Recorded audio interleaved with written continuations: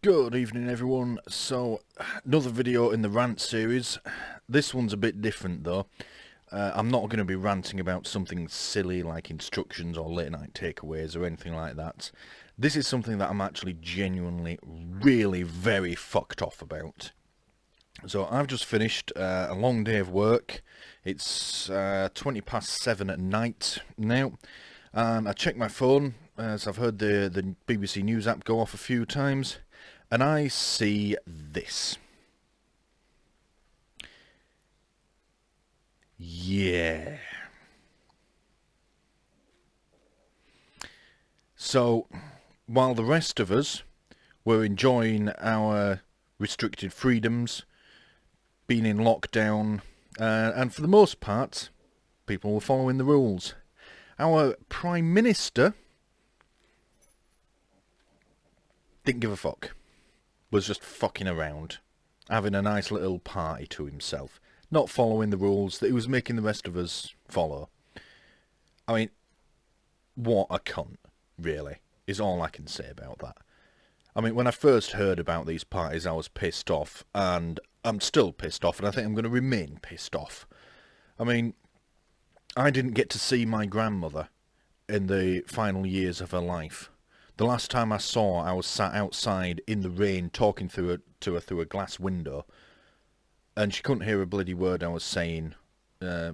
Fortunately, she didn't actually recognise me by that point, but still, it was shit. You know, and then the next time I saw her was at her funeral, which was also ruined by COVID regulations. Meanwhile, this cunt is having a fucking wine and cheese party to himself. The rest of us suffer. I mean, it's just fucking typical of him, really, isn't it? You know, like the cost of living's going up now to stupid amounts. People now, myself included, are expecting to probably die in the next year. We'll either starve to death or freeze to death when winter comes. And this is Britain in the 21st century that we're talking about. You know, in the meantime, he gives us a... You know, what was it? Fucking national insurance rise. Let's put some more taxes up. We don't really give a fuck. You know, utter fucking cunt. Why is he even still around? Anyone else with a shred of decency would have just fucked off out of public life by now. And yet he just keeps on hanging on. We can't seem to get rid of the twat. I mean, why don't you just do the world a favour, Boris? I mean, you can start by resigning. That'd be good, and then we'll get someone who's actually competent and not a criminal to run the country. But then after that, let me see. Well, I mean, you could fuck off, and then you can keep fucking off until you come back around, and then you can fuck off some more. While you're at it, find a short pier and take a long walk off it, you fucking cunt. You know, and the thing is, people now are going to be like... Why should I bother with any future rules? If we have another resurgence in COVID cases and he tries putting them back in, who's going to follow them now? Eh? Well, we'll be forced to, because his minions, the police force, will just start ruining lives if we don't follow it. Meanwhile, it's alright for him. Yeah, and I'm reading that he's already paid his fine. Well, of course he's already paid it. It's fucking pocket change for him. You know, the rest of it is an absolutely fucking crippling amount if we get a COVID fine, but... Nah, Boris, he don't give a toss, does he? Fuck off, Boris. Do the world a favour.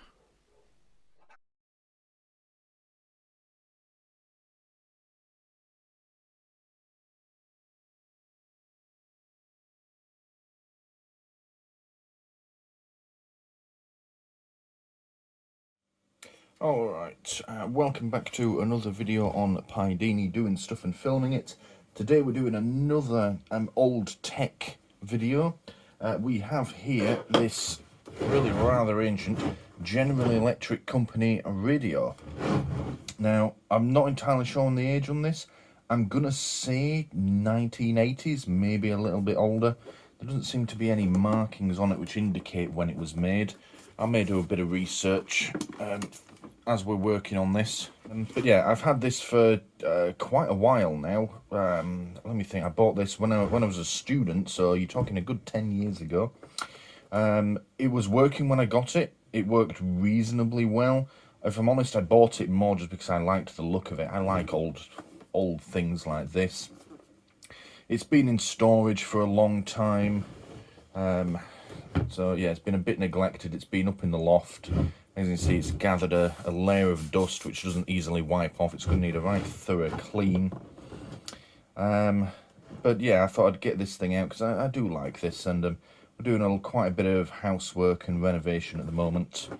And yeah, I'd like this to be restored to its former glory, and it make a nice piece to have about the house. So yeah, a bit of information about it. Yeah, I mean, you can tell by the age of it. This has 4 types of frequency in it, 4 bandwidths. I'm not sure what the technical term is for it. You have long wave, FM, medium wave, and then this 4th one called BS. At the moment, I'm not sure what BS actually is. Naturally, of course, if you type BS into Google, you don't get things related to old radios. You get something rather different. That was bullshit! And you can see the switches on here. You press each one. They're a bit stiff. That one I'm guessing is medium wave. That's L. So that's BS, that's FM. So that would be medium wave. The lettering's worn off slightly.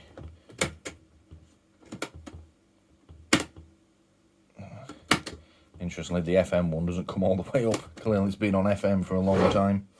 You have this knob here. You turn it past a certain point to turn it on. And then you have tone. I don't remember that really making any difference. If you turned it all the way around, it made it slightly louder. But I don't remember that really making any difference when I was first playing around with this mind you, it was 10 years ago. Volume, fairly simple. I do remember if you turned it up too far, it just went horribly distorted. I think you could only go about halfway. And of course, tuning, and it's your old style tuner. It just moves the needle along. Big old plastic needle for this old gauge in the middle. These stickers were on it. There's 1, 2. I'm guessing this red one's meant to be 3 and 4. They look pretty old themselves. I mean, the font and the colouring kind of matches this gauge. So I'm guessing they probably came with the radio, and you would put the stickers on your favourite stations and maybe write down what each one corresponded to. So rather than searching if you want to change the station, you just dial it across to whichever one you like. And the different colours probably mean the different modes. So yeah, I'm guessing that's what it is. Christ knows what they mean now. Down the front you have this big long metal strip, slight dent in it, General Electric Company Limited. If anyone who doesn't know, General Electric are still out there. They do make a lot of things. Interestingly, not all of it strictly electricity related, but there we go. I would say 90% you've probably got a General Electric product in your house, and 100% you will have encountered one at some point in your life. They are just everywhere. As far as I know, they don't make radios, they don't make consumer electronics like this anymore. You don't see like General Electric washing machines, at least I don't think you do. But I know they make things like light bulbs, so chances are you've had one in your house, or you currently have one in your house. And they also make the huge bits of machinery like electric dams. I think they get involved in aircraft engines occasionally. So yeah, they're still around, still a massive company, just not one that perhaps everyone's heard of or knows about. So down the front, I mean, you can show its age. It's got a jack here for a tape deck. That looks to be your standard headphone size jack, but I'm not entirely sure. I don't have a tape deck to try. I mean, we could try with, let's try this set of headphones. It's not going to damage either device by trying. Yeah, so that fits. So that appears to be your standard jack. It's a bit loose, but then again it's old. This may not be quite the right jack for it. So yeah, I don't have anything that plays cassettes anymore in the house, but that's for another day. And then you have here exterior or external aerial AM, and the same again for FM. Both look to be the same, so presumably you could have one aerial and just swap them over, or have both plugged in.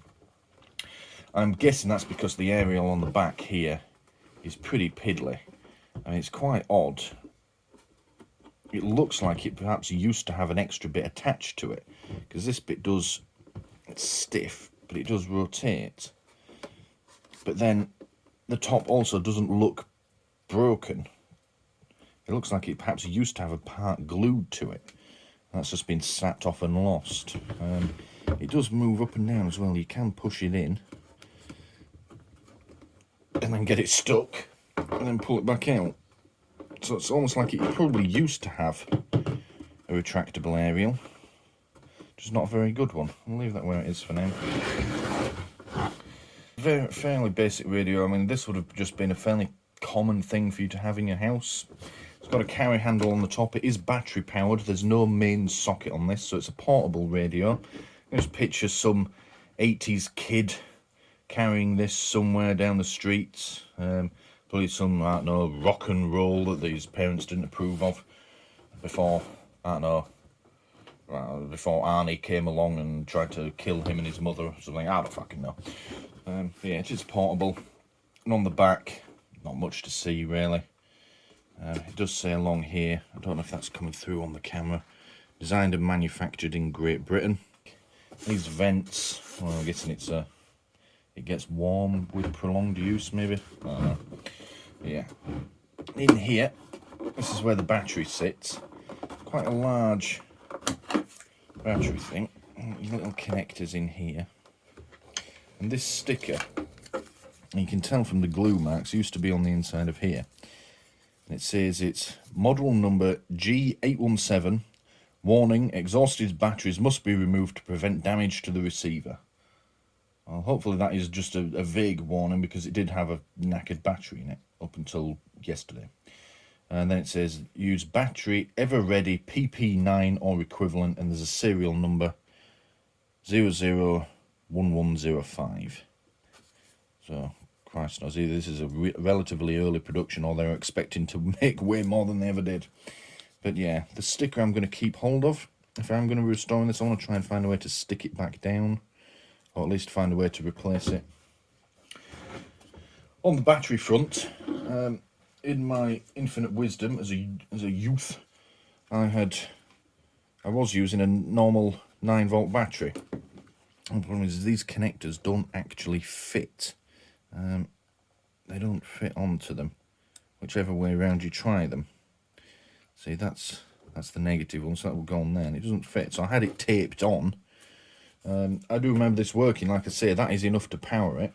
Now, the original plan was I was going to snip these off and solder in a proper connector, snap-on connector, so it can be run off one of these batteries.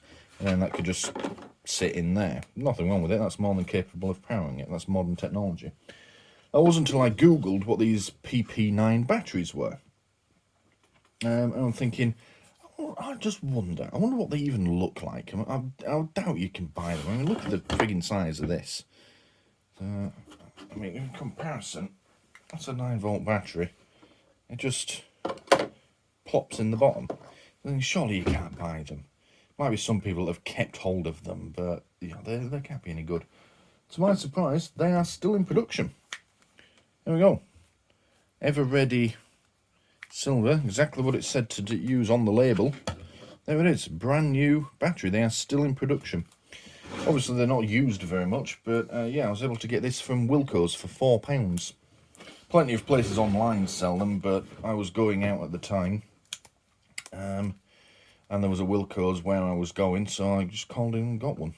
Plus I'm a bit of a Wilko's fanboy, so, but yeah. But for comparison, this battery is completely fecked. Like I say, it's been in here a good 10 years.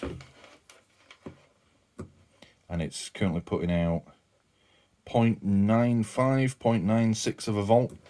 So that's effect. That can go away.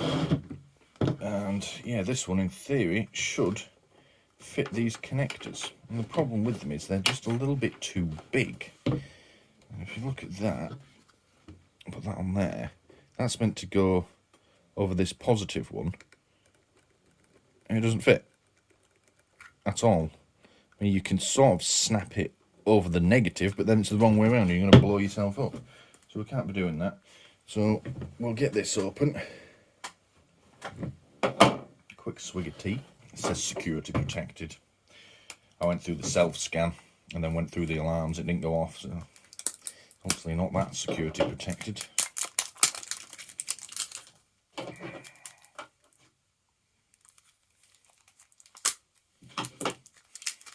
you just stick that on. Who's going to steal an old battery like this? I mean, what are you going to do? Sell it for crack? Well, that's probably why people would steal it, but it's not really worth anything to anyone. All the people buying them are probably people trying to fuck around with vintage radios. So I'll try this one out. That way around. Not that it really matters. This is putting out 10.08. Excellent. That's what we need. That's a brand new battery, so I don't expect anything else. Let's just try this.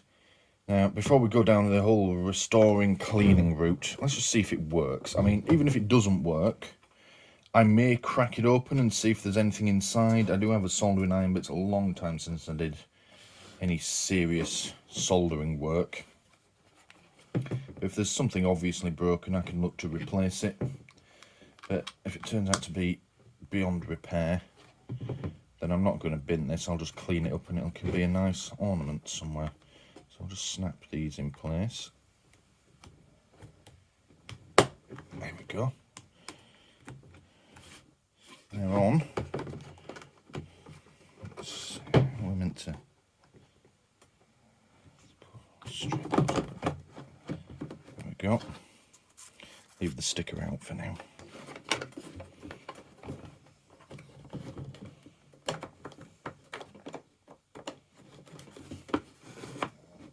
Give it a whirl. There's life. To that. Oh. Volume button didn't like to be on.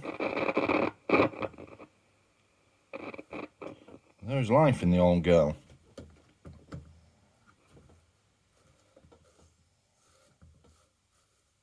Oh, maybe there isn't.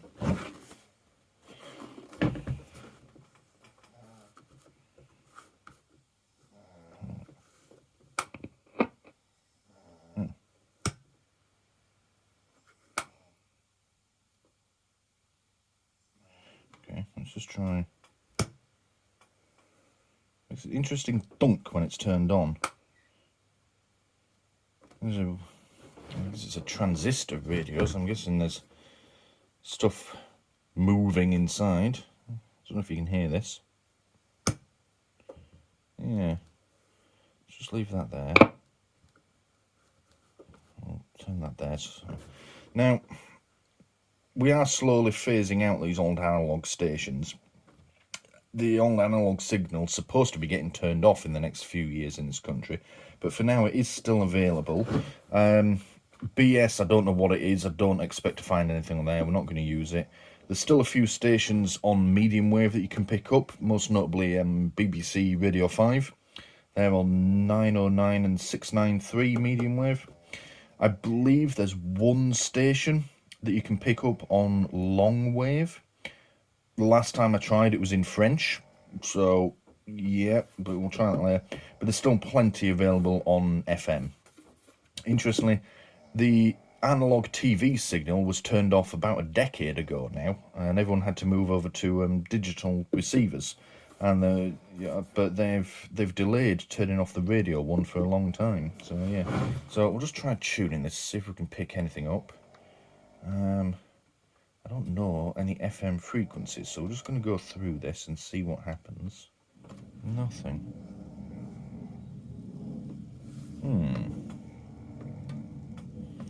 That is a little concerning. Nothing at all. Let's just turn the volume up to nearly full. Let's try medium wave. Nothing at all, not even static. The only thing I can hear is the dog snoring.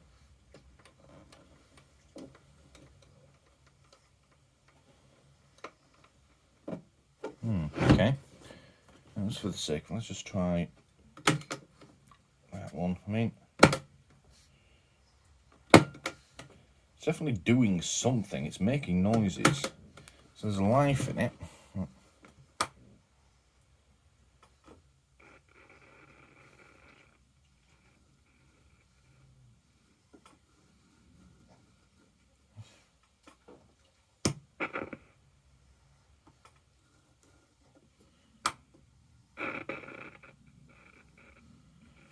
Interestingly, if you turn it on then off again, you get static noise as you twiddle with this. And then it dies. Nothing. There's not even static. Let's just move her back to FM.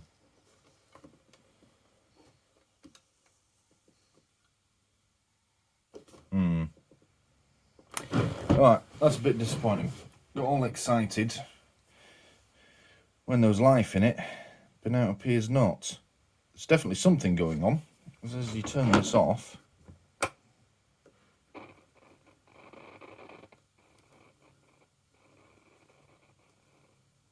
you can make static, and it's almost like something's discharging inside. When you first turn it on,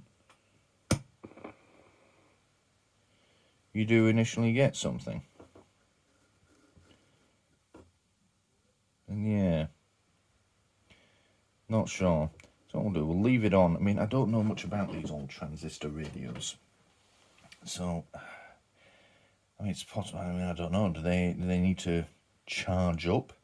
Do we need to wait for it to fill up or something? It's been turned on for a while now, so I don't know how long you're meant to wait. I thought these things just sort of came on. Let's just try put something in the aerial. No.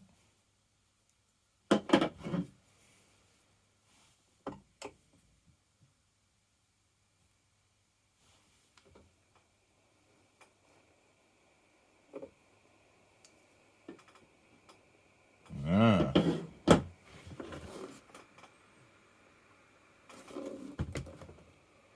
Static. Maybe it does just need to be turned on for a while. Alright, let's just put that on there, give it a slightly larger aerial. I think at one point I had tin foil wrapped around this to give it a bigger aerial.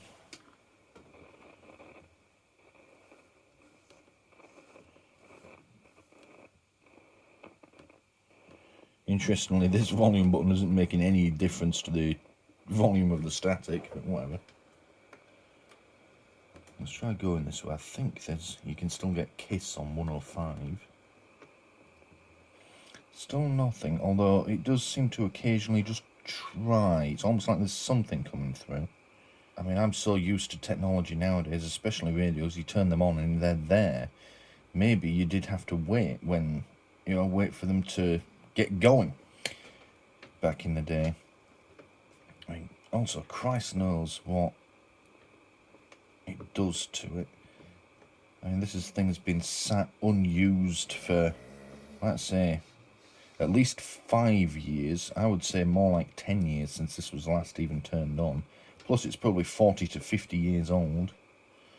No, I don't get anything on the FM. Let's try one of the others. Let's try long wave. Nothing. Alright, let's try medium wave. Right. I don't think we're going to get anything. The thing does seem to be improving with time from being left on. But I'm wondering if there's just too weak a signal or it's just been too inactive. Maybe the aerial's knackered. Maybe we need to try. See, I don't have anything that can be plugged into this. I might have to order something or find something I can plug into this tape slot. But yeah, I'll have to have a look.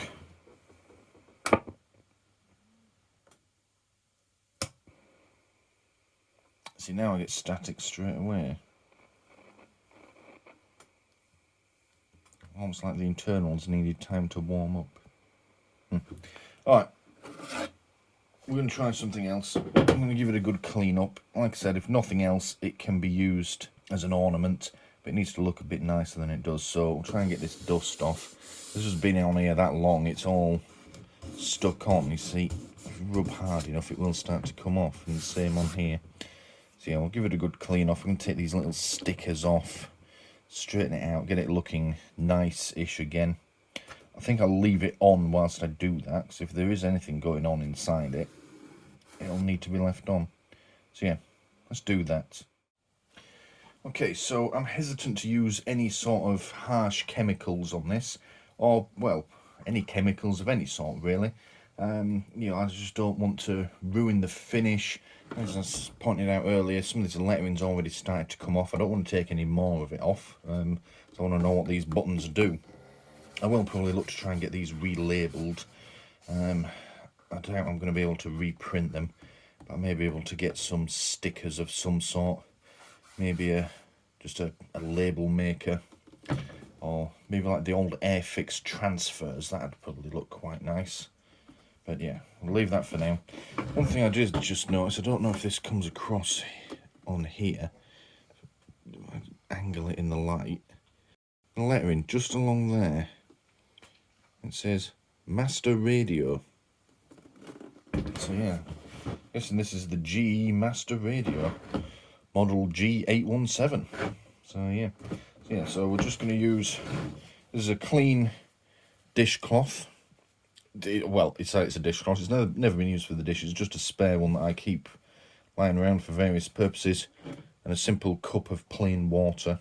Just give it a wipe down, get all the dirt and grime off it, and yeah. And then if it still isn't working, by then we might crack open the internals and see what's in there. So yeah, bit of time lapse of some cleaning now.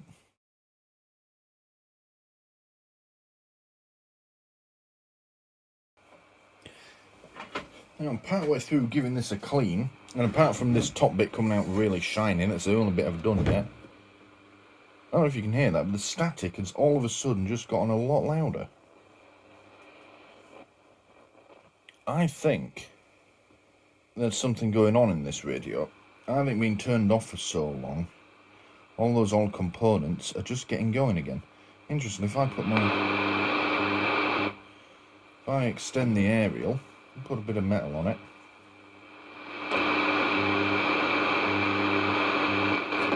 we all of a sudden pick up a lot more. So let's just have a bit of a twiddle.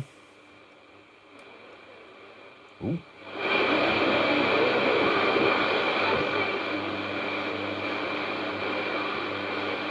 I hear some Taylor Swift.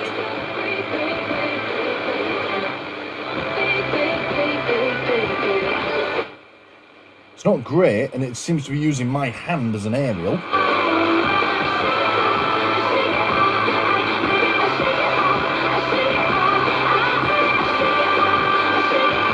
So we'll get the fine tuning a bit better.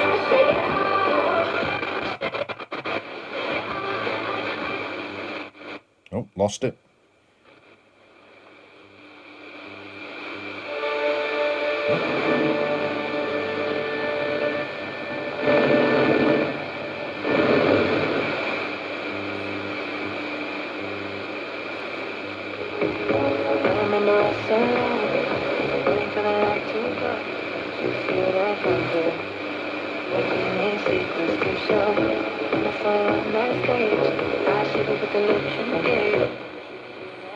It's getting better. I'm just bring my hand closer to the back.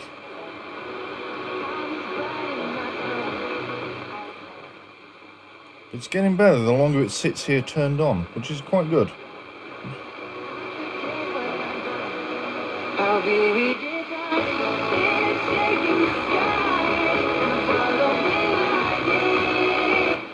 I mean, it's terrible, but I'm impressed. It's getting better.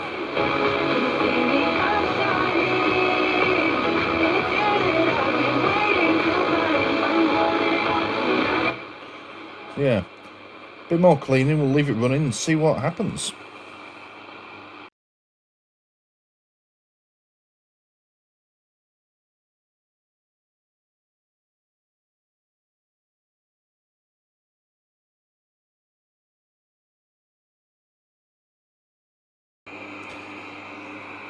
So I'm nearly done with the cleaning, or wiping it down, you could say. And this is definitely getting better. He wants to link up with Ed Sheeran this year. I bet he does. I mean, let's be honest, who doesn't want to link up with Ed? If I was a singer, which I'm... See, with a bit of extra aerial on it, because this aerial's pathetic, we're getting pretty okay signal now. Everything he touches turns to gold. You know, he's written for One Direction, Justin Bieber, Taylor Swift, and his own stuff as well, obviously. So yeah, I know exactly why Joel Corey wants to work with him. Ed's like that kid in school, you know the one that always got 8 stars in every single subject. If you work with them on a homework project, you knew you were sorted. That is Joel Corey and loads more big tunes coming up after 5 o'clock though. Rudimental plays in just a few minutes. Jason Derulo's on the way as well. This is Hot. Yes. It's a shame, I absolutely despise heart radio. But it's definitely getting better. It's got some volume to it, and turn that down a touch. Yeah. Alright, we'll keep going. Not far to go now.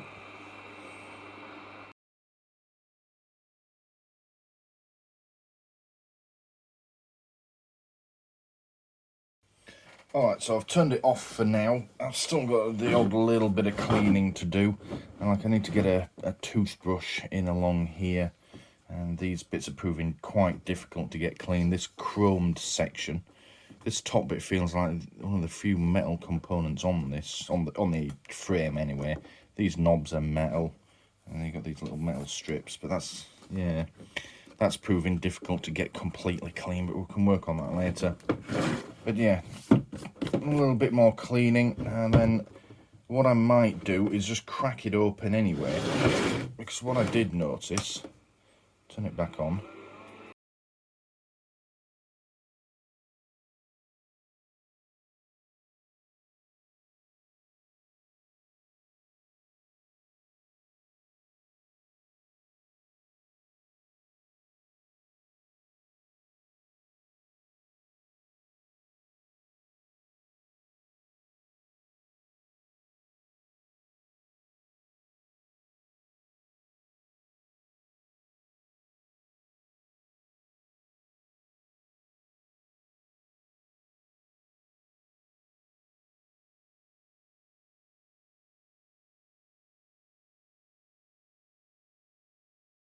So yeah, turn that off for now.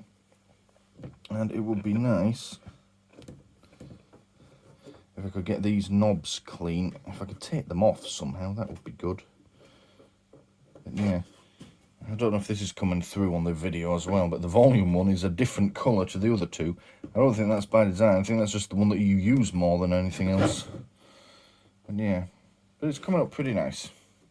Some bits are proving easier to clean than others. Like all this grill down the front is a pain in the ass. But we've got time. This is a long project. I'll give myself several months with this if I wanted to. So, yeah. I think for now what we'll do, we'll take the battery out and we'll crack her open. Just have a quick look inside. If for no other reason than I'm curious, even if all I do is then just put it back together. So let's do that. Okay, so I've gone and got my screwdriver set. Looking at these screws, we're going to go with the biggest bit. What I'm also going to do is just put this grotty water out of the way. That's what it looks like from giving it a clean down. All I was doing was using the corner and going like that to wipe it off and occasionally dunking it in. But I don't really want that next to my drinks. Because me being the klutz that I am, I'll probably pick it up and take a swig without realising. And then I'll be throwing up all over fucking YouTube.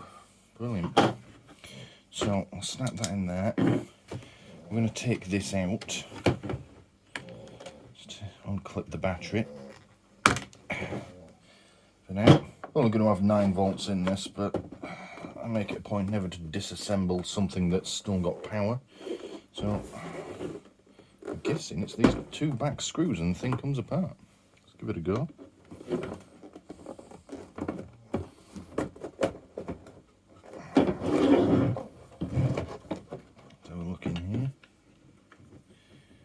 That's some old tech if we ever saw any, isn't it? Look at that. Just lay that to one side. That's very interesting. I don't know if you can see that on here. The aerial, let's just angle that properly. There's literally just a rod there. This bit of wire going to it. And when I was moving it up and down, it literally just moves that rod in there. So I might as well have that all the way to the top for all the difference it makes. But that's interesting, because if I want to replace this with a bigger aerial later, it looks like you just undo the bolt and it will come straight out. So yeah, bear that in mind. There's not much to see on the actual circuit board, it's the wrong way around. But yeah, just looking at that looks old. Let's see, up here, these are the switches. So you press these in like that. Not sure what this is along here. Appears to be just some sort of rod. It's insulated with these rubber grommets where it sits in this frame. But it does have this bare copper wire wrapped around it. So, I mean, Lord knows what that's actually for. But there we go. That just goes... That wire just goes up into here and onto the back of the tone switch. Turn it on and off. Then it goes down into the circuit board in there. And this...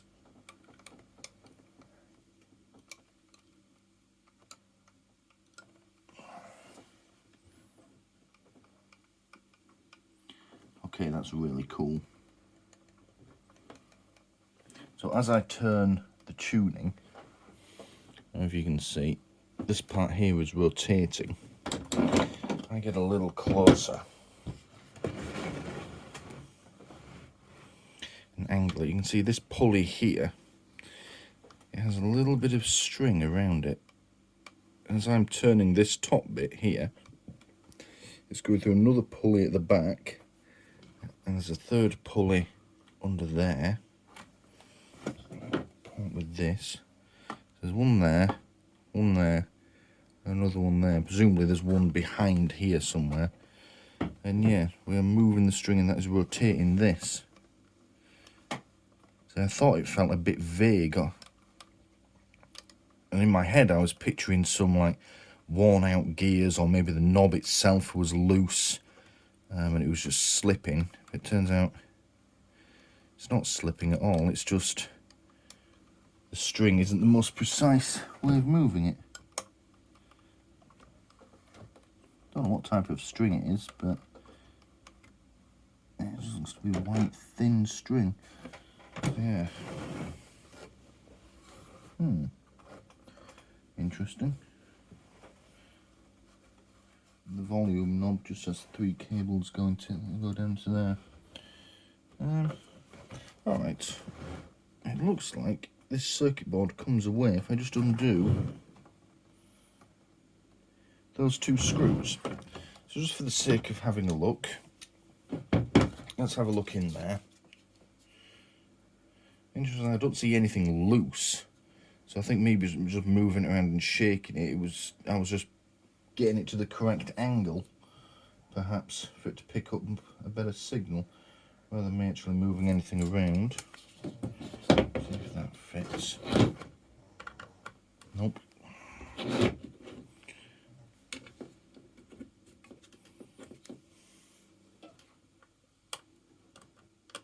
Nope, it's very thin.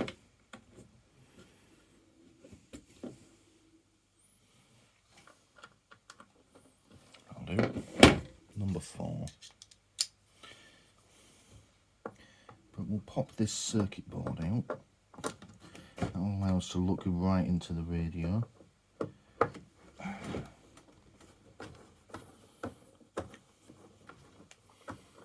It feels like it's done up finger tight only, considering it probably hasn't been removed in 40 years. That came away quite well.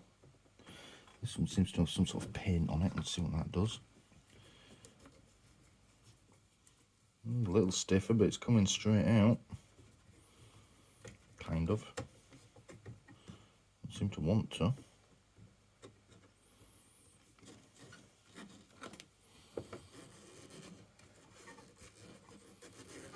So it's rotating, but it's not actually going anywhere. Okay, interesting. Right,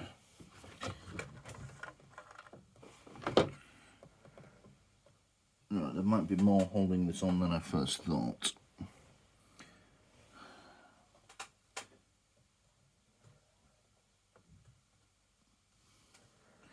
I really want to have a look.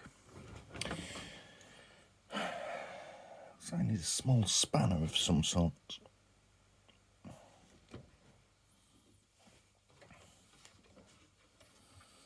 This screw over here seems to sit inside some sort of wool rubber grommet. It won't come out. I can rotate it by hand, but it will not come free. Interesting. Leave that there for now.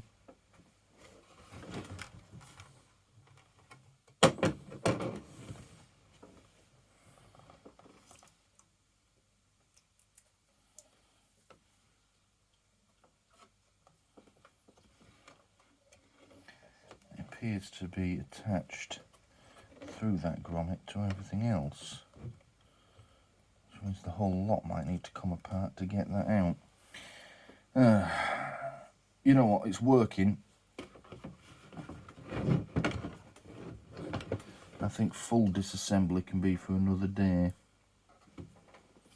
Still curious to know what this is. I think I need to do a bit of research into this.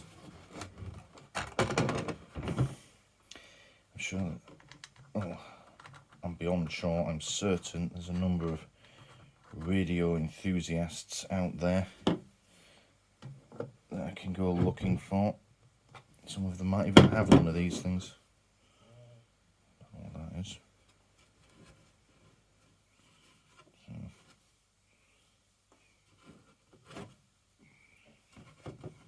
Just take those away. Not sure what these are. They're like little bits of sticky on felt, but they've largely disintegrated. I'm guessing they will just to help stop vibration. So, alright, let's pop this back together. It was interesting to have a look, at least. But yeah, it looks like to get a view of this circuit board, I'll have to undo these two. But then this bit is attached with this screw, which won't come out. And even if it did, yeah, I have wires coming off the circuit board and attaching to this, so that's got to come out with this. Which then looks like it means I have to take all this pulley arrangement apart, which looks very intricate, and given that the thing is working, I'm reluctant to do that, because it will be an absolute pain in the ass to put it back together, and you just know it'll never work properly ever again. So, we're not going to do that. We're just going to put it back together. So, I'll tell you what we will do before we do that. Let's just snap these on and see if anything does anything interesting.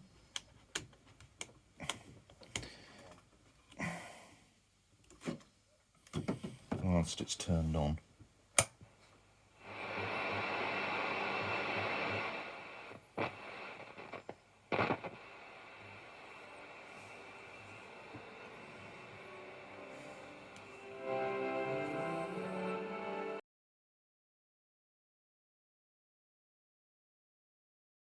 Well, I don't know what station we're picking up now.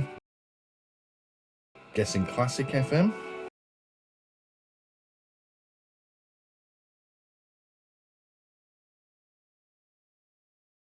Let's just rest something metallic in the area.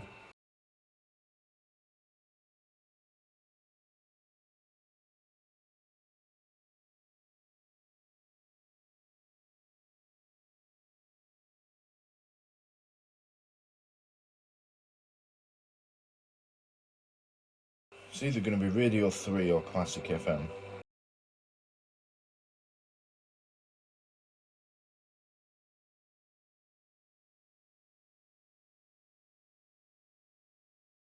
I know this song as well.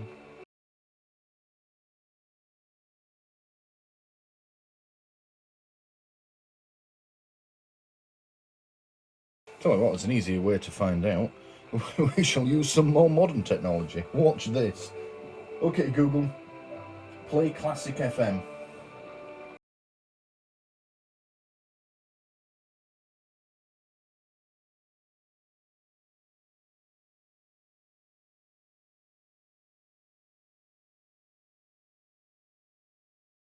Interestingly, the Google thing seems to be a bit behind, but that is Classic FM we're picking up. Okay, Google, stop. Don't know if you're hearing that. But yeah, the radio seems to be a second or two ahead of streaming over the internet. Alright, let's turn this off, put it back together.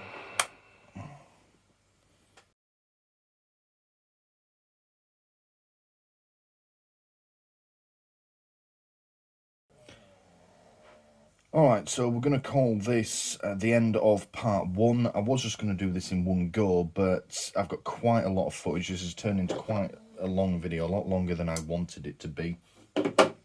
So we're going to call that a day anyway. The dogs need feeding, and, well, so do I as well. So time to go make dinner. But I'm going to do a bit more work on it, try and get it a bit cleaner. All these little nooks and crannies, the tiny spots. I need to get like an old toothbrush into them, I think. Get every last little bit of dirt out. But yeah, it's not damaged. It's bar the odd little knock and scrape. So yeah, I think this could look like a nice little piece somewhere in the house. I'm glad it works. I think it's working as well as it's gonna work, given its age. It's never gonna have perfect signal, you know. But then again, I suppose I'm just a bit spoilt by DAB and Spotify and the like. So yeah, do a bit of research on it. I will do a voiceover for the BS, just so we know what that means before the end of the video. And I'm going to see what else I can find out about it. If there's a way to replace the aerial, let's see if I can get any like genuine accessories for it. I know for a fact there's a huge community out there of people that are really into radios, so I'm sure I can find something out about this, and we'll do that in a part 2, and yeah, that will show it fully restored, and yeah, we'll find a nice place for it somewhere in the house. So yeah, so for now, thank you for watching.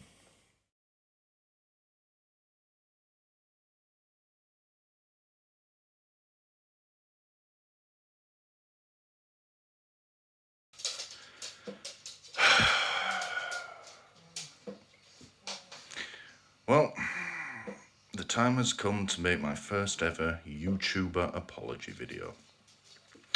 Now, in the past, I've said to a lot of people that I like working on cars. I like being around cars, I like thinking about cars. That was a lie. I fucking hate working on cars.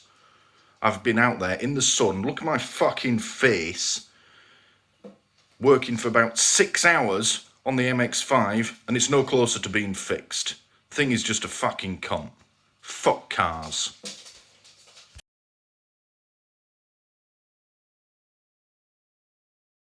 Alright, product review time, and today we are taking a look at this Wilco ratchet and socket set with storage case. So, yeah, not really an unboxing, partly because I've already had this out and I've been using it this afternoon, and partly because this is the box. This is how it sits on the shelf. The only thing they take off is they normally put a security tag over here to stop, I'm guessing people keep stealing tools from Wilco's. But yeah, so let's put the dog out.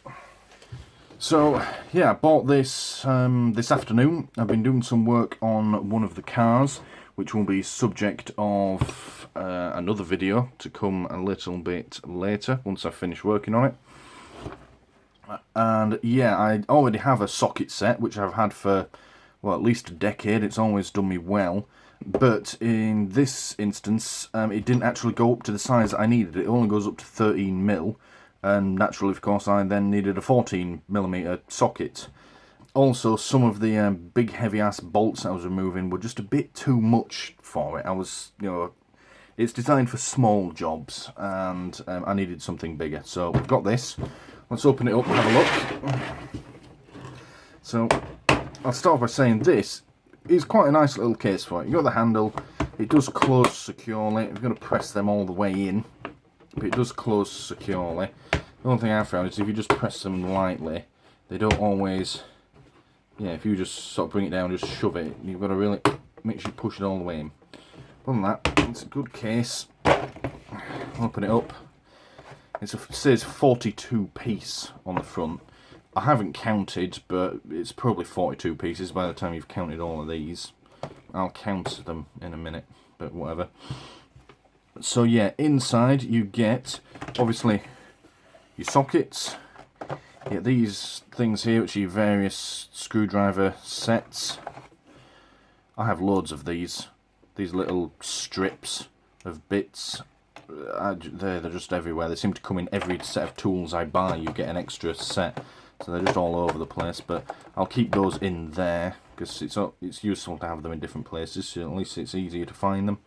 You get two little extensions. You get this little doobie-doo, which I haven't used yet, but that's pretty much you. So you can use the end socket there. Oh, I think you can just shove that in there. No, you can't shove that in there. Alright, that's just a driver on its own then. Interesting. Oh wait, no it's not. I'm being dense. It's for these things. I go in there and there, and then you can... So that's on loose mode. And you turn that. And that is on tighten. Or you put that in the middle. And it's just locked both ways now. That's what that's for. I thought when I didn't actually look at this properly until now. I just sort of brought it home and started using it. So yeah, that is for these little bits, because I don't think they fit in this. No, I don't think they are going to fit. That one might do. Yeah, that one does. So, oh yeah, so you would use that like that, and then you can put, well, not that one of these on the end there like that. There's a bit of play in that, but yeah, if you were trying to do a bolt up somewhere small, you can do that like that. Alright, so yeah, figured that out. Let's put that away. I suppose that doesn't allow you to attach this.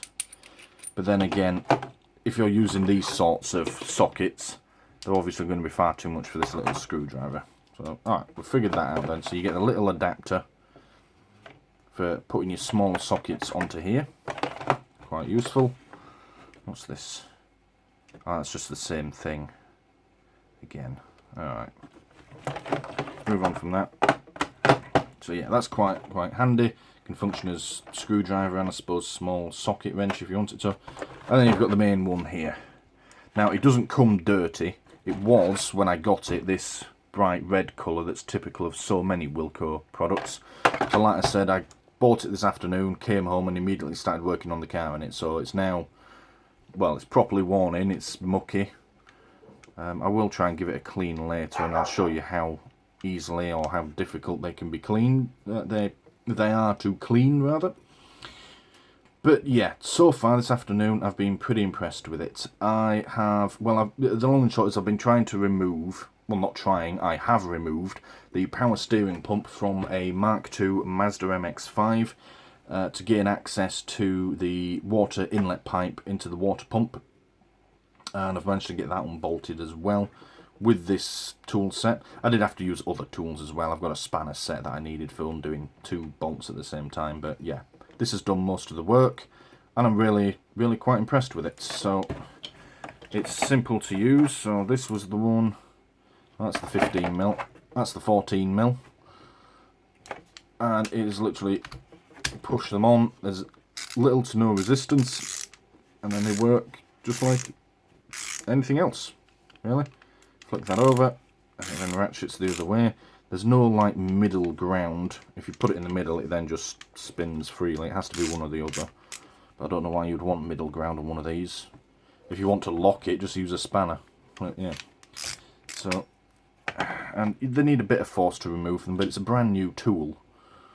So, yeah, once it wears in, but it's not a massive amount of force. I've had some where you snap a socket on and then you can't get the ruddy thing off. So yeah, so these larger ones here go on this side, and then these smaller ones go on this side, like that, and then it's the same again. The only thing is, if you're loosening something with this side, or rather that's on tightening at the moment, you flip it over, it's then on loosening. You have to remember to flip that over because you flipped your tool over. But there's nothing they can do about that, you know. Just got to remember to flip your tool over, flip the thing round. Probably the most useful thing about this is you pull this little collar down, like that, and then it extends all the way out. Now, that may not look like much, but it doubles the length of it, and therefore doubles your leverage. And these little dimples down here, I mean, you can get it stuck. Oh, there we go. You can lock it at 1 if you just want it a little bit longer. That's all the way out. There we go. So yeah, you can just move it in. So if you need a bit more leverage but you're in a tight spot, there we are. I think it's stiff because it's brand new, and because I'm trying to do it on camera. So yeah, so you've got adjustable leverage. These fit very well. They are very well made. They are, size-wise, they are perfect. You know, if you've got a 14mm bolt, which is most of the bolts I've removed this evening, that's a nice, tight, snug fit.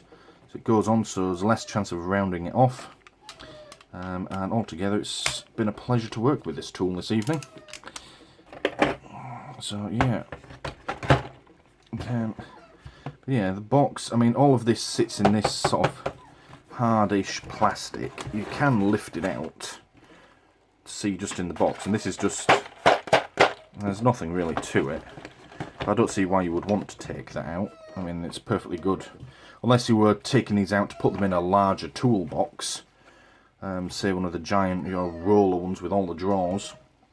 Other than that, this is perfectly good, you know, in its box. You can walk around with it. Fucking dog's whining to be let back in now. Shouldn't make so much noise, should you, animal? So, yeah, all together, like I said, I've been working with this evening, and it's pretty good.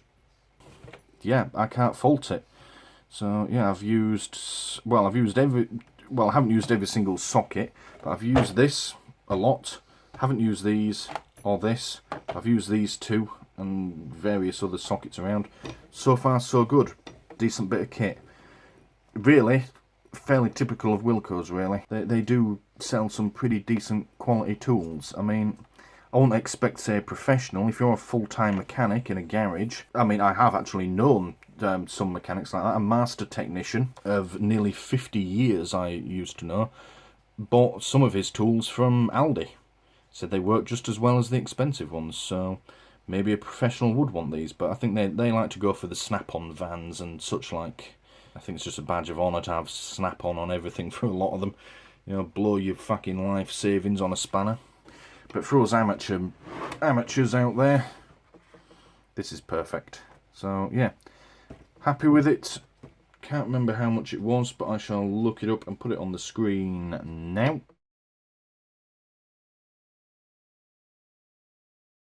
And yeah, that's all I can say about it. I shall be using this a lot more tomorrow, so if things changes, I will of course post an update. But I'm happy with this. I'm very happy with this, actually. I'm glad I bought it. So, oh, only other thing. Now, I thought this was annoying and weird at first, and I was going to try and rearrange them. But you've got two sets of sockets in here, really. You've got these large ones here, and then the smallest set down here. Now, you take they do one flow into the other. That's a 13mm, that's a 13 as well. But then they carry on. So that's a 14, and that's a 15, and then this one, if we should count down, yeah, that's a 12, that's an 11, so on and so forth. So yeah, you've got two 13s for some reason. They're slightly smaller than one another, so I suppose that one will be slightly better in tight spaces. But what was weird was you start at the biggest, work your way down to the smallest, and then all of a sudden you switch from smallest to working your way up to the biggest. Now, I would have thought you would want to go down to your 13s and then just keep getting smaller all the way around. But no. I mean, I feel pedantic saying it now, but I was thinking, why is it that way around? That's just confusing the hell out of me. And I realised this half go on the larger side, and this half go on the smaller side. So what you've actually got is two sets of sockets going smallest to biggest, just out like that. So yeah, bit of an, well, I thought it was an odd design of packaging, but it's in no way a bad thing. It was just an observation. I thought it was a bit weird. So that is it.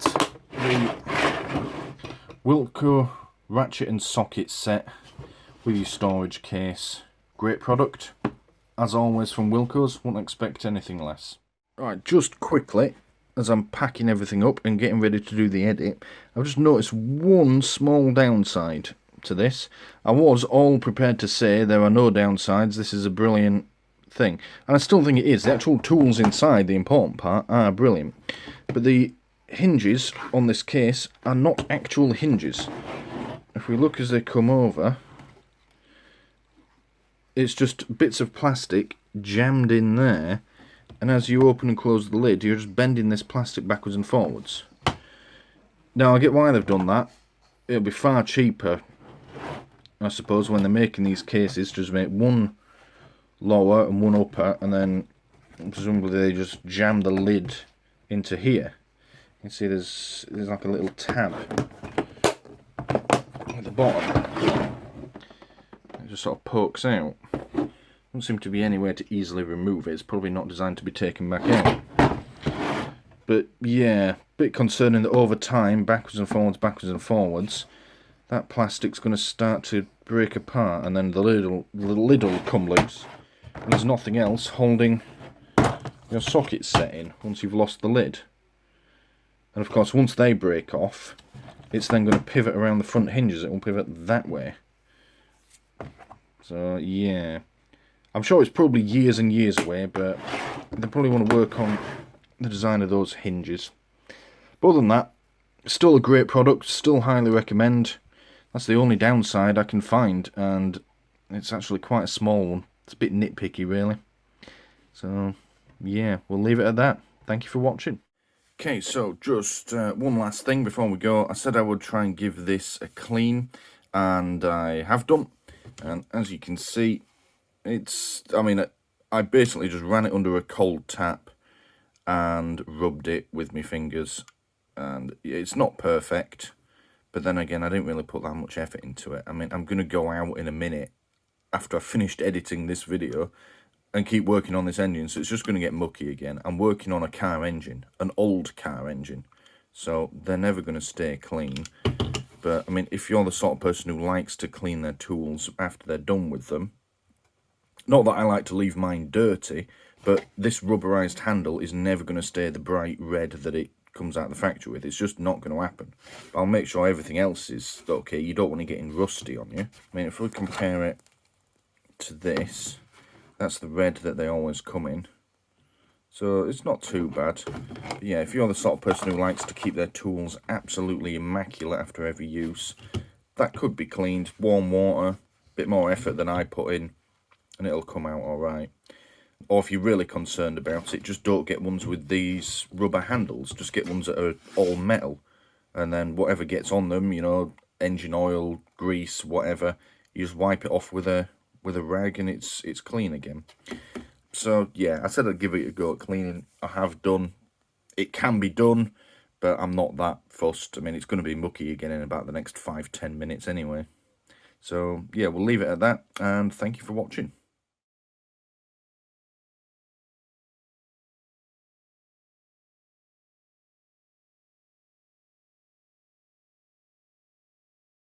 Alright, so it is a gorgeous bank holiday Monday morning. Well, it's more like midday now, but never mind. And we have come here to have a look. Little Downham Community Orchard.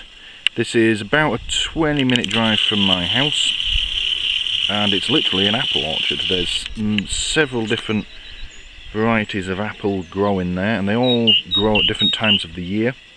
So yeah, there's always some apples there. Now I've come here with Bella, one of my dogs. It's good for her to get out and yeah, get some energy out. And this is a lovely place to walk dogs. I won't be surprised if we see quite a few other people in here today. It's a lovely day for it. Not quite as warm as it has been. It's a little cloudy today, but it's still perfectly good weather to be out and about. Yeah, we'll do some footage as we're walking around. There's a few interesting things to see in this well, I'm not sure what it's called actually.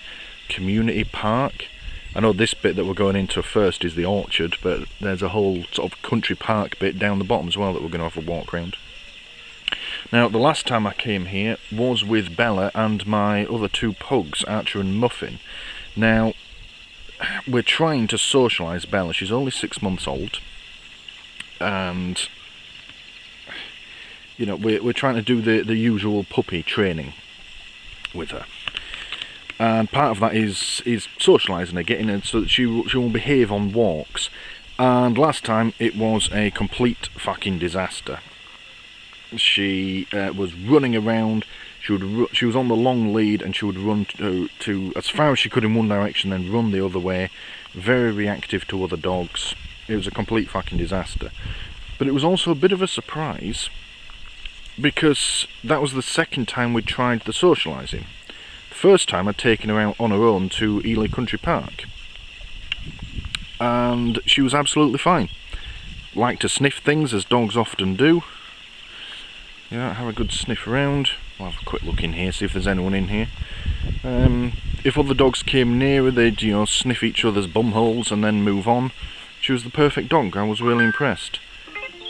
And then on this second attempt, she was a nightmare. If she behaves now, I'm wondering if it's having all three dogs hit with us that's throwing her off, and that's something we need to work on. So she's waiting in the car for me. I'll stop jabbering on, and we'll see how things go. Alright Bella, let's get you out, shall we go? You're ready for a good long walk, aren't you? You don't like car journeys. I don't know why you don't like car journeys. Exciting things happen when you go in the car. Careful, careful. The car ends.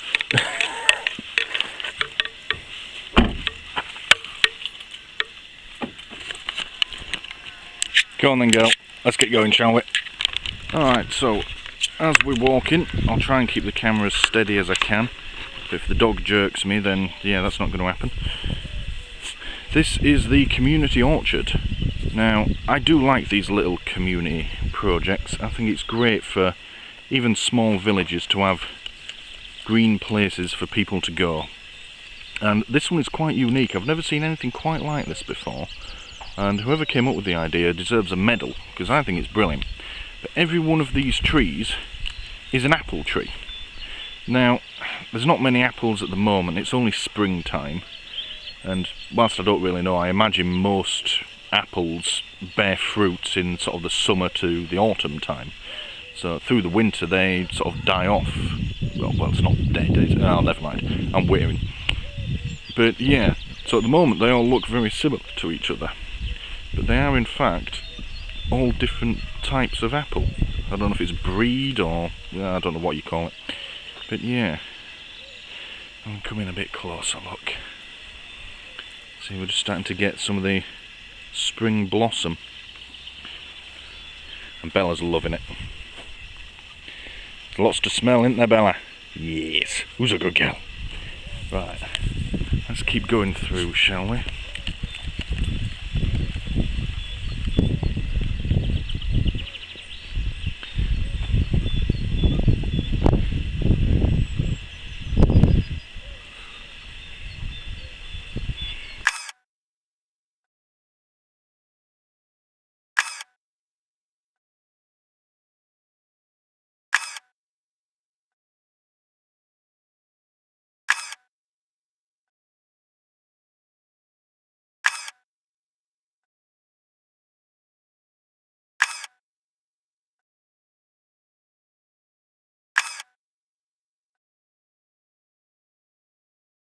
So there's a little bit more information about the orchard on this sign down the bottom, and there's a little map. Oh, careful Bella. It shows where we are. So we're currently here at the top, and we're about to go through these woods, and then we can go out into the meadow down here. I haven't been to this bit here that they call the Holt, so I'll have to see how we get to that, but that could be interesting. We'll have a look at that later. And then this is just the rest of the village up here. Apparently this was set up during National Tree Week in 2005. And yeah, planting local memory, was planted by local people in memory of the orchards that once graced Little Downham. The apple varieties are all thought to have originated in Cambridgeshire. In time we intend to add other fruit trees. You are welcome to walk here and to sample the fruits in season, but please leave some for others to enjoy. So don't be a greedy cunt. And yeah, this is quite interesting. There's another sign like this further round of some of the wildlife that you see here. Now, I don't think we're going to see any barn owls today on a brilliant summer's day, given that they're nocturnal. But we may well see something else. Or we may see absolutely no wildlife whatsoever. But we'll see what we can see. Alright. Now, over here, there's this little stand. It normally has little leaflets in, which have a map on, and it shows you, it numbers the trees, and you can tell what each of them are. Unfortunately there aren't any in there at the moment. I think I've got some at home. If I can find it, then I'll scan it and show it on screen. But yeah, for now there just aren't any. Okay, let's see what's across this little bridge. There's more interesting stuff through there.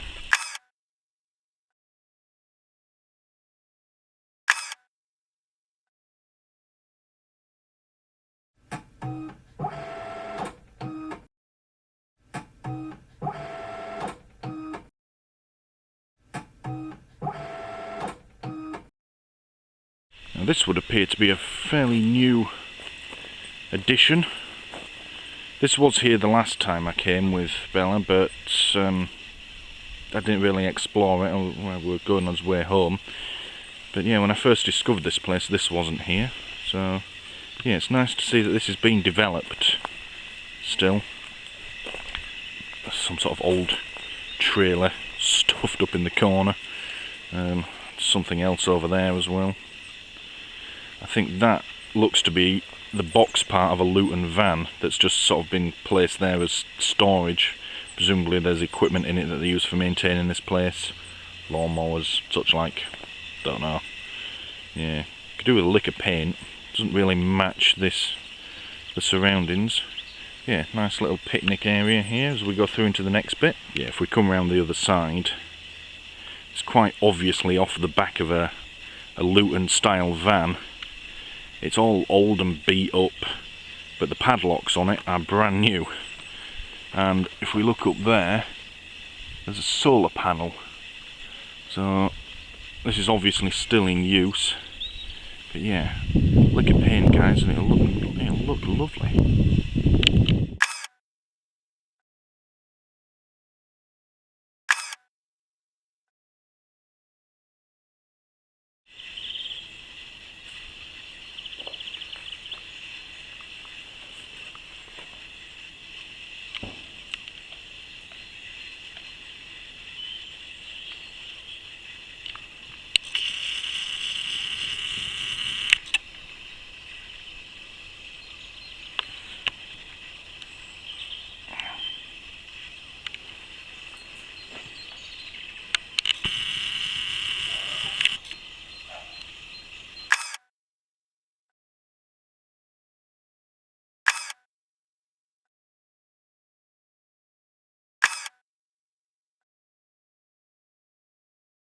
Alright, so first test of the day for Bella.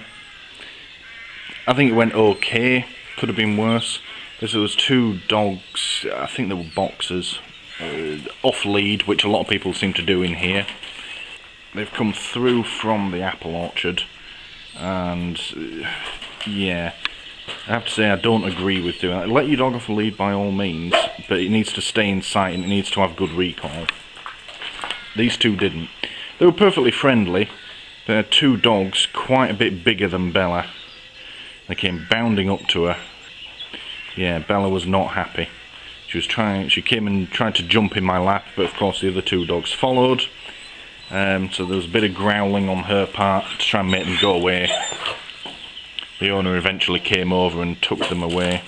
But, yeah. Other than that, she did alright. She was half listening, but to be fair, I think she was a bit scared. Where you go? She was half listening as I called her back, and she, of course, came to me. And she's whining now. Alright, girl. Come here. Bella. Good girl. Yeah. So, yeah. That was alright. To be fair, I can't blame Bella that much. I blame the owner of those other two dogs. But, I'm not going to say don't let your dog off lead. I like to do it whenever possible. But you need to keep them in sight and they need to have good recall. And yeah, these were in the other field. Let their dogs out of sight and anything could have happened. So, yeah. Come here, Bella. You've got yourself in a tangle. But no. Other than that, I'm going to say reasonably successful. You know, any downsides on Bella's part, I'm going to say were down to her being, well, scared. There was two much larger dogs came running towards her. But she still listened to me. Well, half listened, you know. Can't blame her for that. So yeah, we'll keep walking. And we'll keep trying. Bella, here. Good girl.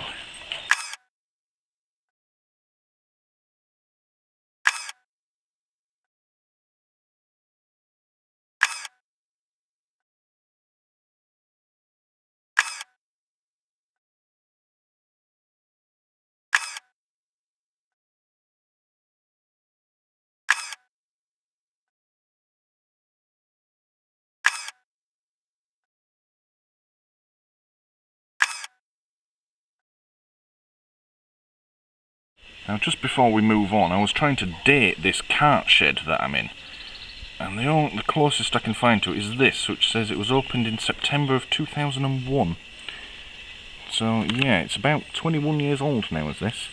It's very oldie-worldy. If we look up the top here, they've certainly built it in a certain style, but if you look closely at the wood, it doesn't look that old. It's obviously meant to look like something that's 100 years old, but it's not quite there. I mean, I like it, it's not a downside, but yeah. I've also noticed this bit here in the corner, which I would love to get close to, but the dog has wrapped the lead around my legs. There we go. Bella, here. I don't know what's going on. We've got the bench over there that I was sat on a moment ago, and we've got this low wall with vents in it. And it seems to be filled with sort of loose hardcore. It's almost like it used to have a top on it for you to sit on. And there's these screws poking out of it as well. Almost like there was something here. I'll have to see if I can find some old pictures of it and find out what this used to look like. I really hope this hasn't fallen victim to vandalism. That sort of shit annoys me. Right. Bella's really pulling at the lead now, which is why the camera is shaking so much, so let's move on at last.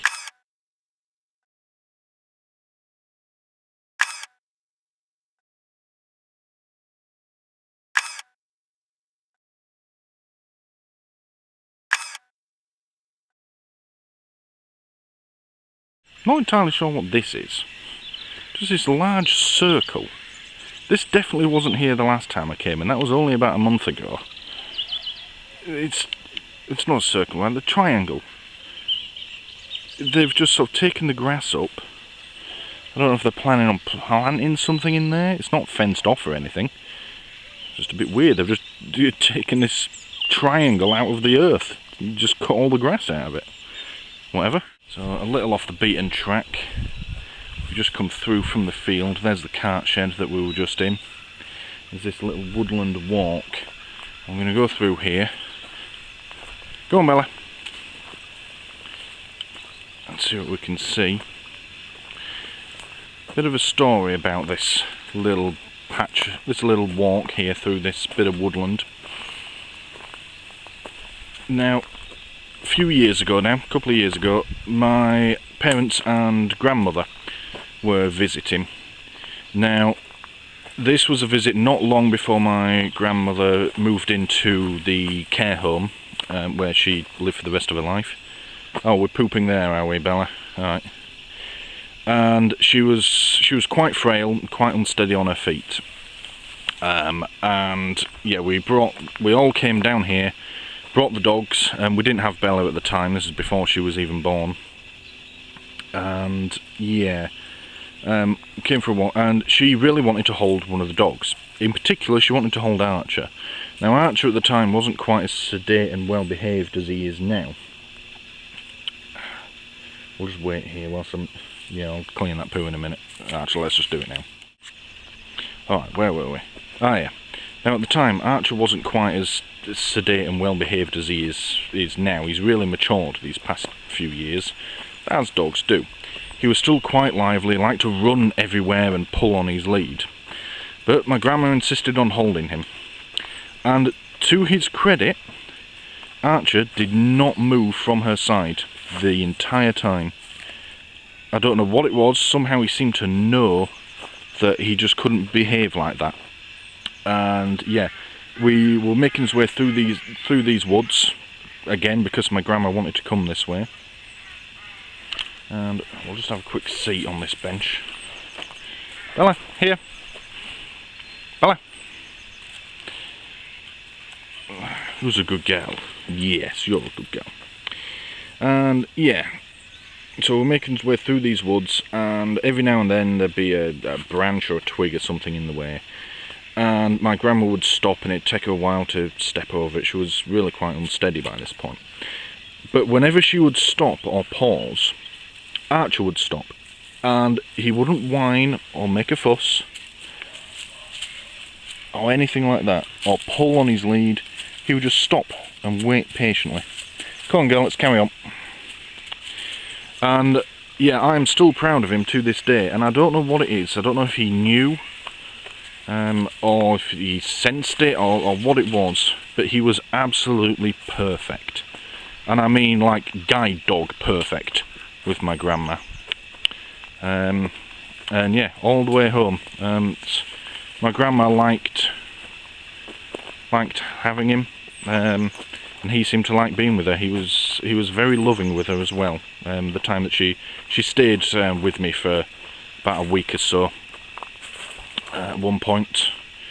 Yeah, Archer was very loving. Oh, we found something to roll in, have we?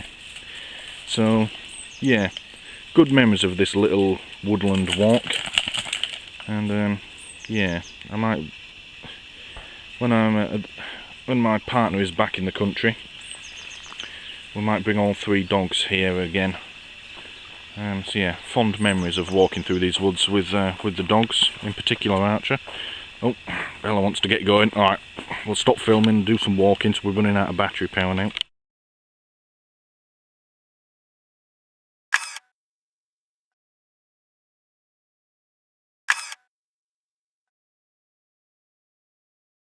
Here's something you don't see very often in these community green spaces: beehives. According to the sign, these are European honeybees as well, so there'll be honey inside these hives. Yeah, last time I came, these were, well, there was no bees at all, but you know, it was still a bit cold. Yeah, two of them seem to be active now. The one on the left, the white plastic one, is very active indeed.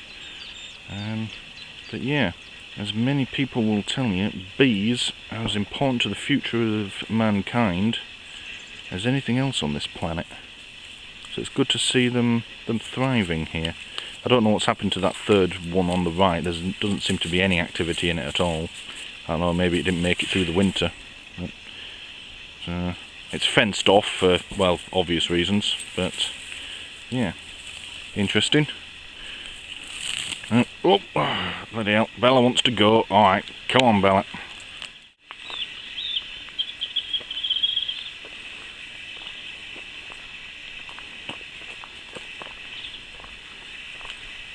I love walking in the woods.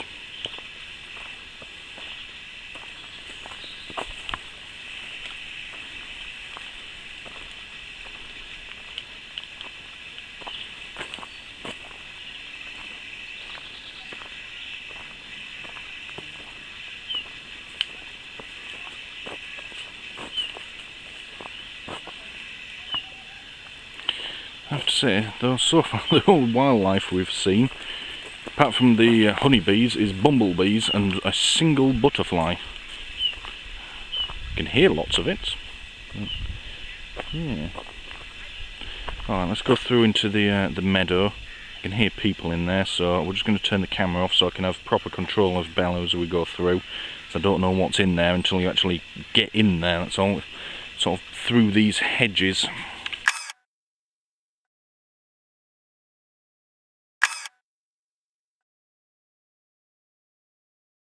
There's another patch of earth as we come through into the meadow.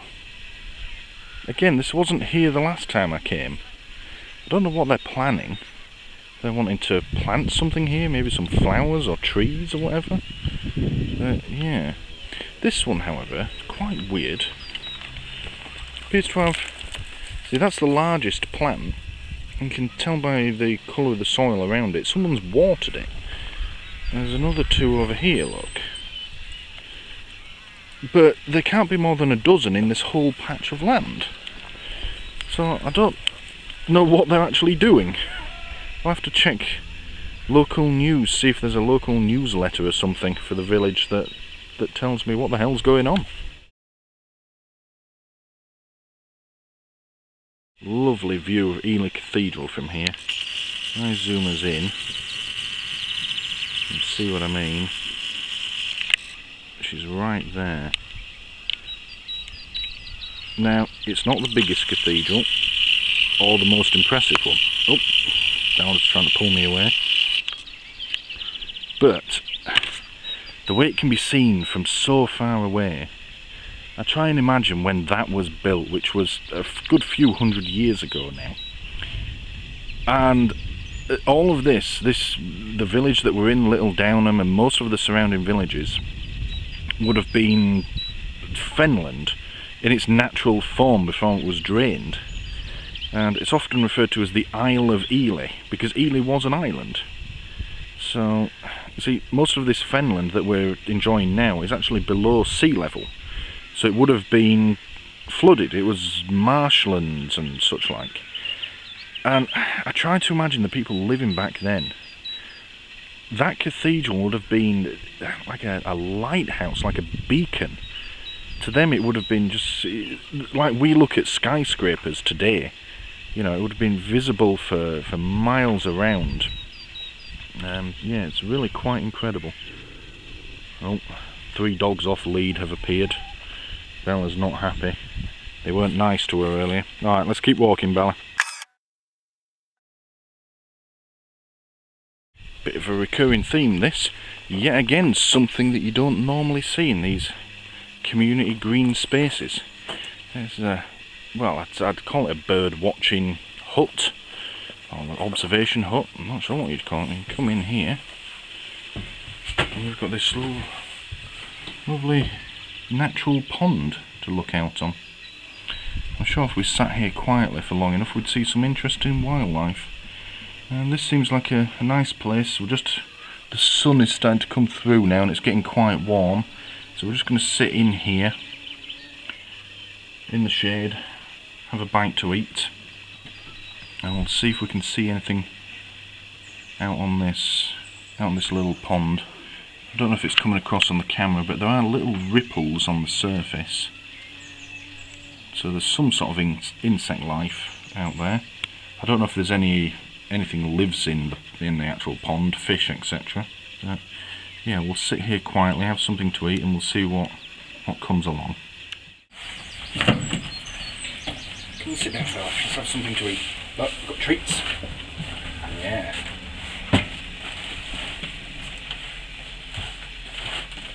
Growling at that nice man earlier was not cool. What's this? Right. Bella, sit. Good girl.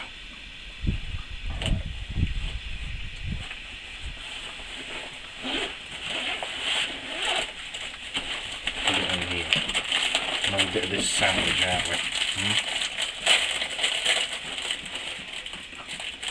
Just because the dog's so scary doesn't mean you can growl at everything that comes near us.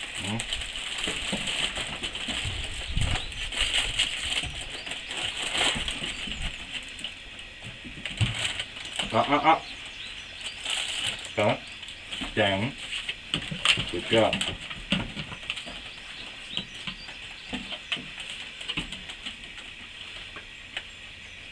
Come on, sit down. Fella, sit. Good girl.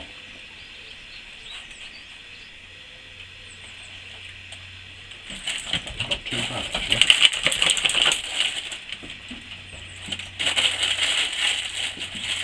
Village shop sandwich.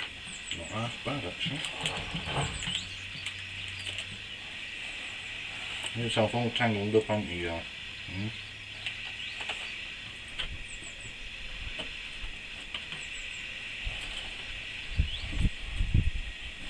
Now look. There's two small dogs coming towards us. They're a long way off, but I expect you to be on your best behaviour when they get here. No growling or snarling, no kicking off. Just politely say hello. They're not going to hurt you. They're no bigger than Muffin and Archer.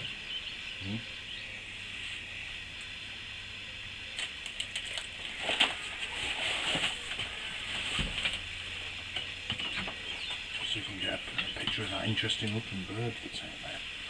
See if we sit and be quiet, interesting things come.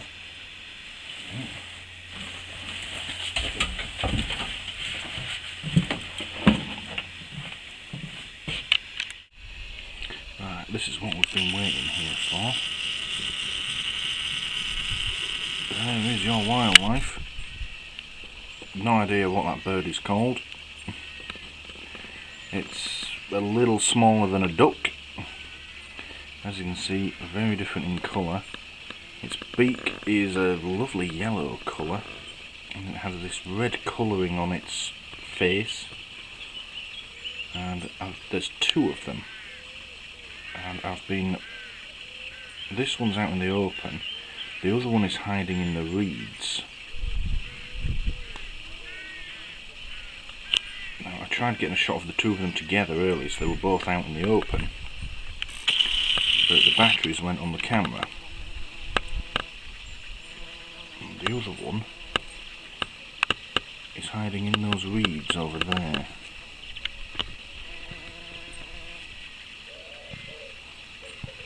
I'm going to have to look at what type of bird they are.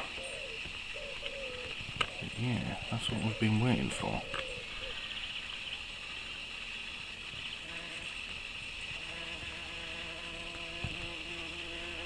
The only other bit of wildlife is there's a bumblebee just outside this little hut. It's been minding its own business, buzzing around the whole time I've been sat here. Oh, must have seen something. Here you get it.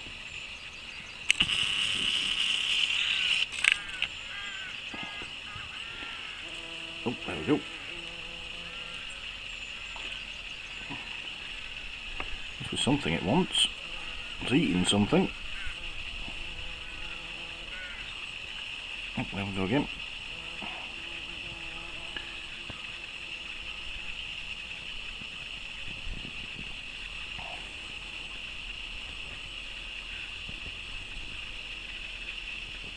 Don't know what it just ate, but it ate it. In a bit of a rush now. You happy with yourself, fella?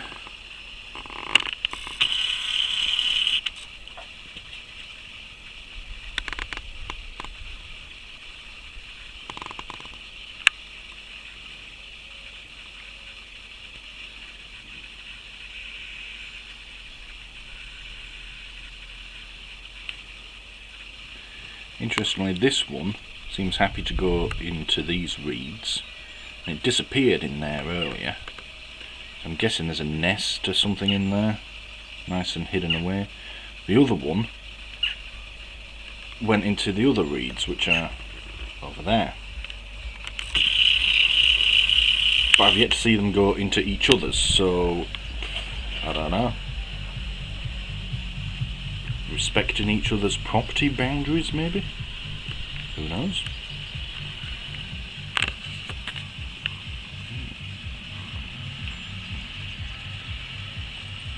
Yeah. The one that was out earlier, that went into the reeds on the right, hasn't come back out yet. Whereas this one seems quite happy to bob around, loving life.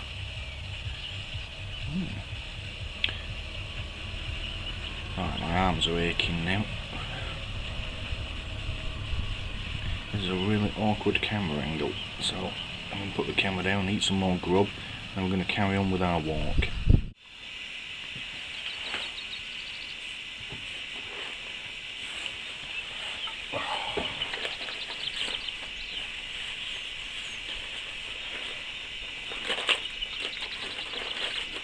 Have myself a chocolate bar. I'll just watch out over this pond.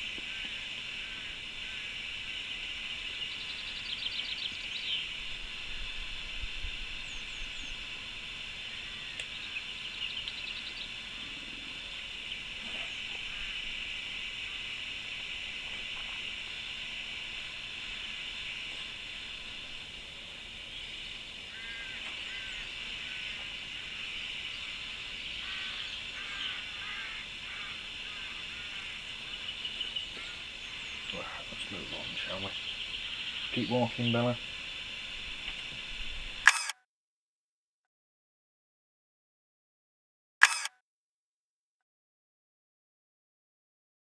We're having a bit of a rest, Bella. It's hard work growling at strangers, isn't it? Or have you just got yourself all tangled up in your lead again, just decided to sit down till I fix it? Bella, who's a good gal? Shall we carry on with the walkies?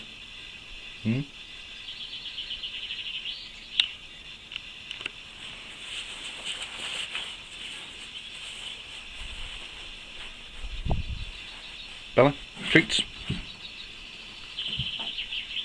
Good gal. Who's a good gal? You want a couple more before we carry on? So normally I would tell you to sit before having a treat, that's what we do.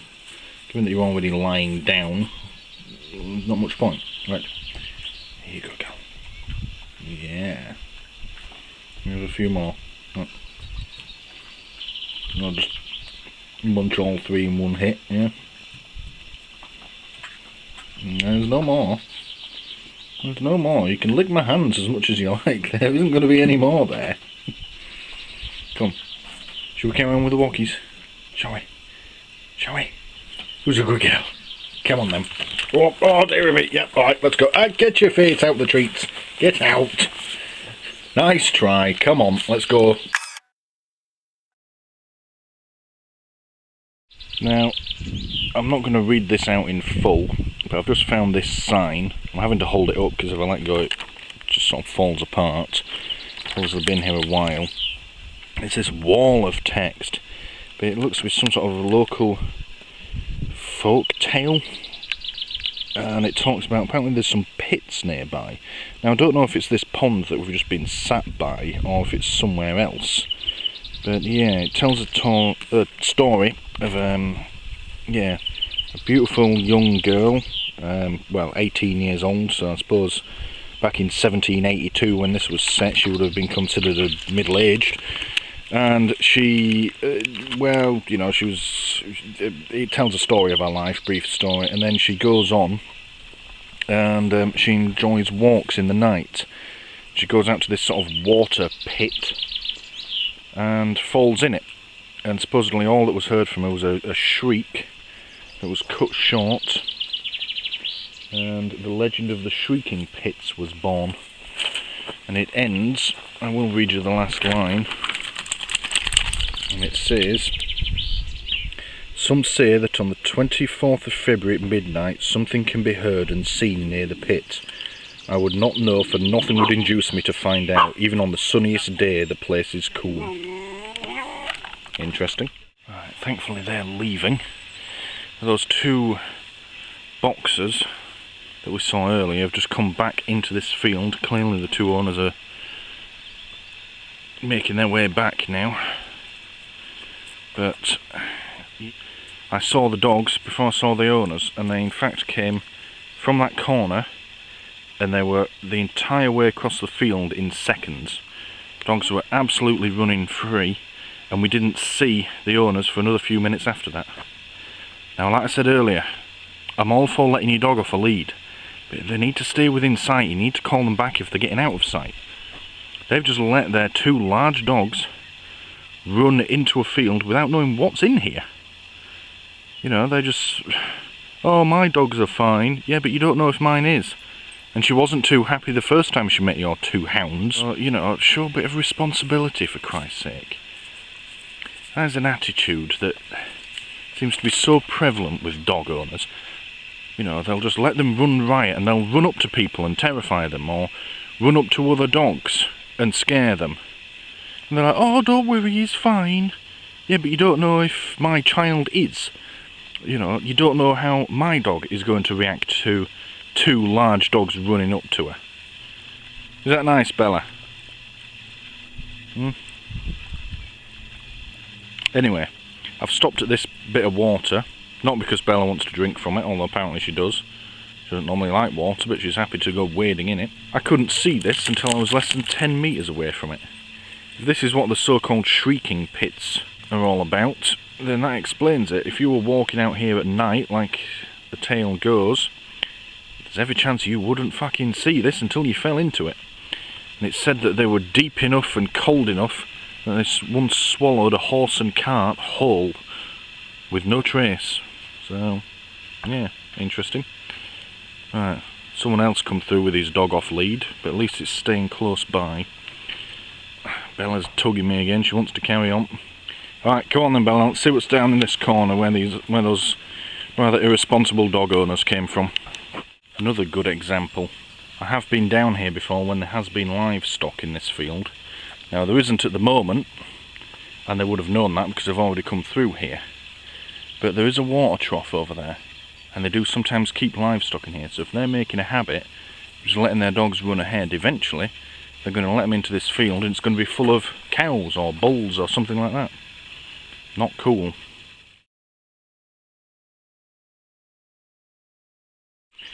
We have found, oh, Bella, we have found the Holts, third part of this nature reserve. It's the third green bit that was on that map we were looking at earlier. Never been in this bit before. Apparently there's a circular walk, so this should be interesting actually. Yeah, plenty of new things to see here. Isn't that right, Bella? Yeah? Come on then, let's see what we can find. Now, I wonder what this used to be. Just spotted a bit of metal there. Bit of metal there, you can just see a tyre. And then through there, looks to be the cab of a truck. Let's see if we can wander in here. It's a good job I'm not wearing shorts today. Yeah. Interesting. Yeah. Virtually nothing left. Some sort of lump over there. There's this here. I don't know what this used to be.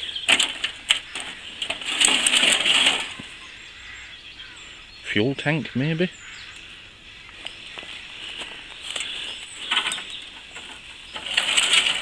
It's got a line coming off it at the top there. I'd say probably a fuel tank. And there's some more twisted metal over there as well. Clearly someone decided they didn't want it anymore, abandoned it here, and in the meantime it's rotten away until there's nothing left. I think even the most skilled vehicle restorer is just gonna, they're not even gonna know what, it's basically gone. Yeah, another few years, there'll be no trace of it whatsoever. But yeah, I do wonder what it used to be. I mean, that cab looks like the cab of a pickup truck, or so I don't know, maybe some sort of agricultural vehicle. So I decided I didn't want it. Have a look at this other bit through here. Yeah, so there's another tyre here. That bit, remarkably well preserved. Some sort of valve on the top as well. That might be the engine that we're looking at. It's hard to tell. Oh no, it's not that hard. Spark plugs. That is the engine. So, yeah, and that looks like down there a pedal of some sort. And presumably that bit that you can just see going through there will be your gearbox and drive shaft. And then that will be the back of it. It's quite how the cab ended up over there, I don't know. But yeah. And that looks to be the front bumper of it there. Amazing what people abandon sometimes. If this had been sold on and looked after, it'd probably be a nice classic car nowadays, but instead it's just pieces of rust taken over by nature. Right, let's see what's up here, shall we? Come on, Bella.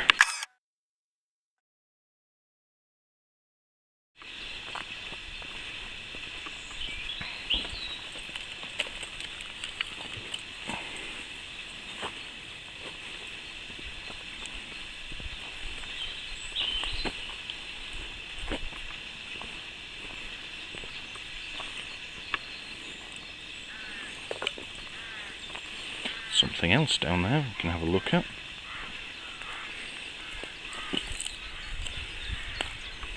Let's go see, shall we?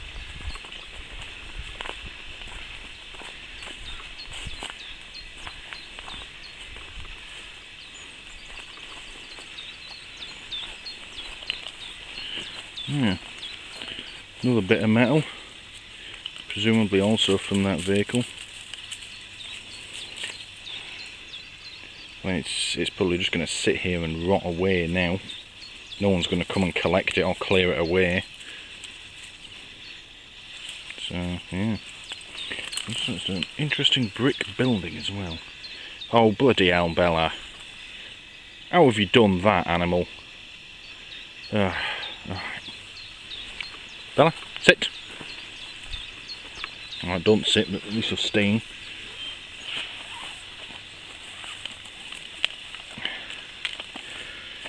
Come on, girl. Let's see what's in here. An interesting brickwork. We're going back into where the truck...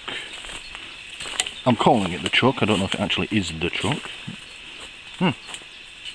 Old wheelbarrow.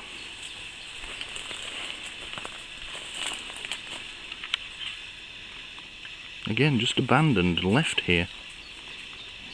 Bits of tree growing through it. Bit of corrugated iron. And there's this down here. And that over there, that's barely rusty. Looks like it might be one of the old water troughs that we saw in the field back there, but who knows. Let's have a look at this brickwork. So whatever this is, or used to be, it's old. Really old. And I can tell that because there's a whopping great tree grown over it. And more of it down here sort of growing up there. This bit that was stood next to, and the shape of it, looks like it used to be a fireplace and chimney. So, I'm just going to see if we can poke ourselves in here.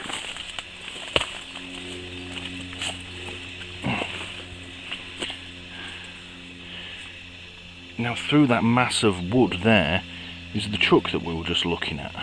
So, given the wheelbarrow, I don't know what this is here.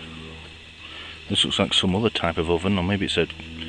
yeah, Christ knows what it is. The ruins of something. Right, let's climb out of here. Bella's not too happy with me. She wants to be off walking and I'm fucking around in here. Alright, we're coming, dog. Yeah. Some sort of farm building. Clearly people cooked here. And that's too small to be anything other than a normal fireplace for cooking and keeping warm. There's so little left of this. Presumably it used to be much bigger as well. There's not a lot left. Alright, let's keep going and see what else we can find. I'm not going to get too close because it's probably private land. And I know they like their peace and solitude. I had no idea this was here. Fishing pond. And the way the people are spaced out, it looks like there's a match going on. We'll keep walking, see if we can get around and get a proper look, but yeah. This is why I like exploring. I had absolutely no idea that was there. Right, how are we going to handle this, Bella? You've never seen one of these before, have you? Well, we could start by eating some of the local plant life, yeah, that works. What are we going to do? Now, if you were a pug, I'd just pick you up and I'd climb over myself. You're a bit big for that. Right. Let's try this, shall we?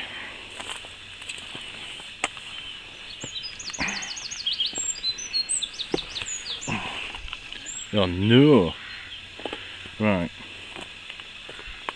Come on, up. Which bit do you want to go through?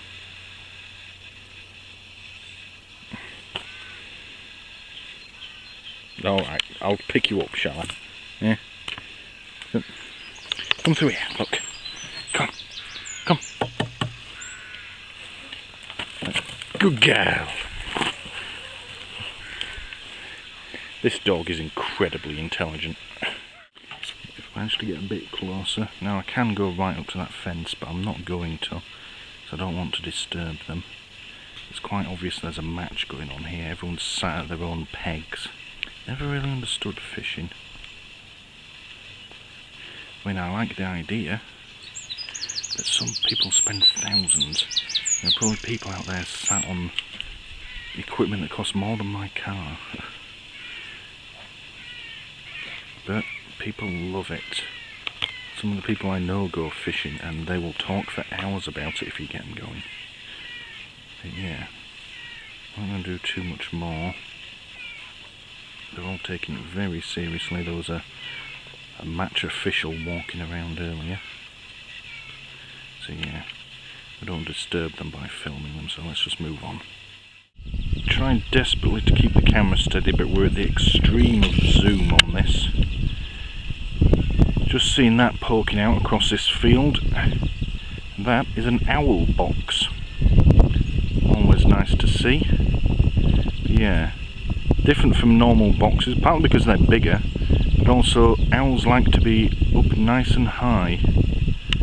So yeah, there's another one. We track around. Oh, that's Bella pulling me along. Bella, here. It looks to be the remains of another one over there that's been, well, it looks really quite old. And yeah, and there was a third one, but we can't see it now. It was around the corner. Always nice to see things like that out here.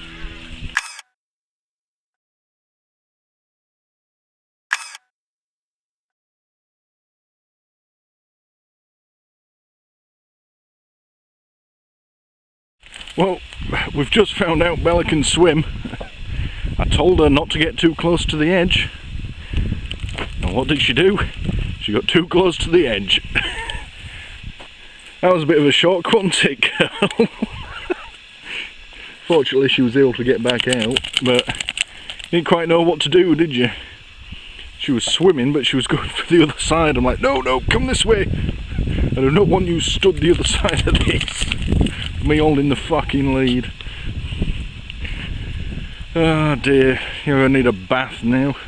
You can see it's not the cleanest of water.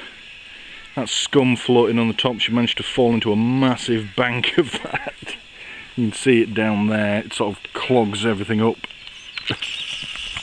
Zoom it in. Yeah, she fell right into the thick of that. Come on, Bella. Good job it's a nice sunny day, isn't it? Yeah, I know, you're all wet, aren't you? Next time, don't ignore me. Well, there's a bench down here, we'll sit down and have a bit of a break, shall we? No, don't do it again!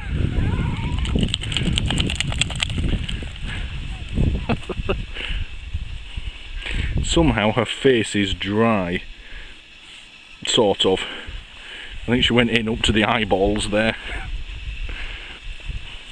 I think it's the first time she's actually been completely in water. At least I know that she can swim. Come on, girl, let's go sit on this bench.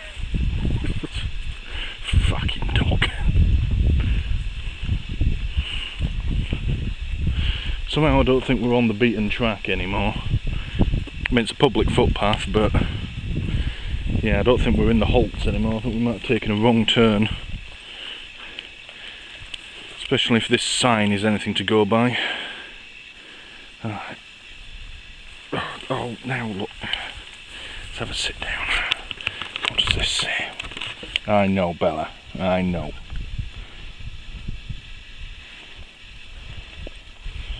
Hmm. 1981, this bench. Bloody hell. This bench is older than me and you put together. This is why I like being out in the country, though. Look at that. And there's Ely Cathedral again, off in the distance. Alright. Something has stung me in the leg, so I'm going to find out what that is. And we're going to have a bit more to eat and a drink. And then we'll try and find us way back to the footpath that we were meant to be on.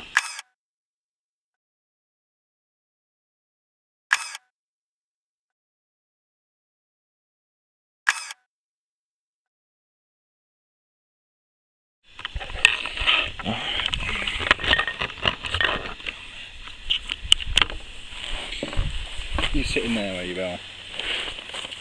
A bit more than his sandwich. Oh, look out in this view.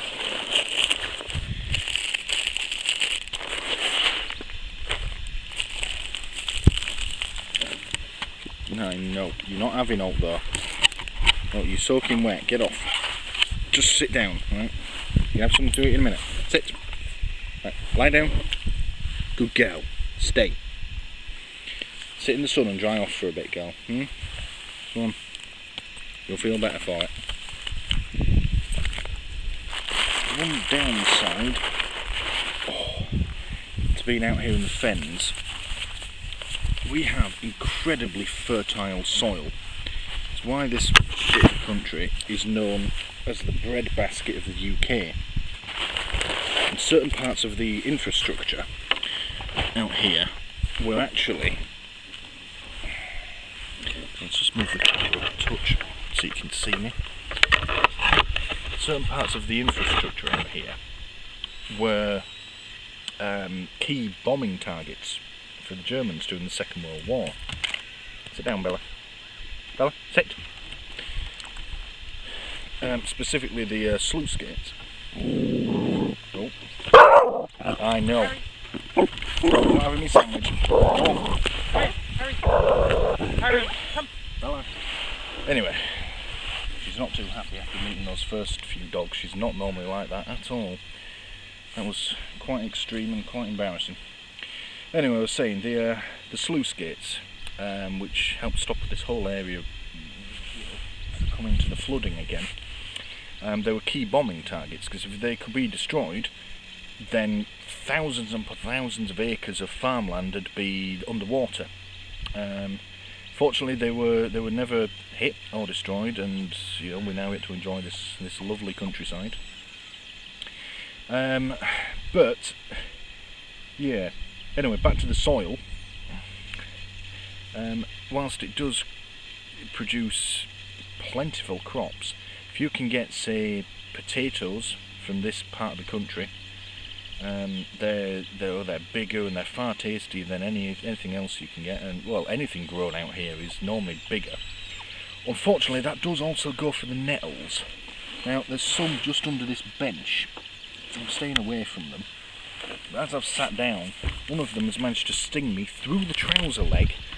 Fuck me, does my leg hurt right now. I've had it before as well. I've been wearing suede gardening gloves, and the nettles will get you through them. So, yeah. Even the fucking weeds and the nettles grow bigger and stronger out here. It's a fucking nightmare. It really fucking hurts. Probably people out there now are going, oh, it's just a nettle, don't be a wimp. Well, come out here and stick your face in them. Leave that, Bella. Don't knock that off, Jesus. It'll land in the nettles. Come on, sit down, girl. Have some treats in a minute. So, yeah.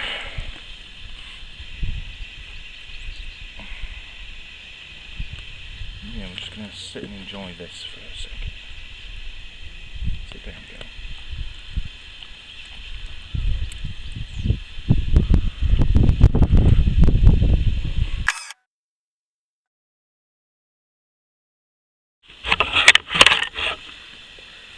What?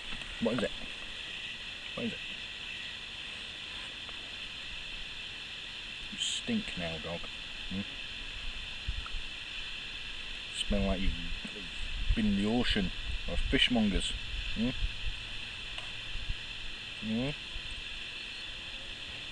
know. However, you'll dry off in the sun. You'll be nice and dry by the time we get home. Probably still going to smell. You have to get a bath when you get home. Right, yeah. No, I don't want you sitting on me. You're all wet.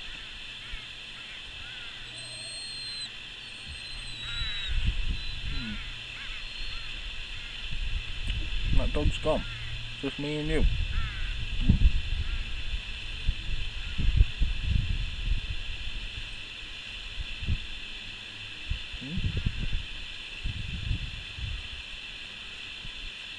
I'm going to have to work on that. I know those two dogs earlier were scary. You can't be like that with every dog. And you especially can't be like that with people. Not everybody knows you like I do. Ah, there's a tractor. Where are they in the distance? You're just staring at my sandwich, aren't you? You're not having my sandwich. Do you want a treat? Right, no. No, right, alright, good girl. You are filthy. Filthy.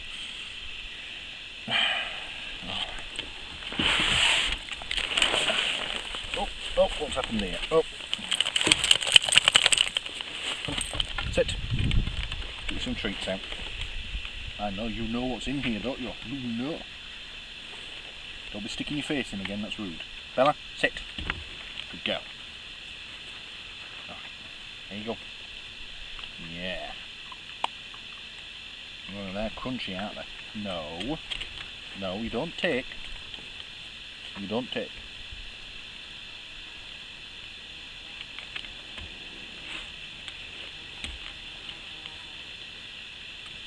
What are we doing?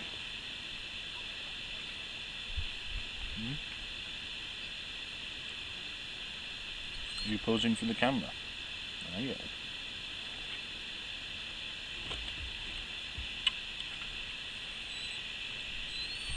You're just trying to look handsome now, aren't you? You look good girl.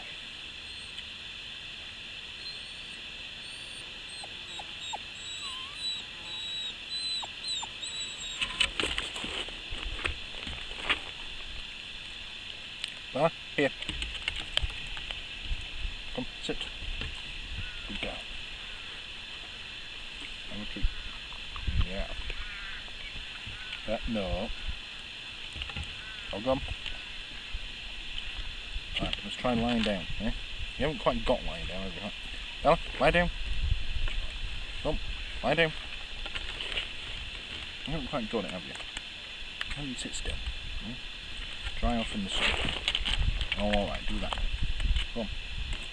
Lie down. Lie down. Oh, you do sit. You learn to sit in like 2 attempts. Why won't you lie down? Hmm? Bella, sit. Wait. funny.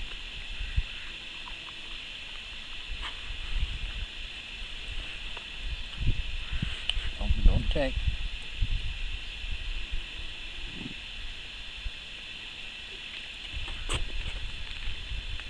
No, you'll be growling with me. Right, we're sitting down.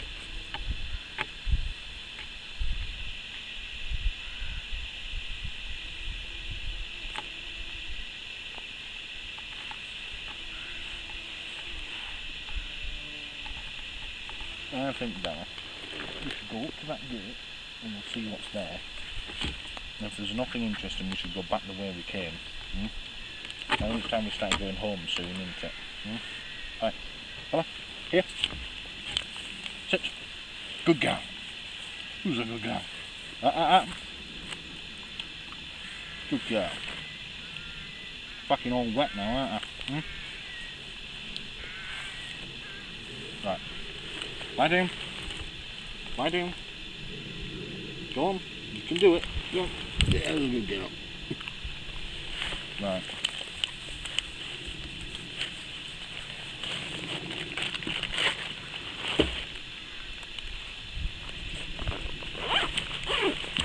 Let's see what's up at that gate. Yeah. If it's interesting, we'll keep going. If not, we're going back. No going in the water this time. So, top of the hill by the white gate, it opens out. We're sort of going out into farmland now. The edge of the village is just at the top of that road, and whilst I'm sure it's perfectly fine to walk down this road, we are sort of going off into working farmland there. Those are newish looking trucks down there. So this is active farmland, which I'm not overly keen on walking on. Maybe another time we'll see if we can park a bit closer, or we'll just head straight here and then we can do a bit more exploring. But for now, we just come across this Fifi's Spinny, planted December 2006. Looks to have a little bit of a footpath through it, and it's this sort of small wooded area. Very young trees in it, so we'll have a little bit of an explore with this, and then we're going to start heading back towards the halts and ultimately back to the car. Let's have a look down here. Bella's already starting to dry off, partly in the sun, partly by rubbing up against my trousers. I like places like this. I mean, if you just wanted somewhere peaceful to go, or if you needed some time alone, some quiet time to yourself, which we all need sometimes, this is lovely. I mean, you might want to drive to it. We're a long way from civilization now, but just think you could sit here on this bench and just look out on all of this. So, yeah. All those people that never leave the cities, you don't know what you're missing. Bella, here. Let's see what's down here.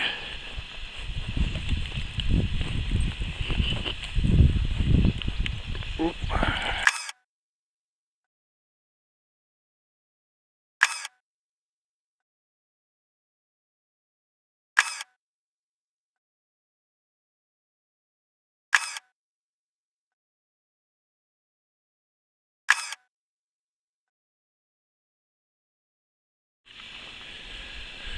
Alright, this Spinny, a little bit of woodland. Yeah, it's quite a bit larger than I thought. And up there, you can just see the road, and that telegraph pole is where we entered. And we've still got all this way to go, and it looks to curve around. But I tell you what, I'm definitely coming back out here. Now, and the reason being is, well, I want to keep on exploring. I've just seen mother and child on a bike ride go down that road and disappear off into the distance, so it's clearly fine for you to go there. And it looks like it goes on for quite some way. But also, and I don't know if this is coming across on the microphone on my camera, but I can hear nothing. There's a slight rustling of this long grass, the occasional bee, insect, and of course all the noise that I'm making. And that is it. It is completely silent out here.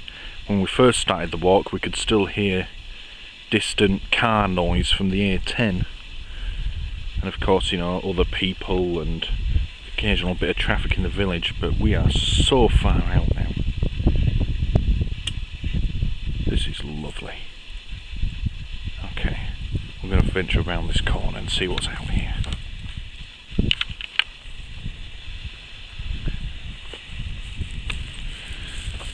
Don't get yourself stuck around the tree, Bella.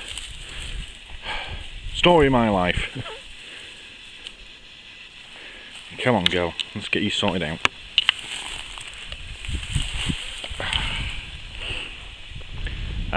Looks like we're reaching the end of it now. It sort of circles around there.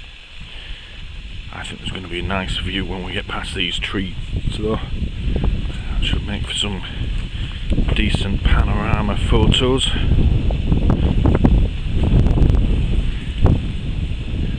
I'll apologise in advance for the wind noise. We're quite exposed now, so there's going to be some through here. Oh look, let's go down here. Let's have a look through here. Oh, that one's prickly. Ow! Look at that. Got a gorgeous shot of the cathedral again.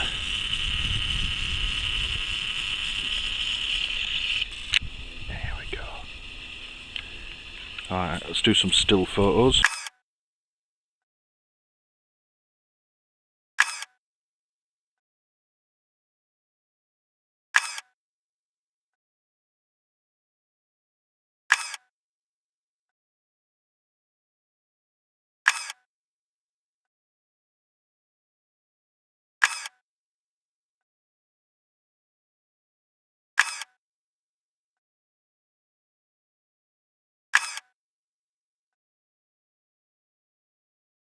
Right, just thought I'd get a better shot of that owl box I was trying to show you earlier.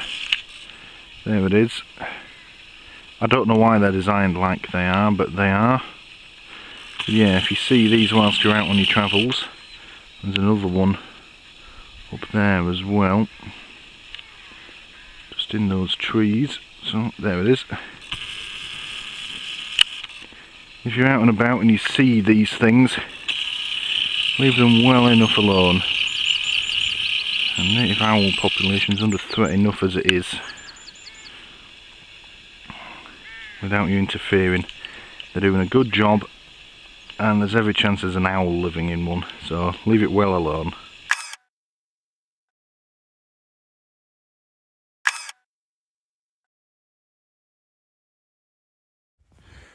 I just switched out to phone camera now. Reason being is I've just about filled up the SD card in my normal camera. I left the house, it said I had space for 23,000 still photos, but I've shot that much video footage. It's now saying I've got room for about 200. So we're just going to ease off on that because it'll fill up quite quickly by the sounds of it. Just walking around here, because I've noticed over there, just behind that, it looks like a mound of earth. There's a bench and a life buoy. It looks like there's another pond, or maybe it's the shrieking pit, but I can't see a way to get to it. So we've walked around the edge of this field because it's all fenced off. There's hedges here now, but where there isn't, there's fencing. So we're just going to head up here and see if we can get to it and have a look. We're also back on the Holtz trail, so we are slowly heading back towards the car now. So yeah, Bella's starting to flag a bit. She's not as energetic as normal, and yeah, my feet are starting to hurt. I'm going to have to work out on some sort of map when I get back just how far we walk, but I suspect it's a good few miles. Interestingly, just past, again assuming mother and son, walking their dog. And in stark contrast to the two dog walkers we saw earlier, but yeah, brilliant. We were going through a bit, it was much narrower than this, sort of just barely wide enough for two people to pass each other. Trees and bushes on either side. And they've stopped just outside it.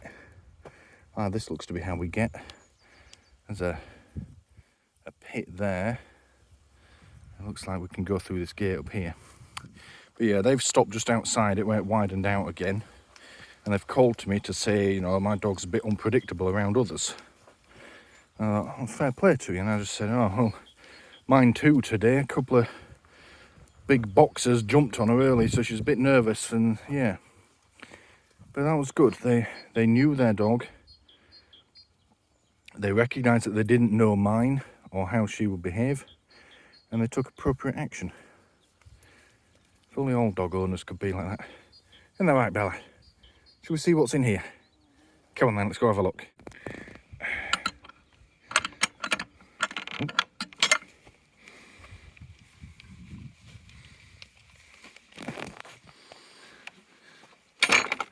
Countryside code, I think it's called. Always shut the gates behind you.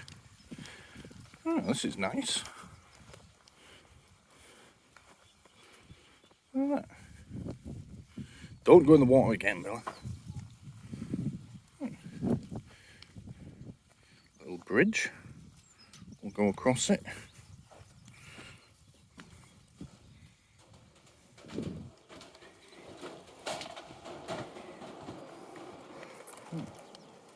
Memory of Andrew Cowlin. That's what it says on here. This bench is in memory of Brian Nicholas Webster, 1927 to 2003, an international man who circled the world with wisdom and rests now in his beloved Fenland. That's actually really nice. Let's have a sit down. So I'm getting quite warm. Bella's got herself tangled around the bench. Good job, Bella. Yeah. If anyone fancies making a memorial garden to me when I die, make it look like this. This is nice. I mean, yeah, there's some bits that have had to be pruned and it's maybe a little overgrown in places, but cross a bridge and you've got a nice bench to sit on. Yeah, this is nice. We'll sit here for a few minutes. So you're wary now, aren't you? That last lot of water you got too close to came up and grabbed you, didn't it? Eh? Yeah. Where are we going?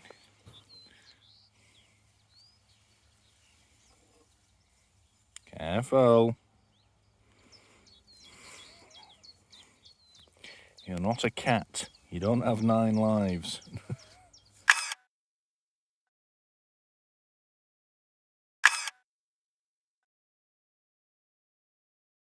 Alright, let's keep going. As much as I would like to sit and stay here, because this would be the perfect place to sit and say, read a book for several hours and just forget about the world. Sitting there, my feet are starting to ache. So we're going to press on and get back, because otherwise the walk back will be grueling and I won't want to do it. So far, this has been a really enjoyable day. So, yeah, this is the way out. I'm going to try and remember where all these places are. So I'm definitely going to come back here. Even if I don't come back with the dogs, like I say, I might just come back and sit down and do nothing for several hours. That'll be lovely. Come on then, Bella, let's go back. Come. And remember, always shut the gate behind you.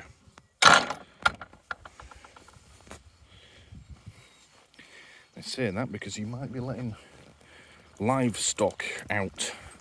Now that only really applies when you're way out in the country, and we don't see much livestock out here because it's all arable farming, plants, crops. But it's still a good habit to maintain. Always shut the gates behind you. Even when you're on public land like this, keep up the habit and be a responsible citizen. Right, okay. I'm going to stop filming now and just try and hike back unless we see something interesting. Bella's had a bit of a rest, she's starting to pull again, and I'm quite keen to get back now. So we'll knock off the camera for now. Right, final leg of the trip now. Bella's right out in front again, I think she knows it. But rather than go back through the meadow and the orchard, we kept going along that little track and it brought us out on the road. And we'll just go straight up here and the car is parked at the top of the street. Or at least that's where I left it. So, yeah, it'll still be there. Quiet little villages like this. Nearly there, Bella, nearly there. You can go home and have a sleep. I might do the same. Whilst we're walking though, my feet are killing me. It's come on quite quick as well. I was fine until we sat down at that last pond. There we go, we're just passing the pond where we sat and had our first bite to eat. So it's just in there. Go on, Bella. These boots that I'm walking with are relatively new. I mean, I've had them a few years, but I somehow, I can't remember how, ended up with two identical pairs of boots. So I put one lot away in the cupboard and started wearing the others. Now, I've had those other boots about, at least 5 years. Yeah, probably more than that, probably more like 7 years, at least. And they're just about on their last legs. The sole of them has just about worn smooth, which is not really that good if you're out hiking, especially if you're on mud. You tend to slip and fall over and look like a fucking idiot. Yeah, they've got a hole in them, so they're not waterproof anymore. I caught my foot on a screw sticking out of a bit of wood and it punctured them. But they are superbly comfortable. They're lovely to walk in. I can spend a whole day in them walking around. But these, even though I've been breaking them in for the better part of a year now, just are not as comfortable. And yet they're meant to be identical. So I don't know what to make of that. But the car's there, look. There's a chap just getting out with a fishing rod. I don't know what he's thinking, but yeah. Car's there. We're nearly home. But yeah, I think I'm thinking about some new walking boots. Even though these are still in supposedly good condition. I've tried changing the insoles and that doesn't work. It's a bit annoying because walking boots are fucking expensive. Alright, come on, Bella. Okay, so to wrap up, we're back where we started at the little Downham community orchard. I've right enjoyed today. I think Bella has us too. I'm a little disappointed in some of the reactions that we've had from her to other dogs. I think she was a bit put out from those first two. They did scare her, and yeah, she doesn't often get scared unless she's been told off for something. So yeah, and then we had the dunking in the river. I think that dented her confidence a little bit. But then later, you know, she seemed to feel a bit better. We met another dog and she was fine. And we've just met a small child who's down the road being taught how to ride a bike by his dad. And she was lovely with him. I'm going to put the problems today down to that first encounter and the surprise dunking in the water, because otherwise she's been good. Feet are hurting now. We're going to get in the car, get home, have a nice refreshing beverage along the way. So we'll call that it for today, and yeah, thank you for watching.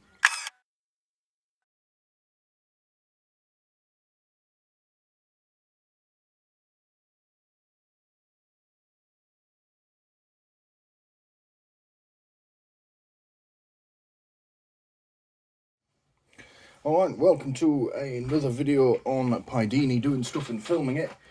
We're going to do another product review, because why not, really? That's what I do on this channel. I do stuff and film it, and occasionally I buy stuff and film that as well.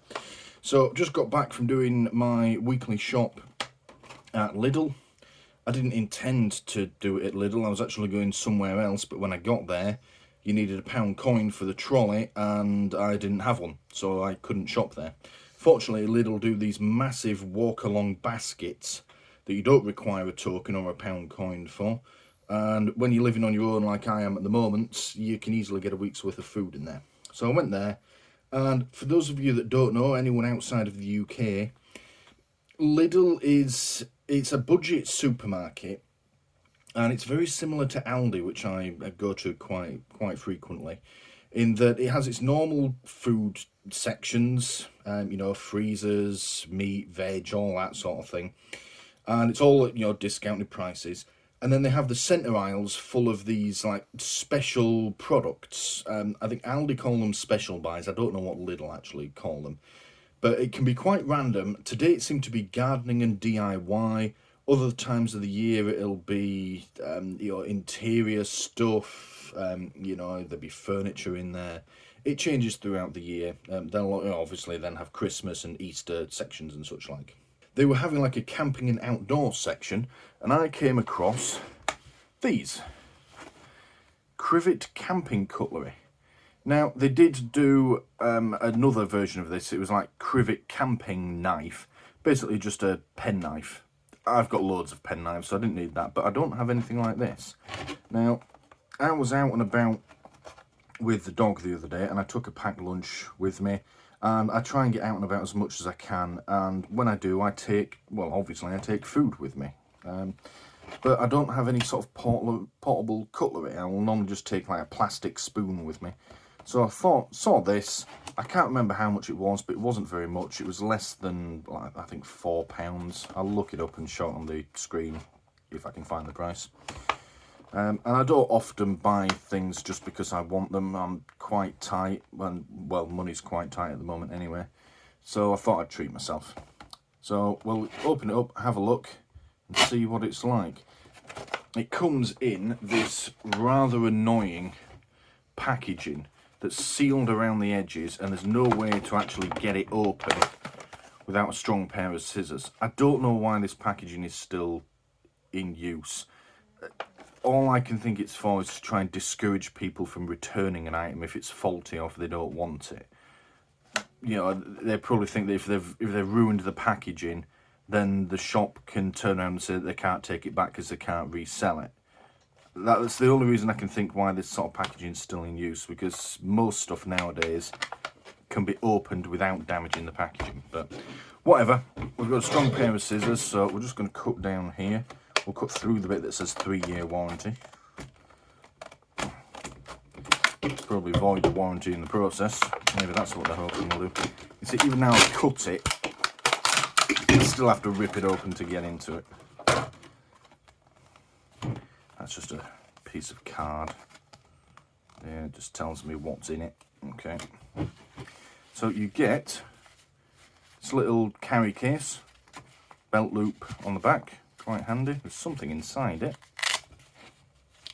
Ah, they're instructions.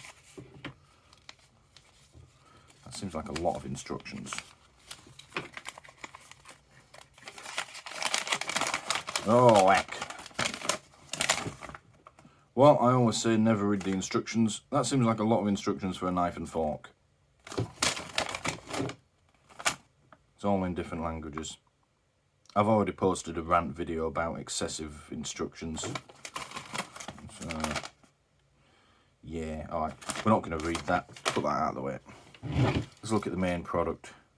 So, as you can probably see, you get a fork, you get a spoon, and the knife is this fold-out bit in the middle. There we go. That doesn't feel especially sharp. But then again, it's not for use as a cutting knife, it's cutlery. So it doesn't need to be excessively sharp. As long as it can cut your food, you're not trying to cut down a tree or skin an animal with it. So these normally come apart somehow.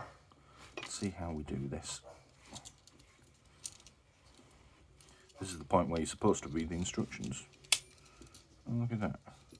That's a slightly smaller spoon for, I don't know, know, maybe feeding children, I suppose. Interesting. Ah, it seems. Oh, that's how you do it. Interesting. Ah. So, I'll try and show this on camera. But to unlock it, you have to pull the spoon and the fork out, because when they're closed, it acts like a little locking bit, stops it from coming apart. Quite clever.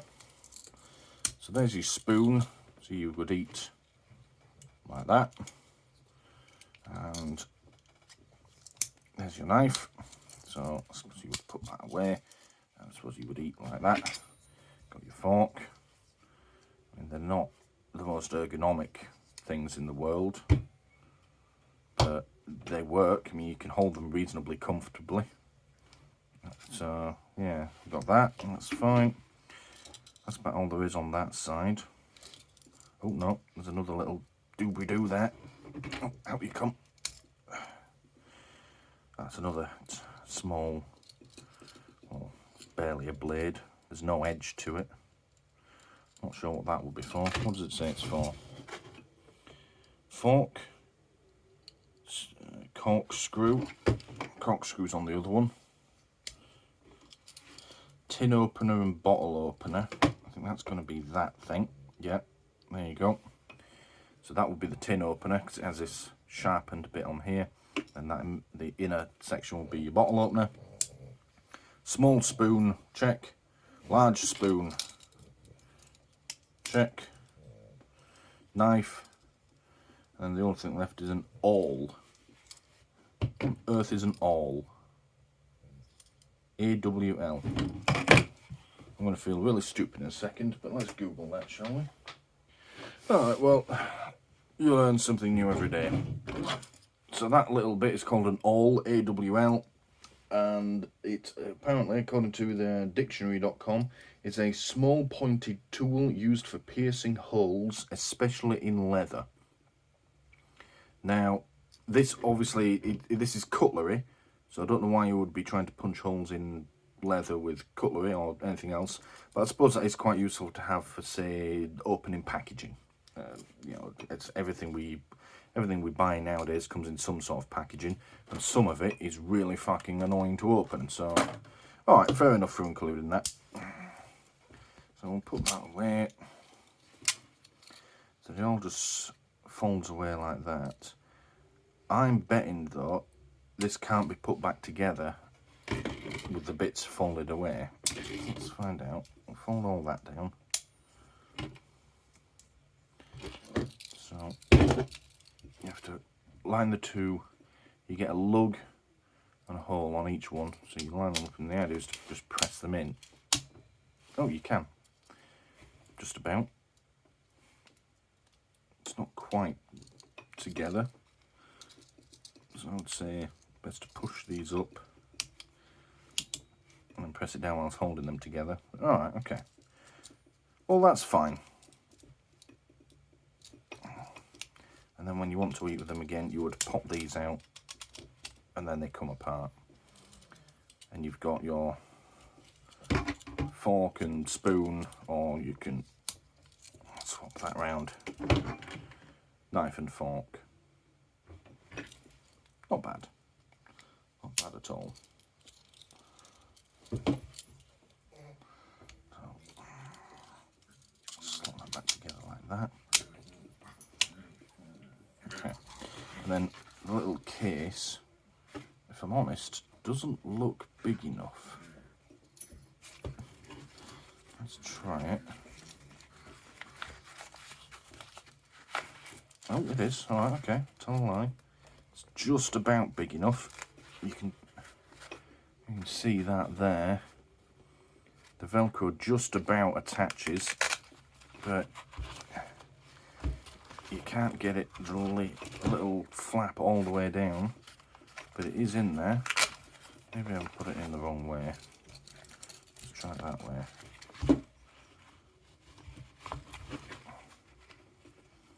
No. Oh, bloody hell.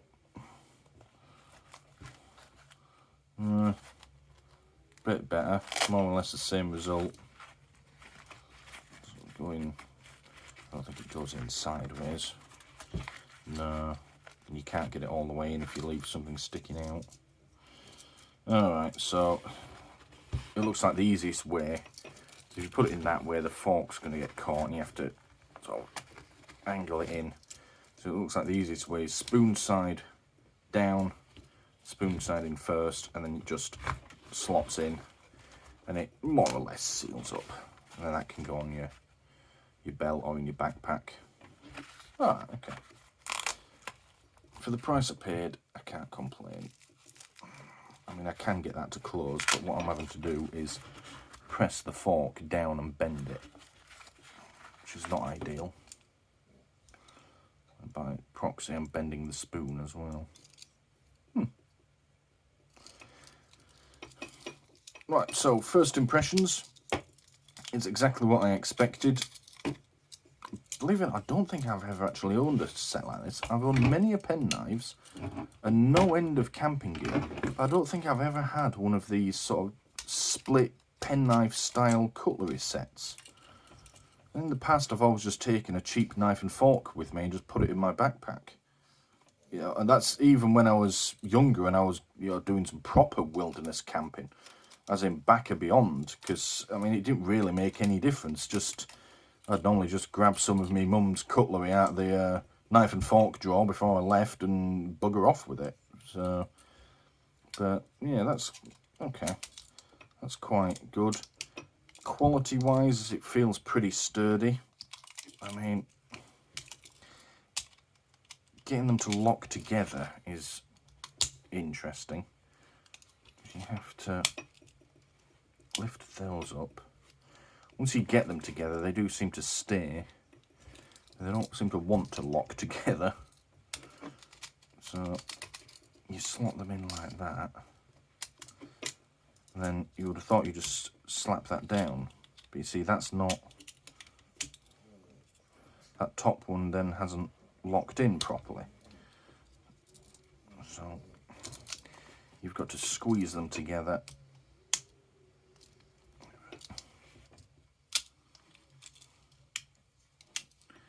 Seems to be more the spoon end that doesn't want to lock together.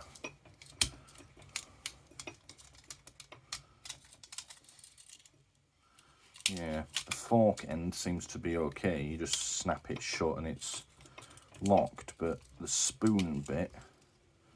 I see it's done it now. Showing me up. Okay, let's take it back apart. So, I mean, this fork bit, there's a little bit of flex to it, but I think because of the design, the way it's all got to fold up, they've had to put this weird bend in, which is then no doubt a weak spot. So I imagine if you pressed really hard on something, you're going to end up bending that back. But then again, if you're out in the field with this, what on earth are you eating? Are you taking like a steak with you and massively overcooking it in the middle of nowhere? That's just balmy, you know. You eat cheap sausages or something like that with it. So that's okay. Small spoon, well, I suppose that's handy if you've got small children with you and you want to feed them baby food, you know. Big spoon's probably bigger than their entire mouth, so go with the small one. It's a nice little addition, quite thoughtful. Of course, bottle opener, can opener. I don't recommend taking canned goods with you if you're going hiking because, well, they're just heavy and cumbersome. And even after you've eaten them, you've then got to take the tin back, unless you're the sort of scroll that just litters about the place, just leaves it wherever you've finished with it. So, yeah, but still quite useful to have. And of course, bottle opener again.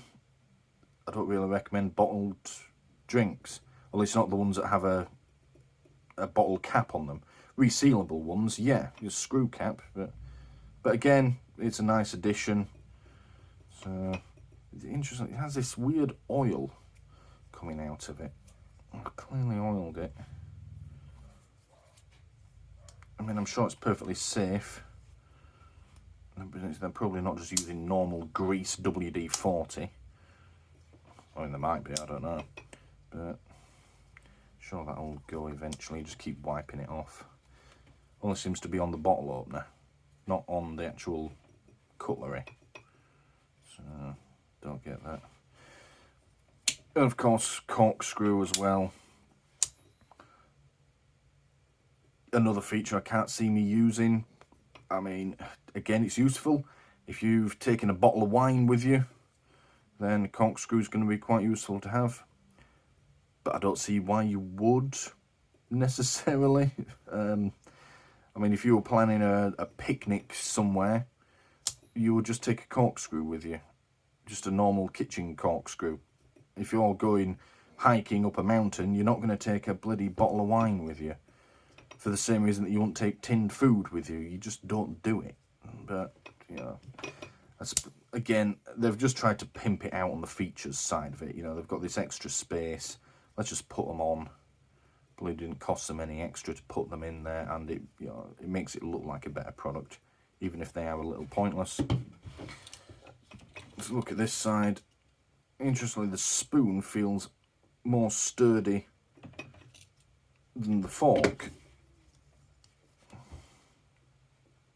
Not by much, but it is there. I'd have done it the other way around. I'd want the fork to be more sturdy. I mean, this is just for eating cereal, but okay, fine. And then there's the knife. Like I said earlier, it's not sharp. It's got an edge to it. You could sharpen it up. But it's for eating with. You're not trying to cut anything up with it other than cooked food, so it doesn't need to be especially sharp. It's certainly sharper than anything you would have in your normal cutlery drawer at home. So, and then, of course, the awl. Again, I think that's just been added because they had space on the product. Same way as the corkscrew and the bottle opener and can opener have just been added. But I suppose you could use that. If you had something you were carrying with it, came in some awkward packaging, that could be useful. Put that away. And then lastly, you've got your little keyring attachment, so you can hang it up if you're not using the case, whatever. So, yeah, all in all, I'm quite happy with this. I'll slot that back together. Seems okay. Put it away in its case. I'm going to put this in my hiking rucksack, and next time I do a video out and about, you might well see me using it. But yeah, for now though, that is the Lidl, call it the Crivet. I've never seen this brand before, but you know, whatever. Yeah, from Lidl, camping cutlery kit. Yeah. So yeah, reasonably good product, and I'm happy with that. Happy I bought it. Thank you for watching. Now, pronunciation problem here straight away, and I'm not talking about tuna versus tuna. I'm talking about whether this is called tuna or tuna. I guess we'll find out when we open it. I don't even know why that's so funny.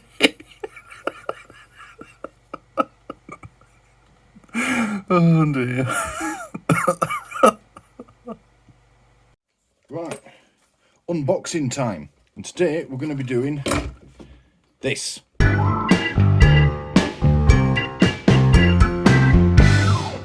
Right, so this is, well, as you can see from the package, an RAC Advanced Tie-Out Stake and Cable Set.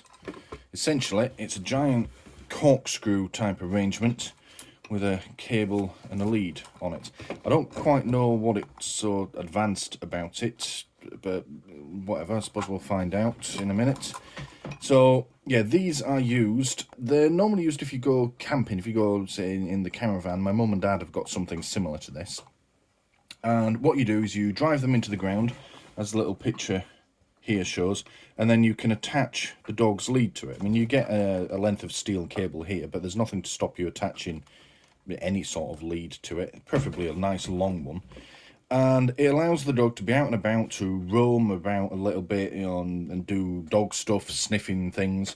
But you don't have to supervise them necessarily.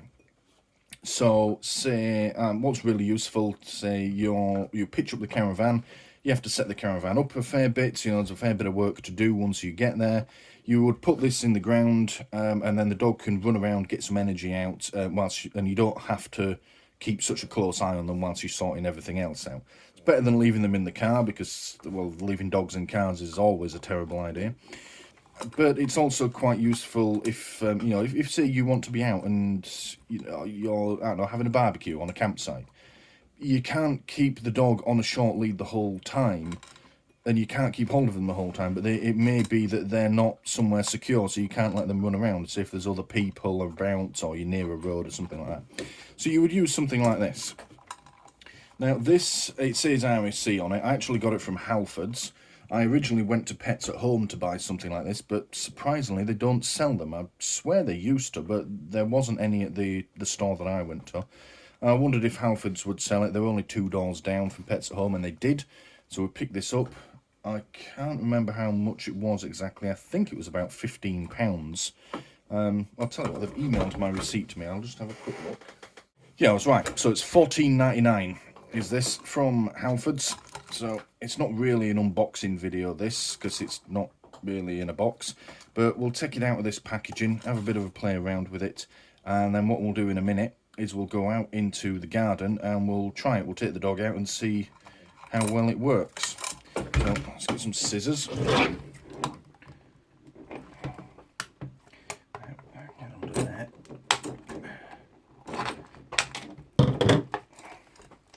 And I've got more cable ties down here. That comes just from there. Excellent. So I'll have a quick look what it says on here. So we've done that RSC Advanced Tie-Out Stake and Cable Set. It says ideal for your garden or when out and about. Well, I have a secure back garden, so I'm only ever going to use it in the front garden, but that's what it's for. Allows your dog to roam within a 15-foot radius. That's presumably using the supplied lead/cable. Obviously you can use longer if you want. Strong heavy-duty steel cable. Yeah, ain't no dog gonna break that. Includes handy carry bag. Okay. So, yeah, now that just gives the dimensions. Dimensions: stake is 46 centimeters, 18 inches long.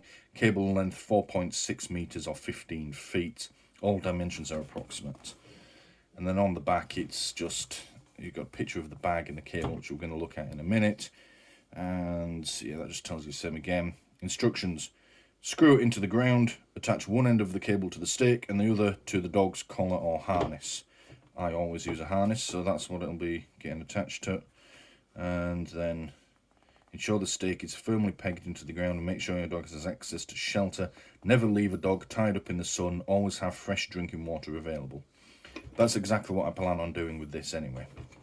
I've actually bought it because one of my dogs, Bella, goes absolutely insane when I leave the house. I've been working on it for some time, but yeah, she will just start jumping around, going crazy, and if she can get to something and chew it up, it's a frigging nightmare with her. So yeah, when I go out for any length of time, if I'm going away, then she has to go in her kennel. But when I'm outside working on the car, which is what I plan on doing this afternoon, if my shoulder will stop aching, she's in the house, but I don't want to put her in the cage because I can be out there for hours, but at the same time I can't really leave her in there because I'm constantly distracted by her. And if she can see me in the garden, she seems to get worse. So I've got this so she can be out and about in the garden with me, which will, you know, it will avoid her smashing up my house, and she won't be as nervous. But also she's out and about in the garden. She loves being outside. I haven't cut the grass in a long time as well, so she loves sniffing through all the long grass, all the animals that we get out there. So this should be quite good for her. So let's just have a quick look at what we get here. More cable ties. I have to congratulate RAC/Halfords. This is quite appropriate packaging as well. That's just cardboard, that can go in the recycling. And then all the other thing here is cable ties. Well, they're plastic, they can go in the recycling as well. And that's it, it's fairly minimal packaging. Other stuff that I've unboxed on this channel, there's a ridiculous packaging on it, just far too much of it. Pain in the ass to open, not necessarily recyclable. Yeah.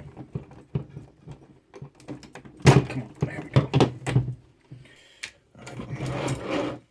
So that is the stake, little thing on the bottom, just to protect you from the spike, which also won't come off. There we go. That's probably the most awkward bit of packaging. That can go in the recycling as well. That's not even that sharp. Whatever. So that's it, really. So you would put that in and you screw it down, and then here is where you attach the dog's lead, and it can rotate around freely, so the dog can move around as much as they like, and that rotates like that, so it's not going to get twisted. And you've got this handle on the top, which is reasonably ergonomic actually. We'll find out when we screw it into the ground just how comfortable it is. I suppose maybe that's the advanced part, it has a plastic handle. Most of these are just a loop of metal, but whatever. Alright, let's see how it goes. And then this is, I'm not going to unravel it all here, it's just a bit of steel cable. So yeah, quite firmly attached. It doesn't say what the tensile strength of it is, but I imagine way higher than you need for my dogs. You've got these decent clips on the end as well. Yeah, that's not going to give way anytime soon, no matter how much your dog pulls on it. So, alright, fair enough. And of course that would attach onto there like that.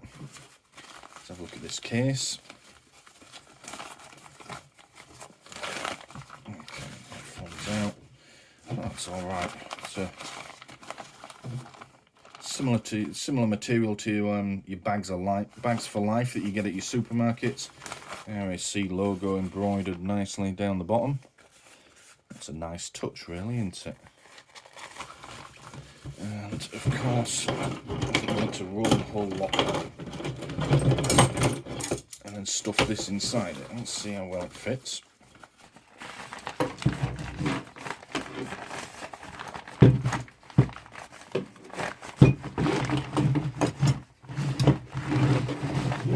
Okay, fits in quite nicely. Tie that off. Alright, can't complain, that's alright, guys. I don't know how much I'm actually going to use the bag, because I mean that would be useful if you're taking it away. If you're going camping, you can put it away in a nice bag, so it, it protects itself and anything else that you might have with you. I'm only really going to use this around the house. If I go away somewhere, I'm generally walking the dog, so this has no use. But yeah, I think this is going to live in the porch and only be used when I'm out front working on the cars, and I want the dog to be out there with me. So, but that's a nice touch. That's a decent quality bag. Now, if you're, say, a caravanner, which are a big market for these sorts of things, is mostly where you will see these things being used. The caravanners love that sort of thing. They love their carry bags and such like. So that's a nice touch to be included. And that spike down the bottom, you can feel it through the bag, but it's not catching on it. So that'll be okay. At the end of the day, it's a big metal spike. How much difference is it going to make? So take that back out, and let's go and try it out in the garden. Just got to finish his cup of tea first, and hopefully my shoulder will be better. We can go do some work on the cars, and we'll see how well this does. Well, more importantly, how well Bella gets on with it. So yeah, let's go give that a go. Alright, I'll have to excuse the overgrown mess that is my garden. I might get the lawnmower out in a bit rather than work on the cars, so I'm just not feeling it at the moment. So let's pick a spot to screw this in.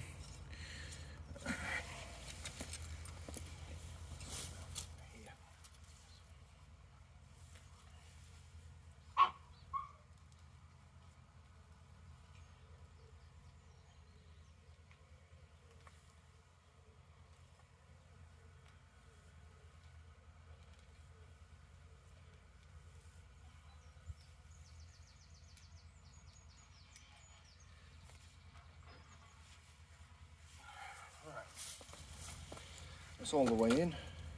That was quite easy. Could have done that one-handed. And I've screwed it, yeah, all the way down to the bottom. So the little clip is just poking up now. You know, the whole corkscrew bit is underground. And yeah, it got quite difficult to screw at that point, but that may be by design. You know, the whole thing is now underground. It's not meant to go any further. So we're going to attach the cable. I've used the cable that it comes with to begin with. You can, of course, just attach your own dog lead if you want to, or attach the dog lead to this cable, I suppose, and give you even more length for them to run around. So yeah, that's on there. That's not going anywhere. There's a bit of flex in it,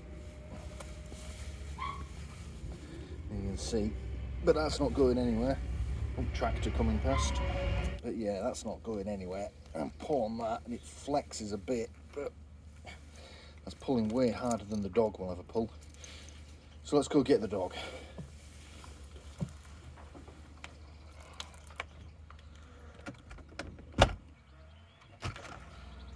Go on then.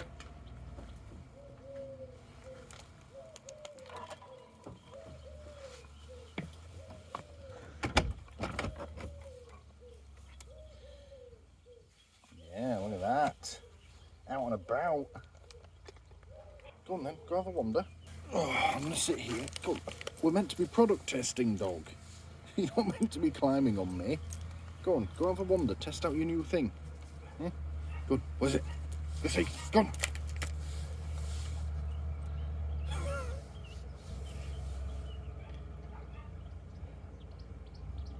You can hear the tractors, can't you? Yeah.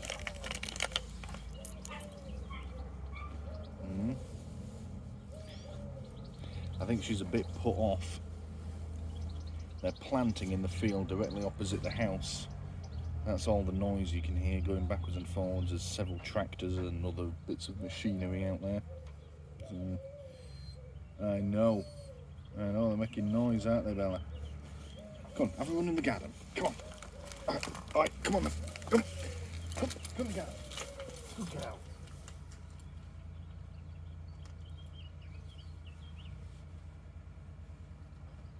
Ready, Bella? Go on.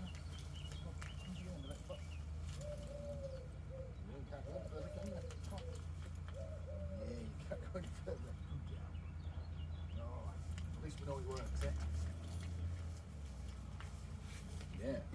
Don't pee on that. I've got to pull that out of the ground.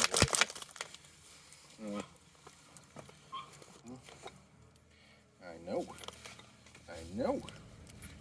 Come here. Sit. Kind of. Good girl. Yes. You like this? Do you want to be out here with me today? Yeah? Do you want to be outside with me? Yeah? Yeah, I know you do. Yeah? Shall we go tell the people of the internet that we're happy with this? Yes? You seem happy. Yeah. Oh, stuff going on, isn't there? Go on then. Right. Oh, I just sit there then. Alright, well, I'm happy with that. So, yeah, I think we'll spend a bit of time out here, shall we, dog? Yeah? So, alright, we'll call that it for this video. The dog's certainly happy to be out here. Come on. I think once I get working on the car and doing stuff out here, she'll just sort of do her own thing and be curious. But she's certainly a lot happier to be out and about rather than stuck in the house while I'm out here. So, yeah, good purchase, good product. Glad I bought it. So yeah, that pretty much wraps it up. Thank you for watching. Just packing up for the day. Been working on the car. Bella's been outside with me. What are you eating, Bella? Probably a rock. She seems to like eating rocks or some grass. Yeah, been doing a good job, hasn't it, Bella? Yeah. Look at my hands. Been working on the car, haven't I? Have you been helping? Who's a good gal? So, yeah, I've been working on the car. We're packing up for the day, and I've realised I never showed you how easy it is to take out of the ground. Put it in the ground, but it's not meant to be frigging permanent. Let's give it a try. So, what am I doing? That's coming out really easily. I can just do it with my fingers. Not even half the pressure needed to take it out as to put it in. There we are. It's a bit mucky, obviously, but that's all right. Tell you what, though, how dry is my soil? That's just got dust on it. There's no muck on it. And of course the dog is still attached, but I suppose that kind of functions as a... I suppose you could use this as a lead to go walking. Probably not a good idea walking around with a huge spike, but yeah. We can go inside now. I can bring the dog with me. Not that I need to. You ready for going inside, aren't you? You're hungry, aren't you, Bella? You hungry? Yes. Come on then.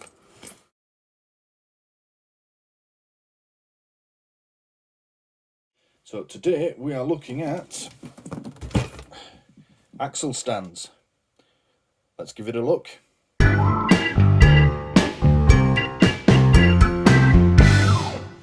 Okay, so today we are taking a look at Halford's 2-ton axle stands.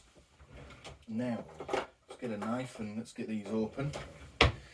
Now, I was down today, I went out to do a food shop, and I needed to pick up something for the dog as well, which is subject of another video, the stake that you drive into the ground, for attaching their lead to.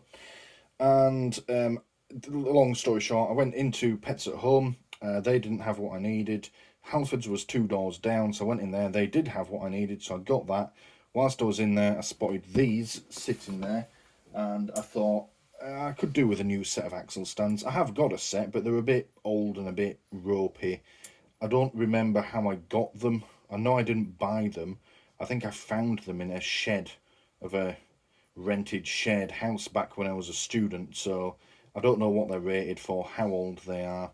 They work perfectly well, they're in perfectly good nick, but I've got several project cars now, so at some point these are going to be used on one car, the Mazda, this afternoon, and then at some point in the future there's probably going to need to be another car goes up on axle stands. So yeah, we've got another set of axle stands. So these are $19.99, as the box gives away, from Halford's. I'm not a regular shopper of Halford's. Like I say, I was in there because another shop didn't have what I needed, and I saw these by chance and decided to get them. But that's not to say that Halford's do bad things. They just generally don't seem to sell things that I want. I have nothing against them. I'll go in there if they ever do have something that I actually want, but there we go. So yeah, it says 2-ton axle stands, and it's important to note that that's 2 ton per pair. So as it says here, safe working load of 1 ton or 1,000 kilos per stand must be used as a pair. So if you have something like a Range Rover that weighs 4 tons, these are entirely inappropriate. So they're not 2 tons each. They do a bigger version of these, I think are $28.99, I remember, which are 3 tons, and then you can get others that go up to much higher weights. But yeah, these will be perfectly good for your normal family car. My diesel estate Peugeot, off the top of my head, weighs just under 2 tons, so these will be able to support it. The Mazda that I'm going to be working on weighs 1.2 tons, so that's well within it. But yeah, if you buy these, pay attention to the huge lettering here and here. It is 2 ton per pair, not 2 ton per stand. That's important. So just before we open it, we'll have a look at the rest of the box. So yeah, as I said, 2 ton per pair. Minimum height 26.5 centimeters, maximum 36.5. So there's a bit of adjustment, 10 centimeters, and we'll see how well that works a bit later. So yeah, and the other side we've got instructions on how to use it. I'll angle this towards the camera. So yeah, they have to be at the correct height. Don't put one stand under one axle and then put, that looks like a bottle jack under the other. Don't do that. you want to be jacking it up and putting one stand under each. That shows them leaving the jack under there. I mean, I suppose for added safety you could. You know, you've just got that third thing there so that if one fails, you've still got two things holding the car up, especially if you're under it. Personally, I tend to just put it on the axle stands and then take the jack away. But, I mean, each to their own. I suppose that probably is a safer way. I'm not planning on getting under the car, at least not straight away. And I'm certainly not going to be spending any length of time under there. The work I'm doing at the moment is all from the top of the engine, so I'm only raising it up so it doesn't hurt my back so much after several hours of working on it. I do plan on doing an oil change, so I will bear that in mind. Incorrect, yeah, don't just buy 4 of these and put the car up in the air. It's not what they're made for. I mean, they will do it, but it's not ideal. You know, if you need the whole car to be raised up, do it one axle at a time. You know, do the front, then do the back, or, you know, get a lift or something. And then, of course, yeah, you should always chock the wheels. They do sell wheel chocks. They were £8. I did consider buying them, but I have other stuff here that I can use instead. So, on here it says, warning, read the instruction manual fully before use. Use only as specified. I tend not to read instruction manuals. I might give this one a go, considering it will end with a car landing on my head. Never exceed the axle stand's rated safe working load. Check the vehicle owner's manual for gross vehicle weight. Yeah, we've done that. Only use when the vehicle is on solid, even and level ground with the wheels chocked, the vehicle in gear with the handbrake on. Yep, fairly sensible. The driveway is, it's not absolutely level, but it's level enough for this. I've used axle stands on the driveway before. Make sure that each stand is securely located under a strong, stable point on the vehicle. Consult the user manual for guidance. Basically, you want to be aiming to put them under the jacking points. That's where the car's designed to be held up, so yeah, you would use these. Use no more than 1 pair of stands. Take care when using on a 3-wheeled vehicle or trailer. Upper and lower columns to be used as a pair as supplied. That's a good point, actually. How would you use this on a 3-wheel vehicle? I suppose get a Robin Reliant. The back 2, easy enough. It's 2 wheels. On the front, yeah, that could be interesting. Also, if you jack it up and it's then resting on 1 wheel, just the front one, that's going to be quite unstable. I've never considered that before, but yeah. Maybe I'll have a look on some Robin Reliant enthusiast page and see what they're doing. So, yeah, that's a good point. And using it on a trailer, yeah, again, trailers are much simpler. I don't see when you would ever need axle stands on a trailer, necessarily. I would just turn the trailer upside down. I'd just flip it over on itself, unless it was a massive thing, but whatever. Failure to comply with the instructions could cause serious injury. Yeah, a car landing on your head. Yeah.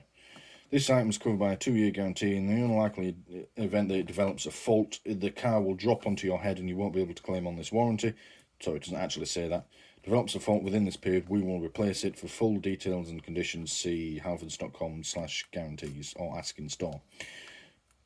I mean, that's probably a safe bet considering you'll be killed and you won't be coming back for new ones, so that's for sure. Images for illustration purposes, and that gives their address. The back is the same as the front, and that side is the same as well. Alright, that's enough fighting around with the label. Let's have a look in here.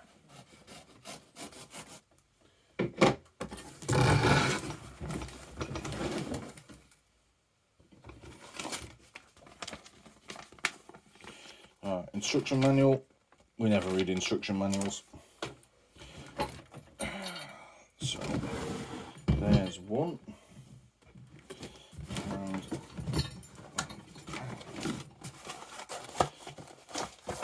that's the other half.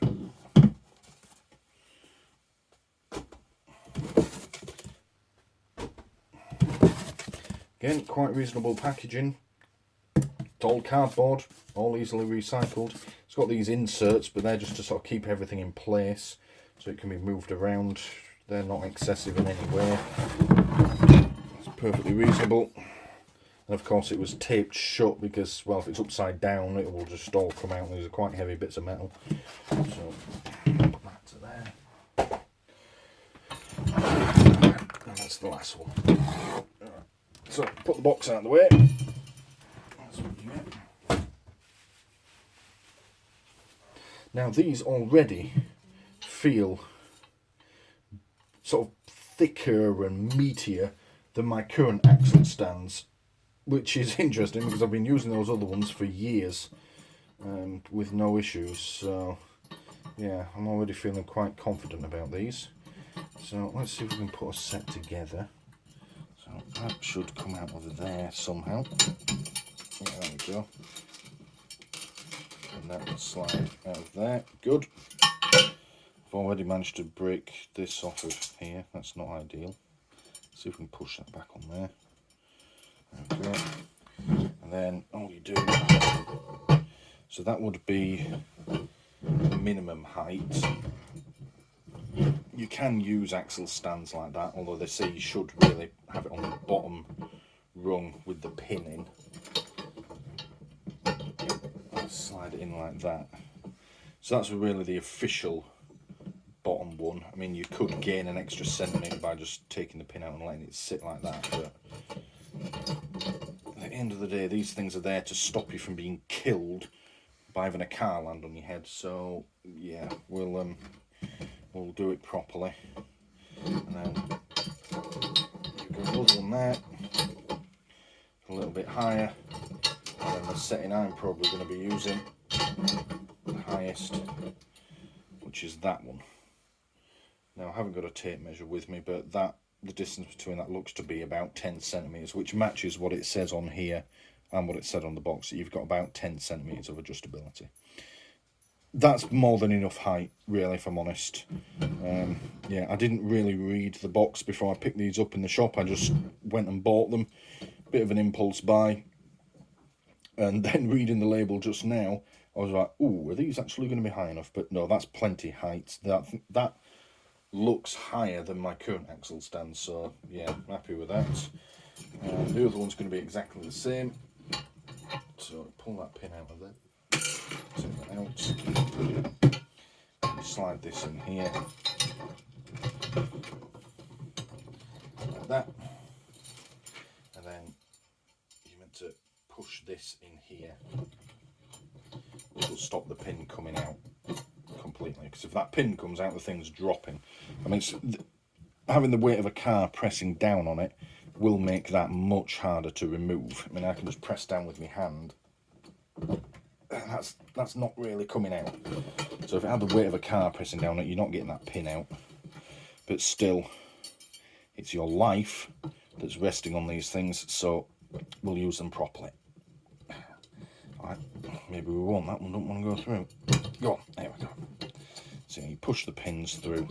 And these pins are shaped such that that won't come out accidentally. That has to be pulled out. There we go. Alright, so happy with that.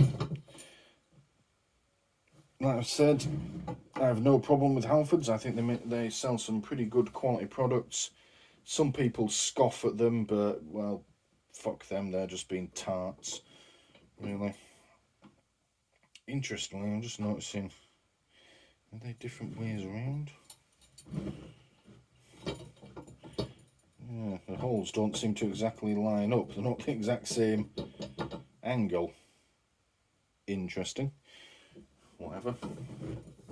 If you've seen that, I'll move it up so position one like that, and the two bits aren't the same way around. Like that. As close as you can get it, but they're not the exact same alignment. Clearly this hole has been put in at a different angle. That doesn't matter, that's minor. As long as you put them, as long as they're in securely, that's fine. Right, so we're going to go and get the jack out the shed, and we're going to jack up the car, get these under it, and yeah, then that'll be the end of the review. We might read the instructions along the way. I don't think there's a right lot to it. So that just says what you've bought. That's the same thing. Read the instructions or die. More safety precautions. Never overload. Read the instructions. Never overload. Check the, yeah, it's just all the same as what it says on the outside of the box, plus a few extra bits. Ensure that the jacking points are in good condition. That might be an issue on one of the cars. Oops. Yeah, sound condition with no corrosion. That definitely will be an issue on one of the cars. Do not attempt to move or dolly the vehicle whilst it's on the axle stands. Do not attempt to modify them in any way. Yeah, you must use them as directed. Don't use if you suspect there's a fault. Don't start the vehicle in its raised position. I suppose that's, yeah, just in case it manages to run away. I suppose I'm going to be jacking up the front of the Mazda and its rear wheel drive, so yeah, I do want to be careful with that. But then you would have to put it in gear for it to do that, but whatever. Do not attempt to enter the vehicle and ensure all passengers are out of the vehicle when using this product. Yeah, that's fair enough. Take care when using a three-wheeled vehicle or trailer. Yeah, okay. And then it just says, yeah, inspect before each use. Yeah, look after it, oil it and grease it, make sure it don't rust. And then that's just how you use them. Well, I already know how to use them. They're fairly self-explanatory. There's only really one way to use them, so yeah. Alright, enough waffling. Let's go and see how they do under the Mazda. Right, quick demonstration of the problem I'm trying to solve with these axle stands. It's not just about getting under the car, it's actually getting to the top of it. Now, if I go and stand in front of this, this is the MX-5, and as you can see, it's a very low slung little sports car. This front bumper is just about level with my knee. I know, Bella, I know. It's just about level with Bella as well. Now the bit I've been trying to get to is down here. So I'm constantly bent over this thing, reaching down here. My back is killing me. I was working over here as well. It's a pain in the, well, it's not a pain in the neck, it's a pain in the back. So yeah, hopefully these axle stands will bring the whole thing up somewhat, make everything just a little bit easier to work on. And of course, if I do need to go in under the car, it's a lot easier and safer to do as well. So let's get it jacked up and we'll see what it looks like with them on there. Right, so plan is, you need to stay out of the way for this, Bella. Let's go that way. So plan is, we're going to put one stand under each jacking point. Trust the trolley jack.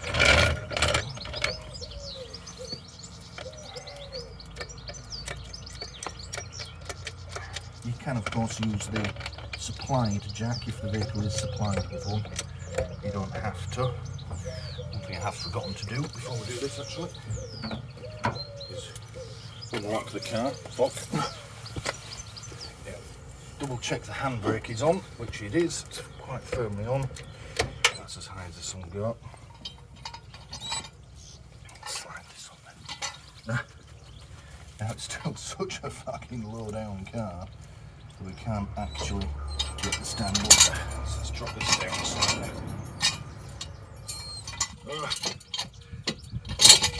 That's really annoying. It won't jack high enough. This jack won't lift high enough for me to get this under. So we're going to have to jack it up another way. Fuck's sake. Stay there, Bella.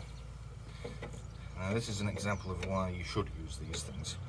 I let the pressure out of this, see how fast it drops. And that was a quarter turn to undo it.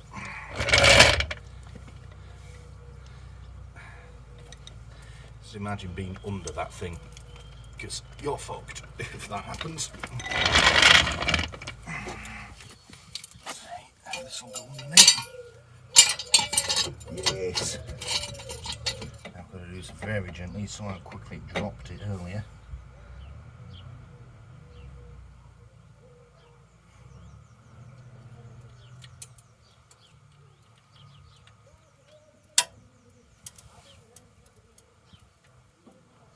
There we go, it's on.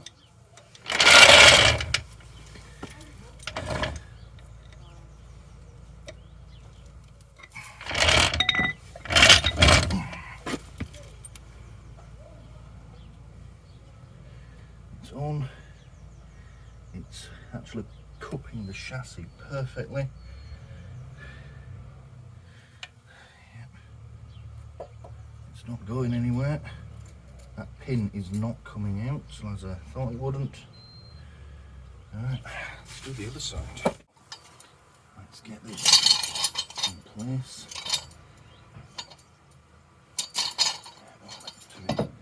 Right there. Now this one's going under a lot easier, and you will find this if you want to use the higher points of the stand. Is you have to put one side, get it as high as you can, then the other side sometimes you can put it a little higher, then you go back to the other side and keep going like that.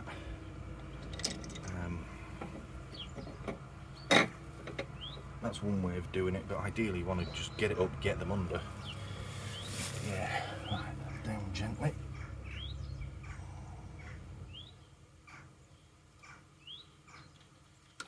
Ooh, ooh.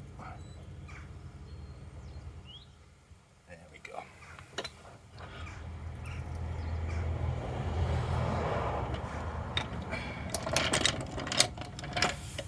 That's it, she's on.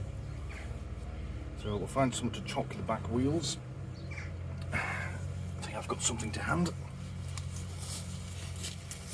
Right, the wheel chock, nothing fancy, big lump of wood will do. You can buy dedicated wheel chocks, and sort of like little triangular bits of metal. It's not entirely necessary, so you do, and then make sure it's in, and that'll do the job. Then you put one either side, ideally, so it can't roll forwards or back. In this situation, obviously, it's only going to go one way, and that's back. It ain't ever going to roll forward unless I put it in gear and make it roll forward. And of course, you do both wheels. Yeah, that's all you need. So, last thing before we call it a day on this video, I'll show you the difference it's made. As you can see, it's not raised it by much. That's where it was before, knee height. But Bella, where'd it go? Did you see people? Did you see people? Alright. Yeah, as I was saying, the vehicle is stable. It's not going to go anywhere, so it's just as good as it being on the ground. But everything is now a lot easier to reach. I'm not having to bend over as much. I mean, if it's at the back, I'm starting to bend over. It's okay. Everything's just a bit easier to reach, and I can always come around the side. There's the bit that I needed.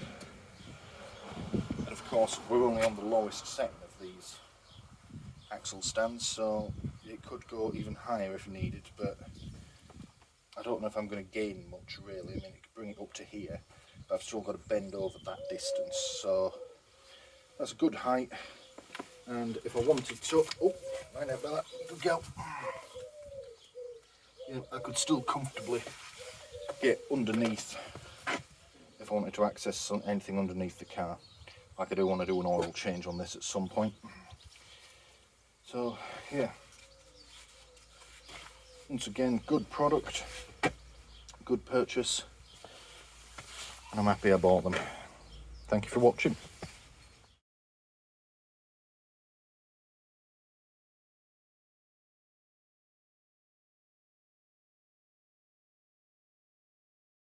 Stay there, Bella. Now this is an example of why you should use these things. I let the pressure out of this, see how fast it drops. And that was a quarter turn to undo it.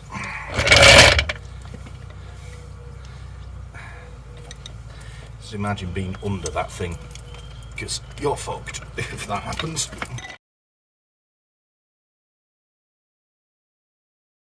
Be charged with breaking in it. However, I do have a duty to make sure that the truth is. I have a duty about the truth. Fuck you and your duty to the truth. Give me a break. He's lying to this guy all along, just trying to get his reaction, and he's got a duty to the truth. Shove that up your ass. Sounds about right, yeah. And the truth. Then he sends an online picture of his penis to the girl who told him. Because we all want to see that, right, ladies? Not so much. She was 15. And how did you meet her? Well, of course online. What? And how did you meet her? Turn around and fucking run, you stupid son of a bitch! Give me a break. I mean, he's talking to a guy in a fucking suit coat. He's either her dad, law enforcement, or a fucking TV personality. One of the three. He's nobody good. Oh, fucking hell. So, and this guy is just... Oh, dearie me.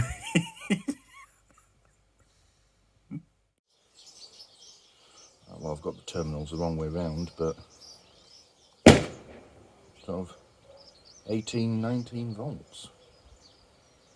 And I'm looking at the courtroom right now, Stacey. I'm looking at the picture of the attorneys all seated.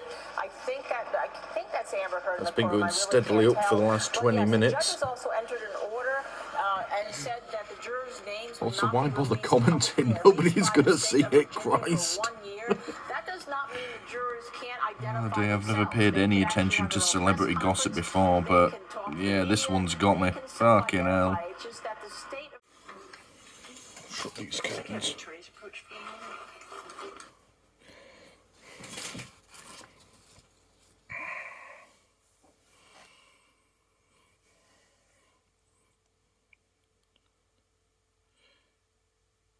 I do not normally get into celebrity gossip. I couldn't give less of a shit. But I have to say, as a male domestic abuse survivor, this has captivated me. I follow this as much as I can. Initially, I was thinking, oh, they're both just pieces of shit and just ignore them both. I have to say, some of the things that were read out, I saw in some of the things that Johnny Depp said and did. I saw myself a lot in him, and I was convinced he is the victim. All right, ladies and gentlemen of the jury, what I need you to do, I need to get the forms back to you. When you find for a defamatory statement, one or more, you need to fill out the compensatory damages. It has to be at least $1 for compensatory damages and up to whatever you feel the damages should be.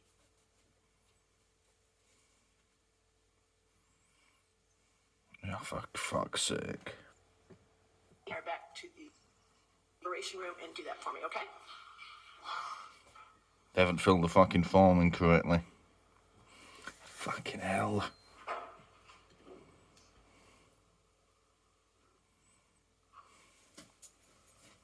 I am firmly on Team Depp, Team Johnny. I mean, yeah, I am biased. So we'll be in recess till we hear back from them. Don't go too far, okay? Thank you. Fuck's sake!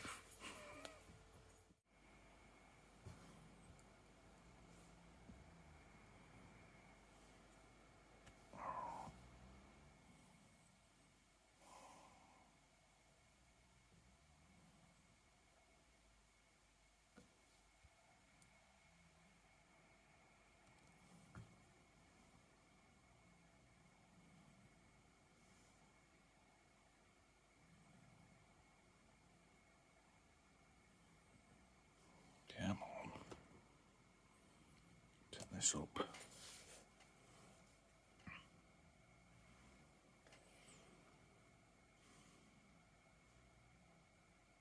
I posted a video about this not very long ago, as in a few minutes ago, when we first thought we were going to hear a verdict. But I am firmly in the Johnny Depp camp. And the reason being is, well, as I said in the last video, I am a male victim of domestic abuse. I have been for years. At some point I will tell my story on this platform. Not just yet though. But I wasn't paying the least bit attention to this, and then I kind of was. And I just sort of went, well, they're probably both pieces of shit and I don't really care. But then I heard that phone call, the famous one where Amber Heard just calls him a baby. And there was something in the tone of his voice and the way he was talking. And that was me. During the abuse, I saw myself in him listening to that phone call.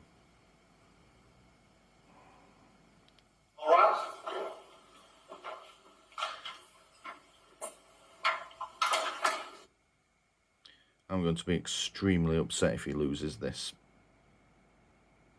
Well, I'm not going to be that upset, but I'll be quite angry for the rest of the evening. I'm not going to get too invested in it.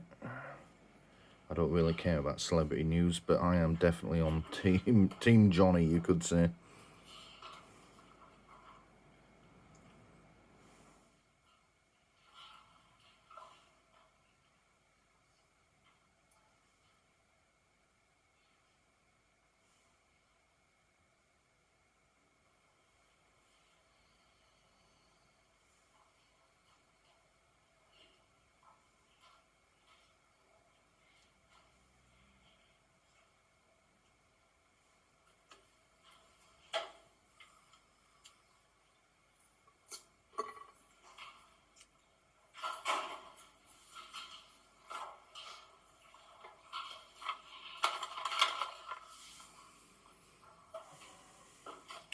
That'll be the jury coming in.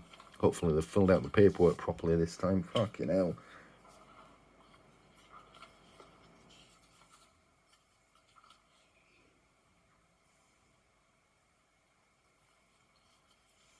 Mr. Foreperson, is this the verdict of the jury? Yes. All right, is it unanimous? Yes. Thank you, sir.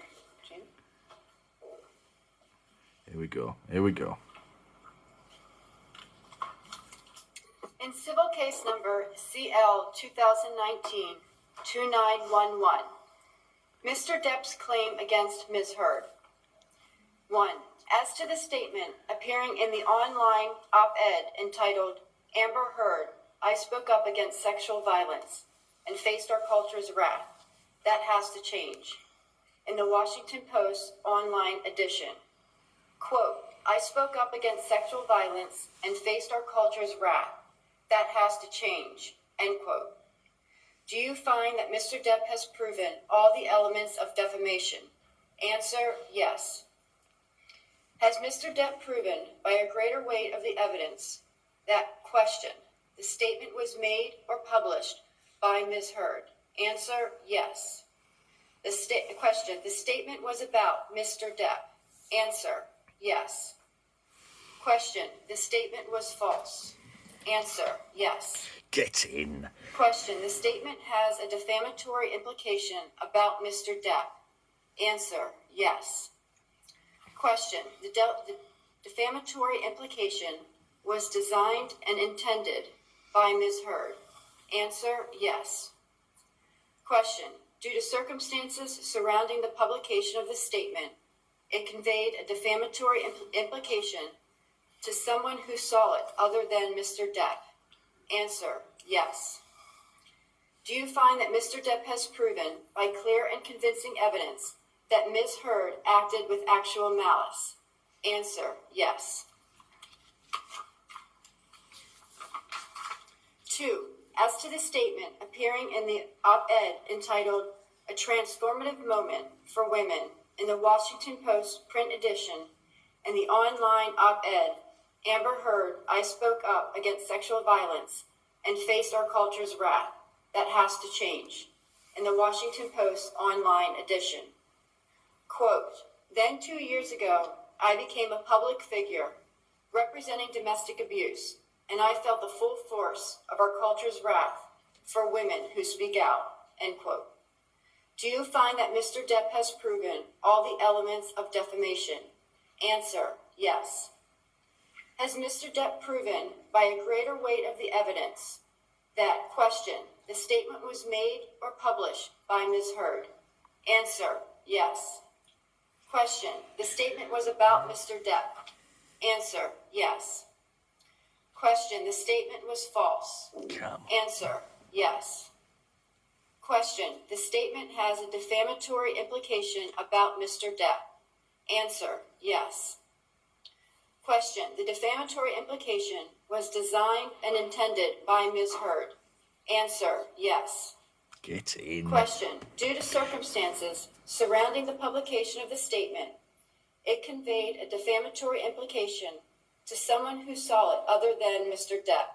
Answer, yes. Do you find that Mr. Depp has proven by clear and convincing evidence that Ms. Heard acted with actual malice? Answer, yes. 3.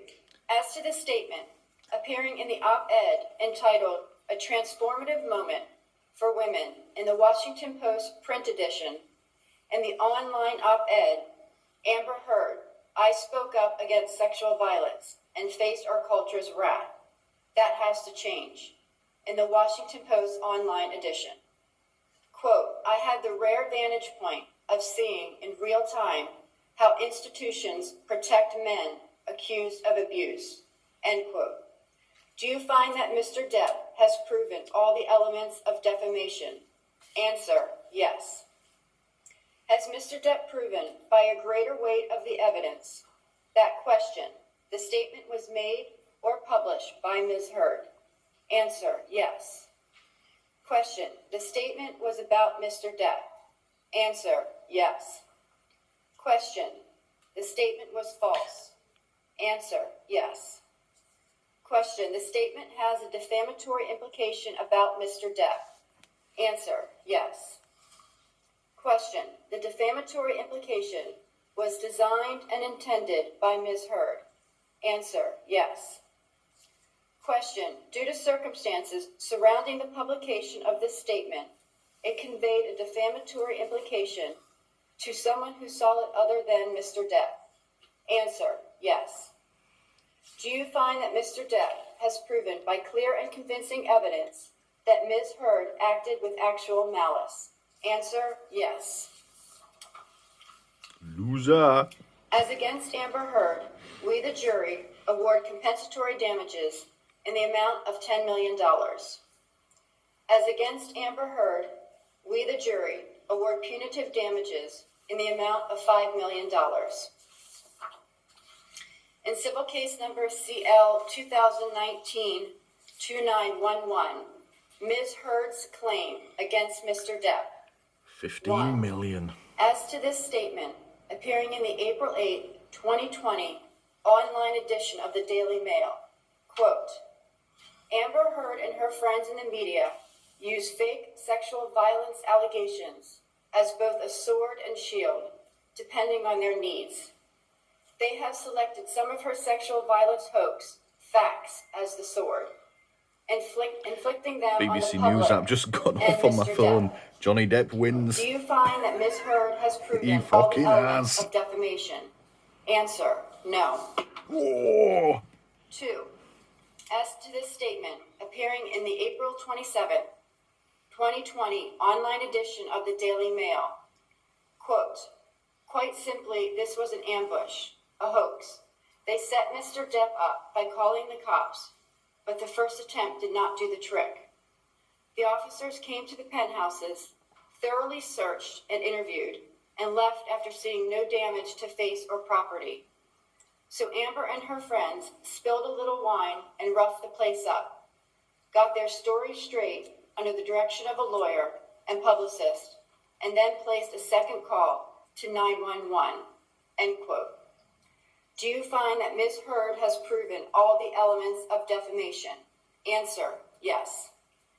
Has Ms. Heard proven by a greater weight of the evidence that question, Mr. Waldman, while acting as an agent for Mr. Depp, made or published the statement? Answer, yes. Question, the statement was about Ms. Heard. Answer, yes. Question, the statement was seen by someone other than Ms. Heard. Answer, yes. Question, the statement was false. Answer, yes.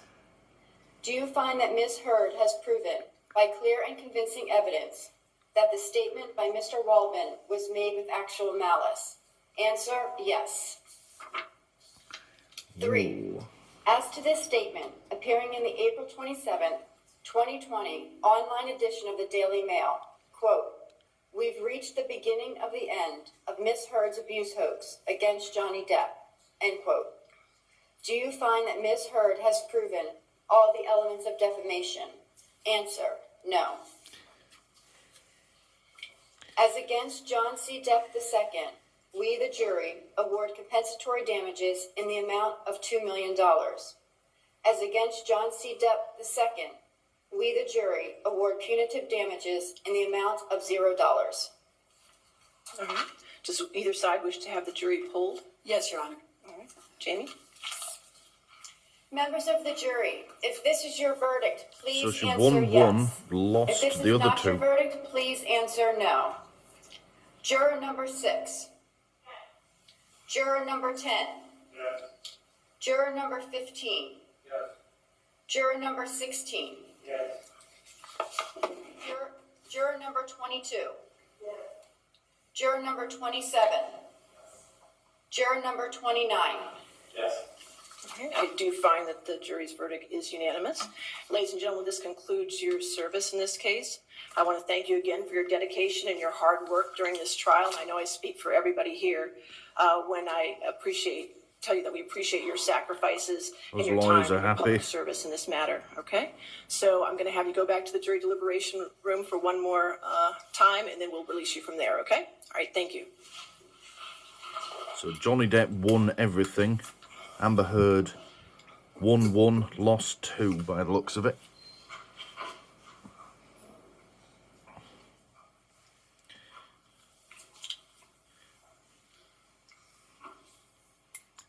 I have to say, I'm happy. All right. Okay. In accordance with law, I will amend the punitive damages award to the statutory cap of $350,000 on Mr. Depp's award. Okay. I will set this down for entry of an order. And can we do it on June 24th at 10 a.m. if that's available? All right. Yes. Mr. Chu, if you could prepare that order and then circulate it to Ms. Fetterhoff, and we can have all the objections noted on it. All right. All right, and if I get it before that date, I'll take it off the docket, okay? All right, again, thank you to all the attorneys for your professionalism, and you're welcome to come to my courtroom anytime. Well, give me a few weeks, but then you can come anytime, okay? All right, court is adjourned. Thank you. All right.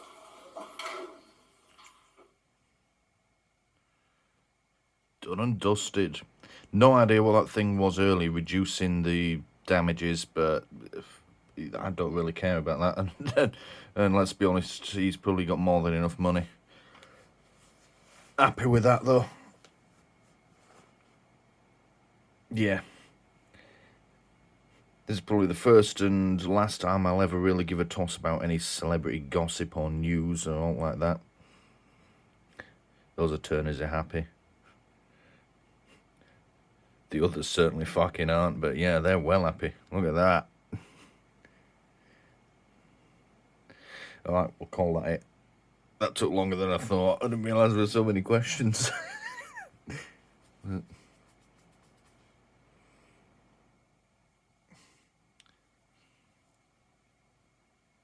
Yeah. So yeah, I'd say if you are a male victim, this just shows you can win.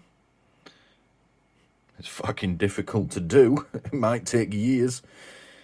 But it is possible for you to be believed. I think that's probably the hardest part when you're a male victim. Alright, that's enough.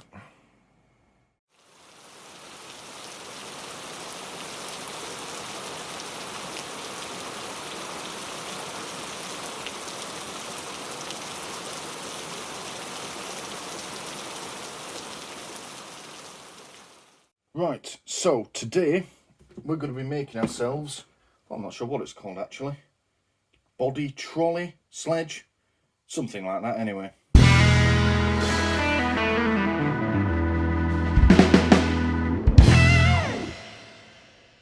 Right, now, you're probably wondering what on earth this is.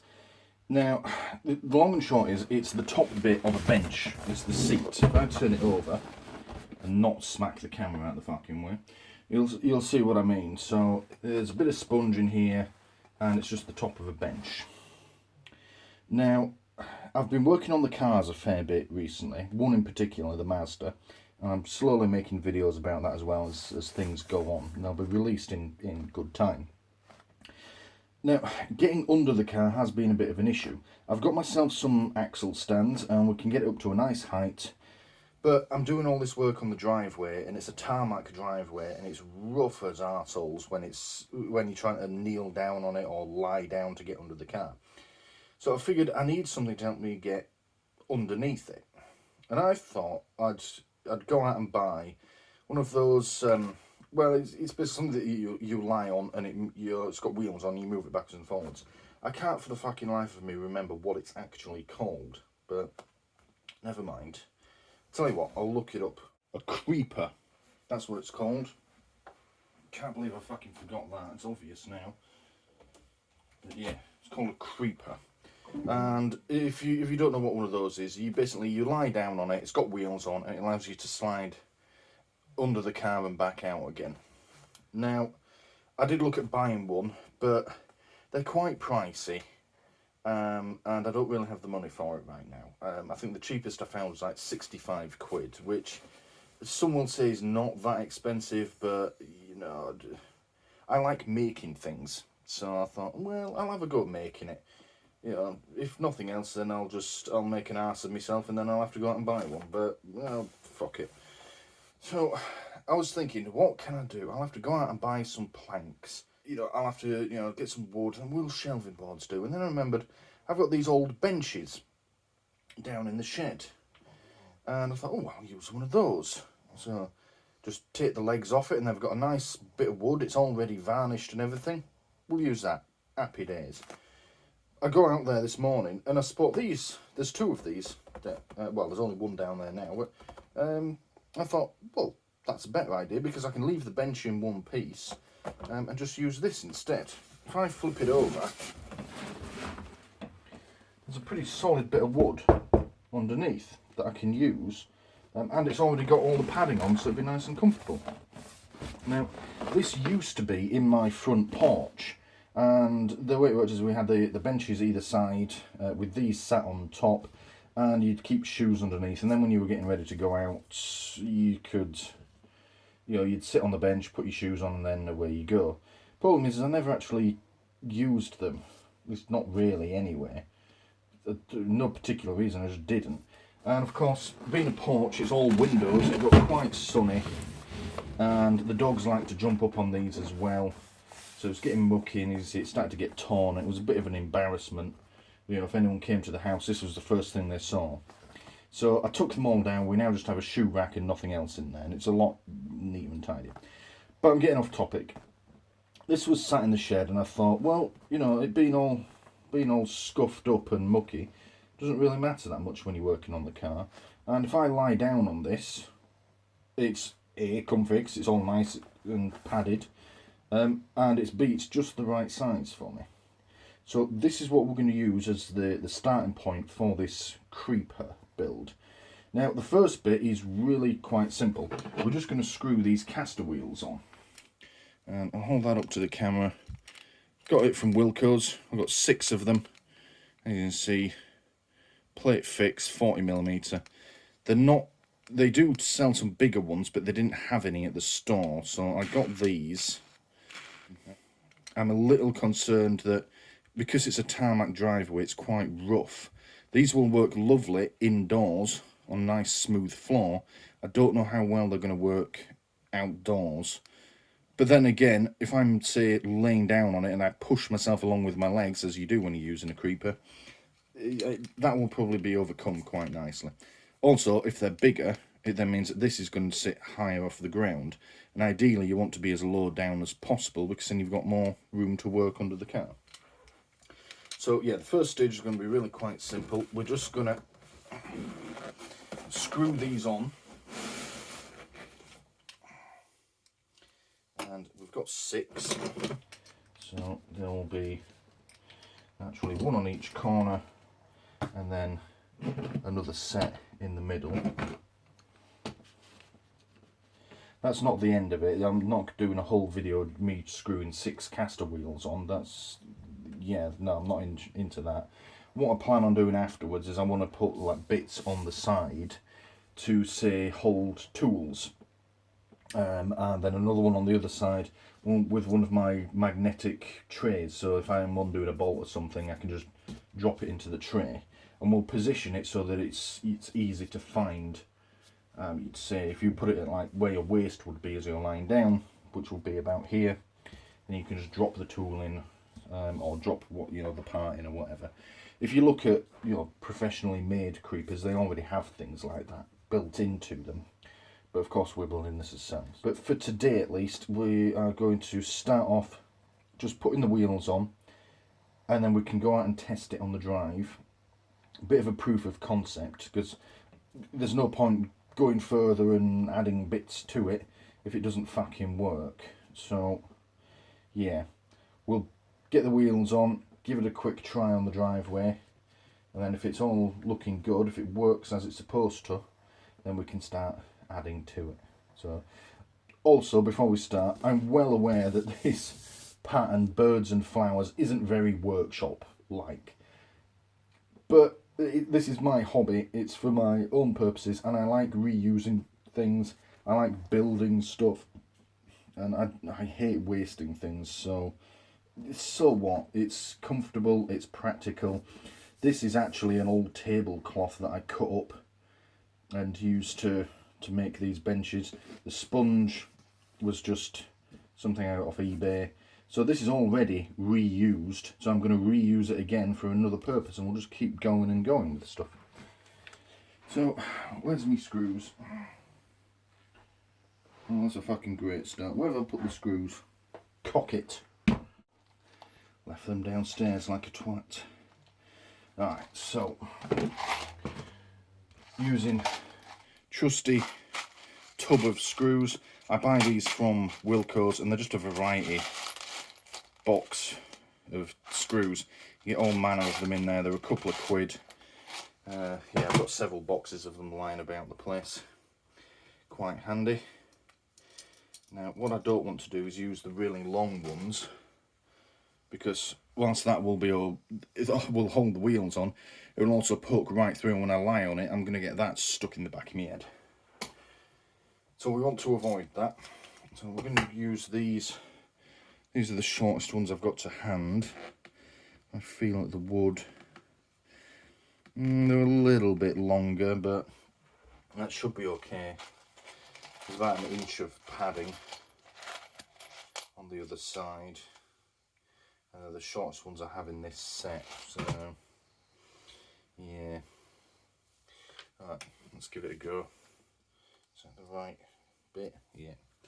Right, let's do these middle ones first, for no other reason than it's directly in front of me. And test, that's a nice snug fit. If you look there, the screw comes through, and you're not going to be able to pull it through.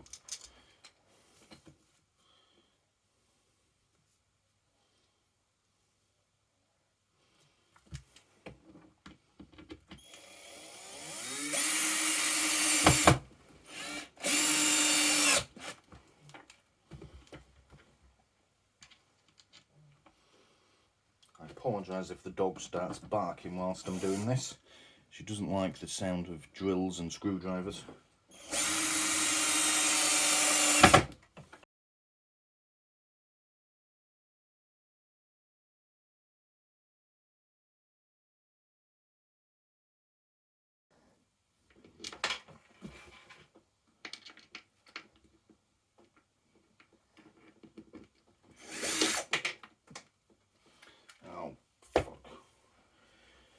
Put it all the way to the last screw and then dropped it under the table.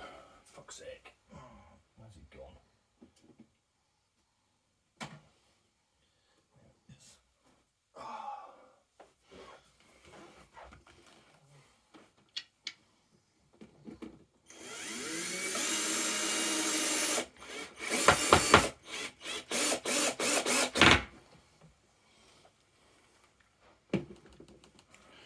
Right, there we go.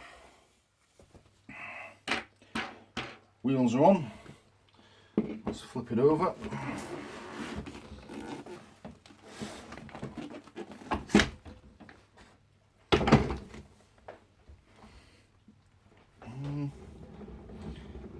That seems okay.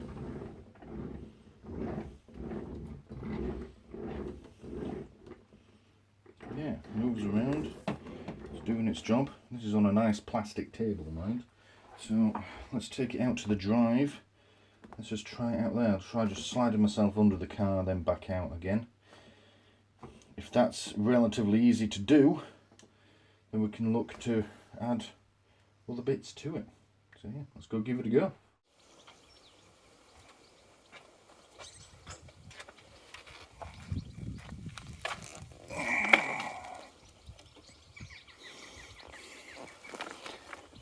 Right, here we go. So, I apologise for the mess. I was doing some gardening the other day and, well, it just got a bit messy. Let's lay it down. Now that I'm out here, I'm seeing that big crack in the drive and the height that the Mazda's currently at. I am a little concerned that this may not go so well. So, I mean, that moves around quite easily. A lot easier than it did on the carpet upstairs. So let's give this a try. Oh, so I'm lie down on here. Oh, tell you what, this is great for my back, cats for sure.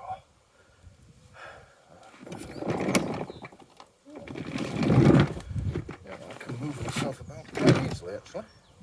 Yeah, let's see if I can. I can already tell I'm not getting under the car.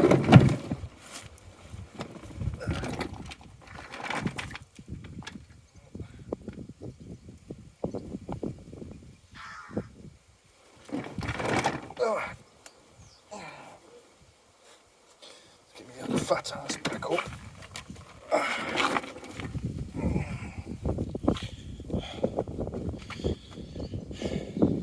Car needs to be higher. I can get under it, but it's like if I want to do an oil change, the sun pan is going to be literally on my face. So I shall have to try and raise the car up a bit. The axle stands are only on their lowest setting, so that should be simple enough to do. That works a lot better than I was thinking actually.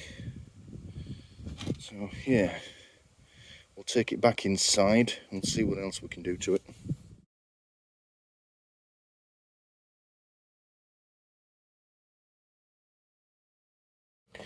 Right, well this is now turning into a far less involved project than I actually thought it was going to be. I was planning on having a little tray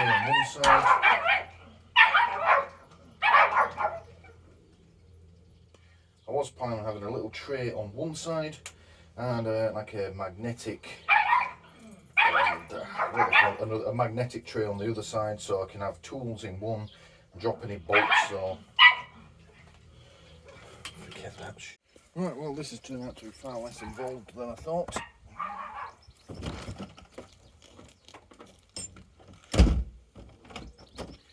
Actually barely even worthy of a video, but I'm going to make one anyway.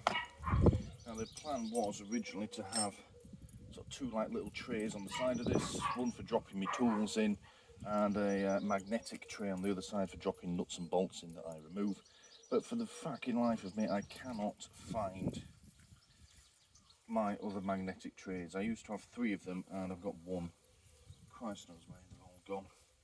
I swear this house is just a black hole that swallows up shit that's useful.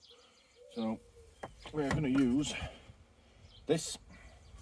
This is, I'm not entirely sure what this is. I found this in the loft of the house when I moved in. I've been using it as a spice rack for a while and then it's just sort of been kicking about the house and I don't really know what to do with it. I don't like being wasteful, so I never threw it away, but yeah. I thought, well, this can be stuck to the side, obviously the other way around, like that, and it's big enough you can drop a spanner or a screwdriver or whatever tool you're working with inside it whilst you're moving around. And if a magnetic tray turns up then I'll fit one, but I don't think I'm going to need one. And it's got sides on it, you can always just drop stuff in there and it'll be fine. So we're going to do that. The only thing I perhaps want to do is put like a headrest or a pillow on one end of this.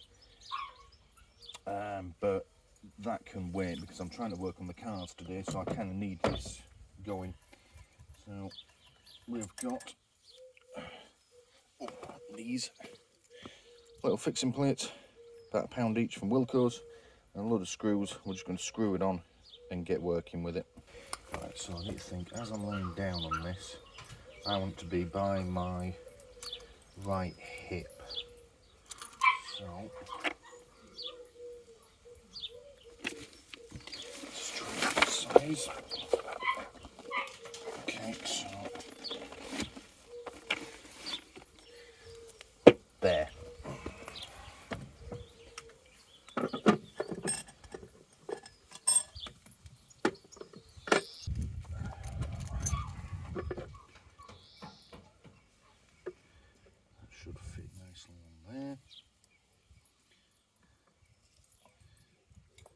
What is it, Bella? What do you want? You don't like the drill, do you?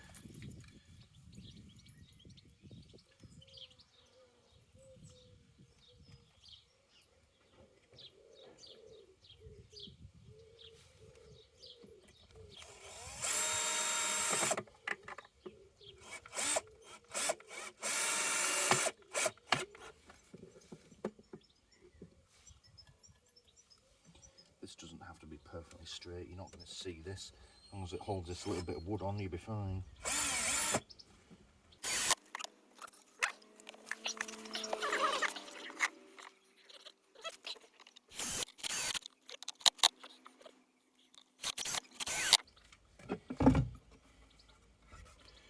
Go. It's not going anywhere. Right, let's screw it onto this.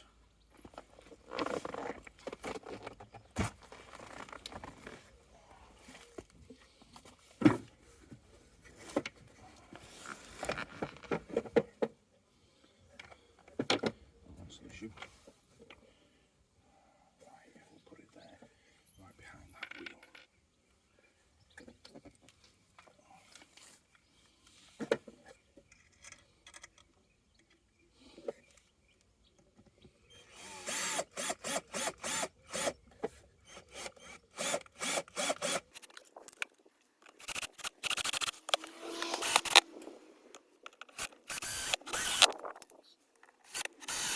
Right, job's a good one. It should be strong enough. You can pick it up like that. Not sure it's quite strong enough to... I suppose you could use it as a handle. A bit rough and ready, but doesn't have to be perfect to be useful. Right, let's put it to use then. Right, there we go. Quick test before we go and do a count on it. So what I mean by that is that you can have a spanner, you can take that with you. You can also put a little torch. I don't really know why I would keep my keys in there, but I can do. Let's give it a try. Turn down on it. Yeah, there we go. Hello, dog. Yeah, so I'm lying under the car, using my hat, and I know better. I can reach for the stuff that I need. That's a bit in the way, but yeah. Easily reach for it and then just drop it back in. Right, let's go.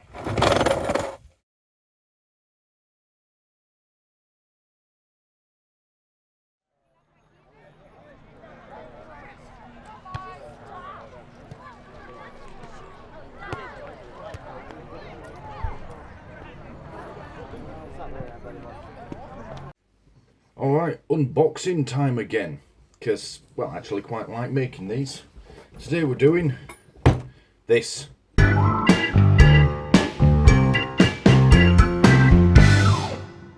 Right, so this is, well, it's obvious really, it's a phone holder. Specifically a Streetwise phone holder. Streetwise with a Z, so you know it's definitely got street smarts or something. Anywho, so yeah, it says here, suitable for most mobile phones and sat-nav units from 40mm to 100mm wide.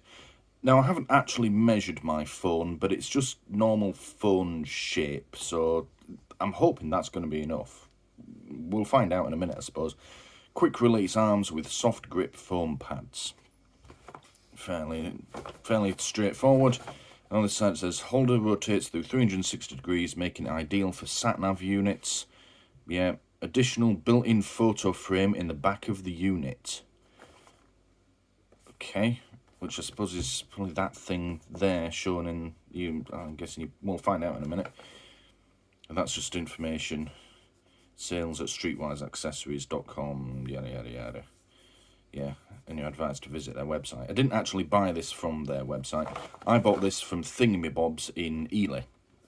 Anyone out there that doesn't know, Thingamabobs is an interesting shop. It just seems to sell a random selection of things.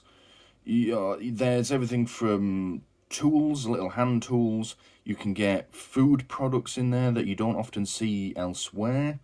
A lot of strange canned goods. You can get gardening equipment, cleaning products, pet stuff, furniture. They're typically very small shops. This one was very small indeed. Think your sort of corner shop size, but with the upstairs converted to about the same size again. Very small shop, but they just cram lots of products in there. I like going there. You can always find something interesting there, and it's always dirt cheap as well. This was in their motoring section, which I didn't know this store had. I know that Thingamabobs, and there's another one called, I think, Bits and Bobs. They're the same chain, they just occasionally change the name up. Yeah, I didn't know this particular store had a motoring section, but it does now. So, yeah, I ended up looking at that, and I saw this. I've been looking for a phone cradle for the car for a while now. Partly because I occasionally use my phone as a sat-nav, and partly because, you know, I want to record my trips every now and then. I saw this, it was all of £3, and it looks vaguely familiar. I'm sure I've seen lots of people using these before, particularly taxi drivers. And I figure if they're using them all day, every day, it must be up to the job. So I thought we'd give it a go. It's only £3. So let's open it up and see what we get.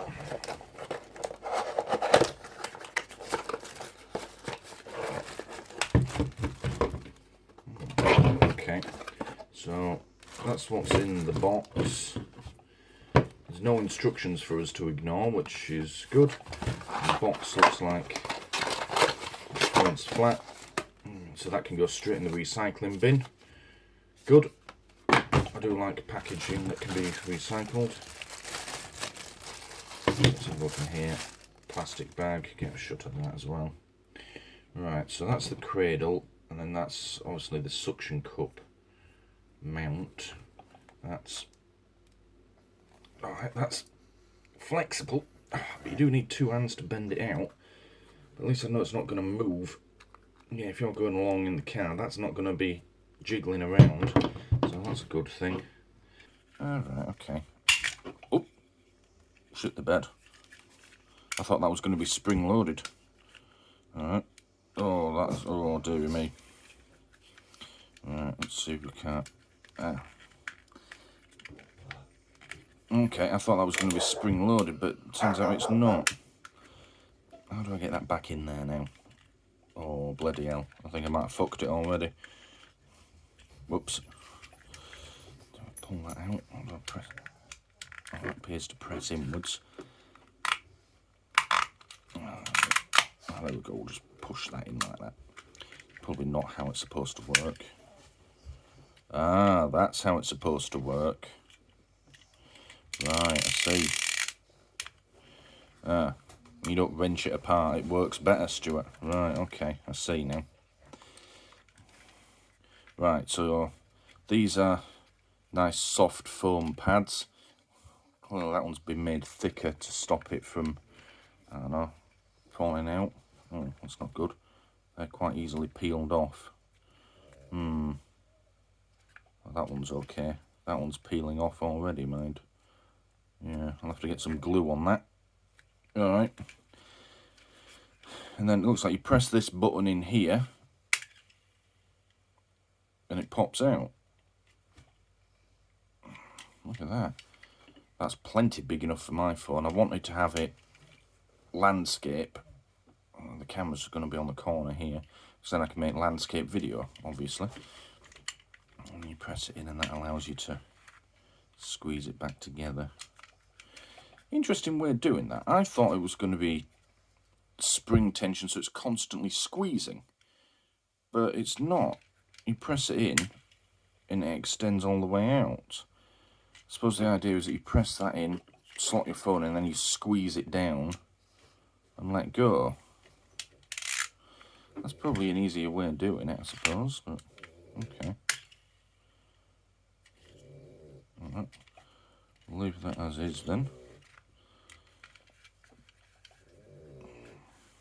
Interestingly, that bit that I just wrenched out doesn't feel like it's sat in properly now. I probably pulled it out of its mounting. Never mind, it looks like it still does the job. These bottom bits here, they're not adjustable. Okay. How do we get into the photo frame? says I can change the picture in here. I mean, I don't see the need to. If I'm going to put my phone in it, then I'm not going to be able to see that, but if I can, I'm gonna. I've seen some people driving around it and have like a picture of a, I don't know, some anime or Japanese schoolgirl in it, and I thought, where the fuck did you buy that? So how do we get this picture out? That's the question. I think it's going to have to be a screwdriver job. Let's see what we can do. I mean, do I have to prise it there, perhaps? No.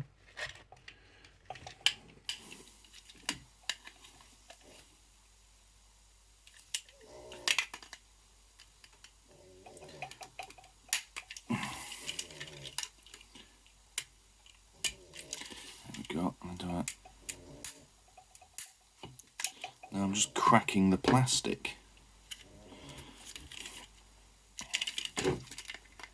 Yeah, just cracked the plastic. Well, no wonder they leave the fucking Japanese schoolgirl in there. They probably can't figure out how to get it out. Never mind. Let's figure out what this does then. So that's a bit of a fun angle. So do I... that can be rotated like that. Let's see. And do I... that locks it, that little tab there. Okay. And then that allows you to rotate that. Okay, so that's how it's adjustable and lockable. So far, apart from being a bit counterintuitive to work and use, I'm actually, yeah, reasonably impressed with this. Yeah.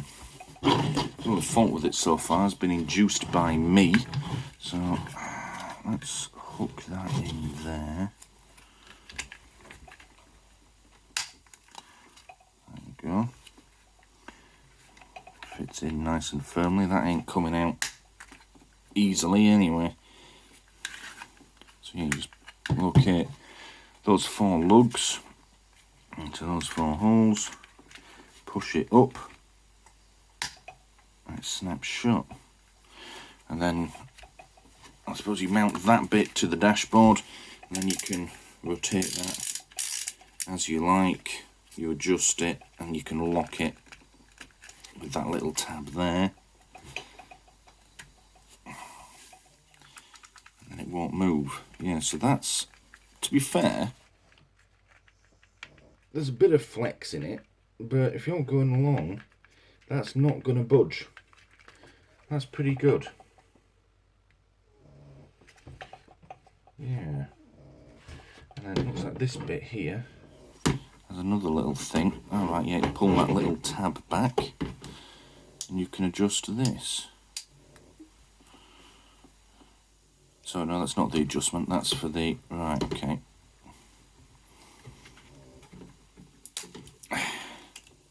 So, sorry, I thought that was adjustment. It's not adjustment. That's how you operate the suction cup. So you would wet it or lick it on here, press it up into the window, and then you press that forward like that. And what it does is it pulls the suction cup back, so it creates a vacuum in there, and that will hold it onto, well, you're going to put it on the windscreen, let's be honest. You're not putting it anywhere else. Shove it up your ass. And then, of course, it's adjustable that way. This is feeling like a decent bit of kit, actually. I'm going to take it out to the car, give it a try and mount it in the... we'll stick it in the Peugeot, that's my day-to-day car. But I'll probably use this in all the cars. But for £3 so far, I'm reasonably impressed. The only real quality issue has been... I can't figure out how to get this fucking photo frame open. I don't think it actually comes open, I think that's just a picture. To make it look nice. So yeah, and of course this foam pad pulling off, but that's not a big problem. I can just glue that. The only other problems with it have been caused by me not knowing how to work it.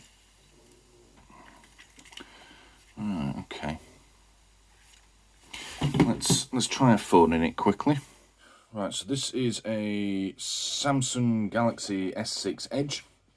I use this as one of my cameras when I'm doing shoots indoors. I don't generally take it out anywhere with me because the battery doesn't last very long on it. It's pretty fecked. I mean, it's dropped from 100% to 72% in the time I've been recording this video. We've been at it 10 minutes. So, yeah, it generally doesn't leave the little studio that I've got made up here. But let's just see what we can do with it. So, squeeze that and you press that in there. Okay. So, if I position it on the foam pads properly. There we go. And you squeeze it in tight. Okay. See, I can pull that out, but it's not going to fall out. See, I'll just make sure I've got it on the pads properly. There we go. Alright. Well, it's not going anywhere.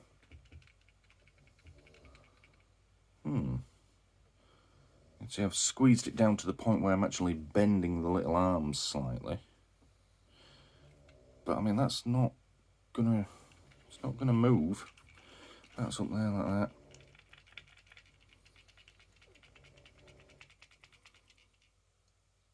Yeah. That's not going anywhere. I mean, if I get hold of it, I can't. Oh, yeah, actually, now that I've got it on the pads, that's not coming out. I could wrench it out, but that is very firmly held in there. Okay. And then to release it, all you do is you press this button, and it drops it straight out. And then I suppose, yeah, when you're getting in the car, you've got to make sure it's on the little friction pads. I'll affect it now. There we go. Yeah, you've got to make sure it's on the little friction pads as you mount it, but if you squeeze it in properly, it's not going to move. I can see why I see so many taxi drivers using this. They normally have it plugged in as well into the charger, using it as a sat-nav and such like. I can see you could quite easily drive around all day, every day with that, and that would not move. Yeah, it's not going anywhere. Right. Press stop on that. Don't know why I left that recording. No one wants to see that. Right, let's go and mount it in the car. We'll go for a quick drive and we'll see what it looks like. Alright, and one thing I've just realised. Can it handle the phone being in a case? So this is my Google Pixel 5 phone, which I use for, well, I use for all my filming. I use it either here in the studio where we are now, or if I'm out and about, I'll generally use it. Sometimes I use my big camera, but generally speaking, I use this because the quality of the recording is excellent, but it does have this wallet case on it, which is great if it's in my pocket. But the question is, can I then just put it straight into this? So let's find out, shall we? I mean, it's in. It's holding it pretty firmly. I mean, I've got that flapping around. I suppose I can't put it the other way up, because then I can't see.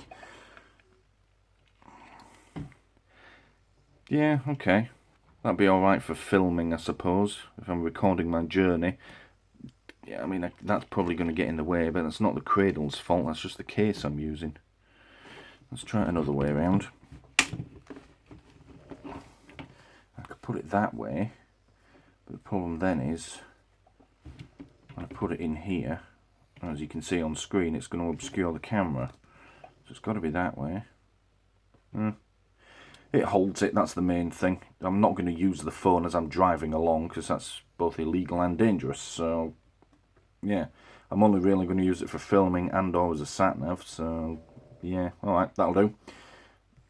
Let's stop that. Let's go give it a go in the car. Right, so we are here in the Peugeot, and we're going to attempt to mount this. I think I'm going to put it. It's going to cover the dashboard. I don't want that. Okay, where can we put this then? Tell you what, we'll put it there, shall we? Yeah. Unless I can sort of bend this up. Let's see. Oh, that's certainly quite stiff. Giggity. Giggity, giggity, giggity. Oh, we'll try it there. Yeah, we'll angle it so that. We'll angle it like that. Now. Yeah, alright, we'll try that, shall we? Let's try that. Okay.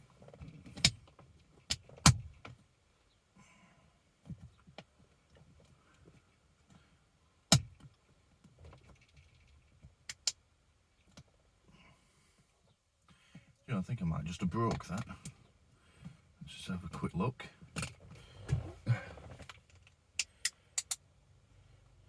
It seems okay.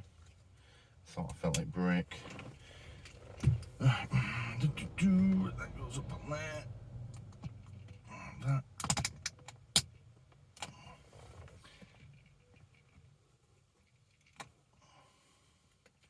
That's a little insecure for my liking. I mean, it's not going to come off, but. So we're going to go. I need to go up the petrol station to, well, buy some petrol. Actually, what we're going to do is we're going to film a section of the trip on my backup phone. I did think about trying to demonstrate a phone call using this, but it wouldn't really work because A, there's no SIM card in this, and if I use my daily phone, it's actually already hooked up to the Bluetooth in the car, so it somewhat renders this pointless. But what I will do instead is we'll record a section of the journey on this, and we'll be able to watch it back in a second, and that'll show us how much it vibrates, if there's any noise being transmitted through it. You know, the vibration of the car could be transmitted down this arm, and also we'll see if it falls off on the way. So we're going to go down, it's 60 miles an hour the whole way to the petrol station. It gets quite bumpy. There's a roundabout that's very bumpy. And there's a few twists and turns, so we'll put this through its paces. Now, the angle on that is catching the dashboard. I haven't really positioned this very well. I should have put it somewhere else, but this is just a test, so that'll do for now. So we'll set that recording. There we go. We'll drive up to the petrol station, blow me life savings on some petrol, and we'll come back and we'll have a look at what the footage is like.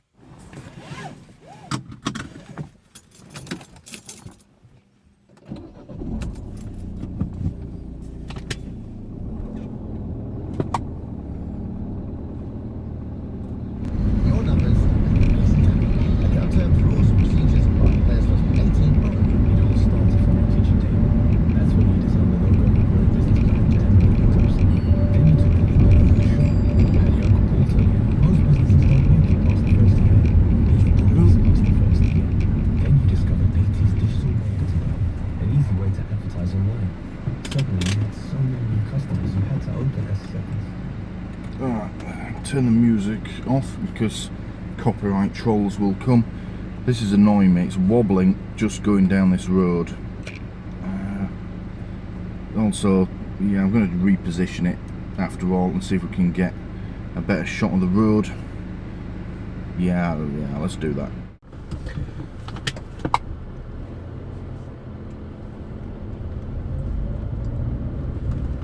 Alright, let's give it a go then. I've moved the camera up under basically the rear view mirror. It's directly under it now.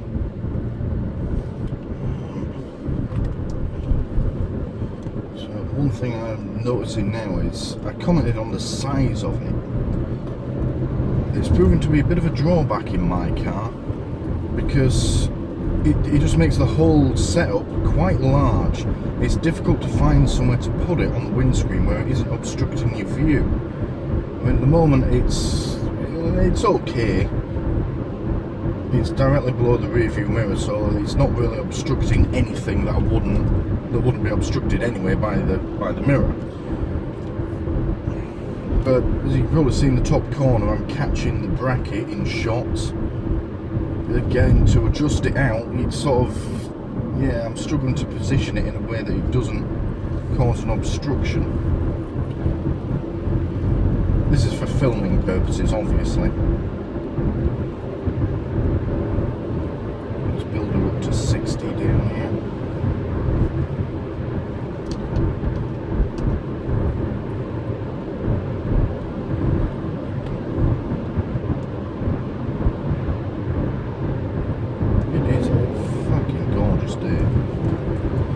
It's still bouncing around somewhat as we go over these bumps.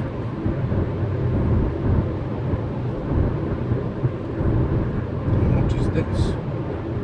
Big and orange and flashing lights. Oh, heck.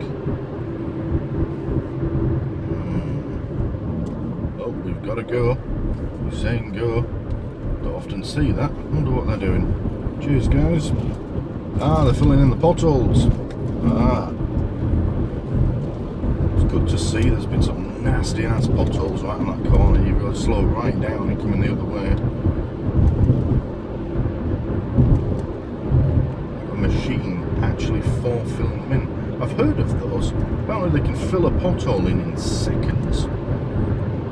It sort of heats the tarmac up and sprays it on, and then all they do is just beat it down into the hole, and that's it. It's job done.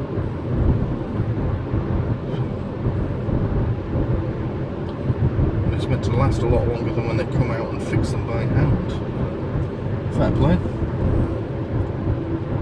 I imagine it's quite an expensive bit of kit, but then over time, if it's working all day every day, which it will be doing out here, the roads are terrible.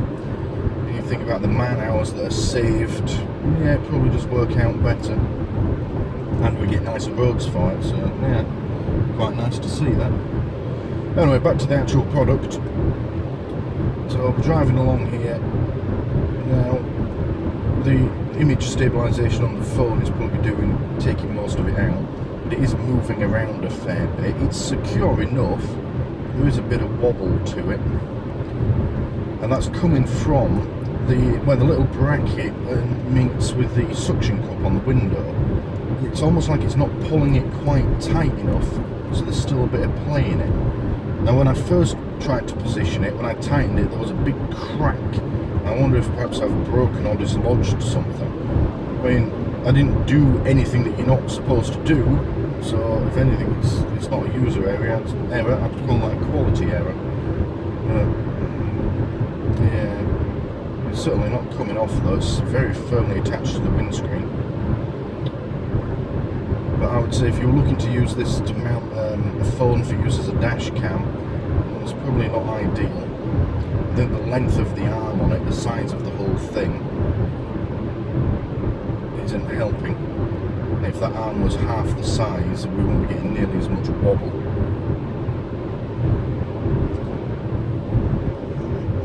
There we go. Just slow down for this roundabout.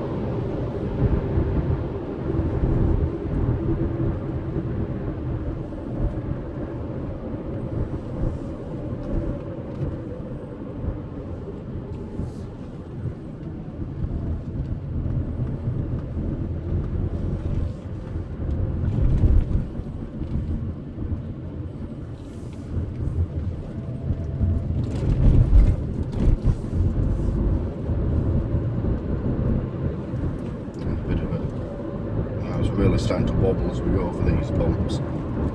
Level crossing coming up now, let's see what it does then.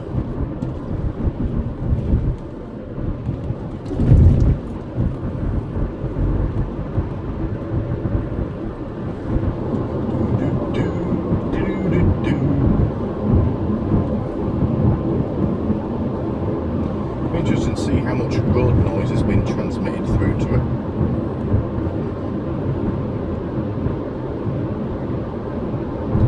I'll tell you one thing that I shan't be doing is, I don't think I'll be using this in any of my other cars.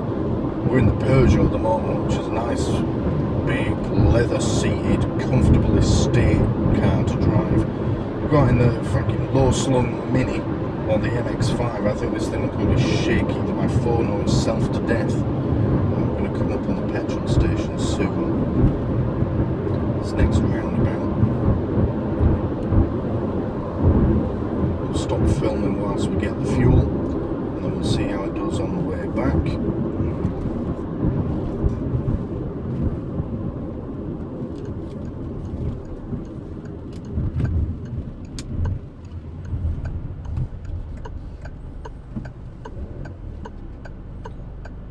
Did he put a lift key on that?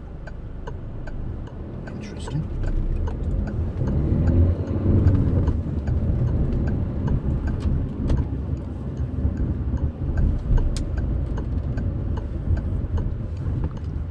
Don't normally come to these branded petrol stations for fuel, but I'm only filling up 2 jerry cans, one for the lawnmower, one for a project car, so hopefully it won't completely break the bank. Alright, let's fill her up and then we'll go home. Alright, let's go home. I've just bought 11.73 litres of petrol, the cheap stuff, apparently, for £20.52.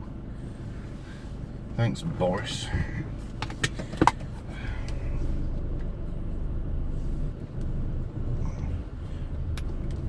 Also, the guy in front was just about done fueling as I started fueling. He's not in the shop because there was no one in the shop. So where the fuck is he gone? Let's go home.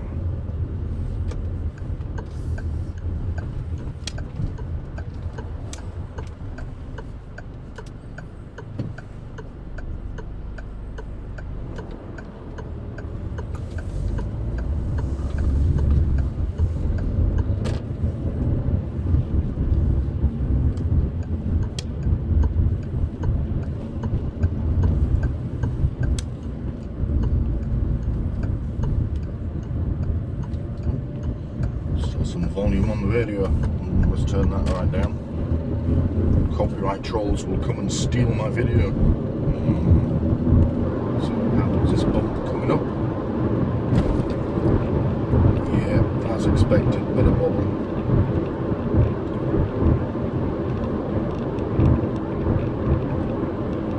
Now might be a bit of an opportunity coming up here. We're going to get caught behind this tractor, which happens out here. This area, the Fenland, is known as the breadbasket of Britain. Massive farming operation around here. So there's hundreds of tractors out here. They go to and fro day and night, all year round.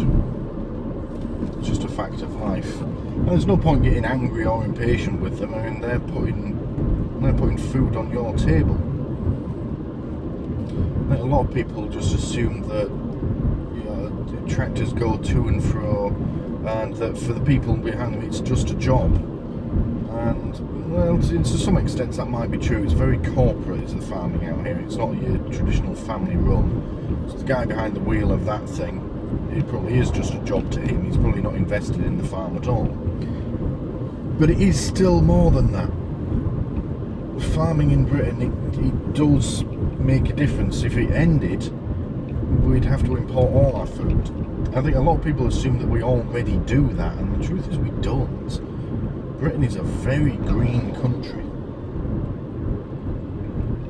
My partner comes from the state of New Mexico in good US of A. Don't grow out there. I mean, they cook a lot of meth, and they don't grow anything there. So, yeah, without farming, we don't like that, where everything has to be brought in. You know, it's imported. I mean, yes, it's imported from other bits of the United States, but you're still talking hundreds, even thousands of miles. I don't think they have very little native food production. It's not a good place to be. Oh, he's going a different way. Never mind, there might be another. I was looking for the opportunity to overtake. Of course that involves revving the good old diesel engine, and we'll see how that noise is transmitted through to the phone or the camera. Never mind. So we can just do it around here actually, can't we? Just boot it a bit.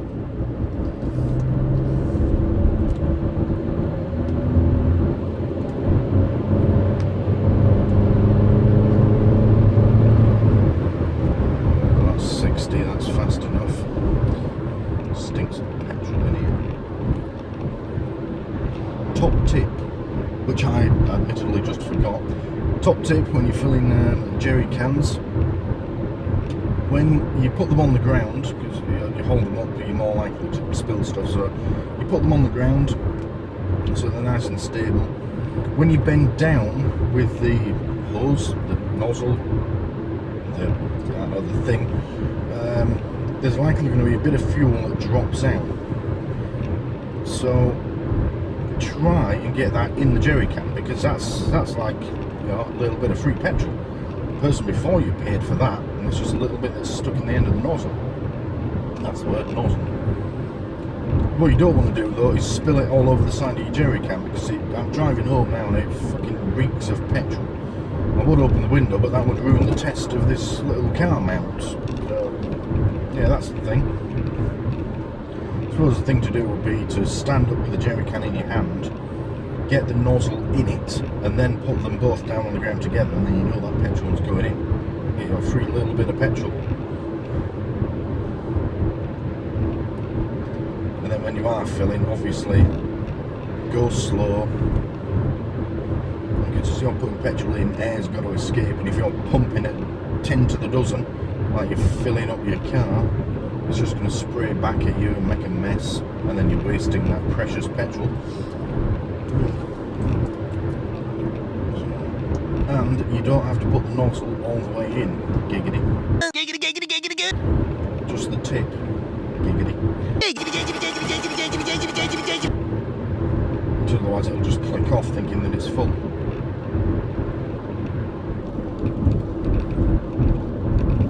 Where's the fill all of this in? It's still bumpy, but it's not going to rip your tyres off.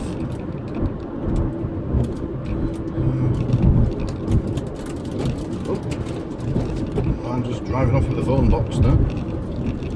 Yonk.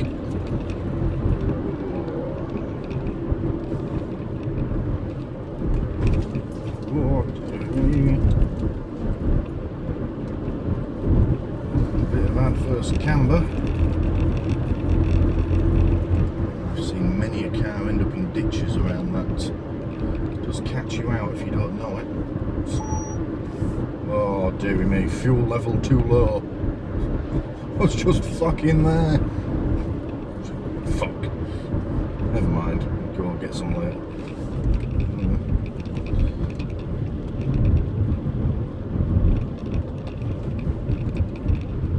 Look at that massive bit of kit in the fields. All folding up on itself. Like Optimus Prime retired and just decided to get himself a farm. So, recap. Hasn't gone anywhere. It's still pretty firmly mounted, but it does wobble, you can see, as you're going along. It does sway from side to side a bit as you go around corners. So, I'm going to say... Turn the engine off. Save that precious diesel. I'm going to say... Yeah, it's good for... It's a good mount. I don't regret buying it. For use as a dash cam, I'm going to say it will do the job, but there are probably better things out there. Smaller ones that can be put away, and you know, won't shake as much. But if you just want it so that you... I mean, I see taxi drivers with these a lot, and they'll put it, you know, down in the corner of their windscreen tucked away, and it will have the software on that their company's using, and they can also use it as a sat nav as well. It's good for that. So I'd say it's good for using, you know, for mounting a phone and using a phone as a phone, but I think for dash cam use, perhaps not. So I'm going to go inside, we'll upload this footage to my laptop, and we'll have a review and we'll see what the sound is like, because if the sound is good on this recording, then it's probably safe to say that it's going to be good if you, say, take a phone call with it, which is its primary purpose, really. It's meant to be well, it's not really a hands-free kit, but you could use your phone hands-free with it in this mount. So, let's go inside and do that. Alright, so that's the end of the footage. I did think about bringing it inside and, you know, filming the last bit, talking about it to summarise, but there's not really anything to be gained from doing that, so we'll do this last bit as a voiceover only. Overall, I'm quite happy with it. If I'd paid more money for it, I might be a bit more disappointed, but its price range saves it in this instance. £3, you can't complain really. You'll struggle to find another mount cheaper. For use as a dash cam, having seen the footage back now, I know I was complaining of it a lot when I was driving, but having seen it back now, it's okay actually. You know, it's not shaking so much that you can't see what's going on. So if you were going to use it to hold a dash cam or hold your phone and use that as a dash cam, that would be perfectly acceptable. Modern smartphones have pretty good image stabilization on them as well, so any vibration that's been transmitted is going to be mitigated or, you know, maybe even eliminated. Few quality issues with it. I still haven't managed to get the picture frame section open. It's not an issue, it's just that it calls it a picture frame. It's not much of a picture frame if you can't open it and change the picture, but there you go. I mean, the vibration whilst you're going along is the biggest drawback of it. It's very secure. I tried wrenching it off the windscreen without undoing it properly. It ain't budging, that's for sure. So yeah, and it certainly holds on to whatever you put into it really quite well too, so that's a good point to it. The vibration, if you were, say, trying to look at a sat-nav and it's jiggling around, that might be a bit of an issue, but again, you shouldn't be staring at your phone that much. You should have your eyes on the road. Sat-navs give, you know, they give they give audible instructions as well as having a map on the screen. Really, you should just be listening to that. That's what I do. I hardly ever look at my sat-nav when I'm using it. I listen to what it tells me and I do it. So yeah, overall I'm going to say it's a good product. I'm glad I bought it. I think that's sort of the benchmark for me. If I regret buying something, then yeah, then it's not good. But yeah, if I'm glad I bought something, then it's a pass from me. Would I recommend it? Yeah, sure, I'd recommend it. Of course I would. You know, despite my complaining about it, it does the job it was meant to do, and you can't really ask any more of that. I mean, if you wanted to stop it jiggling around, you could just rest it on something. What I've seen a lot of drivers do, if they're not using it as a dash cam, if it's a sat-nav or just as a phone or whatever, they'll have it suckered onto the windscreen, but then have the phone itself actually resting on the dashboard. It's tucked well out of the way when you do that, and it's, you know, it's going to move less because it's got a second thing to rest on. But you don't need to do that. The main thing is the size of it. You've got to be careful where you put it and make sure that you mount it correctly, or it's going to start obstructing your vision. It's either got to be very low down on the windscreen, probably resting on the dashboard, or you've got to put it up high and try and get it up behind, say, the rear view mirror. If you just stick it anywhere, it's going to stick out quite a bit. In my case, it would either obscure a big section of the windscreen in front of me, or if I moved it down, it would then obscure the dashboard. Yeah, the size of it is, it's not a problem, but it's something to be aware of. Now, if you were using this like a van, massive windscreen, big dashboard, it's all quite far away from you, not an issue at all. If anything, the size is going to be to its advantage. It'll help bring things a bit closer to you, so you're not having to reach over to them.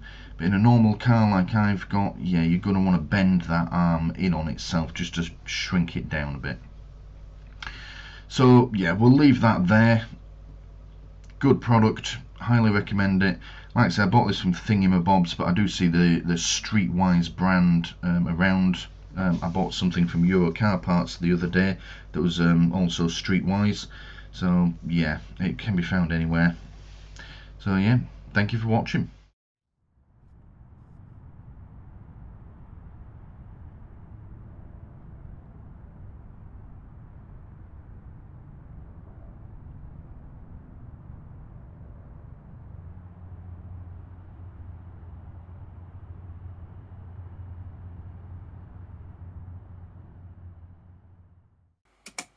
sure you won't be shocked by any of the bullcrap that met spout here, by the way. Westminster Magistrates Court heard how police faced stubborn resistance when trying to break up the gathering using COVID laws. They had feared being attacked and were branded murderers by some of the crowd. Called some names. Poor babies. Come here. Come here. Come on for a little cuddle, you pathetic little creatures. The whole vigil came about. Oh, dear me. I have to say, sarcasm is my favourite type of humour. Fucking hell. Right, so, product review time again. And today we're going to be looking at extension cables. No, I'm joking, we're not really. We're going to be doing this thing.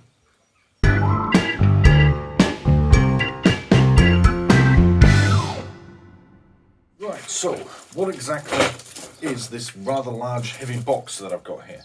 Well, it is, I'll show you on there, it is a Task DIY home DIY workbench. You can probably see from the pictures on it, it's one of those sort of adjustable small benches you can use for various projects. It shows woodwork on here, but you can use it for pretty much anything you like. So yeah, so we'll have a quick look on here and show you what it says. So it is, bring it a bit closer to Das camera, there's the right way up as well, that'd be handy. So yeah, there's a Task DIY, getting the job done. Oh, this thing's heavy. Home DIY workbench, easy use, high load capacity, we'll see about that. Easy storage, presumably means it folds up. I mean, if it can go to this size of box, that'd be good. On this side it says workbench information, 60.5 centimetres by 62.5 centimetres by 75.5, 100 kilogram load capacity, I suppose that's not too bad actually, and includes polypropylene clamps and grips. Product weighs 5.7 kilos. Feels like a lot fucking more than that, but anywho. Does it say anything else on it? Oh, made in China. That's about it. Alright, let's get it open and have a look. So I'm going to use, it's got this weird plastic wrap on it. I'm just going to cut away using a steak knife. I realised as I was setting up for this video that I use my steak knives for opening packaging vastly more than I use them for actually eating steak. But I almost never eat steak. Right, let's open this up. It looks like it opens lengthways. Right, let's put it on the floor then. I'll open it that way. Oh, looks like it's perhaps already been opened once. Didn't spot that. Then again, it still had the plastic around it. Otherwise, I never told you the price either. It does say on here, I paid £19.99 for it. So, 20 quid. It was from Thingamabobs in Ely. I haven't seen this product used anywhere else, but presumably it is available elsewhere. I don't know. Let's have a look. So we get in here. So we get instructions. Oh, actually decent length instructions. One piece of paper. Oh, it's alright, isn't it? Normally it's a whopping great booklet. Still not going to read them. Those are the top bits that form your actual bench. Lovely, they're wrapped in plastic. We'll unwrap those in a minute. And this here. What's this? Alright, that forms the legs of it. There's a bit. Oh, it's like that on both sides. Okay. I thought for a second there that bend in it was damaged, but no, it looks to be the same on both sides. It's probably meant to be like that. Okay.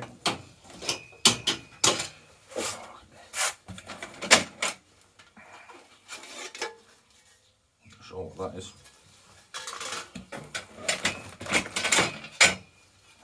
That's the legs on the other side. See, that's got the two bends in it as well. So that's not too bad either. Yeah, at least we know that's normal. These will be what the bench, two halves of the bench actually attached to. What am I doing, Bella? And we get a bag of stuff. I know, it's interesting, isn't it though?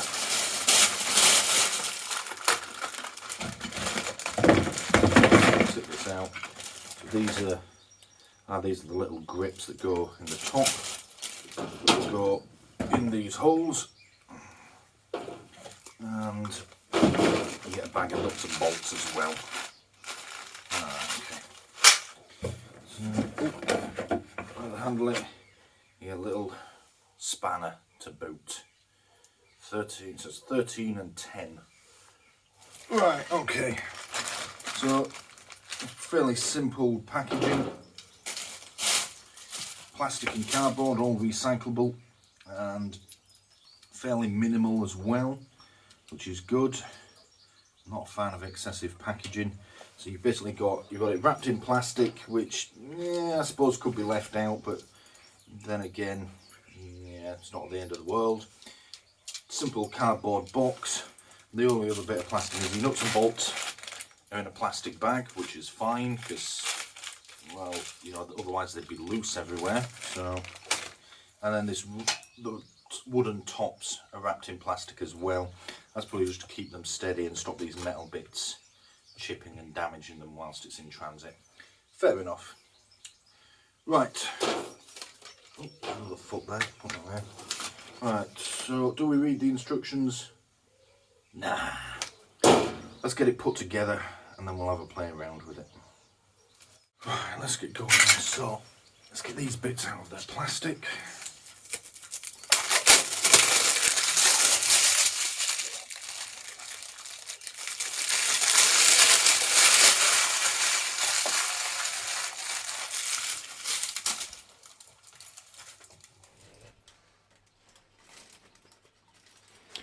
Alright, slight quality issue there, wasn't it? Perhaps.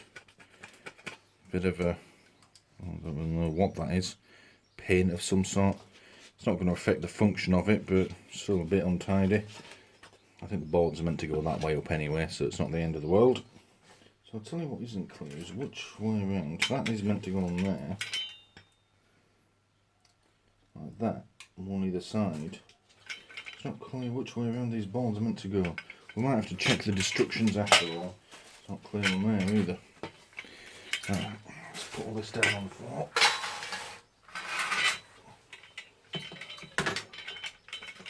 I'm going to go with that bit on the outside.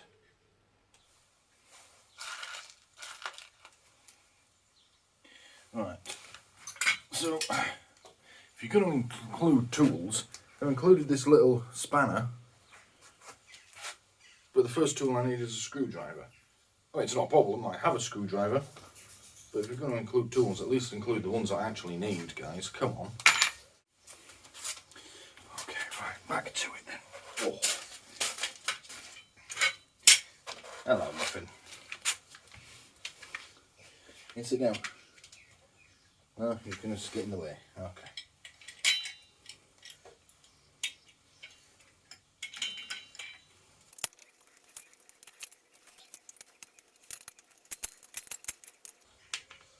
I'm not sure the internet wants to see your bum, Muffin. That's it. Sit down. Good girl. Ah. Well, that's an issue already. The holes don't line up. Giggity. Giggity, giggity, giggity. That is the right way round as well. I wonder.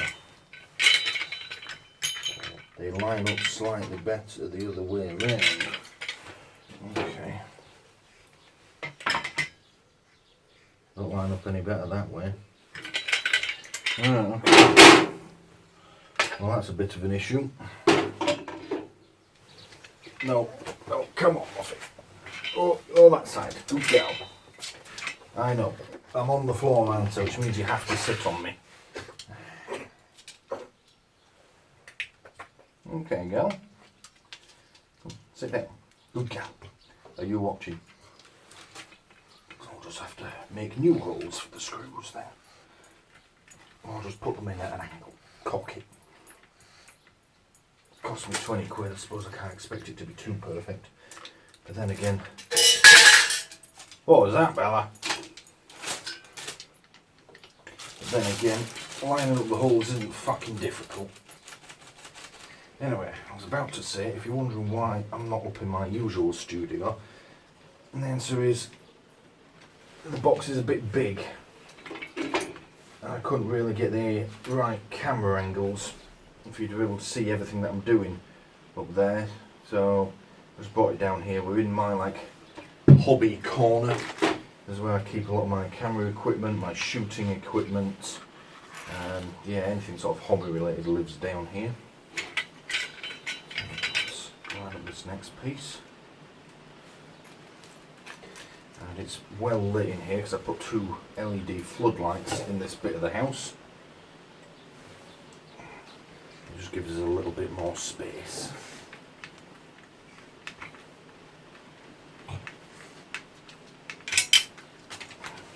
And the reason I bought this, partly because it was there and it was cheap, as all things are in thingamabobs, partly because I don't actually have a portable workbench. I've got the folding table that I use in the studio, but that's a bit big, and with all the lights attached to it, it's not really considered portable anymore. The amount of work I'd have to put into getting the fucking thing out of the house. Now, my shed has a very large workbench on it, complete with all manner of tools, a vise and all sorts, but it is also part of the shed, so therefore it's not portable. And it's right down the bottom of the garden. So if I'm working on the car and I need a bench or a table, I haven't got anything. So this is mainly bought for convenience sake. See, once again, getting to the 4th hole, and I'm going to really work this screw in. There's a giggity in there somewhere, isn't there, Muffin?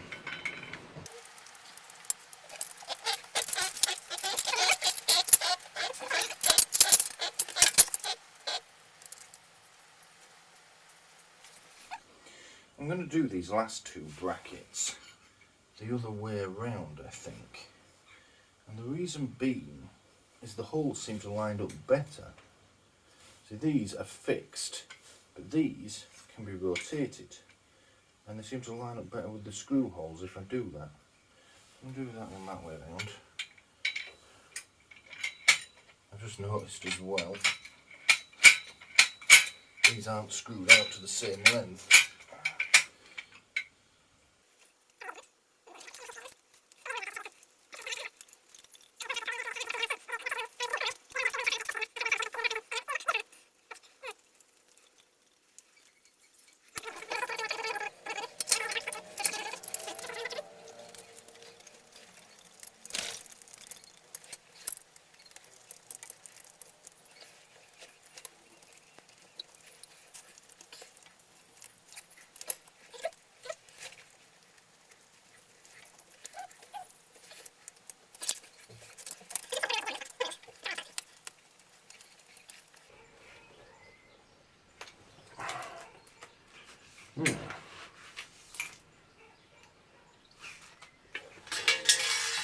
Oh, there it is.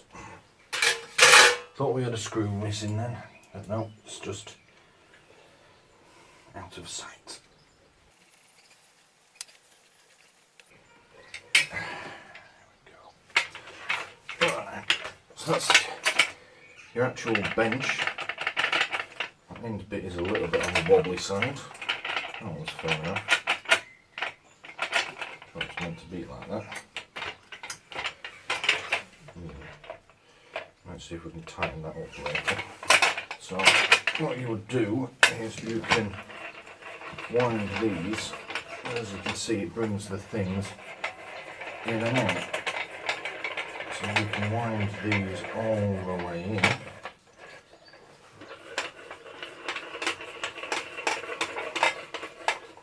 Like that.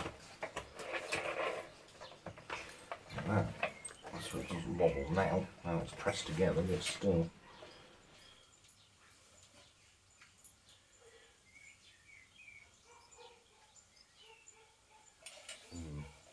So looks like to tighten these brackets I've got to unscrew them from the wood again. I wish I'd known that before I put it together. Alright, we'll undo them and we'll put it together correctly. That's annoying. I was going to leave it, but one of the nuts looks to even be cross-threaded, so I'm not leaving it there. I'll get it right now before I've put the thing together completely.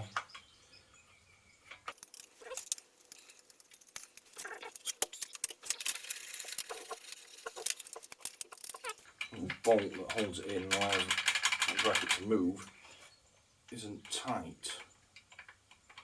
I know it can't be completely tight, because then it would stop it being wound in and out and it wouldn't be adjustable. That was a bit too fucking loose. Let me spanner set, my socket set. Oh, we'll tighten that up a touch. Alright, I'm just going to nip this up slightly. Oh, so let's see, what size bolt is this? It's 13 now. Yes.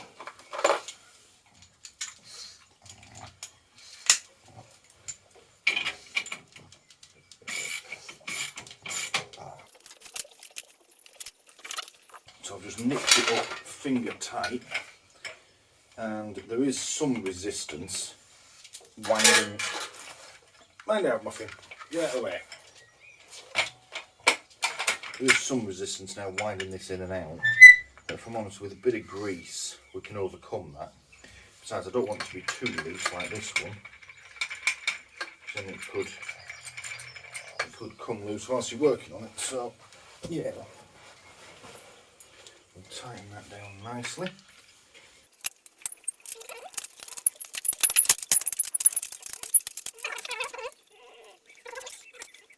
See, when it comes to stuff like this, especially when it's on a budget, I don't mind so much making little adjustments like that, or greasing up this screw to get rid of the squeaking. Because at the end of the day, you get what you pay for, and I've paid not very much for one of these. All I ask is that it does the job, that it is fit for purpose. You know, if I get it and half of the shit doesn't work properly, or there's bits missing or it's broken, then I'm not happy. But, you know, in terms of greasing and maintenance and minor adjustments, I don't really mind.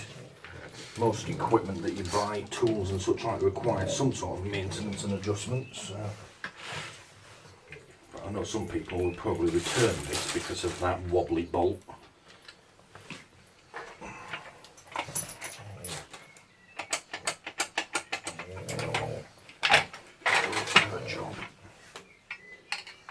This and we'll tighten both bits of it up.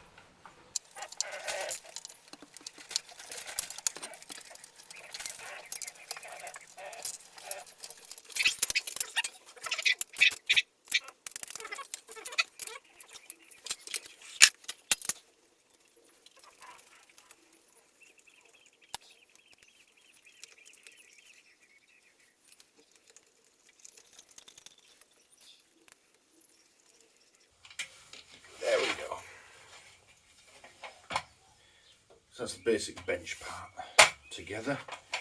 These bits still, yeah, it still can be rotated nicely. They're a bit stiffer than they were, but that's kind of the point.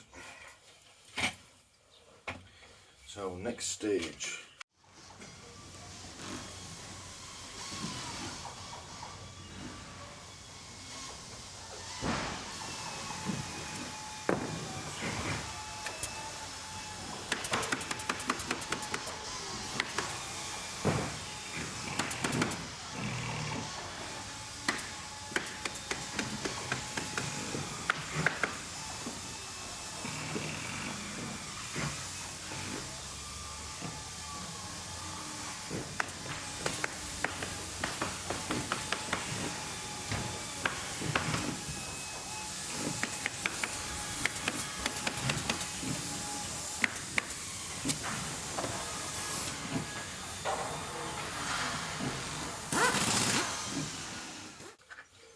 I know this may not look like fun to some people, But I am happy as a pig in shit right now. I love putting things together, especially when it's tools and benches and other manly stuff. Right up my street.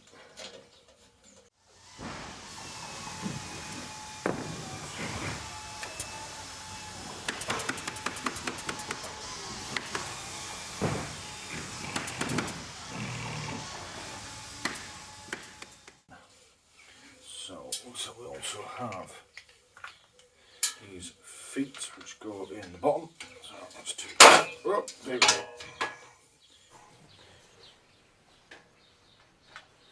Now, I'm going to get these the right way around. That way.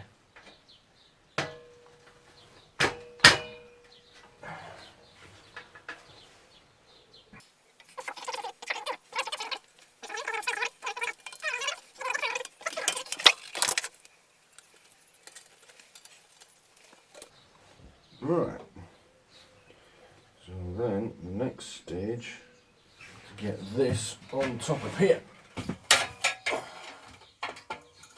does something like that.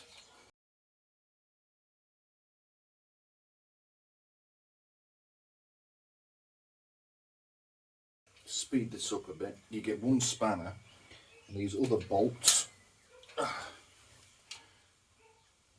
you can either put the spanner over them or you can put a screwdriver in.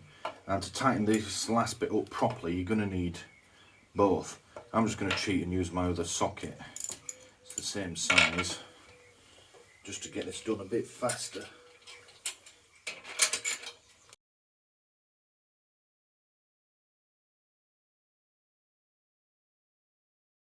Really? That's where you're sitting, is it, Muffin? On the back of my legs. Alright, okay. I'm going to have to stand up eventually, you know.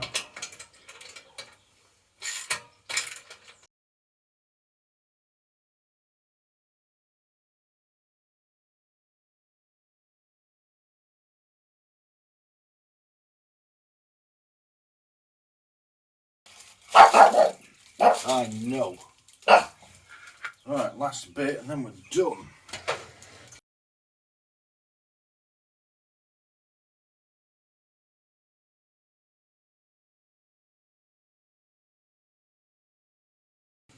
There we go. Right, there we are.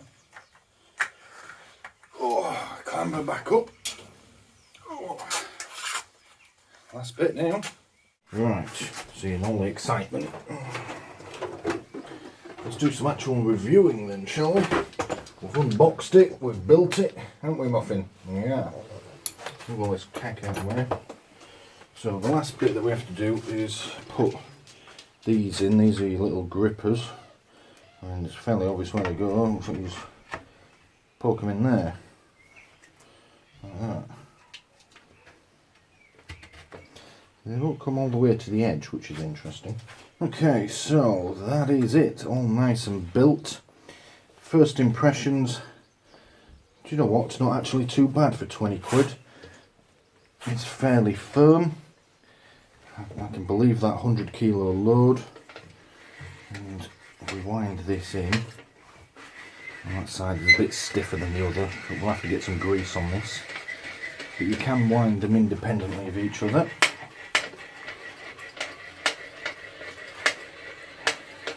That would have been a lot easier to do if I hadn't tightened up those nuts beforehand, but it's still relatively easy to achieve. And they do press together with some considerable force as well. I just didn't like the idea this back board was going to wobble around if I left them loose, and I didn't like that, so done away with that. I didn't notice you get this ruler along the front, which is quite handy. Tape measure and protractor print on there. I can feel it, it is printed on, so I expect that will probably start to wear off with time, but it's still a nice touch. Yeah, I didn't get those to line up properly, but never mind. I don't know if they're actually supposed to or not. Again, it's not clear from the pictures on the box or anything. These are pretty good. They're solid, but they're not rock hard plastic, so if you put a nice bit of wood in there, they're not going to scratch it up or crush it, but they will hold whatever you put in them quite firmly. As you can see, you can put them in any of these holes for various different projects. You have to press them in pretty hard, but then again it's a new bit of kit, so they'll loosen up in time as well.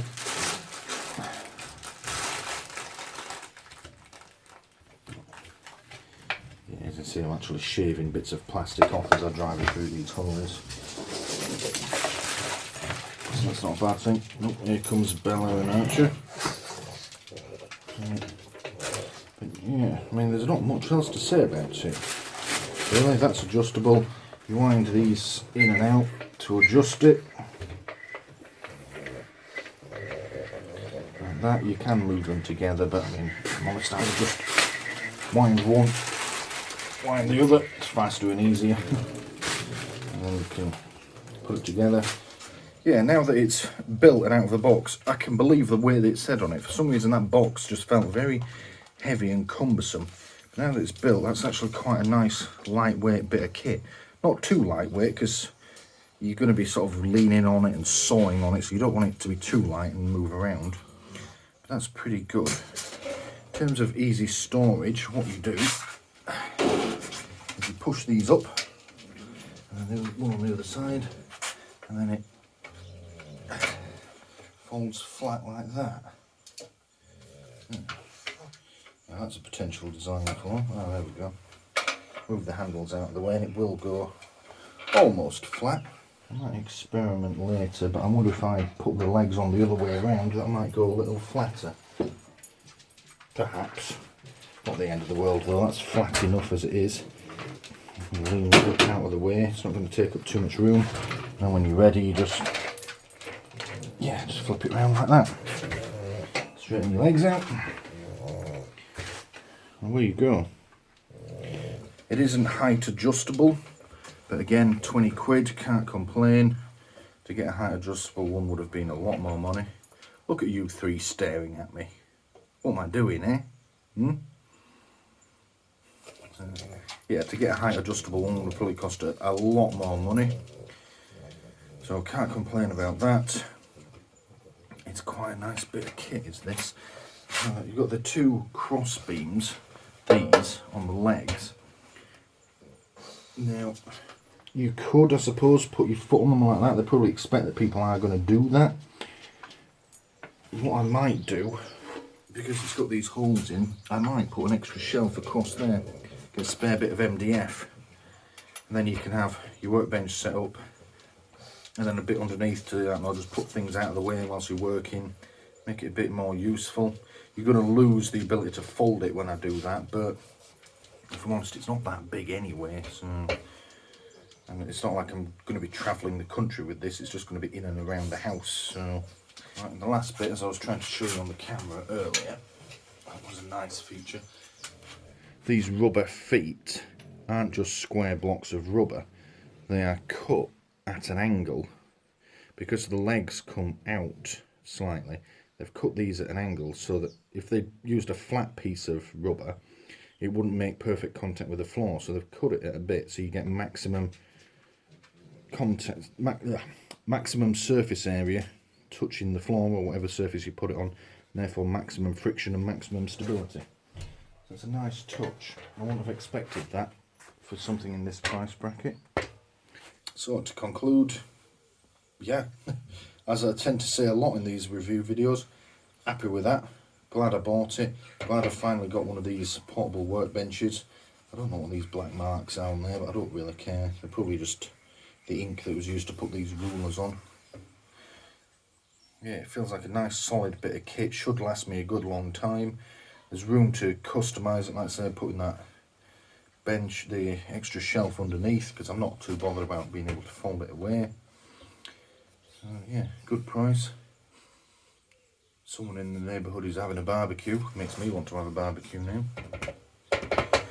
I forgot to look at what time I started putting this together, but I'll be able to tell from the video footage how long it's taken me. Granted, it would have been faster if I didn't decide to then take it back apart and adjust those bolts. If I just put it together as it came, it'd have probably been twice as fast. But I like to do things right the first time. So yeah, we'll call that it. That is the Task DIY, home DIY workbench. Good bit of kit, 20 quid from Thingamybobs in Ely. I'm sure it's available elsewhere, I just don't know of anywhere. So yeah, thank you for watching.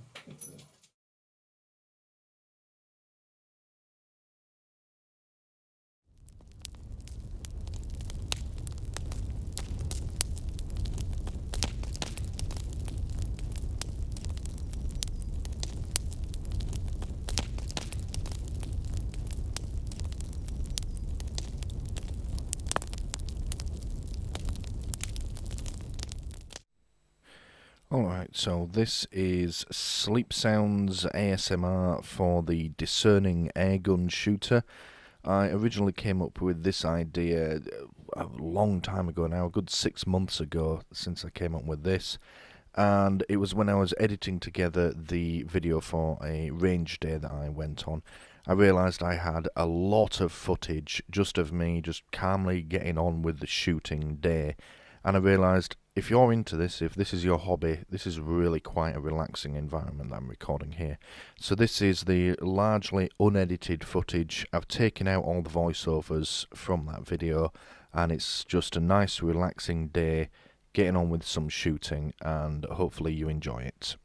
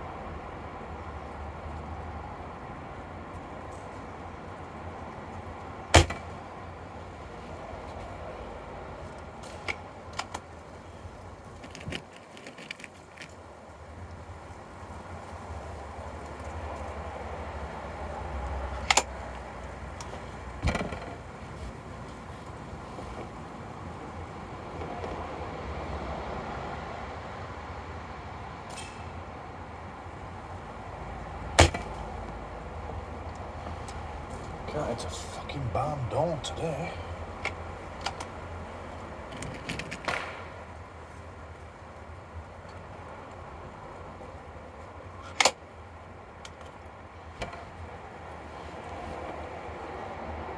Let's try something a bit closer, shall we?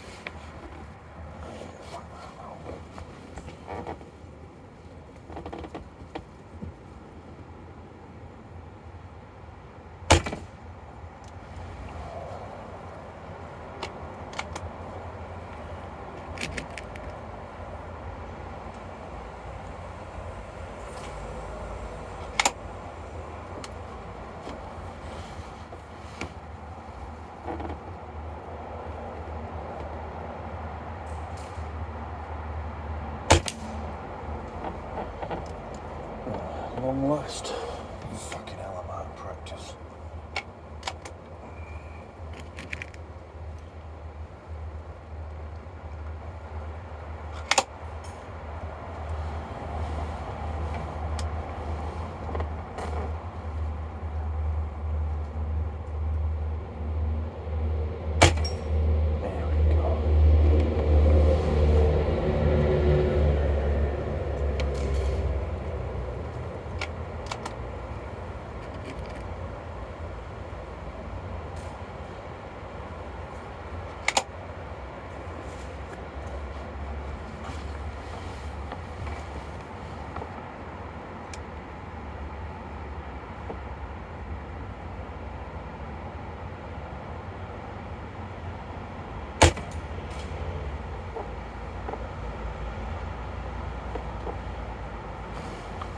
That is really quite frustrating. There's a spinner exactly on my 0 range. Hit it spot on, it didn't spin, I think it might be bust. So, never mind. Let's try it again, see if it'll move.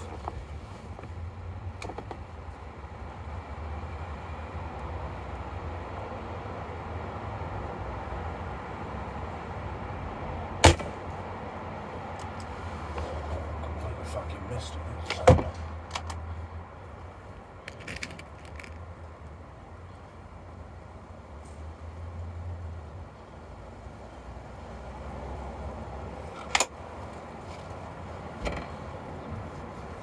I think what I've done by coming in here, whilst it is nice and warm and I'm out of the wind, is now it's harder to tell just how much the wind is blowing. There's a few leaves blowing around, but I was hitting stuff outside, now I can't seem to hit the cow's arse.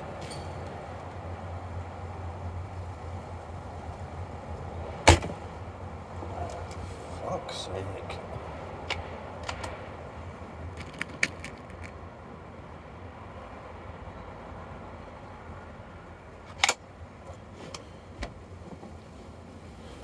Alright, the wind's stopped. Let's see if we can hit something now.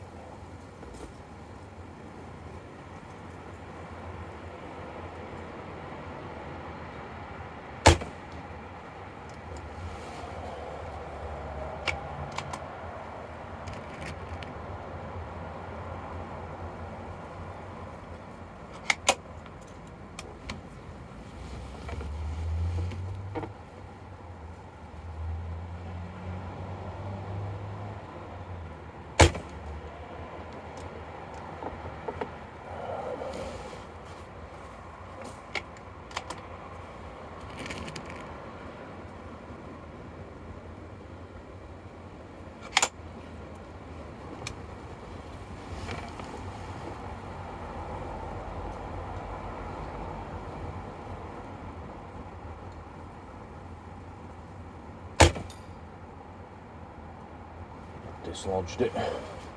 It's now rotated the right way up.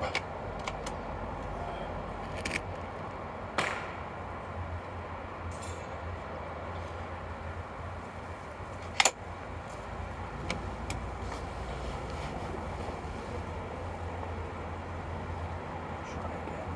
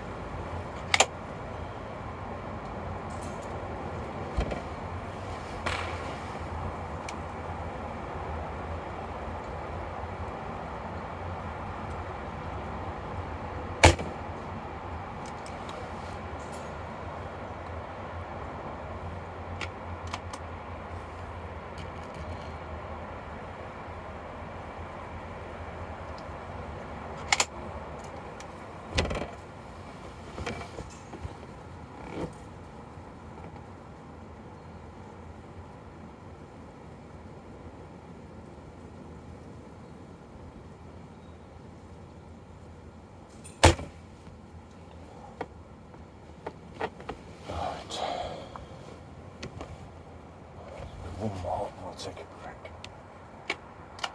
Some frustrating ass shooting today. Then again, I'm about 6 months out of practice, so.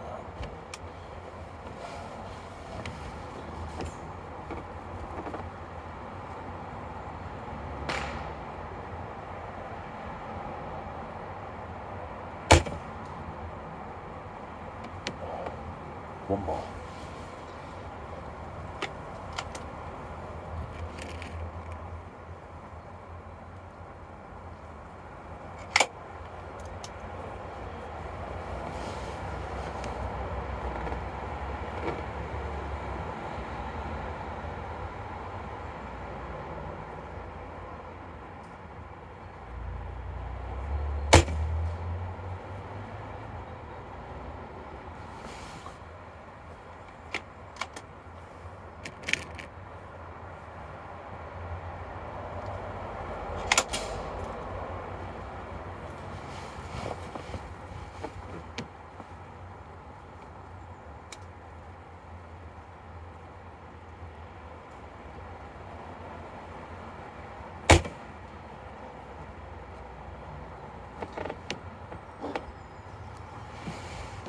No, I actually saw the pellet that time. It sailed right over the top of it.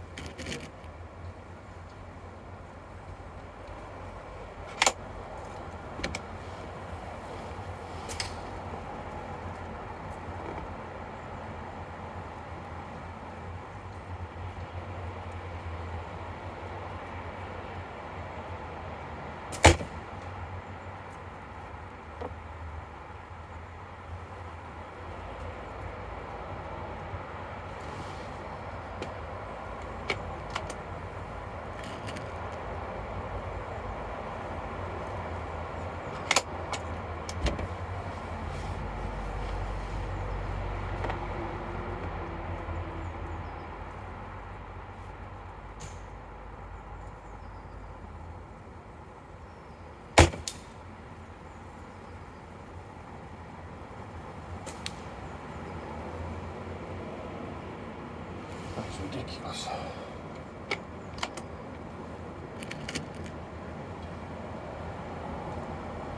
So this gun is, last time I had it out was perfectly zeroed to 25 yards.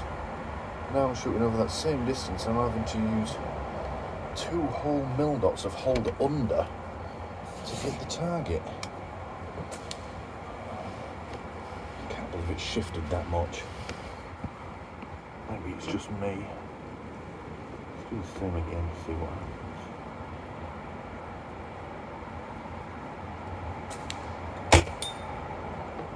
Oh, there it is again. Well, if it does it a third time, I think it's safe to say that the zero has shifted by a lot. Which is frustrating given that it's basically been sat on its stand all this time, it hasn't been used. I wouldn't would stand it if I'd been using it all that time.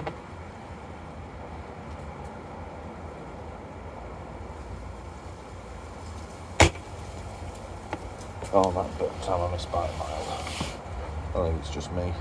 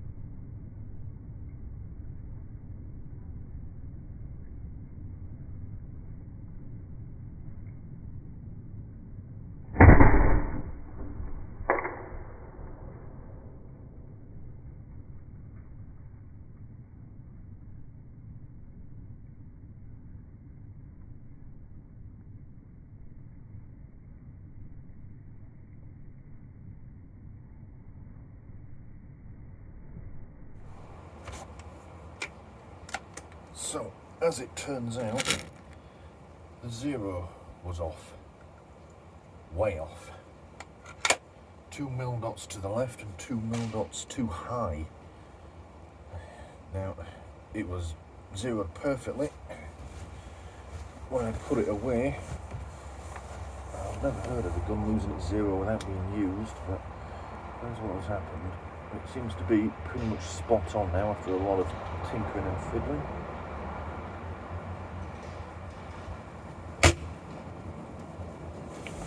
Better. See if we can hit something metal and make a bit of noise.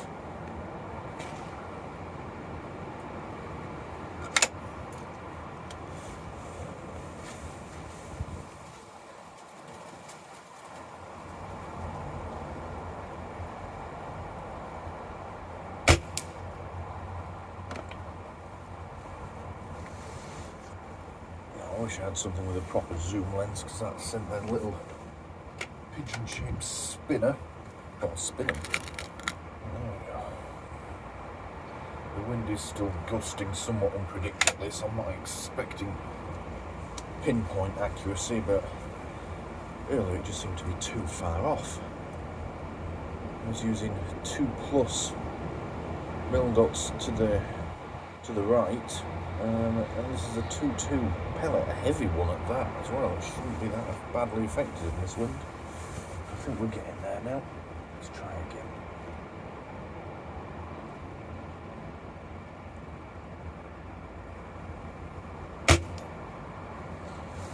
Yeah, spot on again.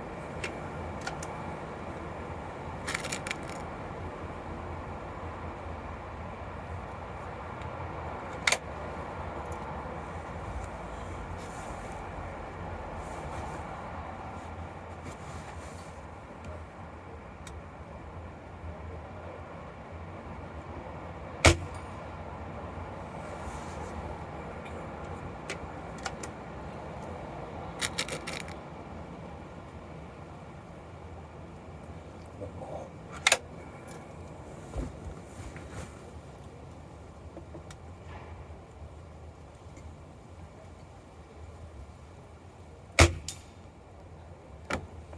Maybe still a little to the left, but still a little bit of a breeze, so I'm not going to go for really precise zeroing.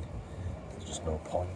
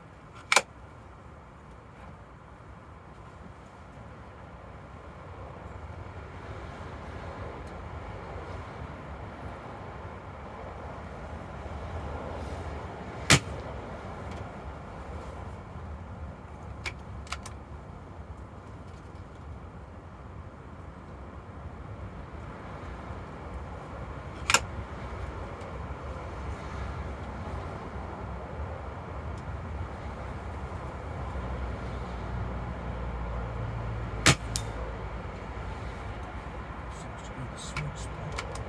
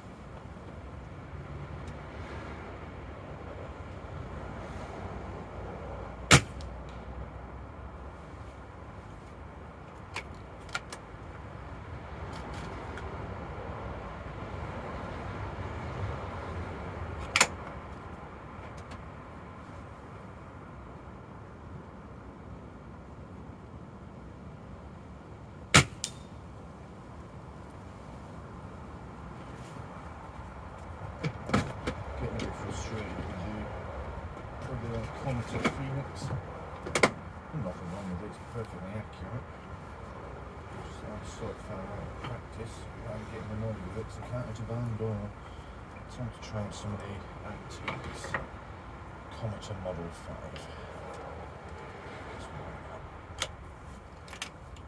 Now, no safety on this gun. Be extra careful. Single stage trigger. Very old, simple design as well.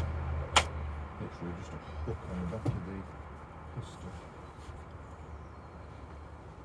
Not near as much power, so let's see if something a bit closer, shall we?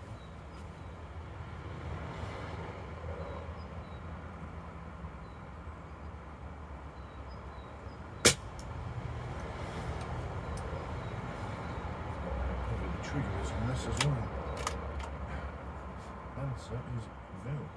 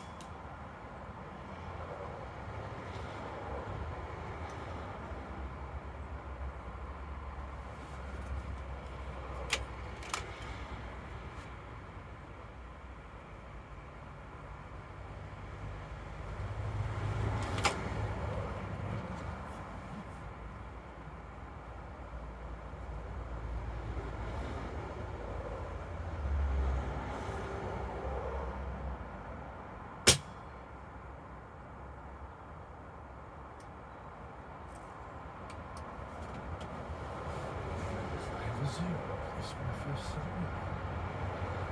Oh, it seems to be fucking mild.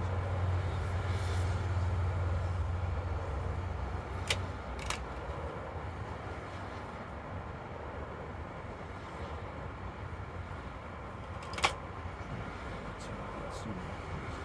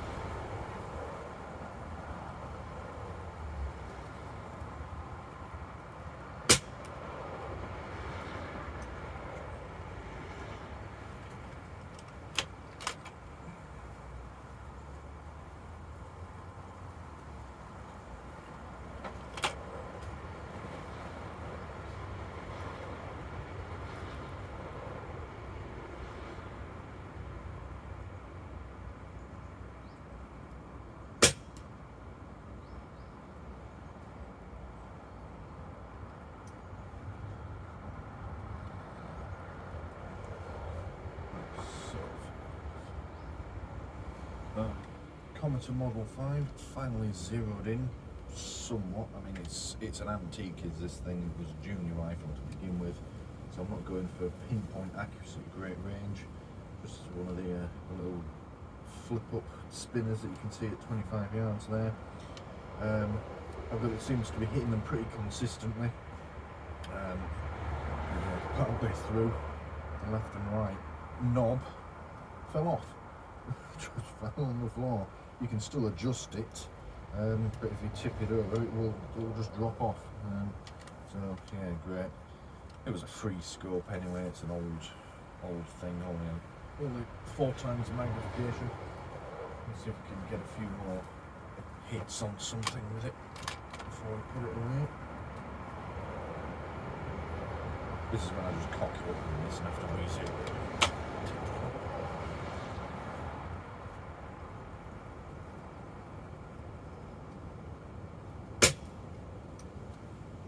Of course.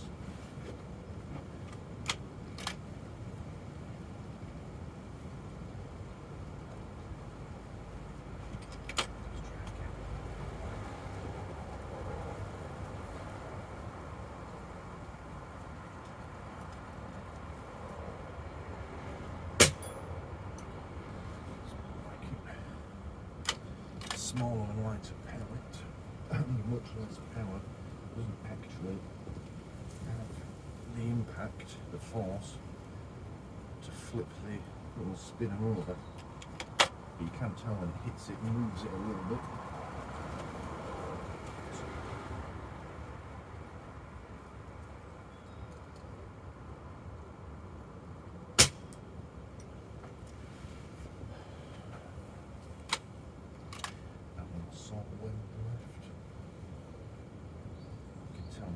Two shoot, I'm not used to wind at all.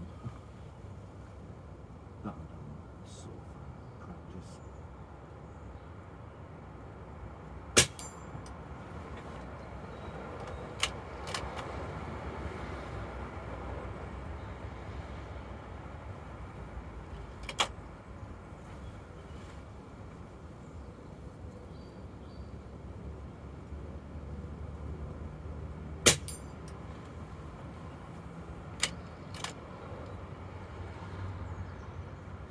Third hit in a row.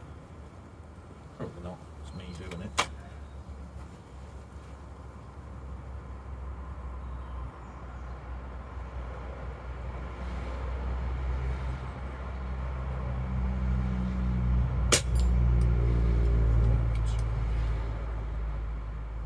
That's enough of that. Caps back on.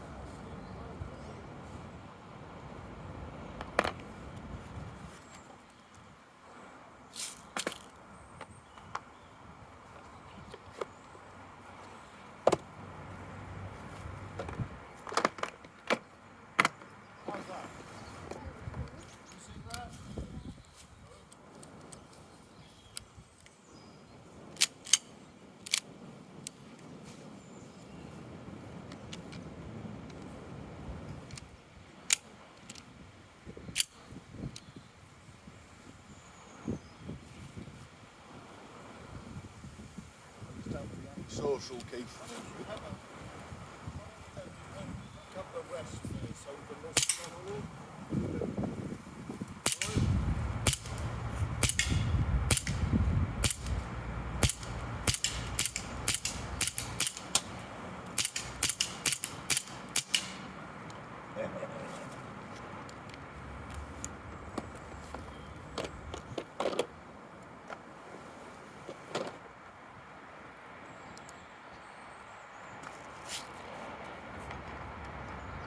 What do you think?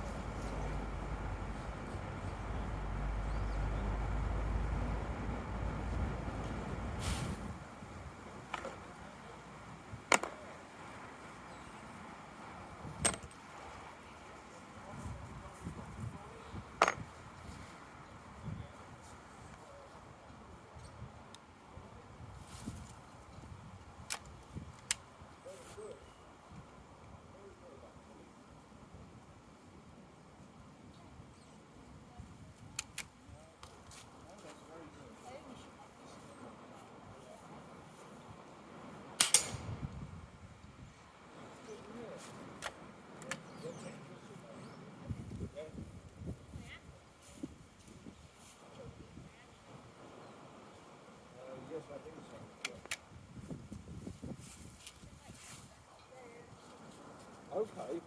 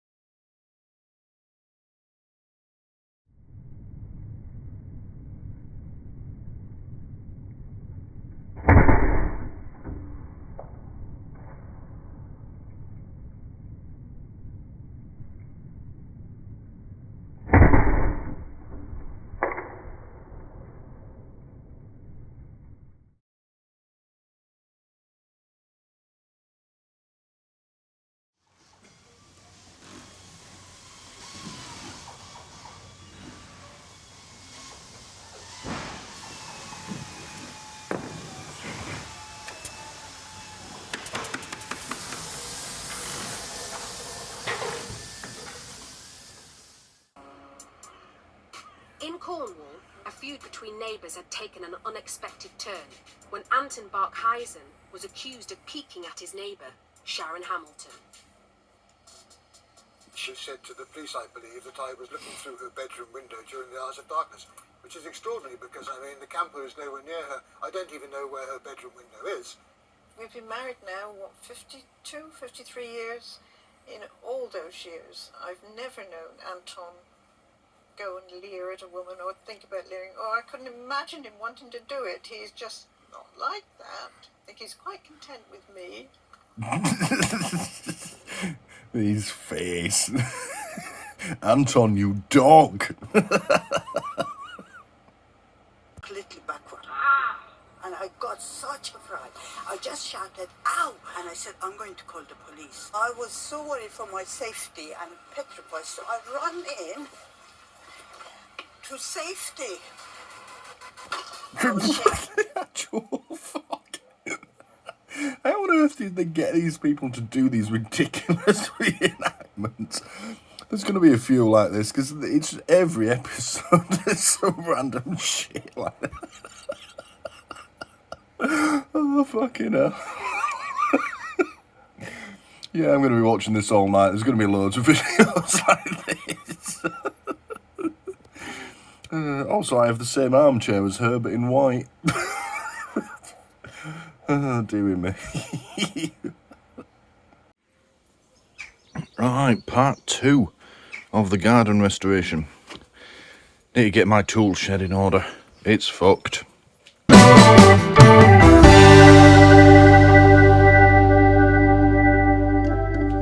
go in here. Turn the light on. I'll call this a tool shed. I normally call it the cave actually because it's a solid brick building. It stays lovely and cold and dark in here even on the hottest of days. But as you can see, it is full of shit. Now, I used to have a dedicated tool shed down in the garden where I kept all my garden tools. But it blew down in the wind once, and I rebuilt it, and then it did it again, and I rebuilt it, and then it did it again, and this time it was completely fecked. I mean, I think I got it for like a tenner. It was only a little thing. But yeah, it seemed like no matter how many extra bits of wood and screws I put on it, it would always manage to find a way of falling apart. And it was rotten, and yeah, so it went, and I wasn't really using this space, so I moved all my crap in here. Got my lawnmowers, and I've just sort of been slowly filling it up with crap. The elephant in the room being this old mattress. This used to be a nice workbench. Use it for potting or working on little projects. As you see, it's full of shit now. I used to keep bird seed in here as well, but all it did was attract rats and mice in the winter. Yeah, the bird seed had to go, and this place needs a good clean. But yeah, this used to be a great place for doing little gardening jobs. And I also used to keep me bikes and stuff in here as well. But unfortunately, it's now just a load of crap. But it's also to the point where all this crap is starting to hinder my work in the garden. So we are going to get it all cleared out. There's a couple of bits need fixing as well. So we'll do that, and hopefully I'll have a nice tool shed at the end of it. So yeah, first things first, I've got to get all this crap out. The other thing as well is, if I can get this in order, I can get the decking clear, because I want to have a barbecue this afternoon. It's the Queen's Platinum Jubilee today. I was planning on having a bit of a celebration in the garden. I mean, the garden itself is a bit of a mess still, but we can use the decking. If I can get this clear, I can get the decking clear, and then we can have a good time later. So let's do a spot of time lapse as I haul all this shit out of here. Start with the obvious.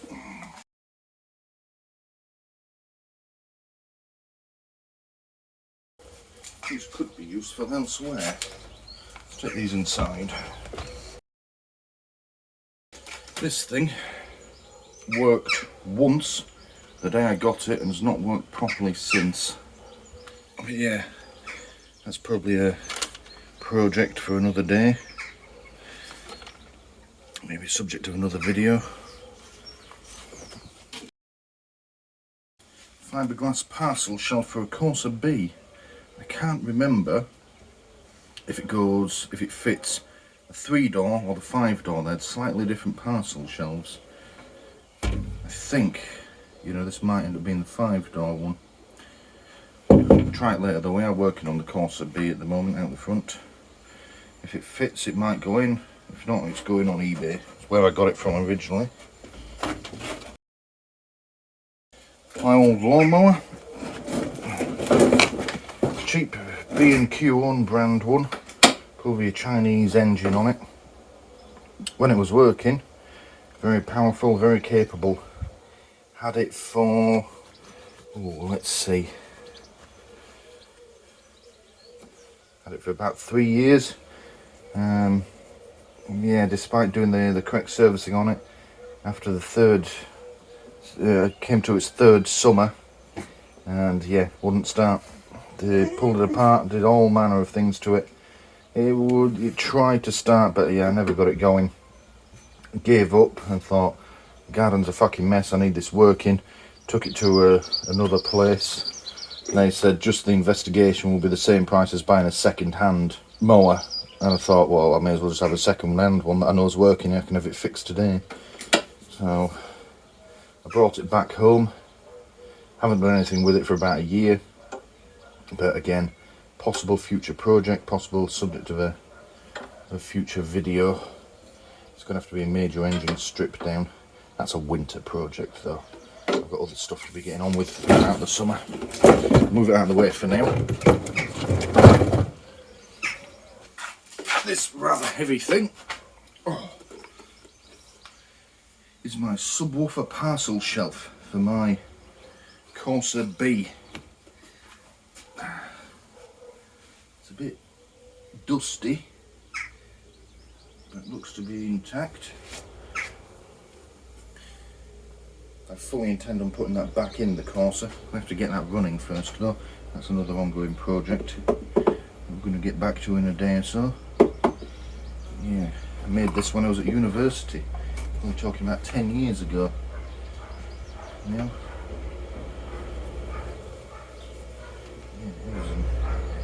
Tell you what, it's a fucking good bit of kit. May not look like much, and from the top, when it's mounted, all you see is that. But it's fucking loud. This is my good mower. This is the one I bought, and the other one stopped working. Don't know what make and model it is. Like I say, it was a second-hand refurbished one. Briggs & Stratton engine in it though. Very powerful, very reliable, and parts are easily available for it. Well, the problem I did have with that new mower was the collector on the back.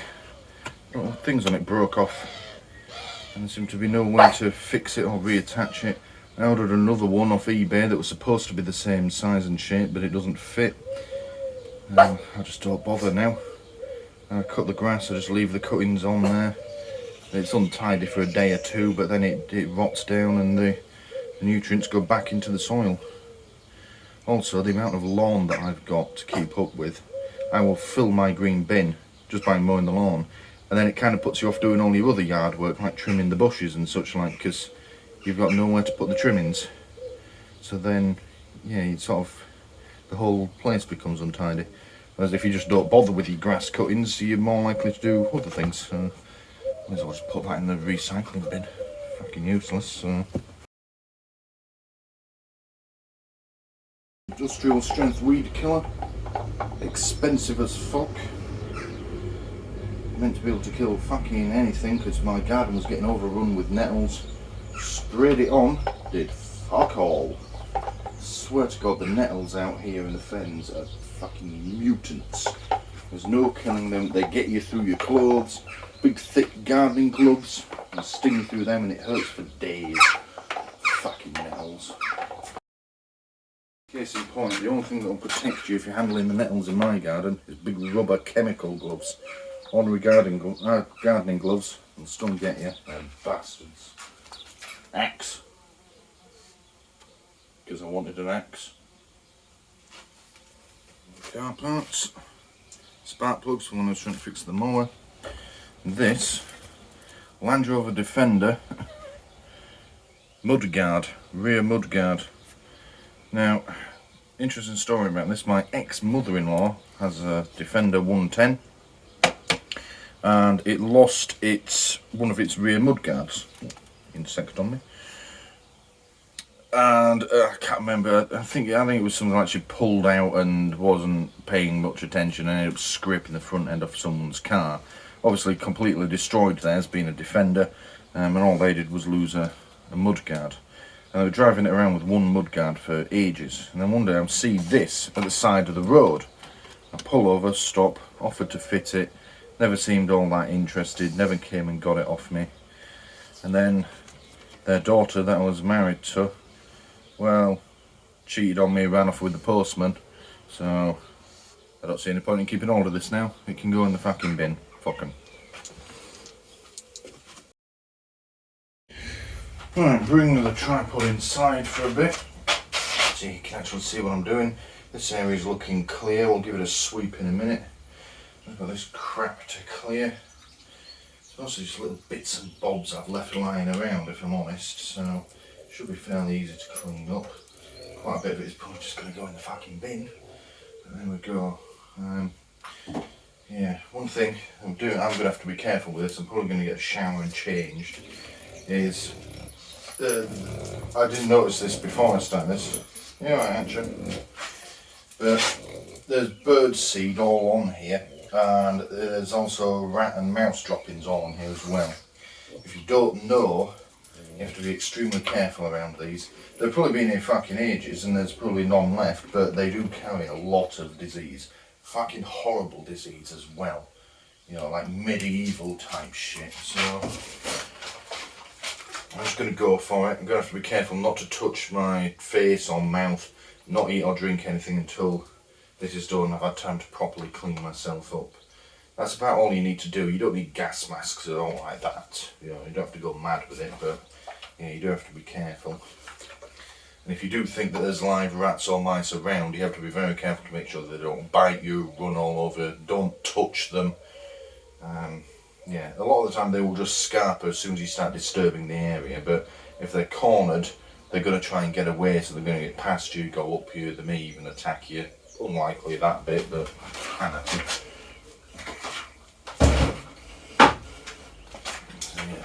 Also, a lot of my car crap on here as well. I don't really have anywhere to put that right now, but it'd be nice to get it all tidied away. We'll maybe just use this top shelf up here for it. On the side. Maybe his tools for when I was trying to fix the lawnmower. Some more car crap.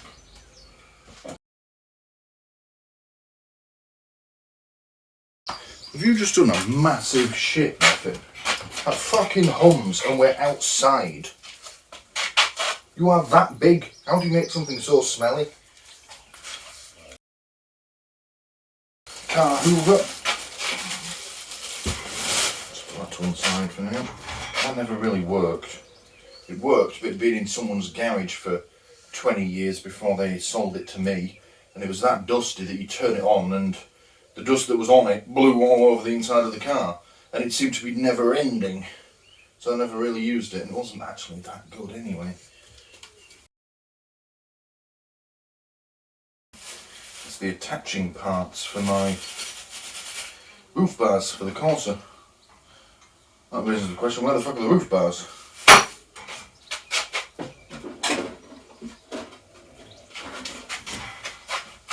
Another bench. I'm not throwing these away, but I haven't figured out what I'm going to do with them yet. Maybe I could reuse the wood and make shelving or something.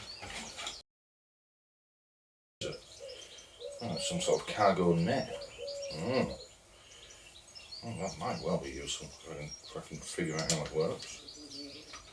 I do plan on having a roof basket on the Corsa once I get it running, so we'll keep hold of that. Let's just hang it up somewhere for now, so it's out of the way. Just a bit of not quite hanging on to them still. I have no idea what this is for. I believe it was for something important. Hook it around something. The thing is, I don't fucking know what.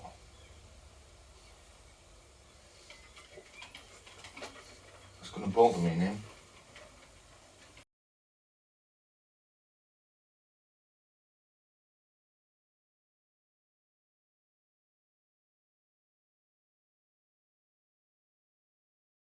That's better.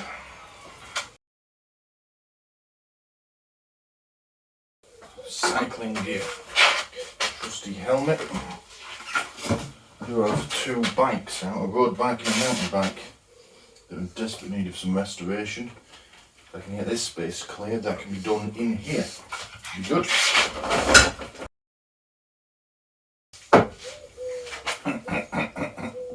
Cockpit.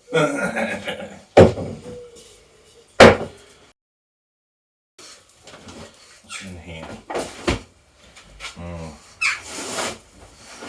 That, if you don't know, is the symbol for Marshall Motor Group. To be avoided at all costs, both as a customer and an employee. Oh, look at that. Get some free stuff.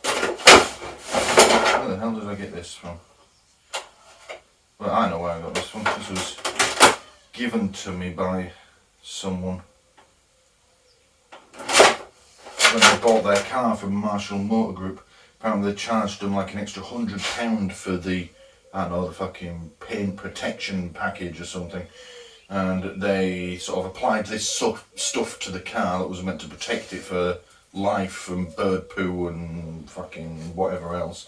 And you got this, which looks impressive. It's a nice big bit of kit in the back of your car, but really it's just a plastic insert in a bag. One of them's fucking leaked out. So what we'll do is we'll take the stuff out of it.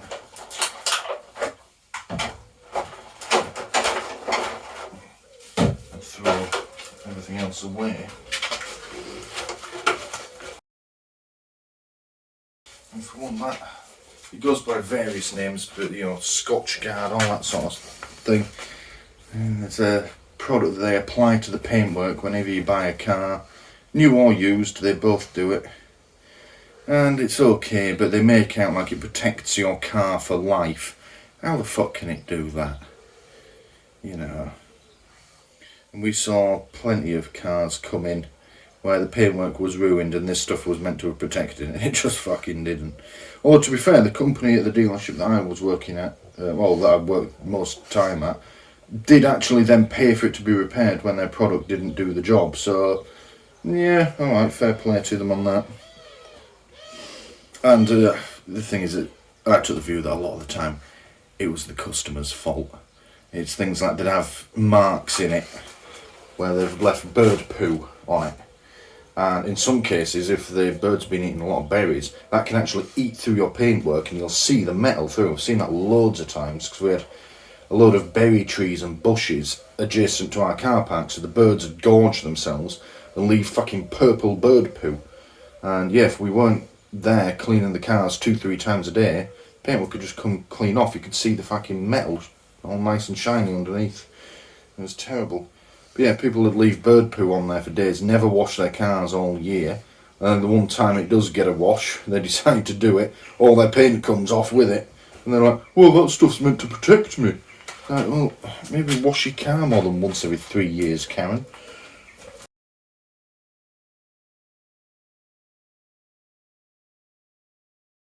Oh, this is my car cleaning kit. Full of all manner of things. We'll have a sort through that later. Put it out of the way as well.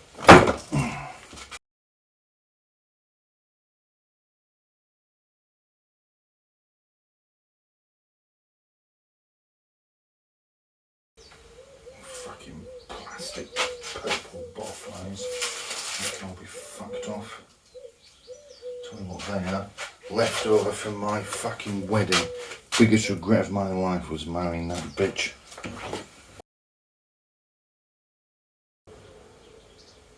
Bit more hoovering to clear the rest of this bench, and then we can start sweeping back, organising, fixing things, building what we need. So still a few bits that I might try and throw away. Because what do you do with a bag of cement that's gone rock hard? Can't put it in the fucking recycling bin, can I? I'll have to think about that. Let's do some more shit first.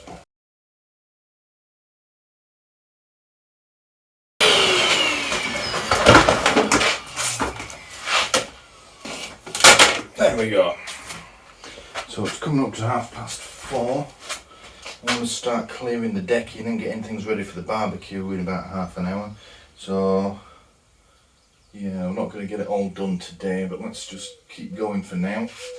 See where we end up. There's a lot of plant pots and shite outside that I think I'm going to bring inside. Let's do a bit of sorting in here first. So yeah, I'm now at the stage where there's stuff out on the decking that I want to bring in here, but I don't want to bring too much in here because then it'll just fill it up with crap. So we're going to be doing a bit of to and froing. You can see there's more crap under there that I'm just going to pull out and throw away in a minute as well. So yeah, bit of to and froing now, more time lapse.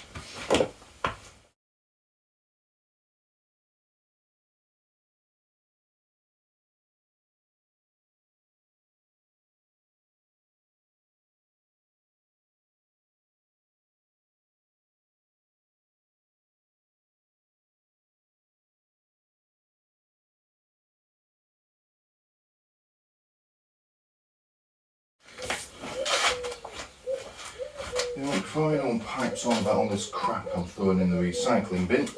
Oh. The council tax is fucking crippling. I could do so much with that money, and yet I'm forced to pay it. It is not means tested, and it puts it puts me and countless other people into poverty, and yet they do nothing but whinge about what we put in our bins. And yet for most of us, that's the only fucking thing we get back for paying that tax. So I'll put what I fucking like in there and they can take it. And people are probably going, oh well, they fixed the roads. I pay like 8 different types of tax to drive my car on the road. Take it out of that. Oh, they turn the street lights on. Again. And even if you want to turn them off, fine, my car has headlights. No, they do all this and they do all that. No, out here they don't.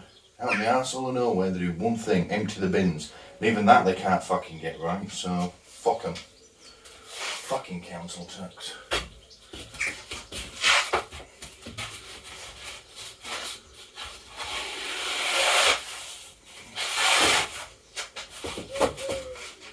There was a show once, they did an experiment, and what they did is the local council for this TV show agreed to give this whole street their council tax back for, I don't know, like 6 months or a year or something like that. And they'd film what was going on. And then in exchange, the council would withdraw all its services. So they went round and they turned off the street lights, they stopped collecting the rubbish, and a number of other things. And the thing is, they made out like it was really difficult and we needed the council and everything. But once people got their heads together, they just sort of dealt with it. You know, it's things like that. They said, oh well, you have to have street lights on. Why do we have to? And it was just the producers telling them they had to. So they just got some floodlights and mounted them to the side of their houses. And there you go, street lights. They weren't taking the bins away. Well, a guy on the street had a pickup truck, so they gave him a bit of money to take it to the tip. They said, oh, that's a council tip. I was like, oh, alright then. So yeah, so then they had to pay for someone to take it away. It's like, oh, well, alright, you know. But the thing is, if they, around here, if they said, oh, you can opt out of your council tax, but we'll withdraw all our services, I'm all over that. Like I said, literally the only thing they do for residents out here is empty the bins. And I could probably fucking manage that. Keep the wheelie bin, I'll just put it in the car once it's full and drive it somewhere. Or just have a big fucking fire. But yeah, I could do so much more with that money than get the bins emptied. And it's a crippling amount. It's one of the big injustices in this country. We have taxes that aren't means tested. They're just levied at a flat rate on everyone. So the poorest suffer, the rich it has no effect on whatsoever. It's just wrong. But it's been that way for decades. It ain't gonna fucking change, is it? Especially now with Boris and his fucking wine and cheese parties at the helm. Fucking cunt that he is. Fuck off, Boris. Do the world a favour.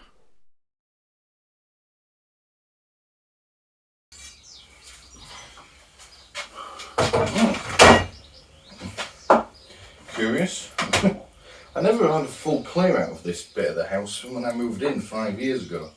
Random bits of rubbish, a copper pipe, and a CD. Enrique Iglesias, Euphoria. Includes I Like It featuring Pitbull. Go baby, I like it! Oh. Well, now I'm sad. Oh no. If I owned a CD player, I'd be mortified.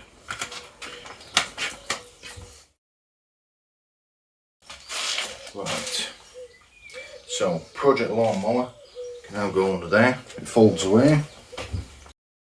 That's alright. We'll get around to that probably in about 5 to 10 business years.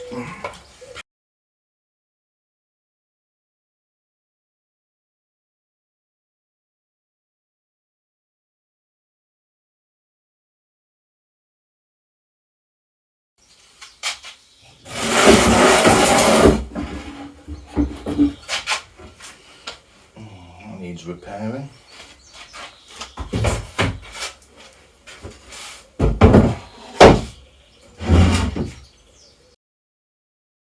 I just realised what this is for. Spark plug removal tools. I don't know if that's what it was originally meant for, but it's what I've been using it for. When I was working on the lawnmowers, should work on the cars with the same spark plugs. So yeah, definitely keep hold of that. It'll be useful later. Right, I need to start focusing on the decking, getting that clear. I want to start the barbecue soon. Let's find a place for these benches for now, shall we? Already used one. Can't quite pick up the purpose for the other yet, but we'll get there.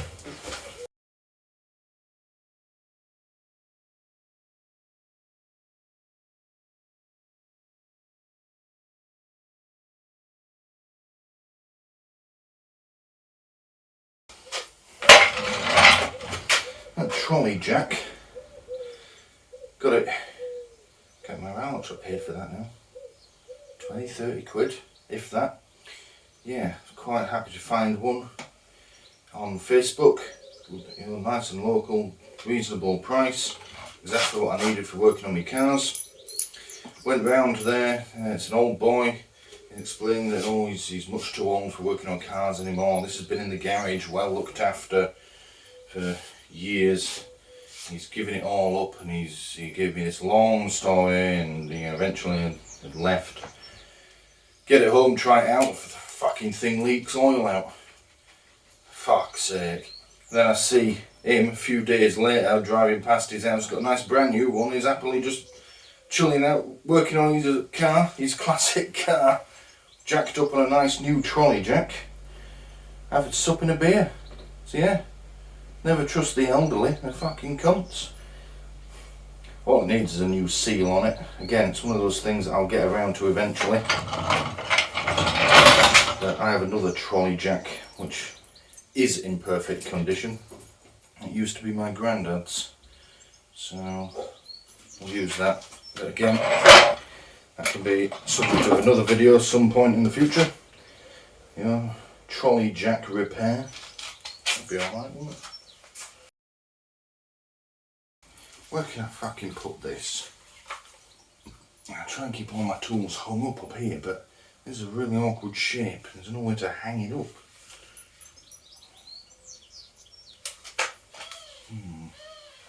Just have to prop it up in the corner. Go right there. I'll figure something out to do with those benches at some point.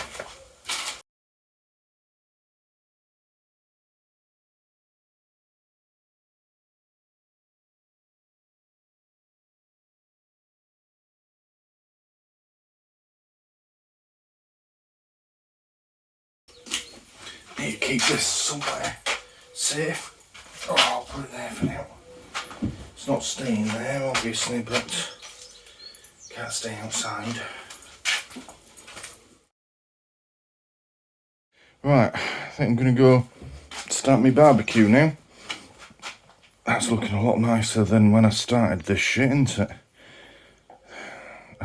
There is an element of just shoving a lot of stuff back in here, because I'm running out of time now. I still need to get showered and changed before the barbecue starts, but I've got the decking clear. This is now a usable space. All that crap's cleared out of there. We'll keep going with it another day, but for now it's barbecue time. Get in.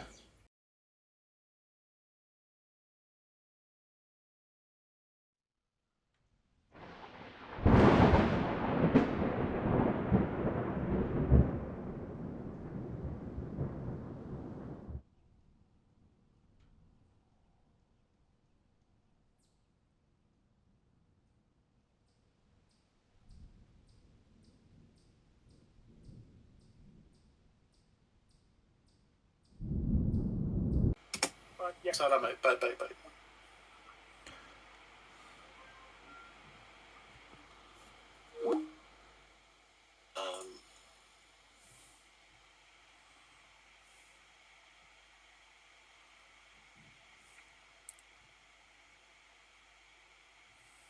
Right, just for a moment, lines are off just for a moment. I'll be back on in just a few minutes. I need to go and have a piddle. So, no, Alexa, I didn't ask about a poodle. I was telling people I needed to go for a piddle. So I can learn from my mistakes. Right. Well, you need to learn faster. Bloody women. Butting in like that. Anyway, I need to go for a piddle. I'm not getting another brandy, no. Oh, dear me. Oh, fucking hell. This really is the channel that keeps on giving.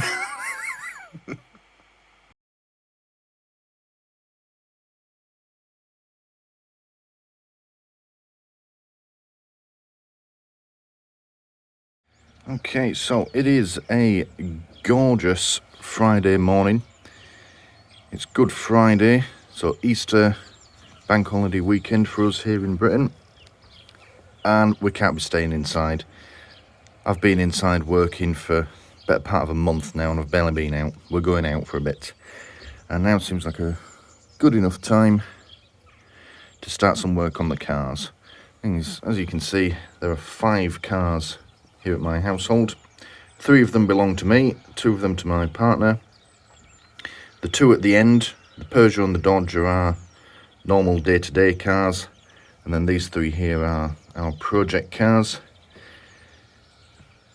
Admittedly, they've all been neglected for quite some time. We just haven't had the time, the money, or the weather to be outdoors working on these. But I now have the time and the weather, although not necessarily the money.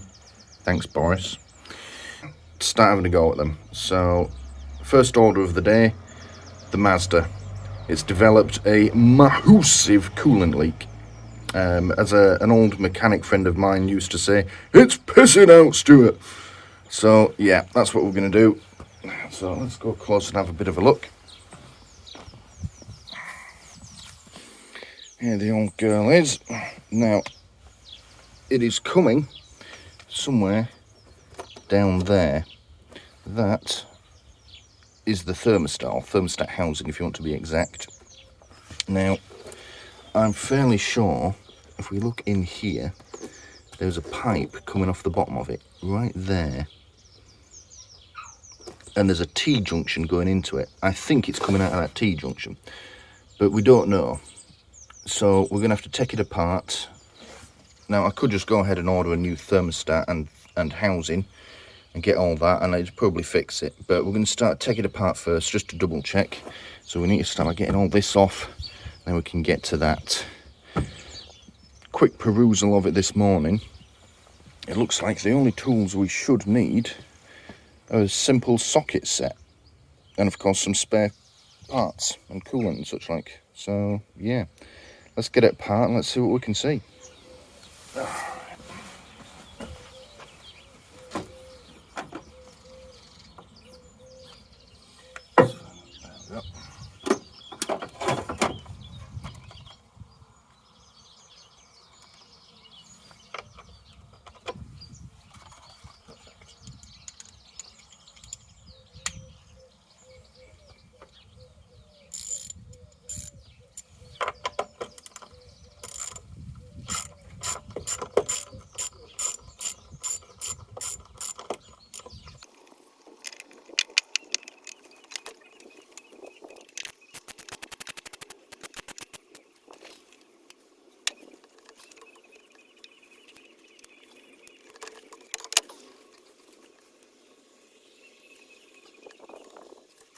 Well, should have known it won't be that easy. You undo the clip, and the thing still won't fucking budge.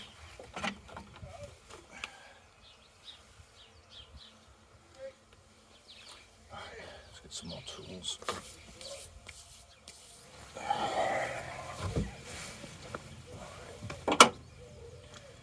Let's try and get hold of this clip properly first.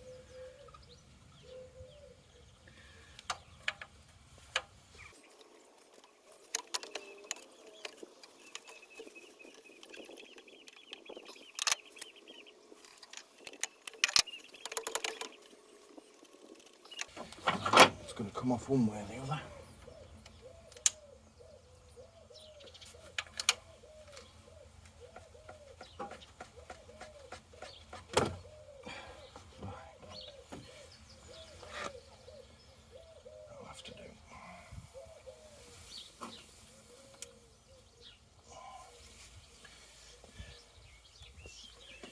Alright, now that I can actually see, we're going to start her up, and I think it's going to be coming out of there.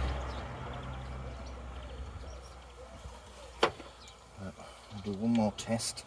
Money's tight, so I don't want to be ordering parts we don't need.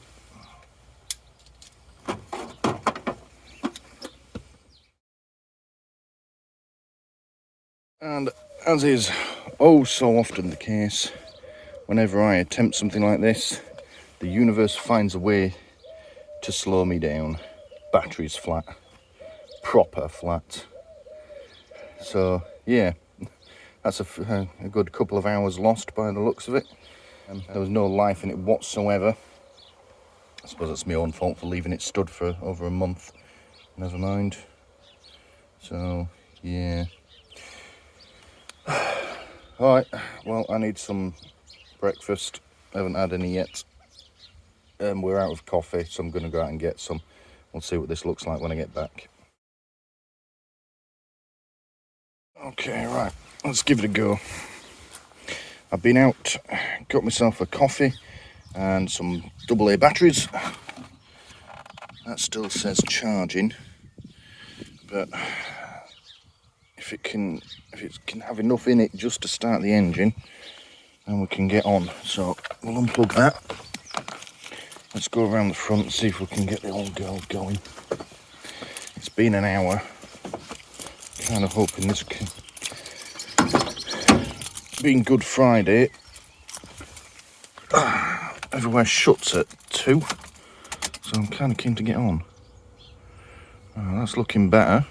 All the dashboard was flickering last time I tried this. Not quite. That's frustrating. Alright, we'll give it a bit longer. See, this is why I'm glad I checked. All I've done, I haven't even started the engine. I've just filled up the coolant bottle in preparation for starting it up. And there's our leak. And that's not the thermostat. I thought it was going to be coming out of this bit, specifically this T-junction here. But apparently not. It appears that is our leak down there. So now we've got to figure out how we get to that and how we fix it.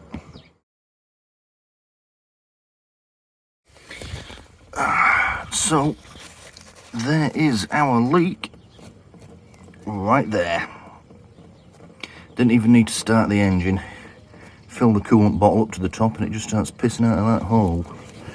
Now that, if we follow this pipe up, it comes around here and then into the thermostat. So, yeah, I was in the right area. That's going to be a fucking pain in the ass to get to. I really don't want to start taking belts and pulleys off of this thing. I was hoping it'd be a simple matter of just unbolting it and bolting a new part on. But cars are never simple.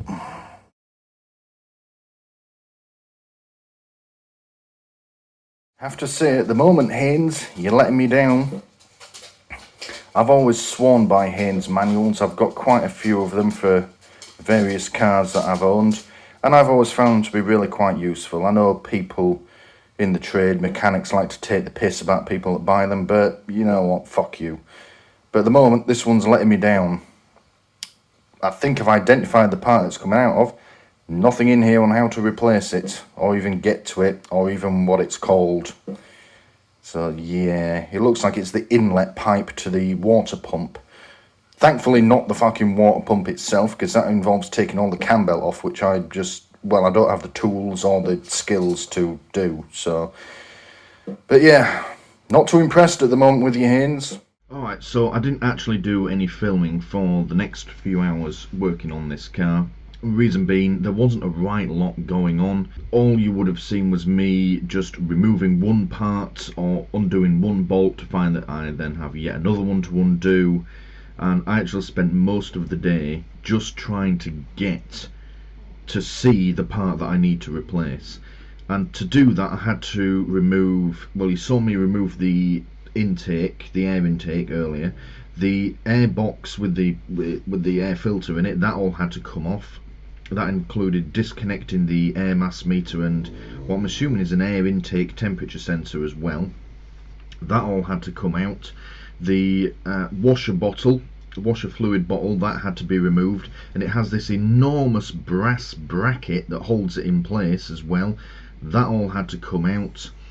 And then I spent probably about 4 hours trying to remove the aluminium heat shield from around the exhaust manifold. And the reason that took me so long is one of the bolts was rounded off that holds it in place. And it couldn't have been one of the ones at the top that was easily accessible. No, it had to be the one that's down the back of the fucking engine with 2 other coolant hoses in the way of it. So yeah, there's no footage of that, but there's not a lot to see really, other than me leant over the engine bay just struggling to get this damn bolt out. It finally came out, but fuck me. One bolt broken, rounded off, seized up, it can just ruin your entire project. This could have been done in 1 day in theory, but it's now at least going to be a 2-day project at this rate.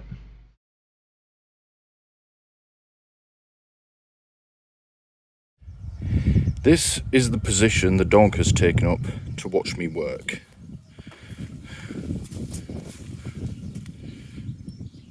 Ella!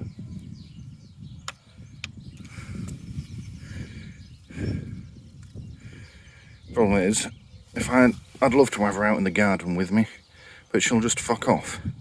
But she's also desperate to be with me. Dogs are fun, sometimes. Alright, so it's now nearly 5 o'clock in the evening, and this is the progress we've made. I have spent, Christ knows how many hours, trying to remove this little nut. It was down there, completely inaccessible and rounded off. But it's out. And the bit I was trying to remove was this, the heat shield that sits over the exhaust manifold right there. And the only reason it needed to come off was so that I could have a look at this pipe arrangement along here. It goes up and under the manifold. And looking at it, yeah, there looks to be one bolt holds that pipe in place. If we come in here, that bolt there has a clamp attached to it that these other bolts don't have, and it appears to be holding that coolant pipe there in place. And the reason I'm interested in that is if we follow it under here, it goes into the part that we're looking to replace that's behind this, which is the power steering pump. I think the power steering pump is going to be a job for tomorrow, because I've been bent over this car engine for around 6 hours so far today trying to get that fucking thing apart. And I've had enough. I want to go make some chicken. We're going to tackle removing that pump tomorrow, because somehow I get the feeling that's also going to be a fucking ball ache to do. In the morning. So I thought I'd just take this opportunity to share these pictures that I took of this little critter that was waiting in my outdoor socket. I found him, or her, don't know, when I went to disconnect the battery charger. The battery was fully charged. It was about 9 o'clock at night. At least as far as I can identify this, it is a false widow spider, and it's one of Britain's few venomous spiders. I seem to get quite a few of them in and around my house. So I'll leave a link in the description if you want to know more about them. Okay, so it's now the following day. It's not the following morning. I had stuff to do this morning, and then I had to work, and then it turns out that my current socket set wasn't quite up to the job of removing this power steering pump, so I had to go out get another one. It's a bit more meaty and up to the job. So yeah, it's now 5:30 in the evening. I'm going to try and get a bit of work done before the light gets too bad. The sun's setting behind the house. We're at the front of the house, so we're in its shadow now. It's unfortunate, but never mind. But yeah, quick recap of yesterday. So we found the leak, and to get to the leak we've had to remove the air intake, or the intake pipe, or duction, whatever you want to call it, the air box that was there, the washer bottle has had to be removed, the enormous brass bracket as well has had to come out that holds the washer bottle in place, and the heat shield around the exhaust manifold has also had to come out. So that's still connected to its like pipe work and wiring, just so I can move it out of the way. But yeah, and then that's had to come out as well. So we're going to have a quick go, because this is the last thing we need to do in theory to get to the offending part, is remove the bolts. So there's a bolt there, and there's one through this gap here in the pulley. We loosen those, and then we supposedly slacken this off, and it will slacken this belt, and then it will allow us to remove the pump. At least that's what the instructions say. Somehow I don't think it's going to be that easy. But we don't actually need to completely take it away. These pipes here are rubber and therefore flexible. So I'm hoping to be able to just take it off the belt and off its mounting bracket and move it out of the way, because I don't want to be taking all this pipework off, because then it introduces air and I'll have to start bleeding the power steering system, and that seems like just even more of a pain in the arse. So yeah, we're going to undo these bolts and then see where we go from there. Somehow I get the feeling something's going to go wrong. Start this car on, because why not?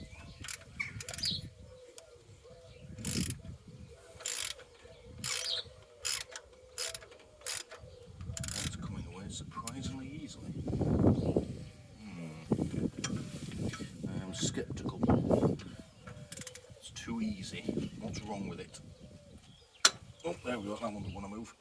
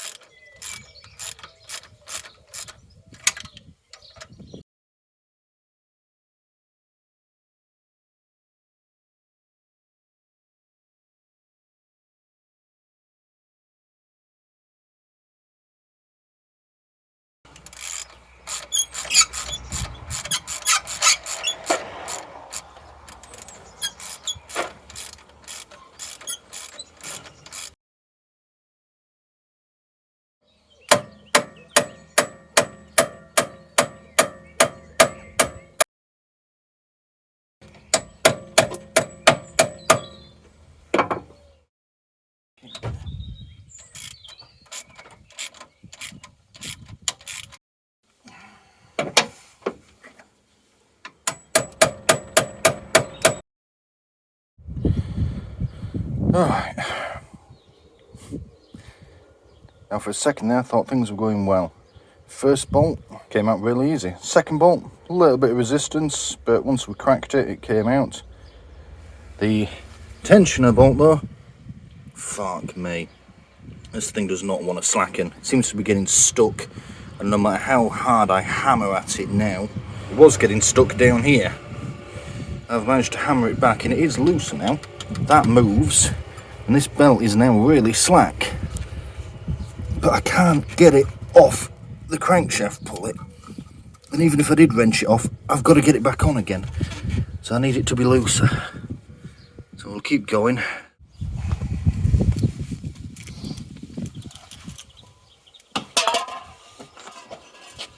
Oh, that's fucked up.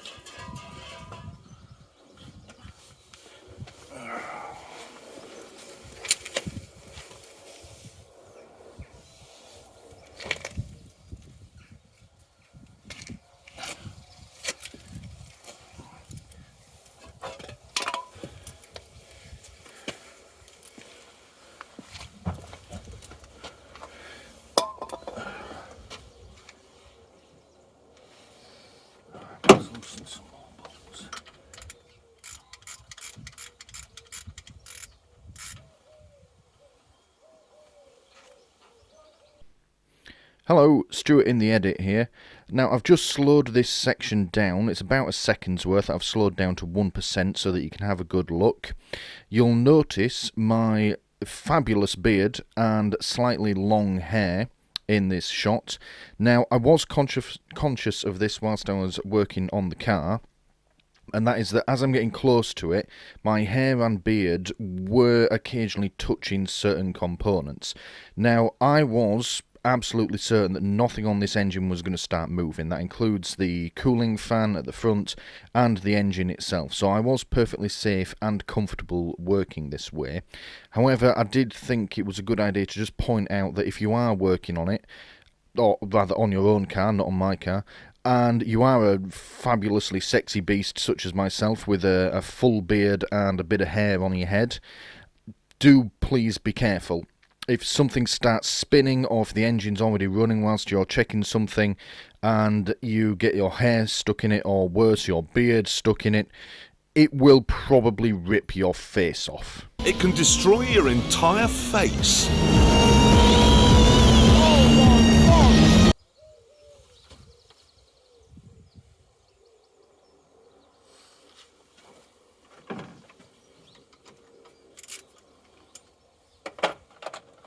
About 2 sets now.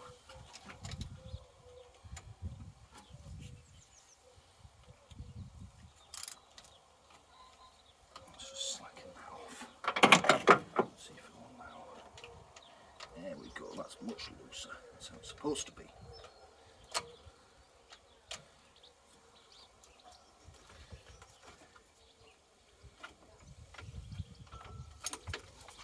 Whee! Look at that. Belt as well is actually in pretty good nick. Right, I'll show you this. Yeah. It's alright, that. So much else in the engine bay is obviously old and coming apart. So it tells me these belts aren't quite so old.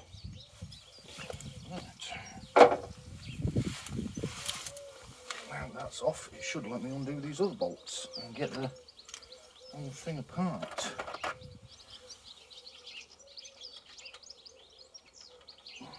Size. I keep forgetting which size it is. 14mm. Wet.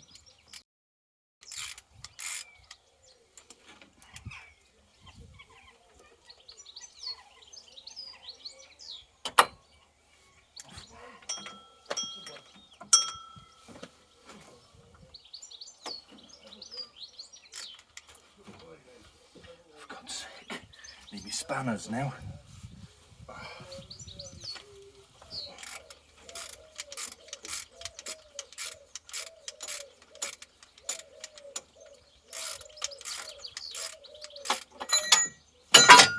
Oh, for fuck's sake.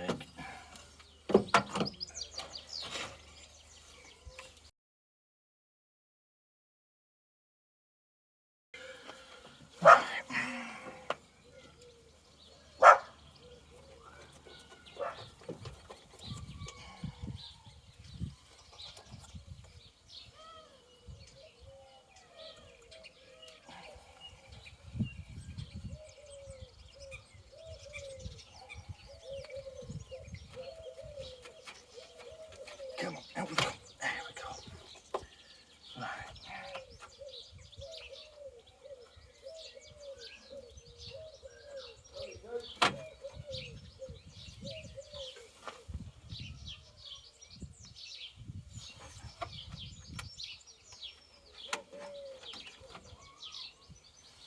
Alright, I'm going to say great success.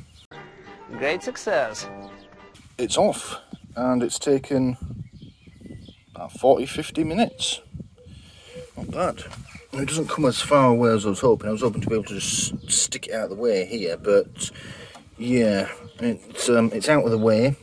I've just tied it up with some string here, because otherwise it just drops down there and ends up hanging by this wire, which goes into the top, which is less than ideal. So we'll just leave it there so that there's no tension on any of these parts. They're just out of the way. down here. And there is the offending part. That little silvery bit of jewel pipe there needs to come out. But we can now get to it. And you can see one bolt there, nice and easy to access. And the other, yep, is under there. That wire can just be pushed out of the way. Should be able to get in there. And that looks to be all that's holding it on as well. Here we have a little pipe clamp. That should come away easily. And then another one on that larger pipe there. The only one I'm a little concerned about is this metal one here. Now, what's weird is looking at these bits brand new, you get just this bit. This appears to be separate or not included. But the second-hand ones include this bit. So I don't know how easy this is to remove. I would like to only get this bit because otherwise I've got to try and get this pipe out and it goes around under there behind the exhaust manifold.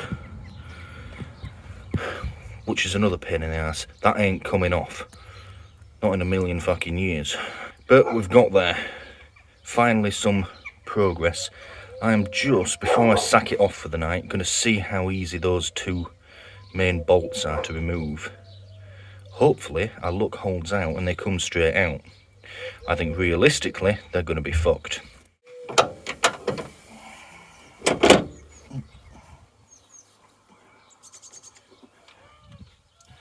Nope.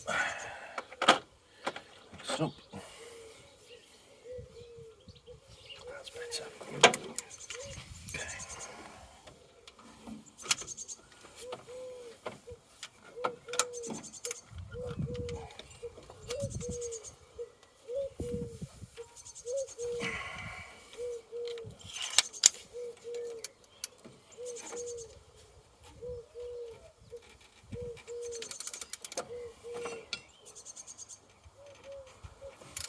Well, it's coming. It's resisting, but it is coming out. I'm amazed. Absolutely fucking amazed. Look at that. A little bit of oil come with it. I suppose that's to be expected. We are now, Campbell is behind here.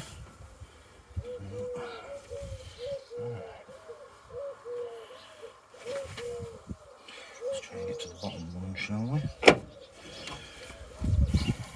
This one's a little less accessible. Still should be easy enough. There we go.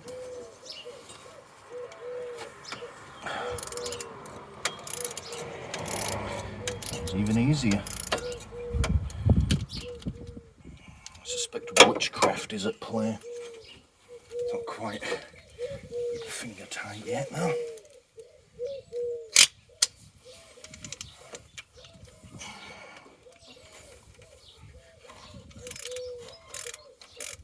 I think in the morning, when I come back to work on this for a bit longer, I'm going to dig out my axle stands first because my lower back is fucking killing me. Oh, it's loose. I'm just going to swap to this smaller one.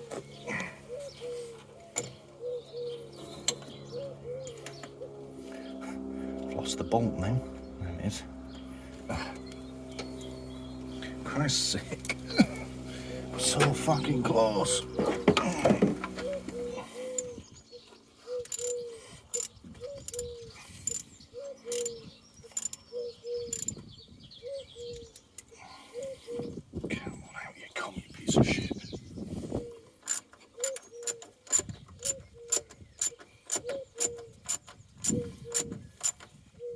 As I'm undoing this, coolant is coming out. Well, it's not really coolant anymore, it's just water, but liquid is coming out, which bodes well. How long is this bloody bolt? There it is. There we go.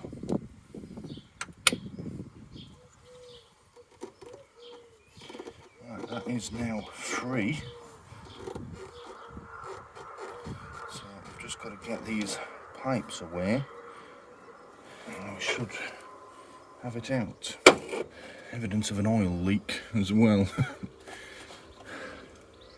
Fuck that. Right, where's me pliers? Let's get those hose clamps off.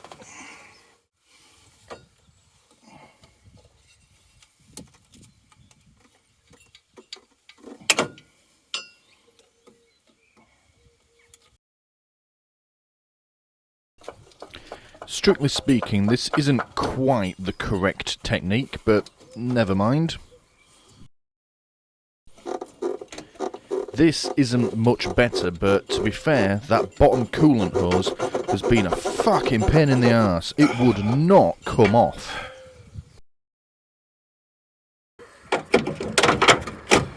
This calls for some more hammering.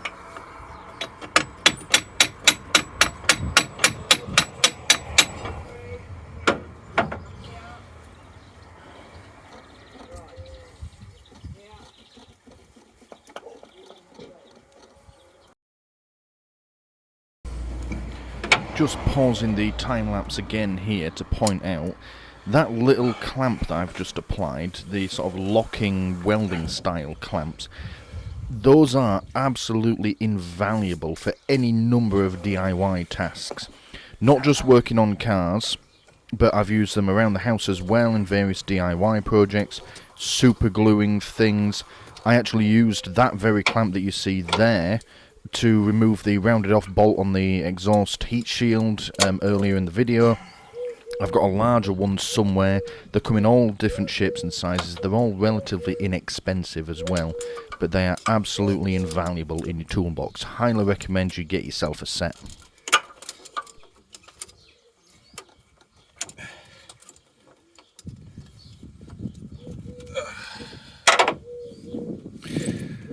So this goes on this smaller little bit of hose.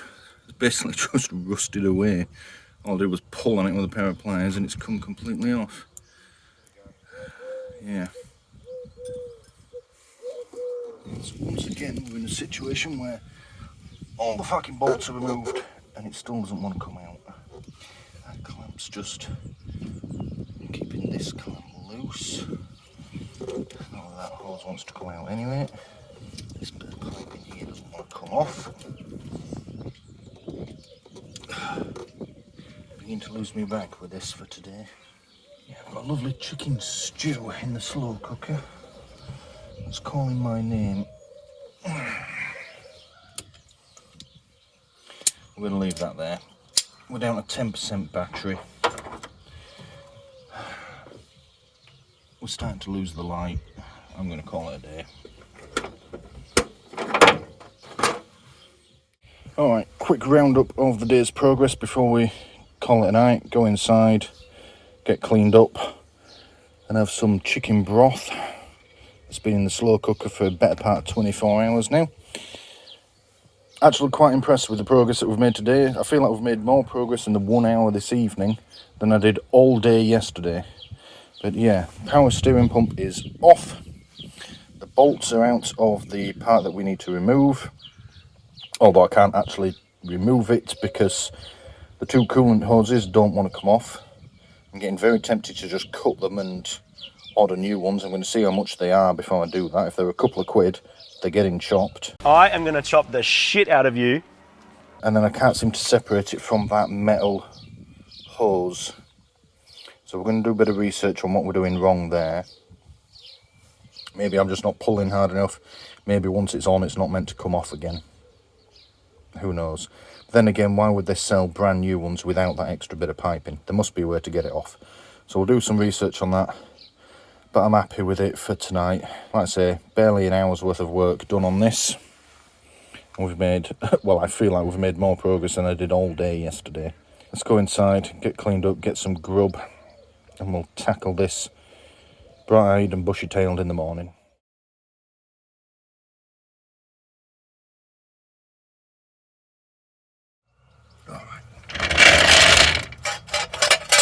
Put this a bit further under.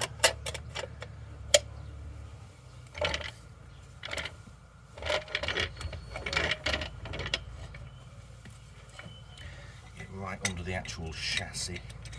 Perfectly safe place to jack it.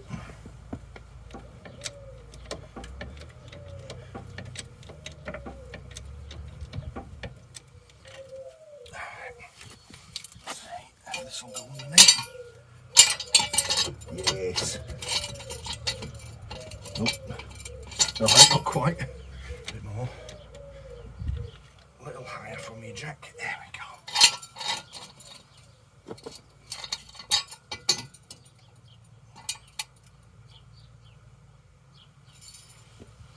Right.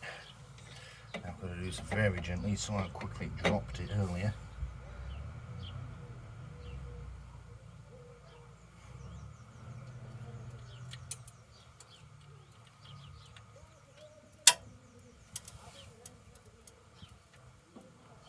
There we go, it's on.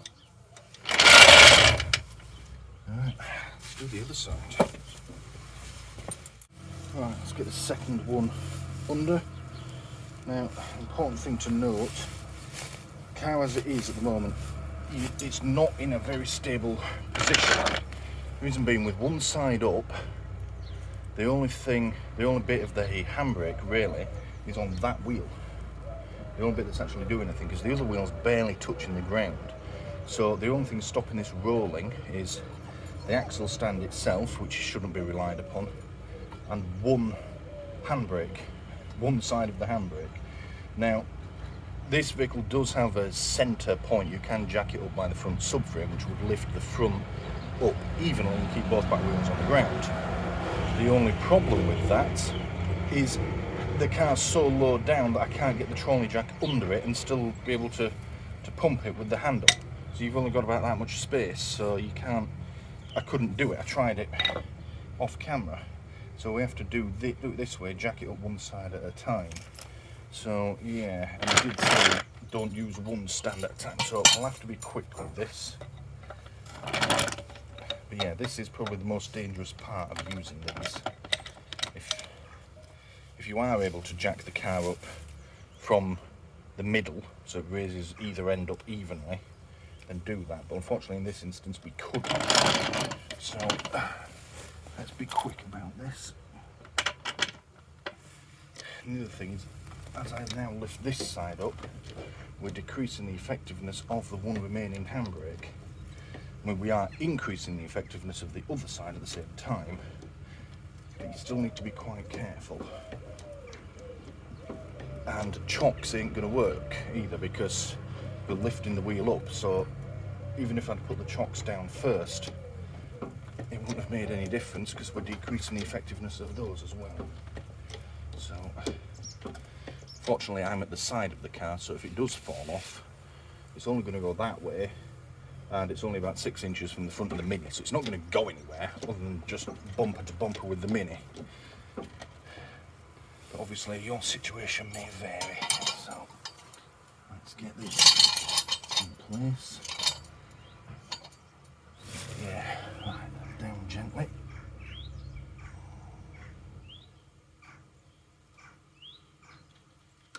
Ooh, ooh. There we go.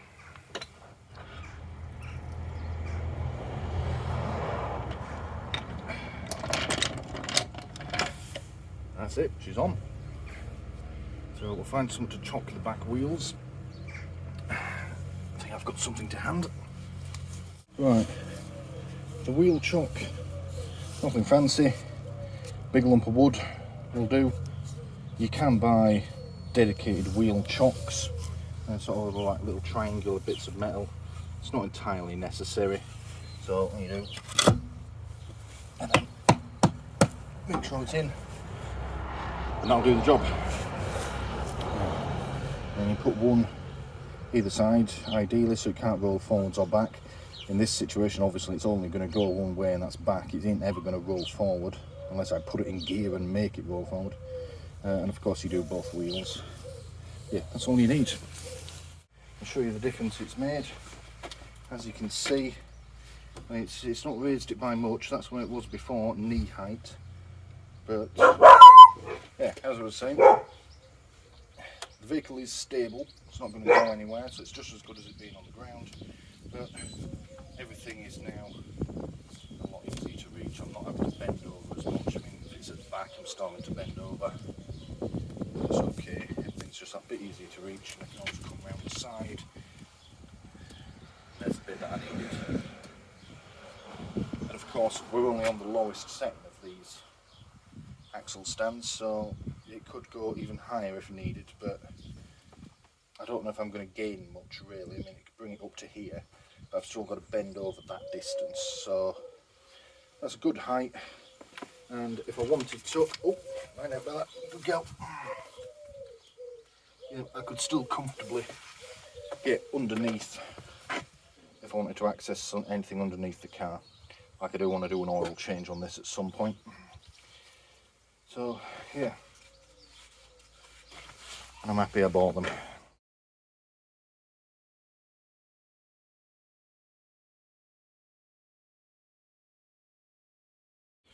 Alright, so the offending part is off.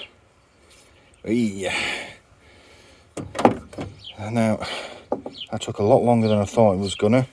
Eventually we got it off. I did want to try and separate this pipe part from this bit, because it's this part that's actually leaking, but I don't think they're meant to come apart once you've pressed them together. But yeah, I managed to get it all off. I had another bolt nicely seized up that was right down there, but a bit penetrating spray and a bit of patience and it came off. And then we eventually got bottom radiator hose to come away, just a bit of work on the clip. It's down there now. Oh.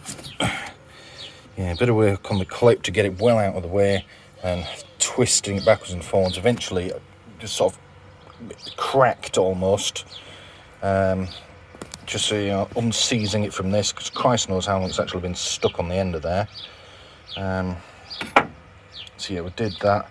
That came off fairly easily, and then that gave me much more flexibility with this part completely unbolted to get hold of this little thermostat hose here.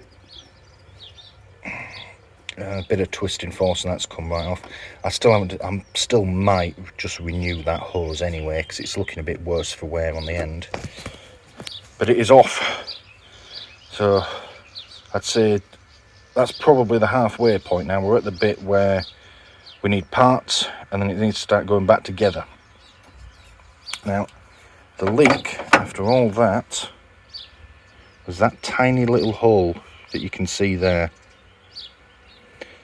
All of this work, that tiny little hole, and you can see it's just corroded through this pipe. Clearly this bit that we're looking at now is a different material to this, because that looks to be okay, a bit of surface corrosion, and then this bit's rusty as fuck. You can see the end as well, it's all a bit broken up. So yeah, that's remains of the gasket still stuck to it. That's just gone brittle and breaks up as well, so we'll get a new gasket. I'm a little concerned about the corrosion that's in there, and this gunk, this yellowy gunk. It has a similar consistency to earwax. Get the camera to focus somewhat on it. Same on the inside. There's a fair bit of rust and corrosion, so we'll see if we can get some sort of special coolant or some sort of treatment for the inside of the coolant system when it all goes back together. But I'm happy with that. Now, my neck and shoulder are killing me, and there's not really much more left to do now until I get the new part. So we're going to call that a day, have a cup of tea, get cleaned up again, and then the next half of this video we'll be putting it all back together again.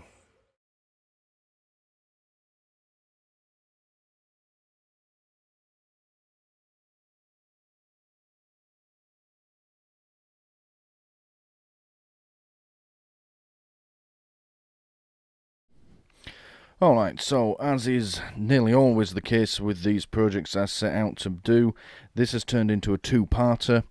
As you've probably noticed, I released these just a day apart. I didn't fancy releasing the other one and then making people wait like 2 weeks for it, so I got the whole job done in one, made both videos at the same time, and then just stuck them both out at more or less the same time. It was originally going to be one, but in the edit it became evident that it was just going to be far too long. So this is part 2, putting it all back together. Alright, we're going back to the Mazda. Now, I was hoping to have the parts a bit sooner. It's been quite a while, several weeks in fact, since I've touched this, but the new bit has arrived.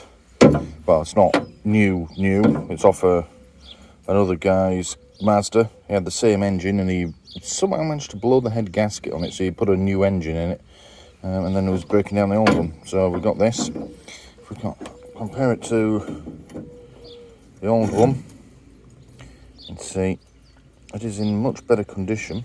All of this orange and there's a corrosion on the inside is a little concerning. We don't have any of that on the new one. Turn them over, and you can see inside there, compared to inside that one, it's like night and day. The offending bit of it is also in much better condition. It does have a little bit of corrosion on this elbow here. I was hoping to have some K-rust to put on that, but I haven't had a chance to get any. But what I'm going to do is probably just fit it, and before I put everything completely back together we can apply some K-rust later, but I want to try and get on with this now, so that can go away to scrap and get the new one on. I've got a gasket for it as well. The gasket is also a little concerning because it's somewhat different. It's a metal one and it's a different shape. You can see there. I mean, it fits. It goes all around the edge, but you see the outlet is a different shape. It's also a different material. The old one, there's a piece of the old one that came away. It was this sort of papery stuff. Look, it just breaks up. Whereas this is a metal one. Hold them up together. They don't match. Now, they do change parts occasionally, do manufacturers, if there's a problem. So this may be okay. It's a good 30-mile drive to the nearest Mazda dealership. I couldn't get these anywhere. I went to my nearest parts store. It's about 9 miles away. They couldn't source one. Went out to Euro Car Parts. They couldn't source one either. I finally went over to the Mazda dealership and they were able to order me one in. But yeah, if we offer it up to that, I mean, it looks like it will probably seal, but it doesn't look quite right. And there's bits of gasket on here still that look like they were a much better fit. So it's a bit concerning. If we look at this other one as well, it's the same. The bits of gasket go all the way to the edge of the little hole. So, I'm going to give them a ring. Let's see. So what I don't want to do is fit this fucking thing, put the whole car back together, start it up, and water just pisses out everywhere. That would be less than ideal. It does match up to the bolt holes, and the guy showed me the parts diagram. It is the right gasket, but they've clearly made some changes. Alright, the plan for today is we need to get it down there. I think there's bits of gasket still on the side of the block that need to be cleaned off, but hopefully it's just a matter of bolting everything back together, filling it up with coolant, and away we go. Hopefully, anyway. But it is a gorgeous day. It's fucking roasting here, standing over this car. There are rain clouds on the horizon, so we're going to get done what we can for now. Yeah, if it starts pissing it down, we'll have to stop. Okay, let's get going. Put that out of the way for now. The other thing with it taking so long is I need to try and remember where all these frigging nuts and bolts went. When I started doing this, I rather foolishly thought I'd be able to easily get the parts, and it took fucking weeks to get the right part. But they should be fairly self-explanatory. I mean, they're all different sizes, so if it fits, that's probably where it's meant to go. I also can't remember what I did with the power steering pump belt, but never mind. So, the hole on this, get that in shot, is obviously round. The hole in the side of the block is square, so that might be appropriate. So, let's lean down and have a look. What is it, Bella? Alright, so it fits over the little hole in the side of the block quite nicely. Freaking oil all over myself already, look. Yeah, I feel around it now. Bits of it just coming off in my hand, but it doesn't fit perfectly over the hole anyway, so I'd say that shape of gasket is probably normal. Another thing that's happened, whilst it's been stood, and it ain't been stood that long, battery is completely flat. As in, it was 0.33 volts, which is very concerning because this hasn't been stood that long, only a couple of weeks. So I wouldn't have expected it to be flat at all, and yet it is. And the Corsa that's directly behind me was stood for 5 years and that still had 2 volts in the battery. So the question is, how on earth has it gotten so low so quick? Possible there's a drain. Now, either I left something on, I mean, I didn't close the bonnet fully this whole time, but there's still like bonnet lights in here, unless I'm being really blind. The interior light, it wasn't on. The only other thing is there's an aftermarket stereo in it. Maybe that causes a drain. Maybe the battery's just that fecked, but I still wouldn't have expected it to drop down to 0.3 volts. It's on charge again now, but that might be a new problem for another day. Right, let's go and get something to help clean this gasket off. Oh, I thought I had a little wire brush somewhere, but Christ knows what's happened to that. I swear my shit just goes missing constantly. I did, however, find Rustmaster. So we'll do a bit of research on that before we go and slap it all over our new part. But I might not need to buy any now. That'd be quite handy. I also found, got my brake cleaner, nearly empty. May or may not need it for this, but it's good to have. And of course, my cup of coffee, which should fit right in there. Look at that. Japanese make wonderful cars. You can just fit a cup of coffee right in the engine bay. Right, if I can't find this wire brush, I might just use the edge of a screwdriver.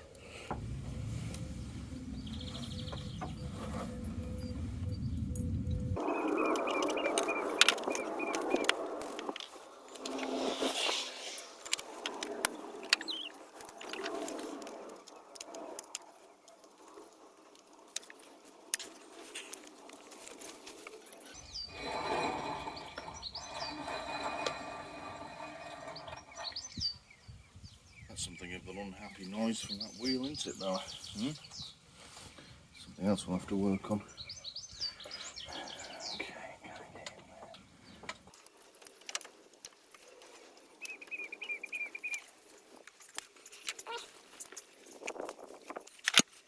another tool that I'm using is this. This is actually a woodworking tool. I've had it a few years now. I went and left it in the shed and it started to rust, but I won't affect how it works. It's called a cat's paw. It's used for removing nails from pieces of wood. You put that next to the nail, hammer it in, and then you use it to lever the nail out. You can do a similar thing with that end as well. But, yeah, if you've got a nail or those sort of barbed nails that are designed to go in and stay in, this will get them out for you. I'm hoping to use the edge to help scrape this this gasket off because it's pretty well stuck on there.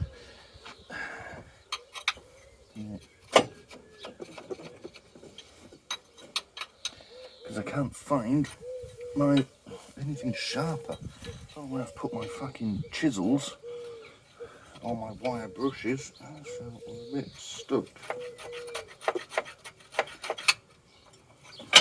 I suppose I can't really get access to this either, which is also annoying. Now, before anyone pipes on about using brake cleaner in this area, this stuff will just evaporate and be gone.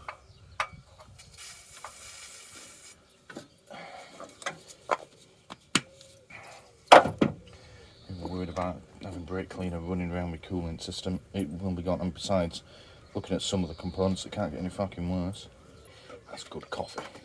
Other half very kindly bought me some coffee, even though they don't like coffee. They're working on the military base, American military base, and can occasionally get me some quite exotic stuff. This isn't especially exotic, but you can't buy it here. It's that Black Rifle Coffee Company. I'm not the biggest fans of the people that run it, but to be fair to them, that's fucking nice coffee. So if you have the opportunity to buy some of it, I do recommend it. Why won't you come off, you twat?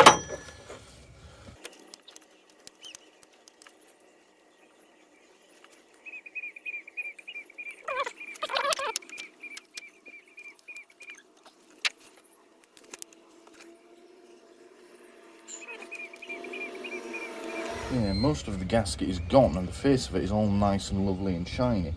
But there's a bit around the bottom bolt hole that's proving really quite stubborn. And it's slowly coming away, but I can't get under it. It could well be the original, but it's pretty stuck on there. It being the original would probably explain why it's so difficult to get off.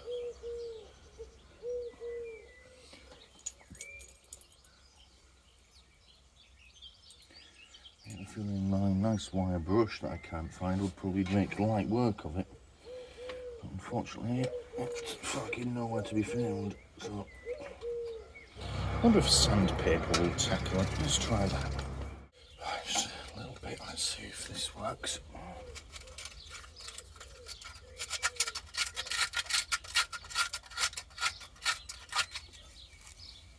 It's that frigging rock hard, it feels almost like it's meant to be that shape.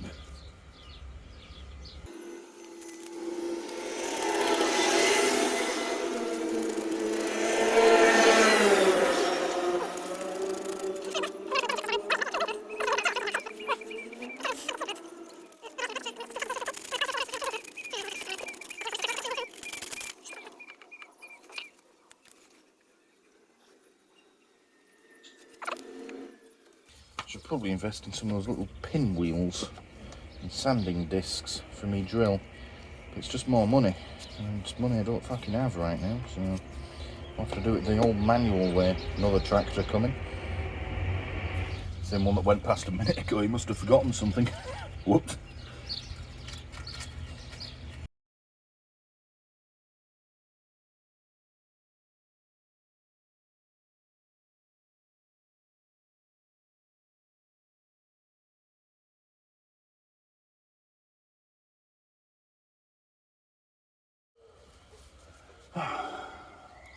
Getting there. That's all.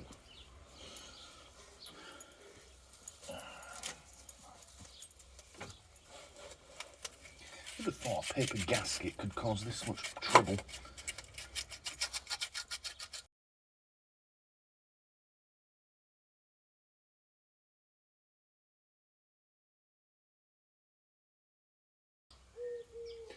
And there was me hoping this would be a nice, simple job. Just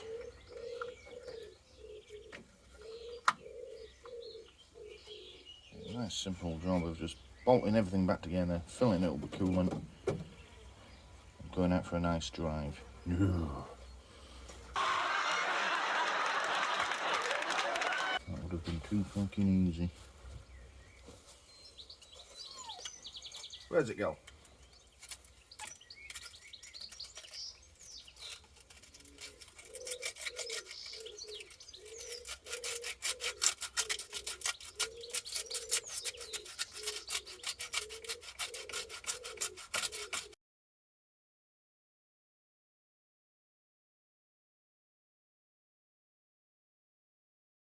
Try and soften it for a bit.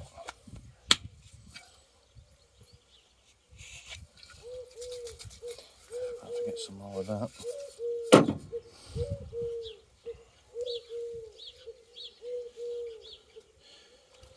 Yeah, the problem I've got, it's the thinnest piece Now, so I've worn it down. There's a section, I'll show you on this other part. So, if we look on here, this sits that way up. You know, it's these bits of gasket that won't come off. Just like they won't come off of this bit fully. This bit's going in the bin, so it doesn't matter. But along this bottom edge, a section of this has stayed stuck to the block. And the problem with that is, when you then put the new part and the new gasket on, you've got two flat edges, but it creates an uneven edge. Now, I've worn it smooth to the point where you wouldn't even see it when you first look at it, but when you run your finger over it, you can feel it, it's there. Now, when I bolt this on really tightly, chances are the gasket will make a good seal and we won't have any issues. But I don't want to take the risk because it was such a pain in the ass taking this apart. I want it to be right going back together. So we're going to let it soak in brake cleaner.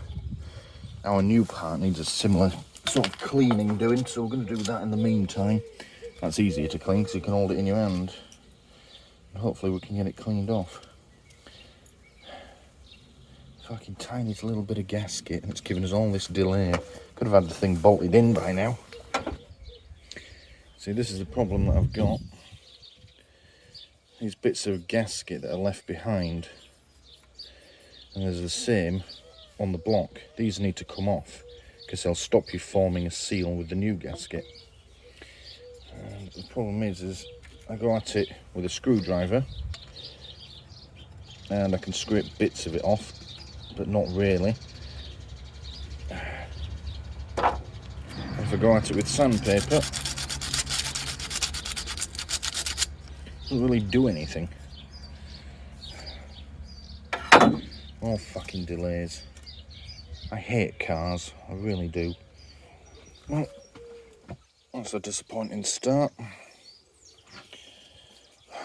I'm currently on a 5-day weekend. It's Jubilee weekend, and what are you doing, Bella? Stop eating rocks. Give me that rock. Drop it. Bella. Bella. Give me the rock. Good girl. Don't eat stones, fucking idiot. Anyway, yeah, I'm on a 5-day weekend. It's currently Jubilee weekend. Well, it's not yet, it's Wednesday, but because I actually I'm lucky enough to have a decent employer, I was able to swing myself a 5-day weekend, as have most people, actually. Yeah, I was really hoping to spend this 5 days and get this car going, maybe even get the Corsa going, which I'm working on simultaneously with this.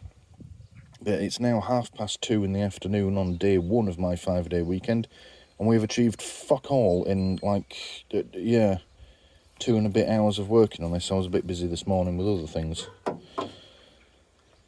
Great fucking start. I'm going to wait until my other half comes back. They're out at work at the moment. And then I'm going to go down to the nearest town. There's an auto shop there. I'll see if they've got any tools. I specifically want those little pinwheels and sanding discs that you can put on the end of a drill.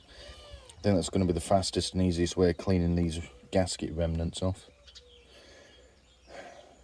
Before I do that though, before I pack everything away completely, I'm just going to have a bit of a play around inside the car, see if I can identify the battery drain. Alright, gently getting in. Partly because I have a fat ass and this is a tiny car, and partly because it's actually stuck up on axle stands.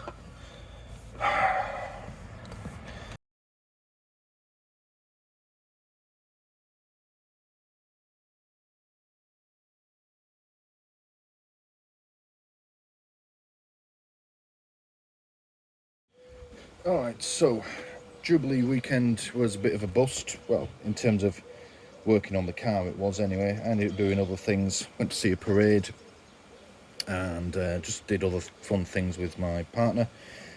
So yeah, the car didn't get fixed in the end, but I have got the tool that I need, kind of anyway. So we got this. Now it's not the one I wanted. They do another one that's sort of a flat disc with the prongs on the end. That's the one I wanted, but they didn't have any. So we've got this one instead. this should be enough to get all these bits of gasket off. If it doesn't, then Christ knows what we're going to do. But yeah, so we're going to give that a go. We'll start by doing it on the actual part, mainly because it's quite breezy today. So yeah, I've come into the back garden where it's a bit more sheltered because the breeze is just screwing up the audio. Also, I've got this nice new workbench that I wanted to try out, so we'll do this bit here, and if it works out alright, we'll go out front and attack the car. Right, so first things first, let's get this wound in.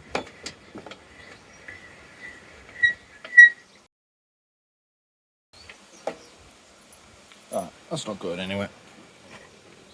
So, we shall choose high speed, maximum torque, not that I think that's going to make any difference, but high speed, and then we're just going to gently run this across it and see if it starts taking this off.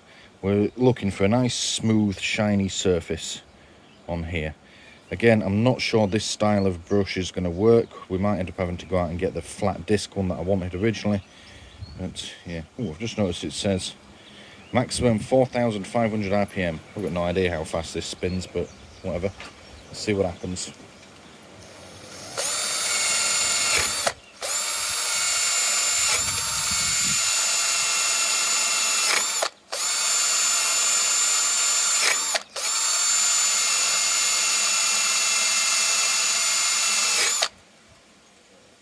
Well, it's doing it. It keeps catching on the end and jerking me out of the way. I don't know if you can see it on there. Angle the camera in a bit better. It's taking it off. Let's keep going with it.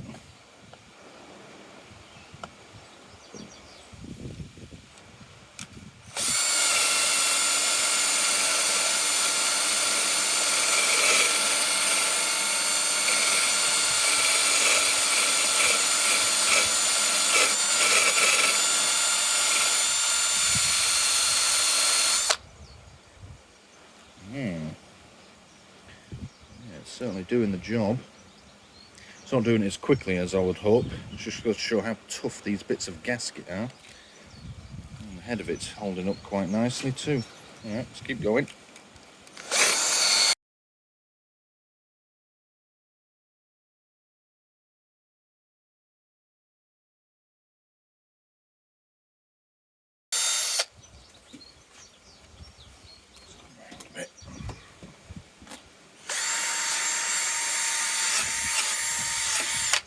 Not actually a better angle. Let's try that way.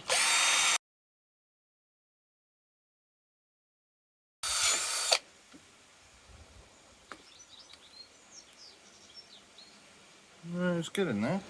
Angle that down in there. You see, certainly polishing it.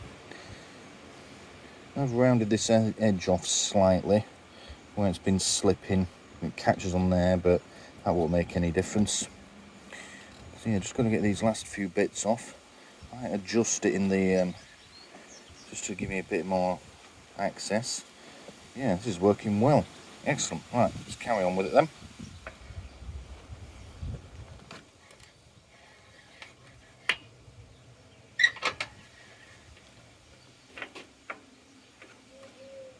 Okay,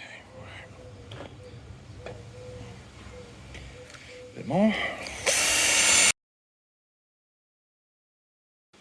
I can see now why the sandpaper was never going to work.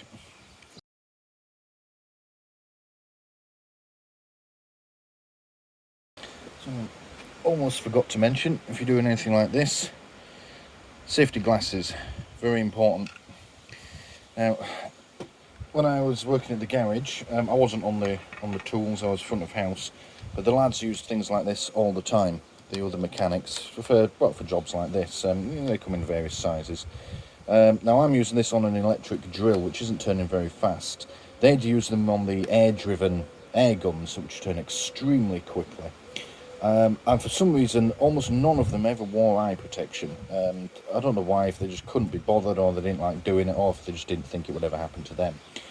But we did have a few where these bits of metal would break off, and they're quite tough. You don't want these getting stuck in you. They'd break off and they'd get stuck in their fingers and such like, or in their arm. One chap managed to get one in his eye and ended up with a trip to hospital. it's just really not worth it, especially if you're working with something that spins even faster than this thing does. So, and yeah, they're not expensive. I've had these a good few years. I think they were like £2-3 off eBay. They're the proper deal. They are CE marked. They meet the required safety standards, and you don't have to have them in yellow. These came in all sorts of colours. I just went with yellow just cause. So yeah, there really is no excuse for not using it, other than, you know, you're either lazy or stupid. So yeah, always wear your safety goggles. Right, looks like we're nearly there. Just getting this last bit off, and then we're good to go.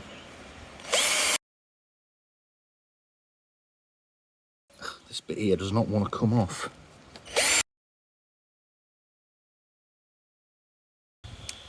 Come on, you piece of shit. Let's try something. Ah. It spins both ways, Stuart.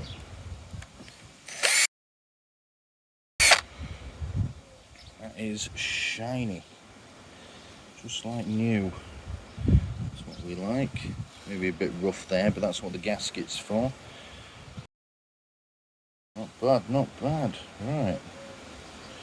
I'd say that's good to go.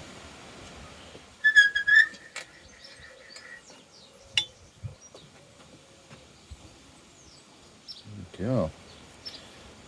That's come out brilliantly, actually. Every speck of that gasket is gone. Maybe a little rough here, but I don't think that's my polishing. I think that's just imperfections in the metal. That's why we have gaskets. Right. Let's go make it fit to the car. I have to rinse all this swarf out as well, but that's easily done. Finally some fucking progress. Right, let's attack this engine then. Hopefully, putting the camera where it is, it's right under the bonnet, will help shelter it from the wind. It's really breezy out here at the moment. I suppose that's the joy of yeah, that's the joy of us YouTube mechanics as amateurs. You never see professionals resting a camera tripod on the ABS unit, so they just don't get that, you see. My concern here is getting this whopping great ass drill under there. Not ideal. Could also do without jamming it into this power steering pipe.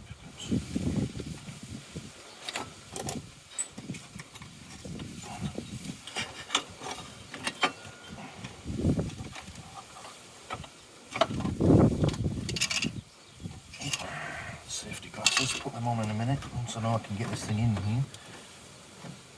Alright, that'll have to do. Glasses on. Left me fucking coffee inside as well. I'm going to start on a low speed setting with this, because if it jumps, there's stuff around here that I don't want this brush bashing into. Namely this wire here, coolant hoses, fucking everything else. I can barely see what I'm doing as well. Right. Wrong target, let's give it a try.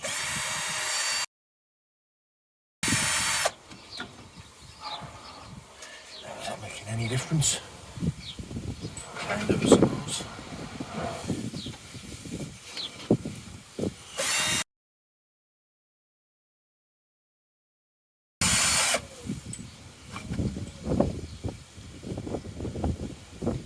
Well, it's bringing it off slowly. Let's try the high speed.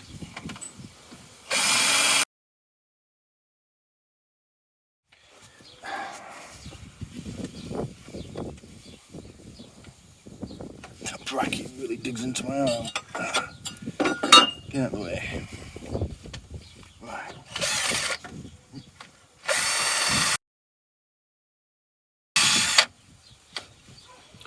Coming away. I think what I'll do in a bit is get the boroscope out. It doesn't record sound, but then I'll just do a voiceover for it instead.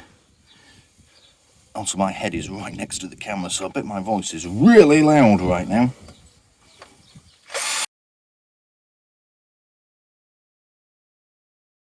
Getting there. Fucking slowly. Got me coffee. Let's carry on. Can I get in here?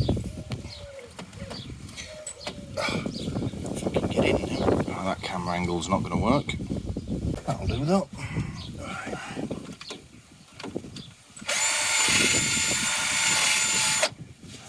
Come here, you little shit.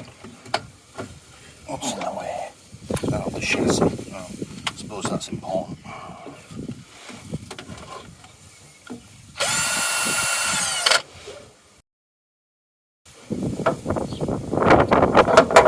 Jesus Christ.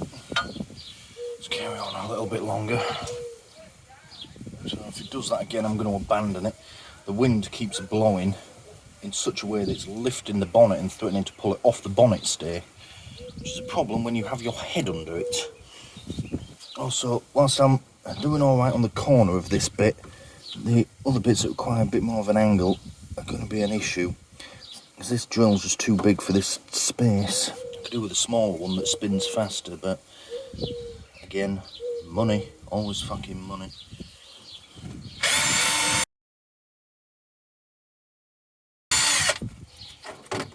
Alright, let's do some boroscope footage and see what I'm looking at. Alright, so as I said, there's no sound with these videos that I did with the boroscope. I've actually taken 6 at this interval. This one I'm just trying to figure out which way up to hold it, and then I just sort of fuck it up. Alright, second video. Still trying to figure out which way up to hold it. There's my ugly face. There's the bonnet, we're not interested in that. Oh, upside down. Oh, no, now it's the right way. Right, let's go see if we can have a look. Let's have a look. Hey, that's what we're looking for. Oh, no, we've lost it. Oh, bloody hell. Oh, that's next door's house. Yep, that's not relevant either. Oh, bloody hell. Ah, there we go. Right. Well, you can see, look, it's getting cleaned off nicely. There's still a few... The black bits are the remains of the gasket that we're trying to get off. And the nice shiny bits are the bit that we've managed to clean off so far. The reason I've got 6 of these videos is for some reason the little app that runs the boroscope doesn't immediately save the video files. They take about half an hour to appear in the file manager on my phone. So I spent most of the day thinking that it wasn't recording them properly. So then I took about 30 still images, which I now don't need because the videos were there all along. Alright, so next video. I don't really know what's going on. Oh, there we go. Oh, there, that's it. Get the right way up, Stuart. Oh, let's go back again. Alright, so yeah, I mean, you can see inside that hole, giggity, it's all sort of orangey brown. That's corrosion. As I've probably said a few times already now, yeah, I think the previous owners of this have just been putting plain water through it, which is okay in an emergency, but you can't leave it like that. You've got to get proper antifreeze in with proper anti-corrosion properties. What we're videoing now, that was a wiring plug. Oh, we're upside down again. Oh, now, yeah. Oh, let's go back. Yeah. Alright, so that's a little bit better of a view of it. It's a bit too much light. I probably had the LEDs on the end of the camera turned up too brightly for it. But yeah, it looks like we're making some progress here. Yeah, that's not looking too bad. The next one. Oh, we're going again. We're going again. Oh, crap. Oh, cocked it. Where are we going? Oh, there we go. We're in the right place. Yeah, look at that. I didn't actually take a video of what it looked like beforehand, which would have been more useful, but never mind. You know, it's done now anyway. Alright, and then last video. Oh, getting it the right way up. Going in the right place. There we go. Yeah. Oh, look, you can see the dust flying around now. There was a lot of dust coming off this. You don't always see it on the camera, but there was a lot of dust coming out of this engine as I was polishing it. Alright, that's about it.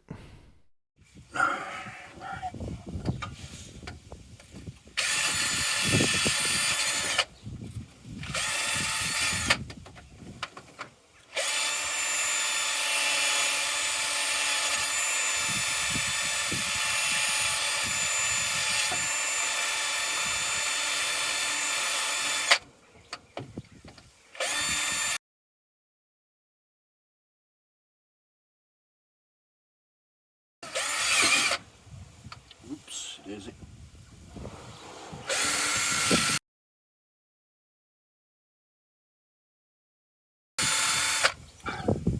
Whose stupid idea was it to put exhausts on cars? What does that even do? Causes global warming, that's what it does. If we didn't have them, we wouldn't have any fucking problems.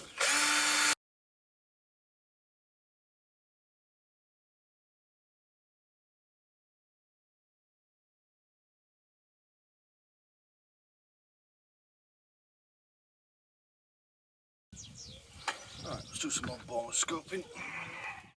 Right, so boroscope journey number 2. Let's see what progress we've made. Look at that. It's looking shiny.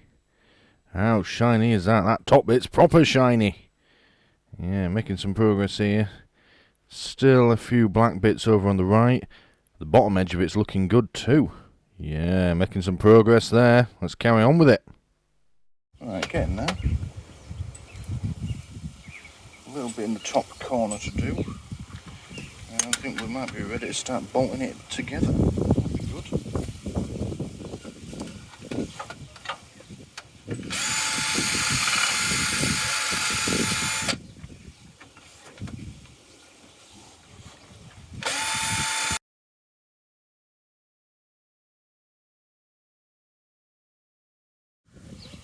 Alright, that is nice and shiny and smooth. One last inspection with the boroscope. I don't think I'm ready to start putting this back together. Right, third bit of boroscoping. Starting off with a video of my crotch. Won't get it the right way up, Stuart. That's the bonnet. That's not what we're trying to look at. Go on, get it in the right place. Go on. That's it. Go on. Yeah, jam it in there. Just like she likes it. Look at that. Looking proper shiny now. Yeah, look at that. I'd say that's about ready to go. Right, quick stop for a bite to eat, because I'm getting a bit peckish. And then this lot can start going back together. Finally, some fucking progress. Perhaps. Probably not.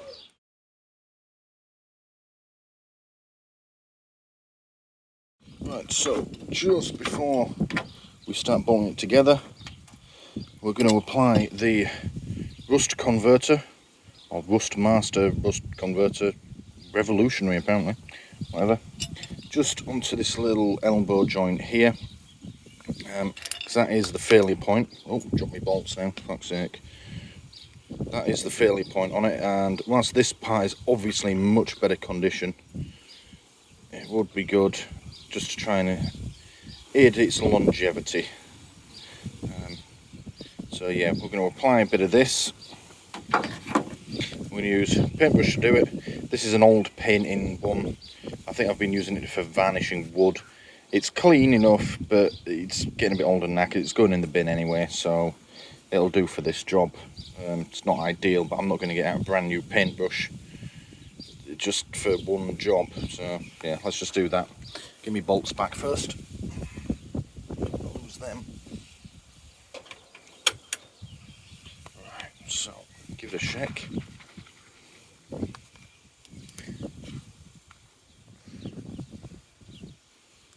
Oh, that's not good. There we go.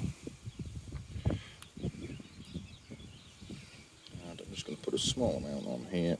Oh, that's a bit more than I wanted. It says on the tub, one coat works in 20 minutes.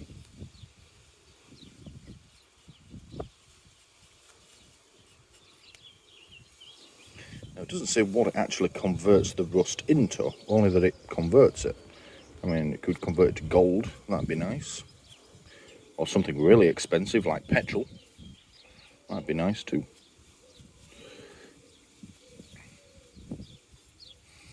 Now instructions say you're meant to clear off any loose flakes of rust with these. Well, there isn't any, so I checked.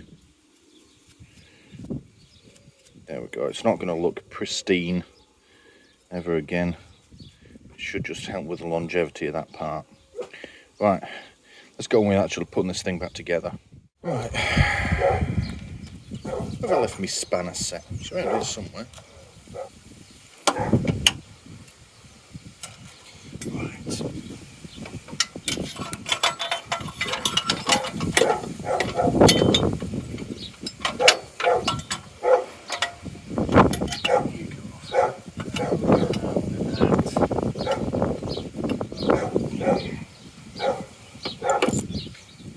gasket and bolt on.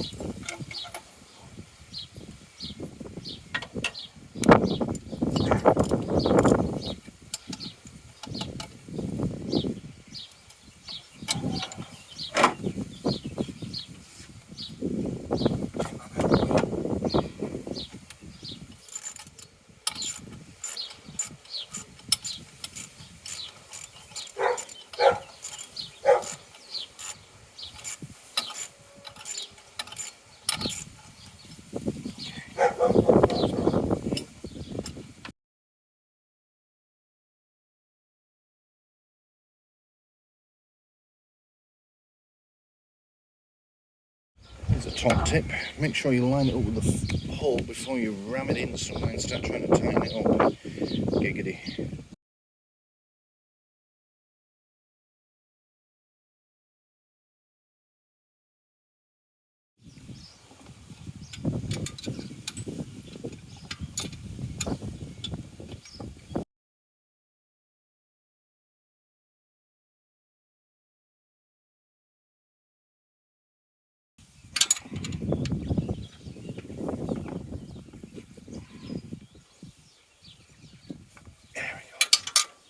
Alright, let's try hooking up some of these coolant hoses now, shall we?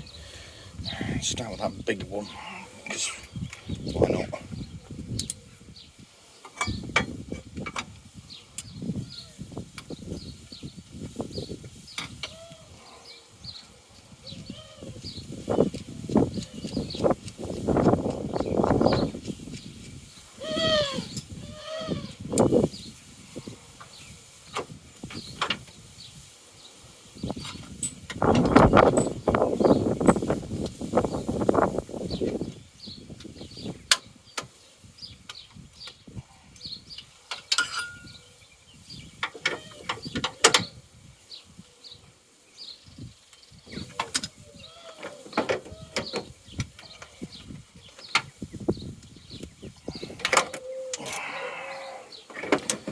Fucking hose clamps. There we go.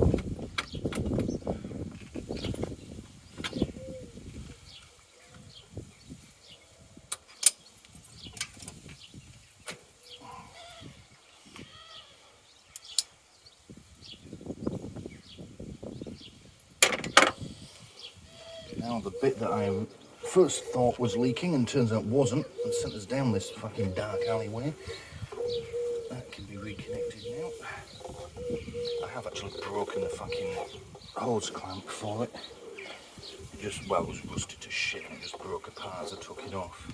And the plan at the moment is just to get it to a point where the cooling system is sealed and I can turn the engine, not turn it over, turn it on, start it, and then check for leaks. So we'll do that before we put too much back together, like on the power steering pump. Because if it's leaking, I don't want to do a full job of reassembling it just to find out I've got to do it all over again. Because I'm still worried that gasket's not going to be the right one. Seemed to be a good fit though. It's on there at least.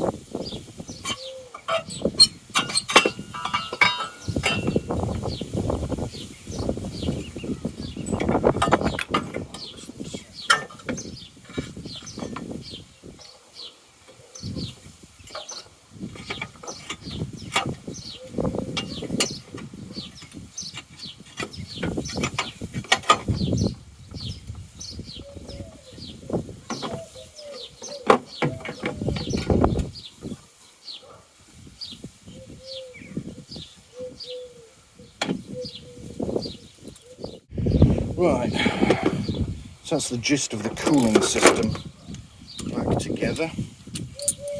I'll quick tidy up because there's bloody tools everywhere at the moment. double check everything, and then I'm thinking, before we go any further, we're going to try filling this with coolant and starting the engine. It's probably going to go absolutely batshit because half its sensors are disconnected, but that shouldn't stop it starting. And what I want to do is try and pressurise the cooling system just to make sure nothing fucking leaks out. Let's just move some of these tools out of the way and then we'll do that. Right, so according to the manual, this takes 6 litres of coolant. So we've got 2 1-gallon tubs of it, which is 3.78 litres each. So I'm going to fill this via radiator bottle. I did try and look up what would be the correct coolant for this, but I got nothing but conflicting information, and then I just resigned to myself, well, there's actually fuck all in it, so why does it fucking matter? I don't have a funnel. I used to have a funnel. The dog ate it. Didn't you, Bella? Hmm? So let's just try. Oh, it's green. Like Mountain Dew.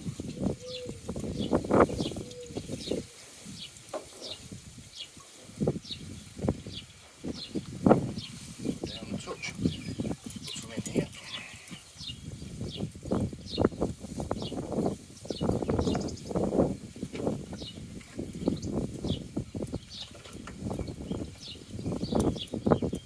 Yes, I did just fill that right up to the top, because all that happens is it flows down here and into the radiator. The system isn't full yet, not even half full, so that's perfectly safe to do right now. Before anyone says, oh, it's going to eat all your seals and your pipes. A, no it fucking won't. And B, even if it does, well then I'll have more stuff to fix. I like working on this car. I may not look it, but I do.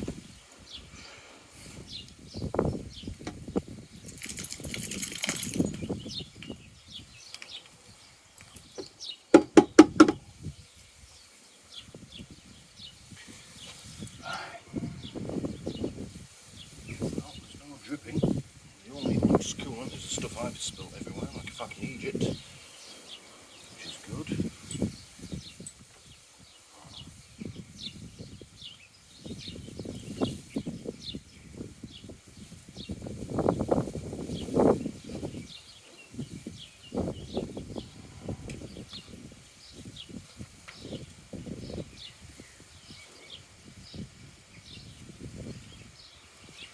I was concerned about this. It looks to be leaking out of that gasket. Ah, fuck's sake.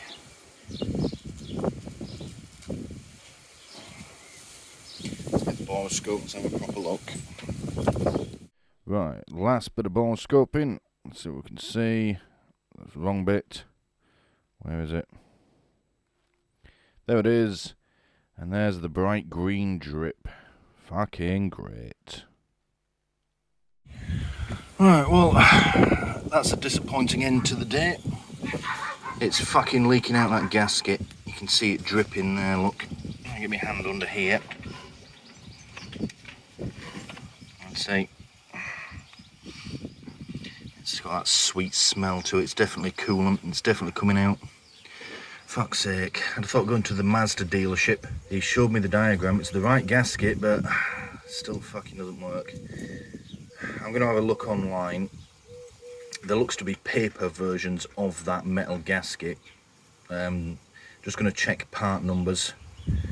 And what we're going to do is we're just going to swap it out for one of those. And if it still leaks with a paper one on, I'm just going to get a shit ton of sealant and block it up that way. But that is a disappointing end to the day. There's no point going any further with it because I'm only going to take it back off. And we're probably going to lose that entire bottle of coolant as well, so that's wasted material. Fuck's sake.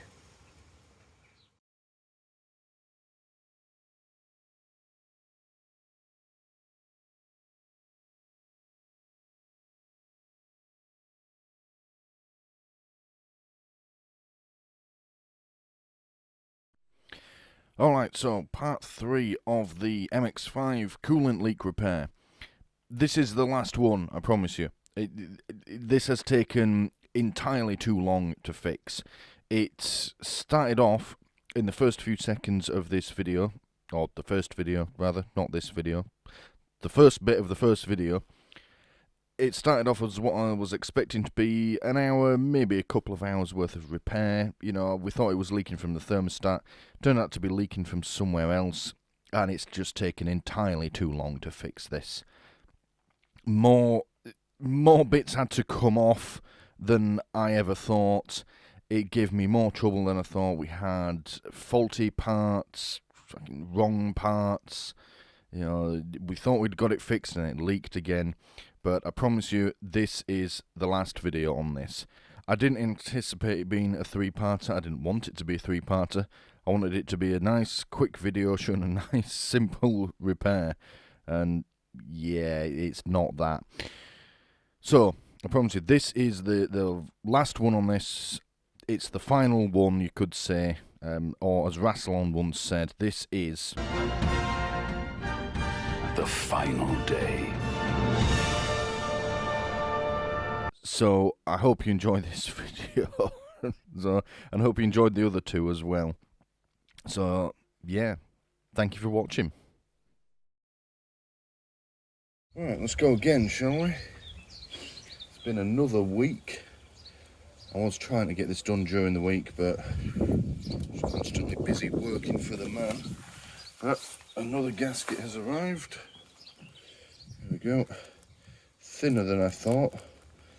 Hopefully this one will work. It's a nice paper one.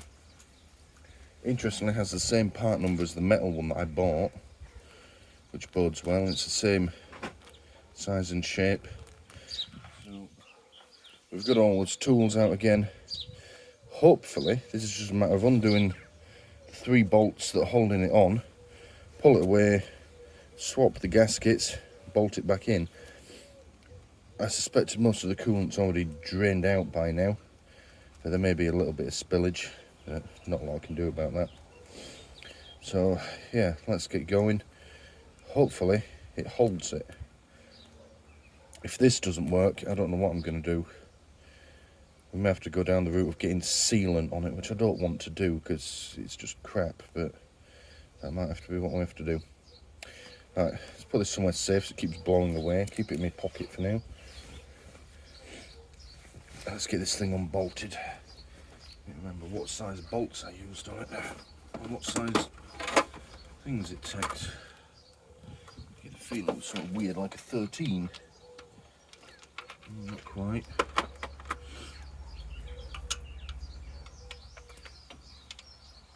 Oh, that was it. It was a 12, which weirdly enough I don't have in this socket set, but I do have in my other.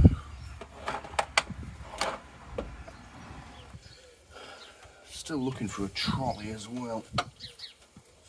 Found one that would have done the job, but it was a fucking lot of money. I'm not paying that. Oh, typical, just as we're starting. It's starting to rain. I'll keep going, but if it gets too soaking wet, I'll have to go inside and do something else, which is really fucking annoying. It's the joys of working outside.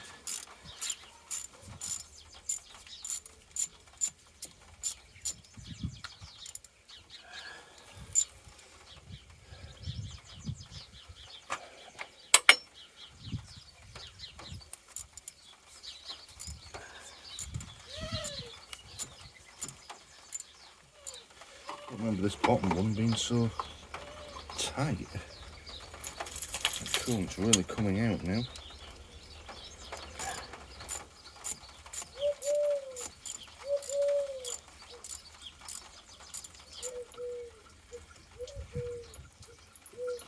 There you go.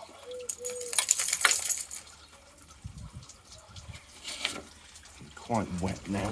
This is really not how I pictured today going. Never mind.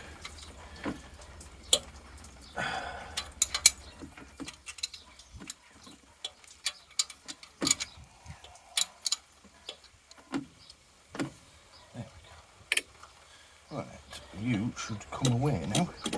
That's it, out you come. Cock's sake, where's the gasket? There it is.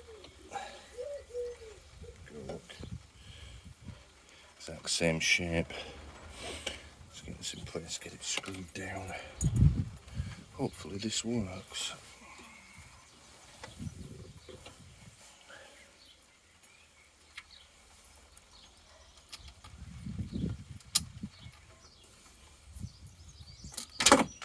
Now, cock.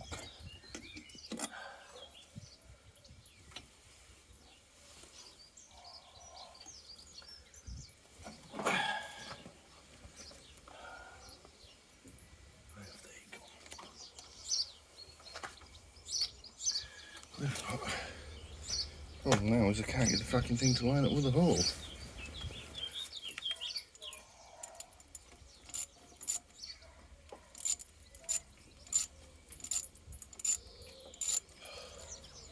Quick swig of coffee. Alright. I want to have a quick look with the borer's scope around there. It looks okay actually. You know what, fuck it. Let's just get some coolant in it. See if it holds. We should know pretty quickly if it's not. Right.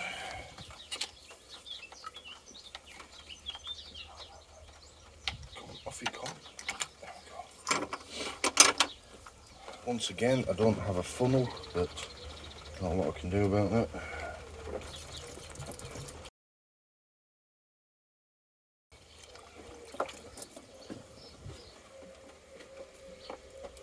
No sign of any leaking out yet.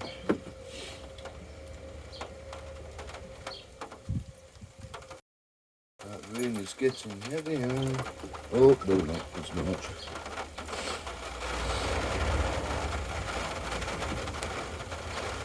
Right, that's about to overflow, so I'll quickly seal that off. It's positive though, because first time around we poured a whole one of these in. And we were able to do that because it was all leaking out the fucking bottom. Now I don't think we've lost everything that we put in, but still, at least we know it's not leaking out somewhere else, at least not too quickly anyway. So the rain is getting really quite heavy now, I'm getting really wet. And with all these various bits of engine exposed, it's probably not a good idea.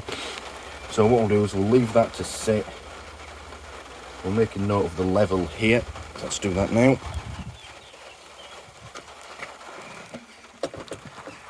Like that. There we go.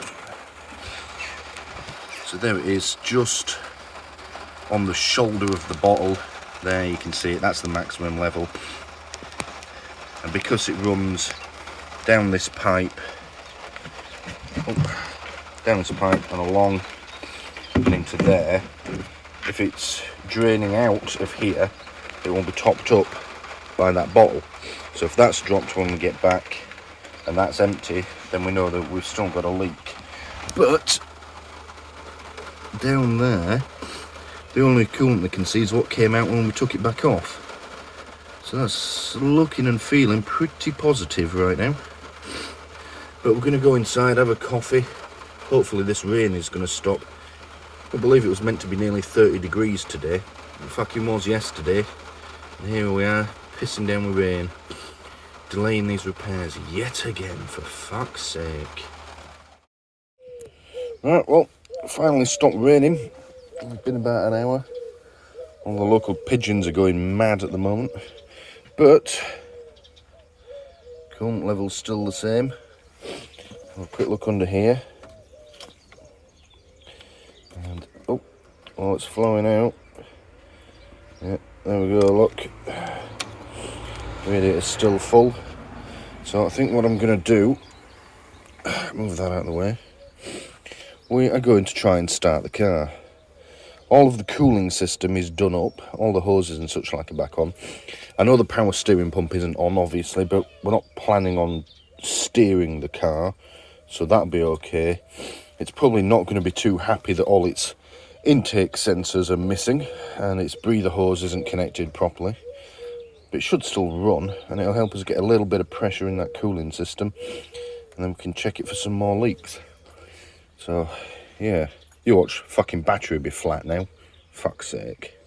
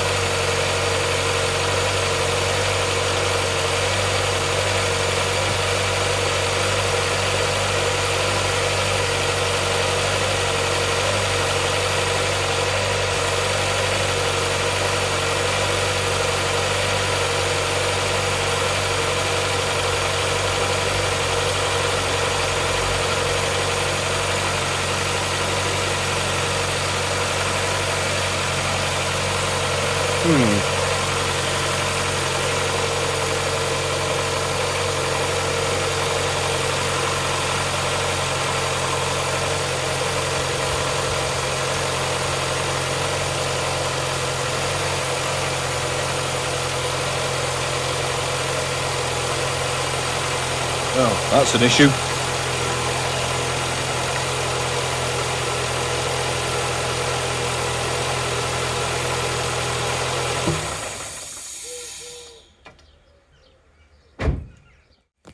Alright, well, I'm going to call that something of a success. I mean, it started.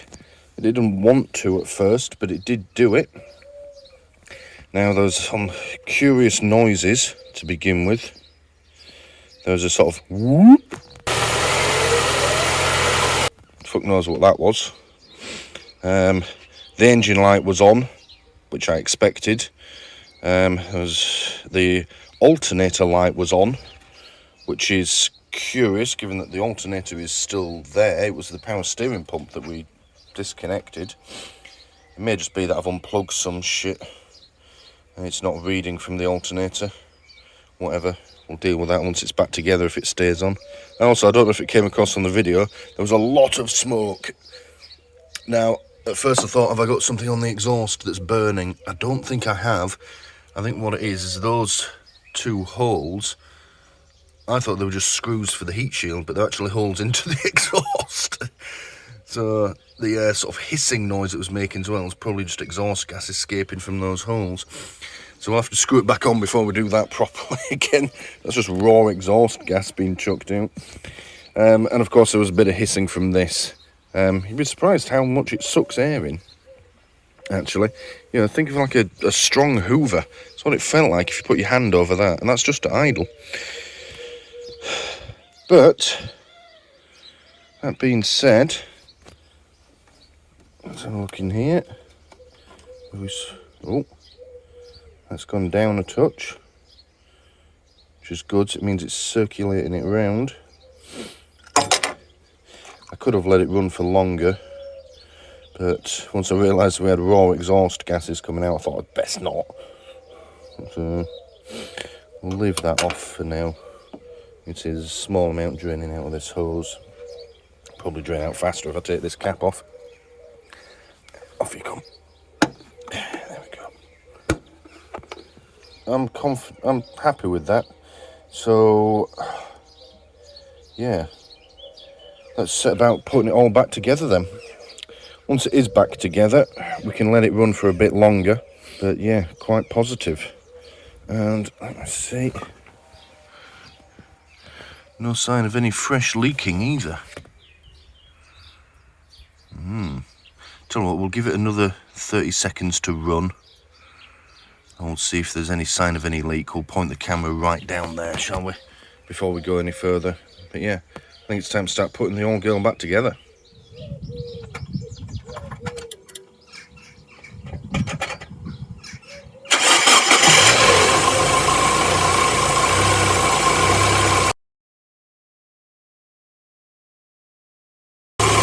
Good, no sign of any leaks. Not idling properly, but that's again because of the sensors, the engine light's on. Also, all the smoke is gone. Maybe there was just something on the exhaust. gonna drive.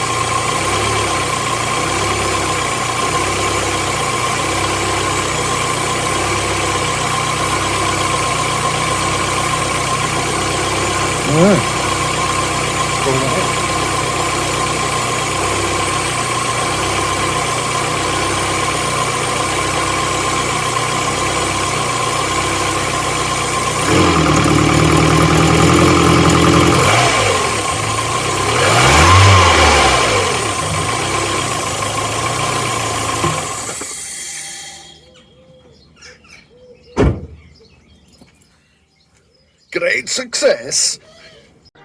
Great success. Right, let's see what other problems we can come up as we put this fucking thing back together. Start with the power steering pump.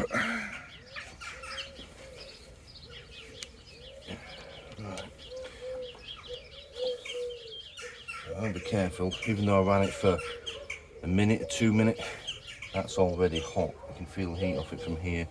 Just have to stay away from that. Let's take this string out of the way. I have to remember how this was mounted.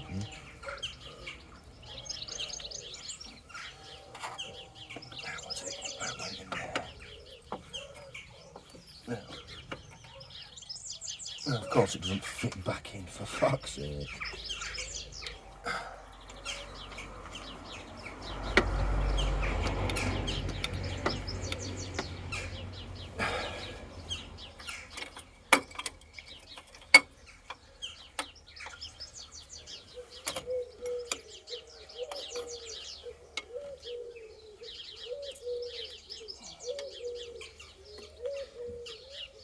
Bella, what are you doing?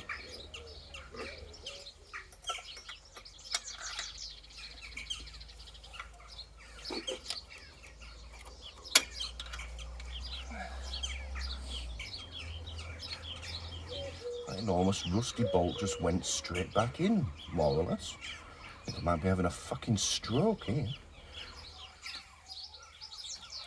That was far too easy. Where's the fire?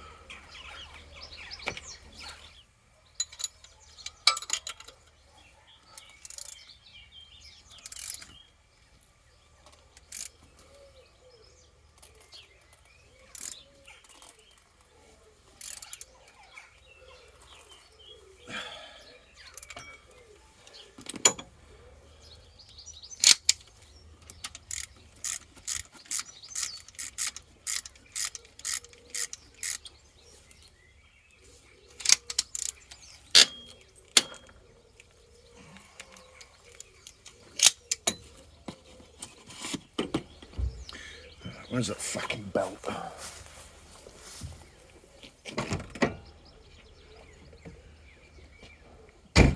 Yes, I'm reusing the belt. No, I don't think it's going to be a problem.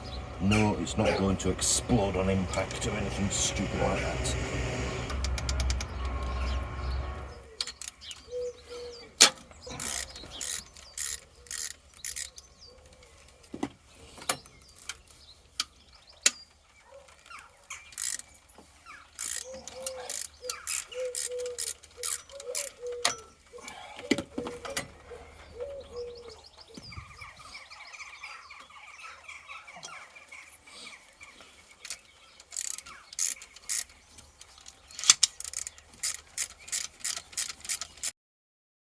I don't remember seeing that before. There's some wiring just behind here. It's awfully close to this pulley. It's not making contact with it, but keep an eye on that.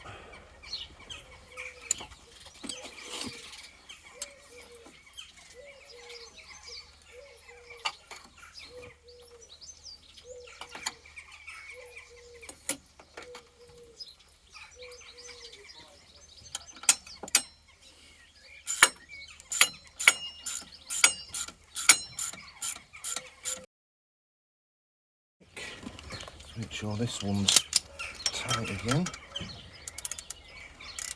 There we go. Right, let's quickly start the girl up again. Make sure that belt's working okay. I'm going to do this throughout the rebuild actually, because I don't want to put everything back together and bury a load of parts only to find I've got to take it all back off again. So each stage we'll test and proceed, test and proceed. So yeah, quick start up again. It's starting to rain again now. I'm never going to get this done at this rate.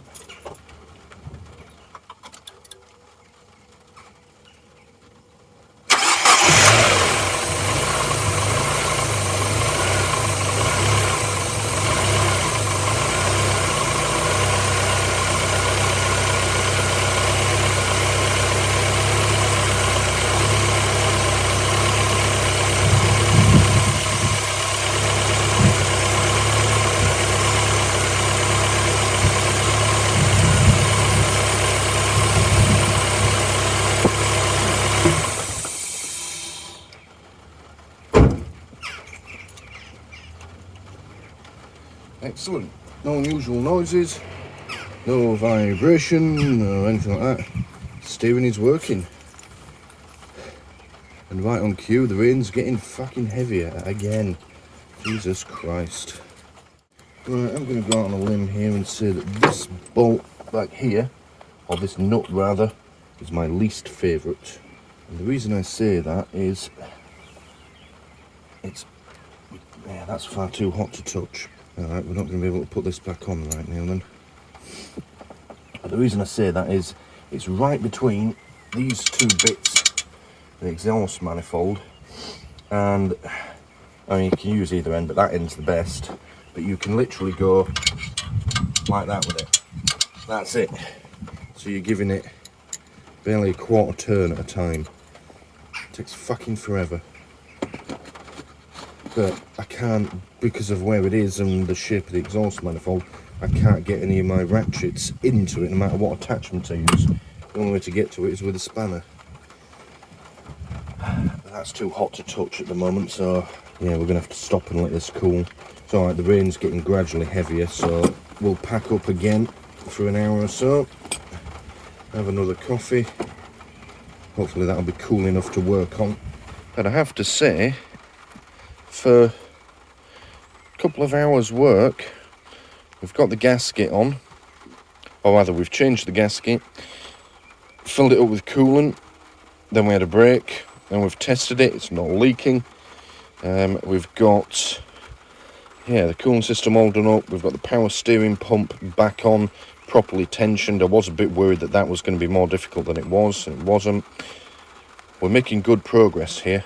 I'm going to try and keep this momentum going, but we're going to go inside for a bit and have a cuppa. I need to let that exhaust cool because the next stage is going to be burying it, and we don't want to do that because then I can't get to it. And it's quite essential because if it comes away, that bit of pipe, then it's attached to your heater matrix and it's going to then be touching on the exhaust manifold when it's really hot. So yeah, I definitely want to get that bolt in properly. So let's go inside and make another coffee. Right, let's see if it's cooled down.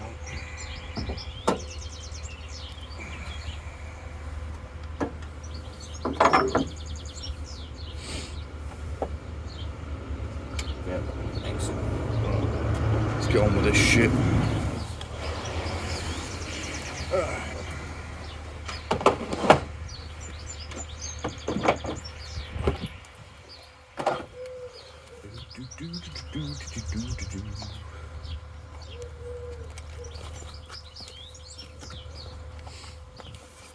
It was the 14 mil, I believe.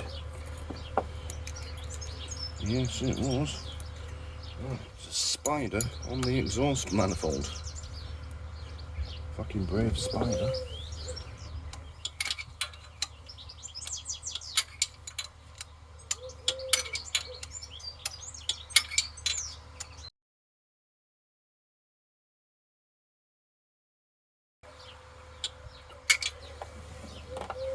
Let's attack it from the other side.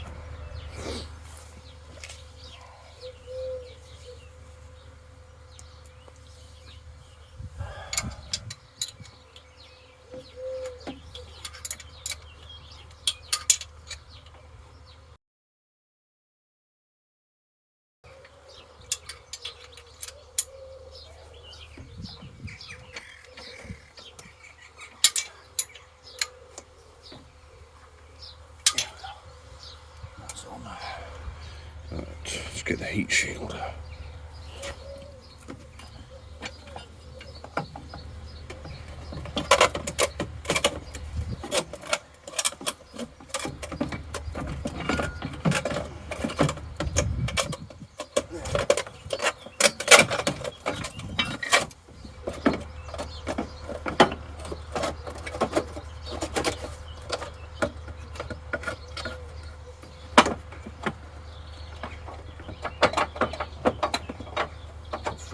This. Get out. Now, I'll tell you now, this heat shield, I said it earlier as well, is not getting all its bolts back. Partly because one, that one is rounded off to shit and is down the back there, that ain't going in.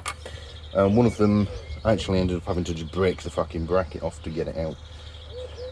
But it will have enough to hold it in place and keep this wire out of the way as well. That goes something like that. 10 mil. Of course they are.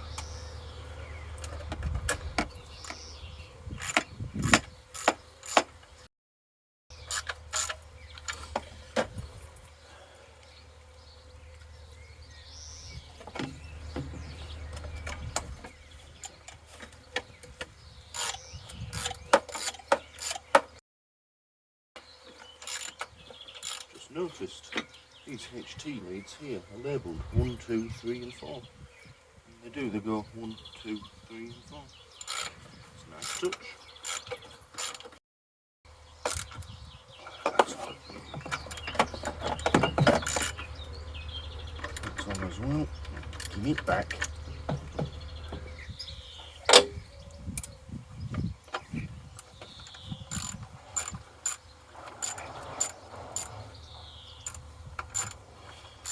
I don't know how much it's picking up.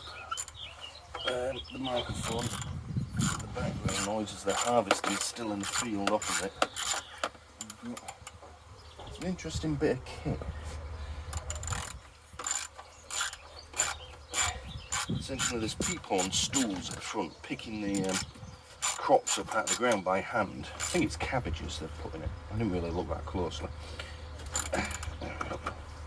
And all they do is they drop them onto a belt beside them, it gets taken away. And inside the machines, it's the size of an Arctic lorry, they all seem to get sorted out, and then they all get fed into a separate trailer that's like a hopper at the back, and every now and then a tractor comes along and they swap them over. And the machine crawls along ever so slowly, much slower than normal walking pace. And all these people do is just sit and pull the crops up as they do. I imagine it to be back-breaking and tedious work, but they will run 24 hours a day. So that's that diesely drone that you can hear. The things are self-propelled. They have a top speed of literally like 1. I've seen them being moved along the road before, and yeah, they are painfully slow. They don't take them very far. It could take all day to drive them somewhere if you needed to. Right.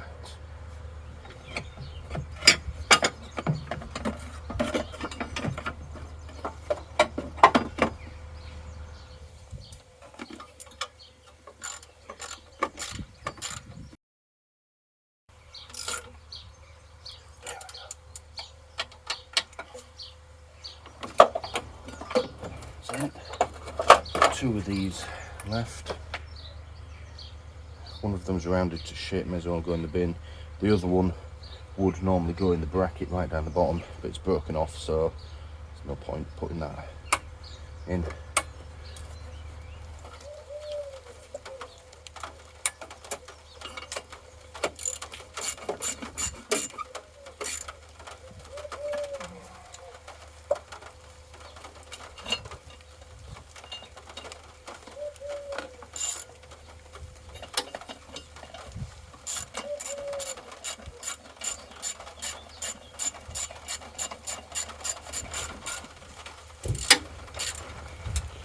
What are you doing, Bella?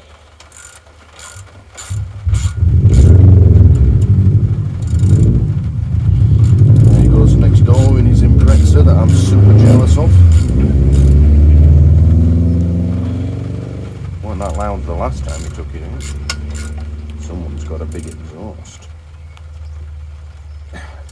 Not that I can complain, that's exactly what I've got planned for the Mini.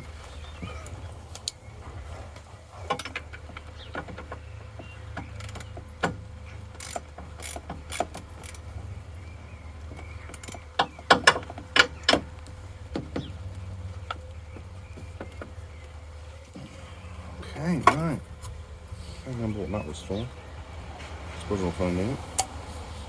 Right, just the airbox now then. I've left me fucking coffee inside.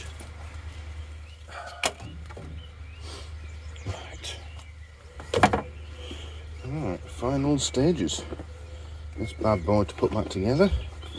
I think, although I may be mistaken, we've got ourselves a performance air filter here.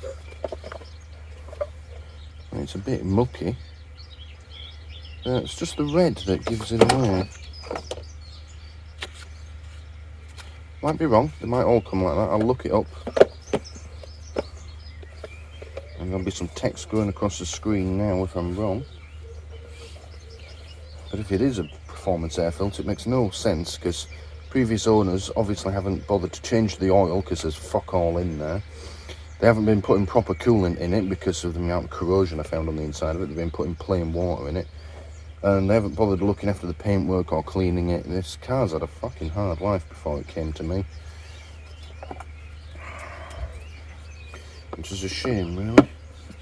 But yeah, and yet someone's bothered to put a fancy air filter in it. Looks like to make it go faster. It would appear Mazda are a big fan of 12mm bolts. Another one here. Put that out of the way. I don't want to budge.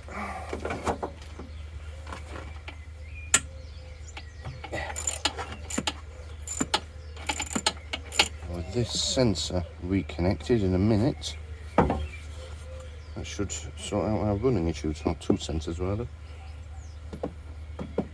They're going to be air mass meter and air intake temperature sensors. Both of them very important to the smooth running of your car, especially the air mass meter. Keen-eyed amongst you will have noticed earlier when I was revving it up, the revs actually went down initially. That's because I'm putting more fuel in,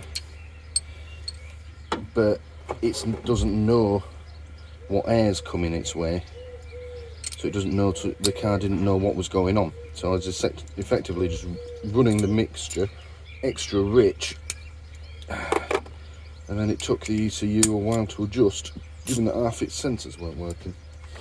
Once this is all reconnected, you will find it will rev perfectly normally. That is a really shit design. I can't get to this bolt now. Yes, I can. No, I can't.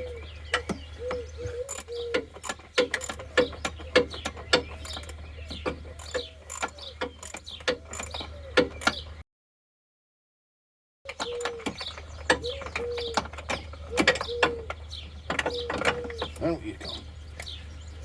Give me mine. Fucking give it. Is this thing? Is this 12mm as well? Yeah, of course it is. Look at that. Oh, shit. Oh, cock it. That's it. On you go.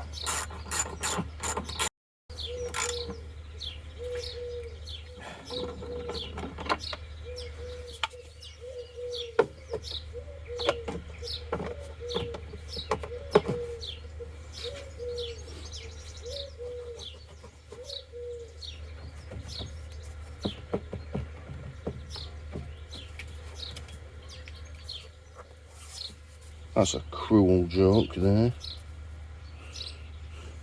This, shown there, has an 8 on it. But it is in fact a 10mm. What the fuck? That's all I have to say about that. Oh, I dropped it. It's still doing that. It's teetering, and it's saved. There we go. Get it in the hole this time, Stuart.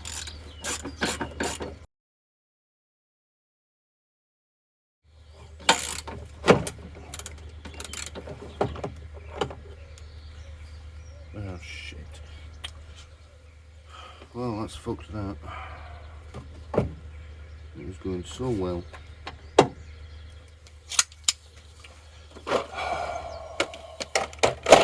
Bollocks, bollocks and more bollocks. Show you what's just happened. Trying to put this last nut in and it snapped off. Now it was going in straight, but it seems to be a self-tapper straight through there. Now it's not essential, but it's not ideal because that holds that piece in place, which attaches to this.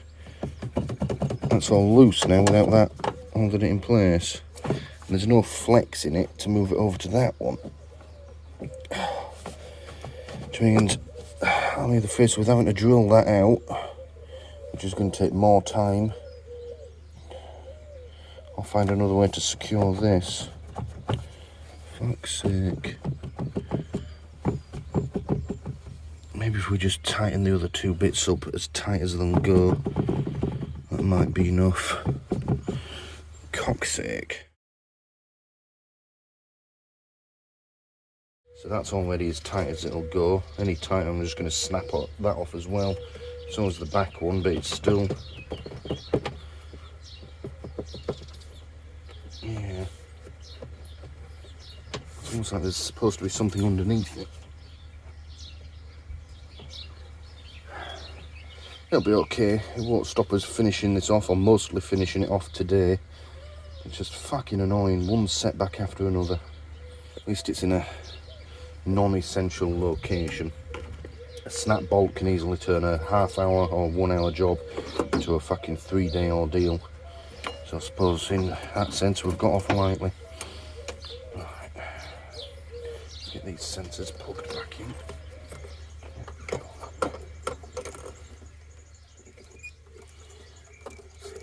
That goes in there like that. That goes there. That's meant to clip into there, but it's broke. We'll fix that later.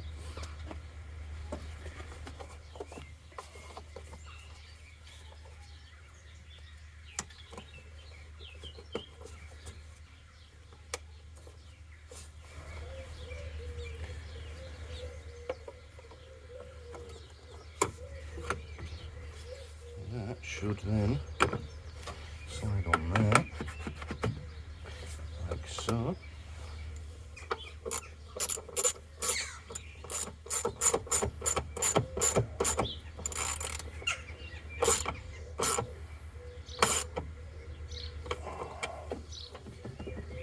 Alright, the very last bit, breather hose.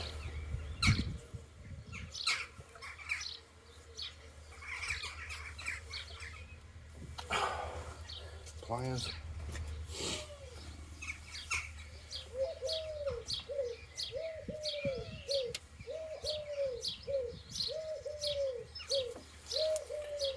Right. By Jove, I think he's done it. Just doing a quick look over as we pack up.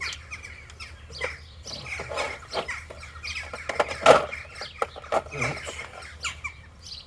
I think we're there.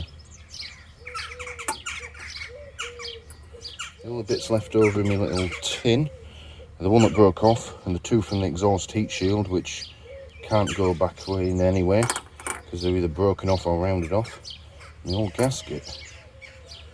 Everything else appears to be back in place. I don't like how that flexes. Let's adjust that.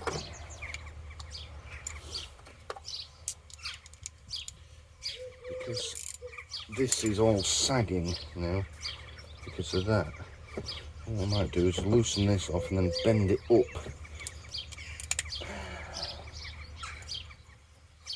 Touch. This bit on the bottom is now touching the thermostat. It's going to rub and chafe.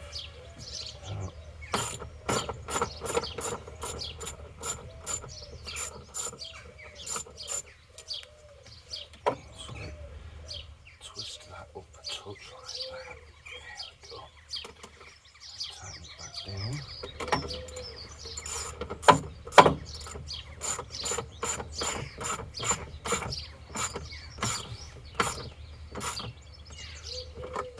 That's better. Well, that's actually stopped it wobbling a lot as well. That's good. Be a way for me to reposition that wiring. Right. Yeah, I can't see anything that indicates that's been unplugged or unfastened and then needs to be refastened. That's given that a fair bit of rigidity, just flexing that up, that's good. The only thing we didn't put back on, I can probably get back to it, the little pipe that comes from the thermostat down onto the inlet pipe that we just replaced had a hose clamp on it that just broke apart when I took it off. I'll go and get one when I get a chance, but it's obviously not that essential because that rusted one was just dust, so it clearly wasn't holding on and the thing hasn't come off, so that's easily accessible anyway. You just move this out of the way and then you can get your hand to it. Right. Let's pack the tools up. Let's see if she runs alright. The truth.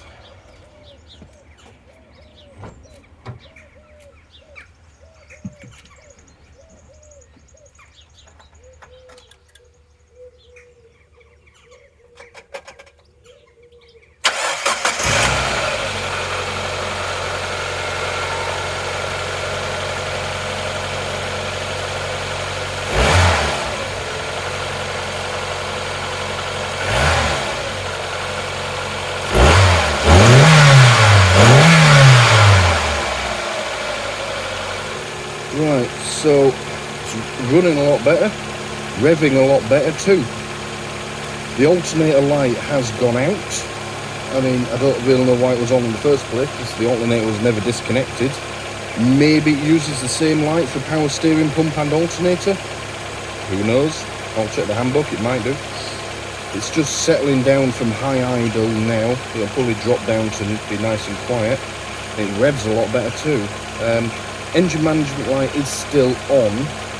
I suspect that's probably just leftover codes from me running it with everything disconnected. That might clear with a few ignition cycles. We might have to get the reader out and clear those. But we can do that in a minute. I'm just going to let it run, get up to temperature. And as long as we don't get masses of steam billowing out of it, then we're on to a winner. I'm going to go find the screen wash though and fill up that screen wash bottle whilst we're waiting.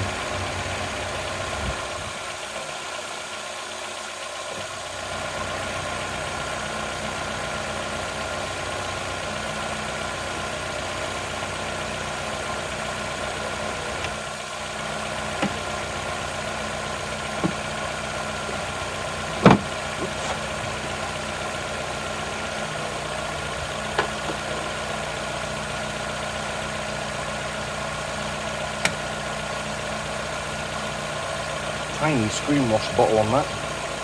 That'd be more than a litre. I get 6 litres in the mini. Screen wash on that lasts forever. It's not smelling of anything other than car engine. Let's go see how the dashboard's looking.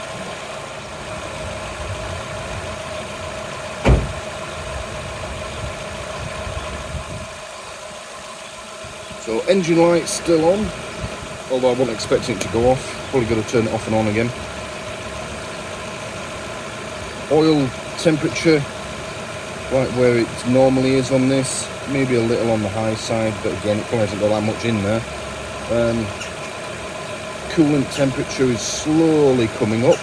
We've got hot air coming out of the heater already. So we'll just let it come up to normal operating temperature and make sure it doesn't go any higher. You can see the level is still good. So I think we're doing all right so far.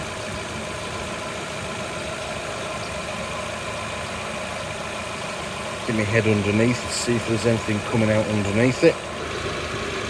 No sign of alt dripping down. The only dampness that is there is from the rain and me spilling shit everywhere earlier. I think we might be on course for a great success. A great success! There it is. Now, whilst I've owned this car, the fuel gauge, That's quite high. It's never normally that high. It's quite a thirsty car. That's unusual, but I'm not worried.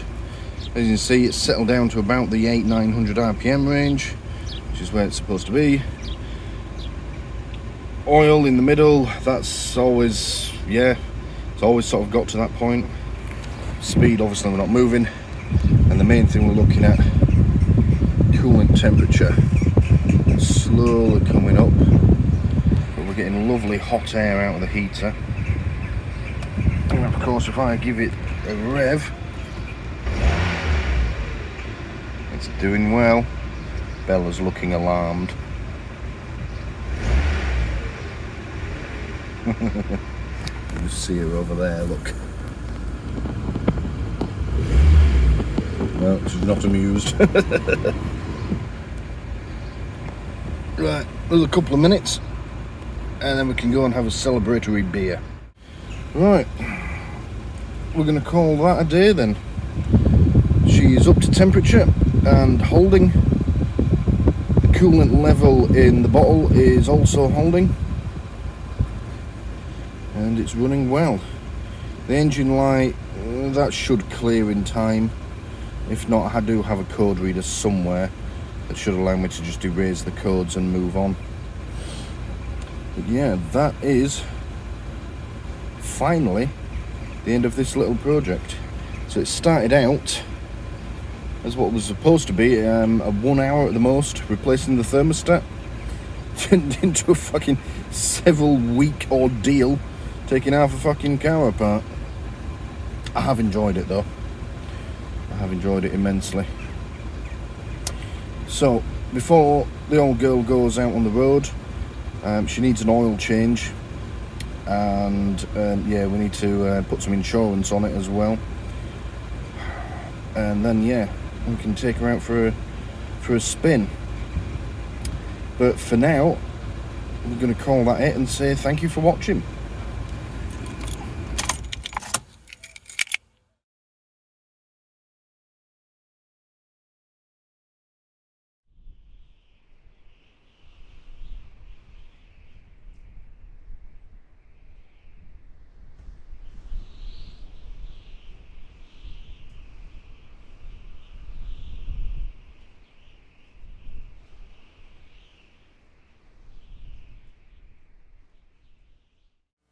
William Rhodes, presidente honorário da Sociedade das Américas e do Conselho das Américas. Senhora Susan Segal, presidente das duas instituições. Mas eu tenho que priorizar o combate ao Covid agora, eu tenho que priorizar a vacina. Right, so we are back attacking the Mazda. Let's get its oil changed this time.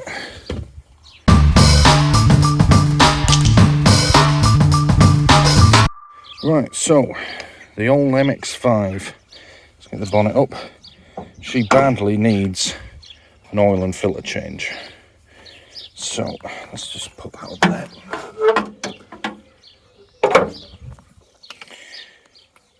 So if anyone's been following along, which at the moment nobody has because I haven't released the other videos that I filmed at the time of filming this one, never mind. This is my partner's MX-5.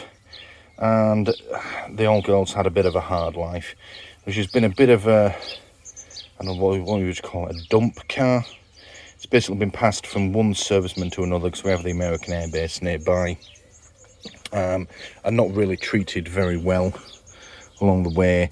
A lot of people, I think, have just driven it, done the absolute bare minimum to it to get it through its MOT. And have just generally neglected it. And then when it came time for them, when their deployment ended and they went back to the States, they just passed it on to someone else who treated it the same. So we fixed the coolant leak that it sprang the other day. And whilst I was doing that, I knew it needed an oil change anyway.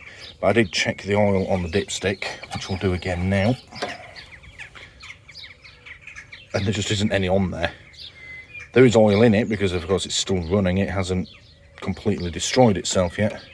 But clearly it's only the minimum. God knows how old it is. So she's getting an oil and filter change. I want to get an air filter for it as well, but I haven't got one right now. But let's get the oil changed first. So to change it, we're going to need, we've got down here one sump plug with gasket. There's 2 types of gasket in there.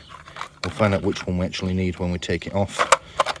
You don't always have to replace the sump plug, but again, because I don't know how long it's been on there, it's probably best if we put a new one on.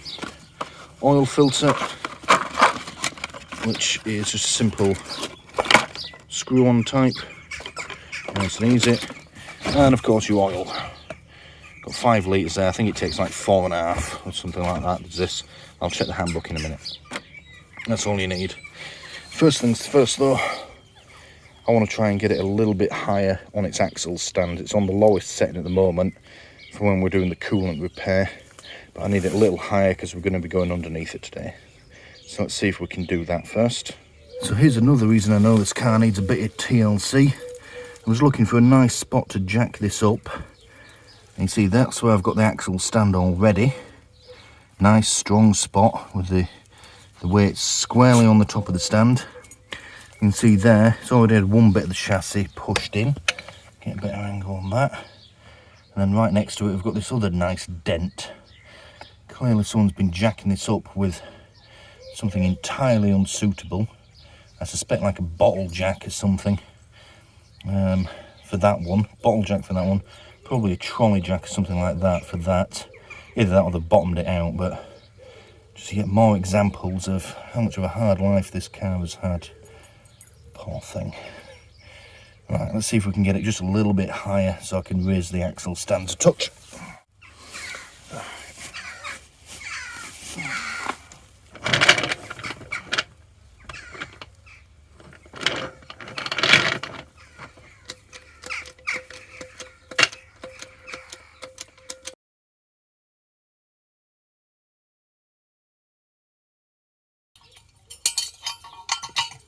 Take this up a notch.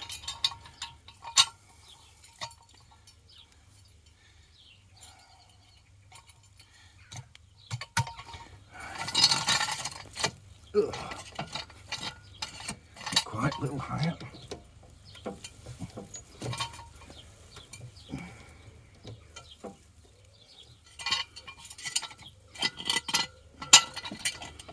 A little bit more. Up you go.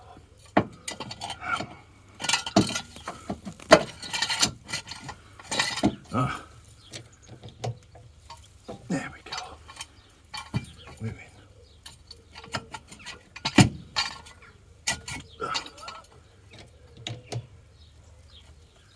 Right, and then down ever so gently onto the axle stand again. We'll be very gentle with this bit. Alright.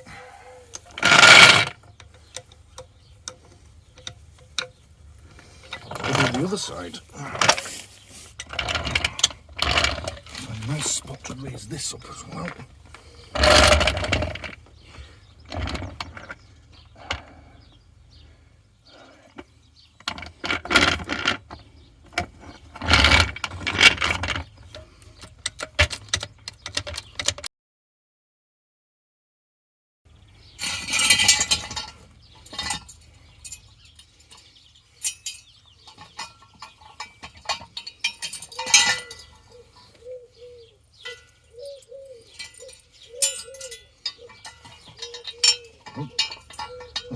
Get in there.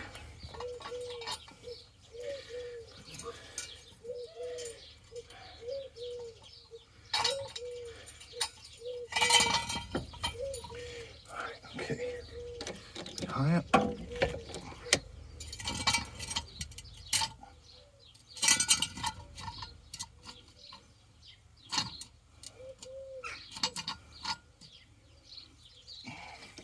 Didn't need to go that high, never mind.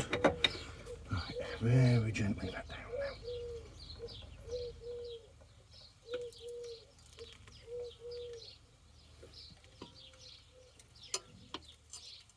There we are.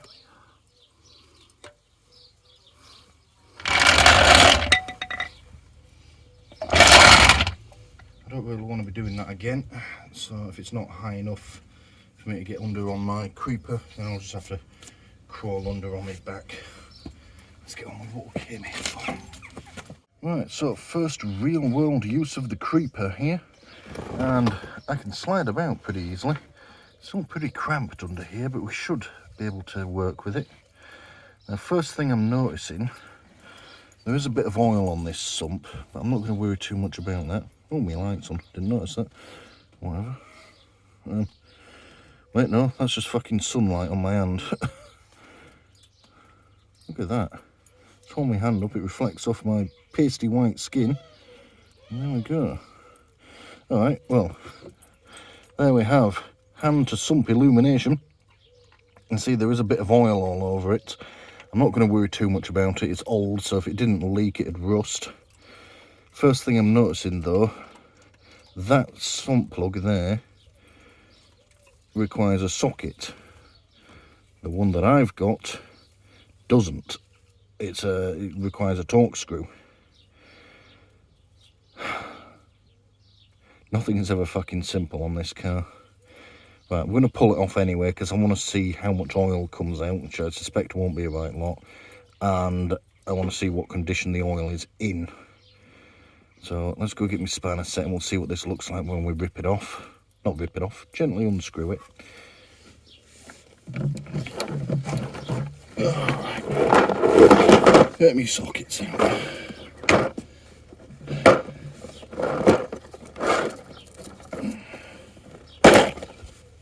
Now this may look really uncomfortable, and it is to some extent, but I am happy as pig in shit right now.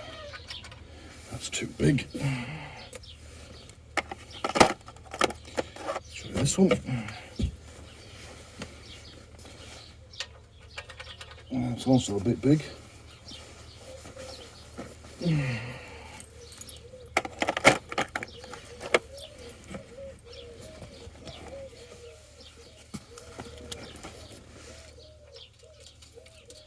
Just perfect. 17mm in case anyone's wondering.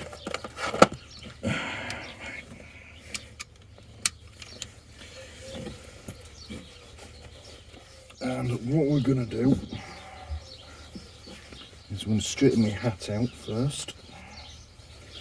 It's also stopping me getting my fucking ridiculous hair caught in the wheels on my creeper.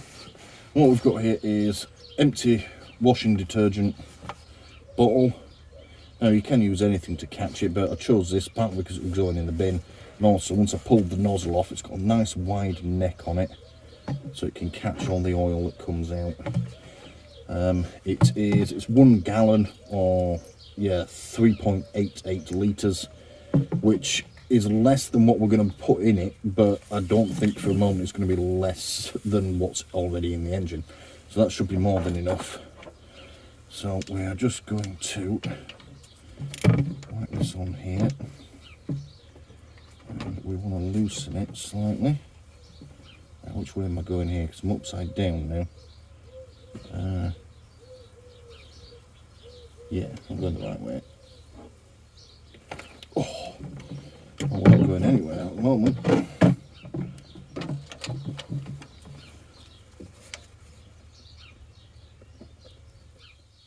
Oh, I don't want to budge.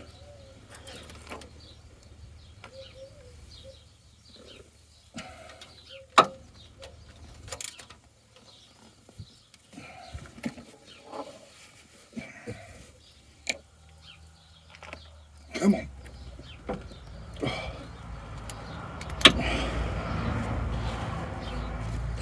That has not been off in a long time. Am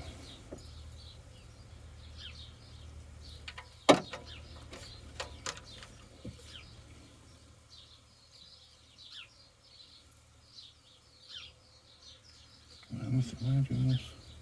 Yeah. I keep questioning whether or not I'm turning it the right way, but I am.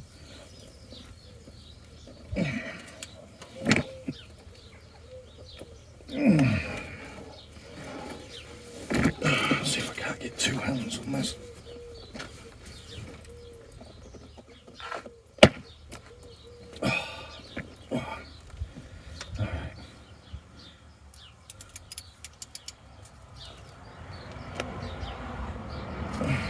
No. it's definitely not that way. I think it was.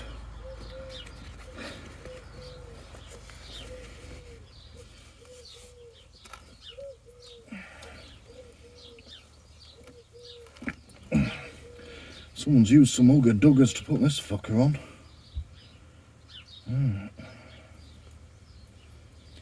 I haven't put the axle stand back in quite the right place either. Never mind.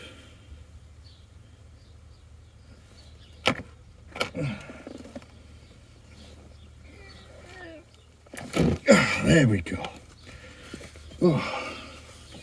Right. There we go, it went at last. That was fucking tight. These sumps normally aren't made of very tough metal, so that should not have been that tight. Fucking hell. Right.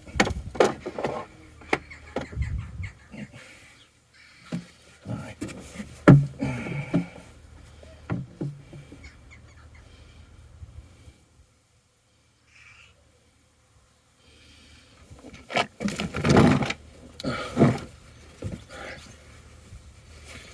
Both hands in for this. So, hold that up to there like that.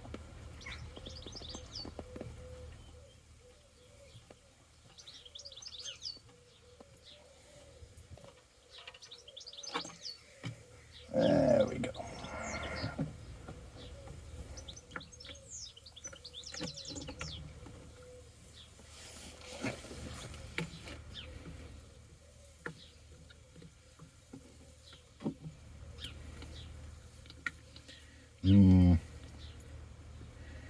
That's very black and a bit lumpy. Not liking the look of that.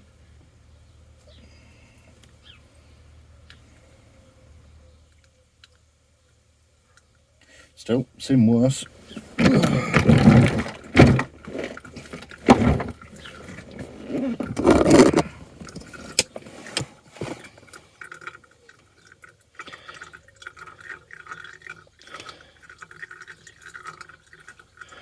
Right, so let that drain. I want to make sure I get as much of that old crappy oil out as possible.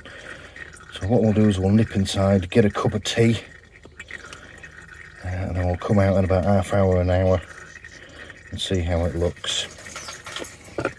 Just as a demonstration, that's what that sump plug looks like. It's actually in okay condition. Notice there doesn't seem to be much of a gasket on it. I'll check the sump later, see if there's anything still stuck to it. Maybe the previous person who changed this didn't have a seal and just decided, oh well, I'll just tighten it like fuck, that'll do. But you notice the bit that's on my fingers, it's black, it's proper black. And there were some lumps on it. This that's just a grass seed that's picked up off the drive, that wasn't in the engine. This is one of those situations where changing the oil transforms the fucking car. I've had that happen to me before. Yeah, this oil adds 50 horsepower. Right, cup of tea and we'll see how well it's drained out in a bit. So in the 1 or 2 minutes it took me to stand up and film that bit looking at my hands and the sump plug, it's already stopped. It's just dripping very slowly. There was fuck all oil in that engine, wasn't there? Alright, we'll let it drip for a little bit anyway, so I really want a cup of tea and I really need a poo. Alright, back to it for a little while. Got me coffee. One thing I forgot to mention earlier when I was letting the sump plug off is before you do that, if you want to do the oil filler cap first, it helps you drain the oil out just that bit faster, and it also stops it from glugging and going everywhere when you do it, when it is coming out. I mean, it didn't do that in this case because there was barely anything in there, but if it had been full, then it'd have been glugging and going all over the bloody place. So yeah, if you undo your oil filler cap, it allows air to get in the top whilst the oil's going out the bottom. Just makes everything that a little bit smoother.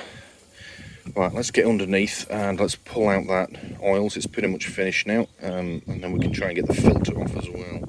Right, here we go. it's pretty much stopped draining. Oh, I think the wind's caught it. Look, some of it has missed. A little bit on my drive. Only a tiny speck though. We'll clean that later. Right. Let's have a look in there. Now that's coming across on the camera as quite yellow, but in actual fact it's not. That's just the reflection of the container that it's in. But it is solid black, and there can't be more than a litre in there. I could have sworn this container had a gauge on it that showed you how much was in there. Something that's meant to take 3.8 litres according to the book, which, yep, as you can see, should have filled that. That's not good. Not good at all. Is it, Bella? Is it? That's not good at all, is it? Yes, I know. I know, Bella. I know. So, right, shall we try and get this oil filter off? Well, I'm going to do it, aren't I? You're just going to pot around and do fuck all. Right. Get down. Right. Let's see if we can find this oil filter. Now, I'm not using my creeper here, because I need to get right underneath here. Now, it says in the book, it's on the right-hand side of the engine. I can't fucking see it from the top. Losing my hat. Where is the cunt? This thing is still dripping slightly. Some of it's just gone in my hair. Fuck's sake. It's a good job I'm getting a shower after this, isn't it? Seriously, am I missing something here? That's the something. According to the book, it said it's on the right-hand side of the engine. Well, I mean, sure, it depends which way you're looking at it. I'm not seeing it. Tell me what, I'm thinking corrosion is going to be a big problem for this car in the future. She's had a hard life. But that's what we're here for. Ah, there it is. Oh, out we come. Right, so as it turns out, the oil filter is there. Right where my torch is shining. Who the fuck puts an oil filler there? And if you look down, the cross member is in the way. How the fuck am I going to get in there?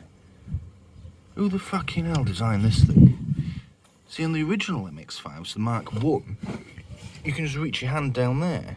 But this one's got this extra bracket on it now. How the fuck am I getting to that?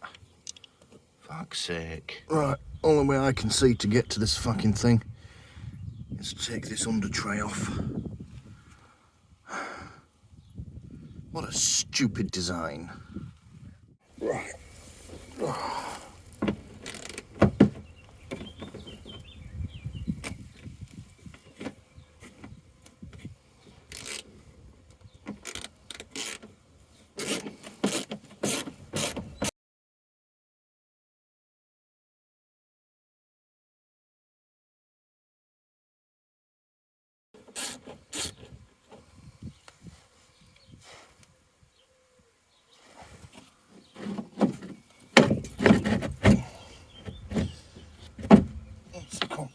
Get out the fucking way. That's it. There we go. So Mazda, in their wisdom, include a little flap here that you can open to get to the bottom hose on the radiator without undoing the under tray. And there's a little hole for undoing the drain plug on the bottom of the radiator as well. But they don't give you easy access to the oil filter, which I would say you probably need more. That's engineer logic for you. Well, I should. Hopefully. Yes. Get my hand on the oil filter now. Oh. Oh, would you look at that? It comes straight undone. I'm going to adjust that. Just aware that the camera is probably pointing at my crotch right now. Yeah, look at that. Just unscrewed.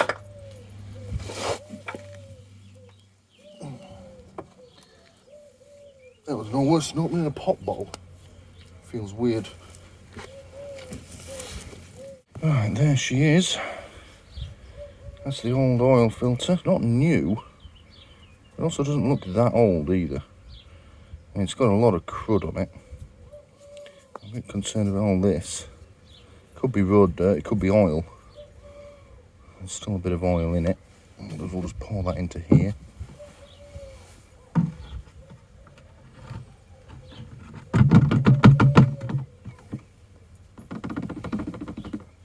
I have heard something people do is they'll, when they're doing an oil change, is they'll put a little bit of oil in, or say like half a litre less than what it calls for, start it, let it run for a couple of seconds so that it fills the oil filter up with oil, and then they'll put the rest in, because then you know you've got the exact amount in. So if you put in the exact amount that it says to put in, as soon as you start it, you're going to drop an amount because it's got to fill up its oil filter.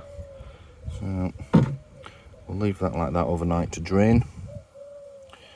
It is now, what time are we on now? It's now 9:05 at night and we're really starting to lose the light. I'm going to quickly compare this oil filter with the new one that we've got, but I don't know if we're going to have time to get it all back together tonight. Then again, we might do. I want to check. Has the seal come off with this? It has. Excellent. You always want to make sure the seal comes off with it. If you double seal your oil filter, they don't seal. They just fucking leak everywhere. Good. Right, you can see under there a little bit. It was just going to drain onto the under tray. That's just what's dripping out the side of the engine. We'll leave the under tray there overnight. It makes a nice little catch can. Bella makes a nice little catch can.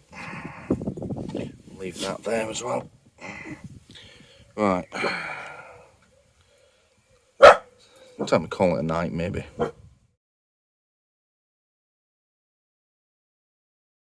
Oh, we have to do some more work on the cars, Bella. Are we? Are we going to go work on the cars? Eh? Are you going to help me with your big stupid ears? Yes. Come on then. Right, let's get back to it then. It's had more than enough time to drain. A lot more, as in several days, because yet again, I had other stuff to be getting on with in the meantime. So, but it won't be done today. Probably. Right, so first things first, there's supposed to be a washer on this thing, and there is not. I've checked the driveway, haven't dropped it at all, which means either it never had one, or it's still attached to the sump. So we're going to crawl under the car, double check where this sits in the sump, make sure there isn't a washer stuck in place. Because as with gaskets, you don't want to be doubling up on your washers because it doesn't double the amount of seal, it just reduces it to 0. And if there isn't one there, then we'll just say, oh well, that's indicative of the exemplary service history that this vehicle has, and we'll put one of our spare washers on. We're going to reuse this sump plug because even though it was way over tightened when I took it out, it's actually in pretty okay nick. And the one that was delivered is different. So let's climb under the car and see what we can see.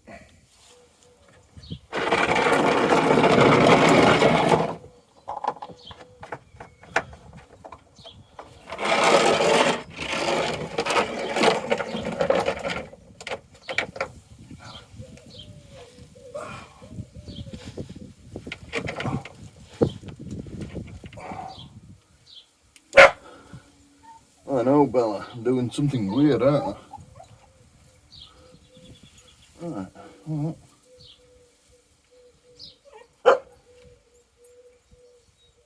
There definitely ain't a washer there either. So I'm going to be forced to conclude that it never fucking had one. Okay. Right, let's get the new one in.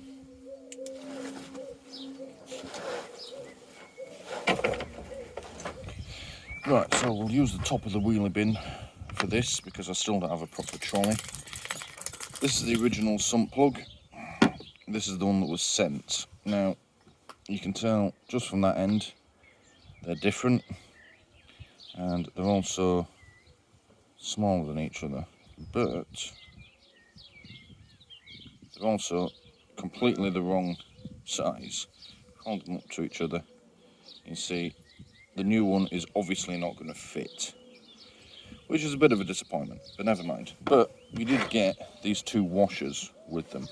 Now, because we don't have a washer on its way out, it's difficult to know which one to use. And we've got this one, which is a sort of metal one with a rubber inside to it. No real indication of which way around it goes, I don't think it matters. Oh, we've got this nice copper crush washer. Both of them fit nicely, but I think for the purposes of this, we're going to go with the one with the rubber insert, because when I push it over, it just makes it all the way to the edge. So yeah, we'll go with that one. Let's get it all tightened up, and then all we've got to do is pop the new filter on and fill it up with oil. So far, nothing's gone wrong, which feels weird. In case anyone's wondering, it is a 17mm socket that you need for it. It's not a completely snug fit, but the 16 doesn't fit at all. So that's what you need. I'm going to do it up, not as tight as it was, because that was fucking ridiculous to undo. Yeah, do it up with the old ratchet like we did last time. Alright, let's see if this works.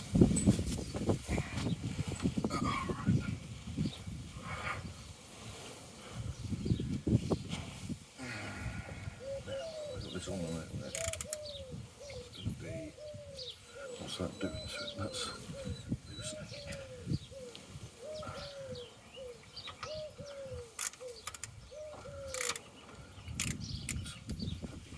First, complicating the matter.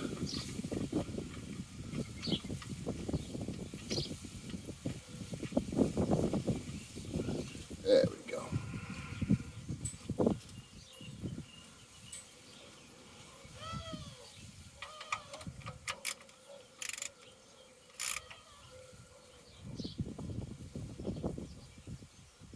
There we go.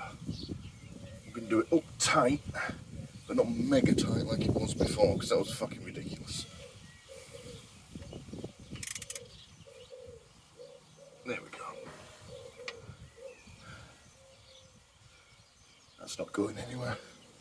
So I've just noticed whilst I'm under here, this car has two horns. Why?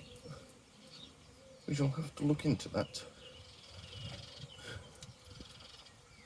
Also, there's a section of power steering hose which comes from the pump, which is here, down around the corner of the radiator, then goes up the front of the radiator, all the way across to the other side, does a loop, and comes all the way back, and goes back the way it came.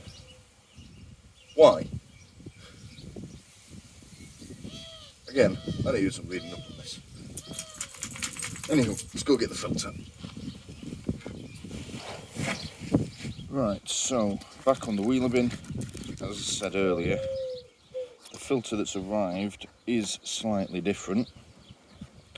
As you can see, it's a little bit longer. Hold them up against each other, there's about an extra centimetre or so, but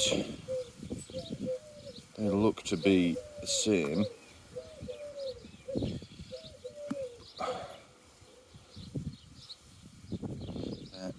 The new one is ever so slightly wider, but the internal opening is the same.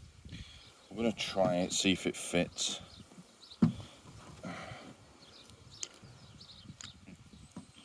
Curious. Don't know why I just did that, but whatever. Again, they change parts all the time, so this may be normal. There's every chance this is a part for the American market, given that the previous owner was an American serviceman. Oh look, I've got mucky finger marks on it now.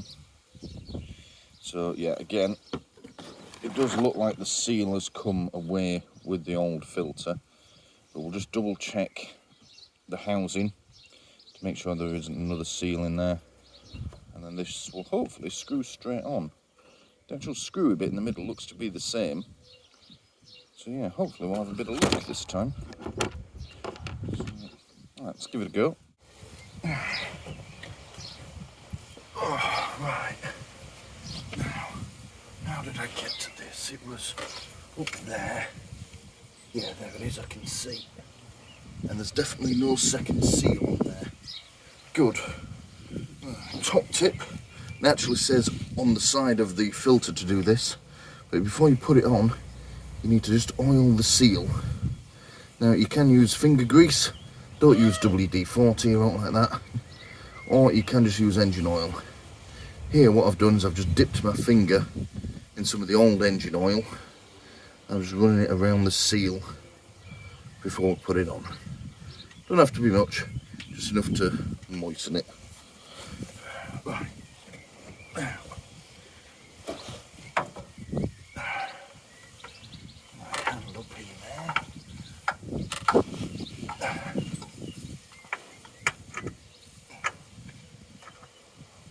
I'm peering between two, what are these, power steering pipes, and then between the alternator and its bracket, and between those four things I can just see where the oil filter goes to screw it on. There we go, it's screwing straight on, and it looks to be making a nice fit too. Excellent.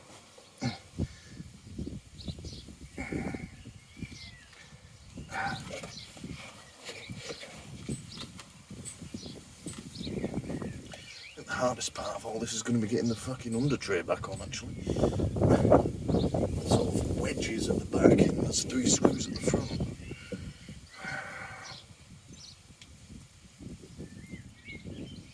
That's not going anywhere. Alright, but we'll do the under tray last.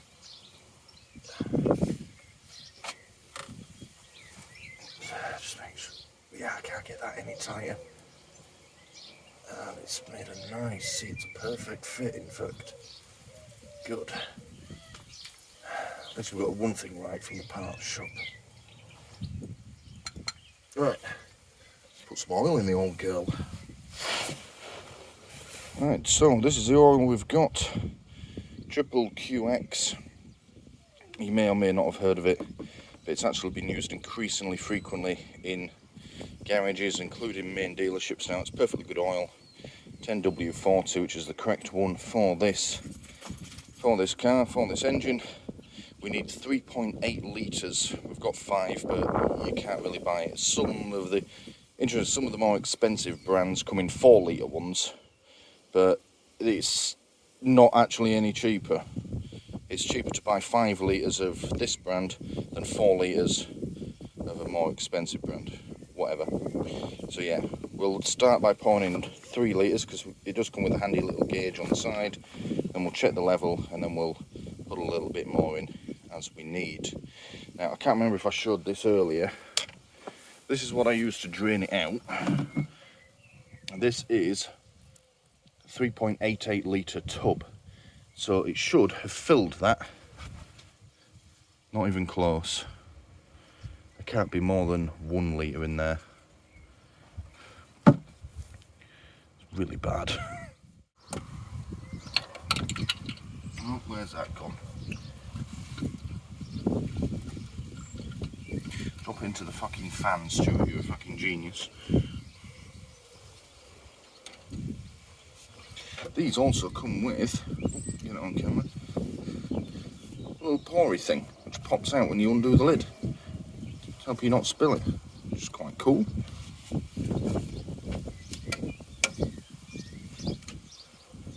Alright, here we go. Try not to spill too much of it.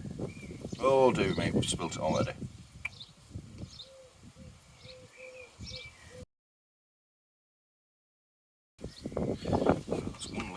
already more than it had in it. Let's keep going, shall we? Oh shit. I'm making proper fucking pig's ear of this.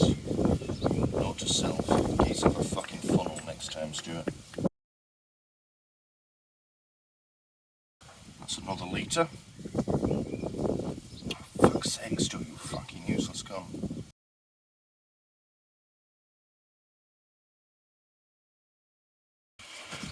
Note to self, must remember to buy a fucking funnel next time I'm down at the heart shop. How the fuck have you done this, Stu, you fucking idiot?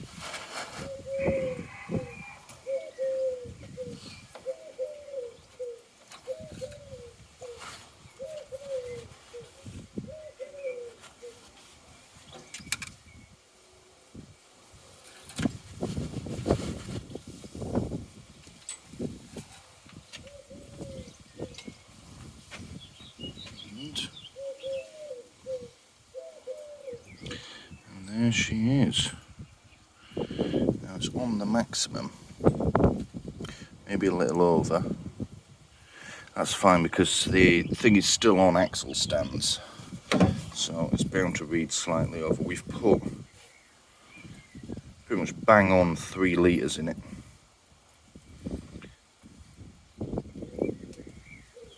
So I think what we'll do is we'll drop her down off the axle stands and then recheck the level. First things first though, put the under tray back on before I make life way too hard for myself.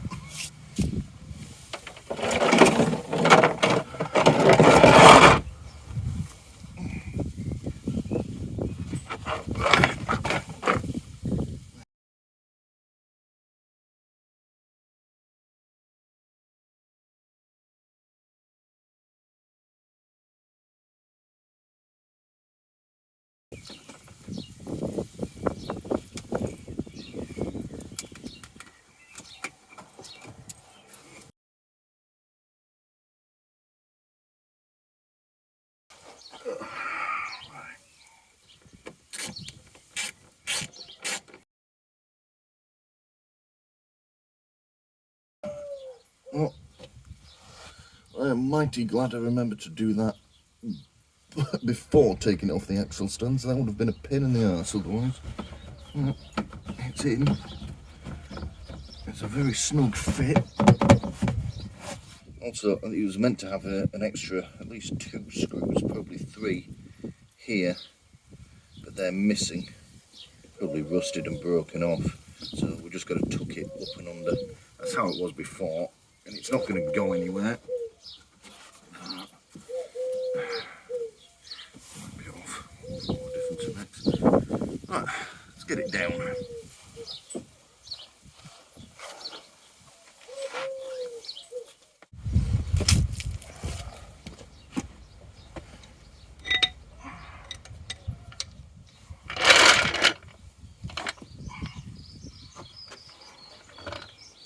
Let's find the spot that I jacked it from last time.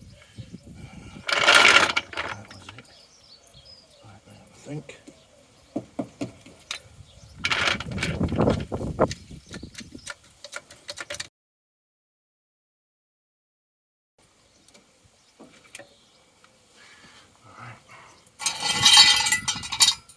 There we go.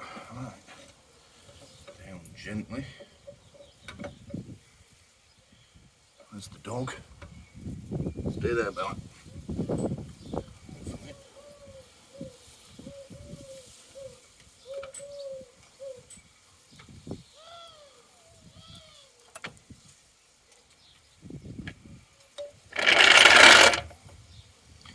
There we go. Let's do the other side.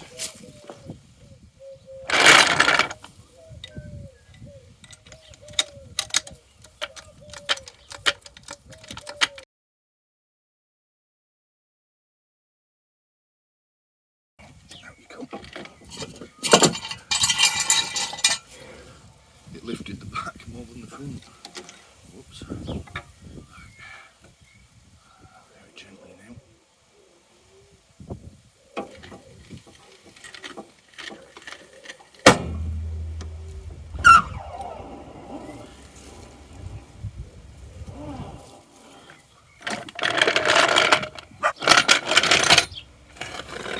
car looks kind of strange now. It's back on its normal wheels.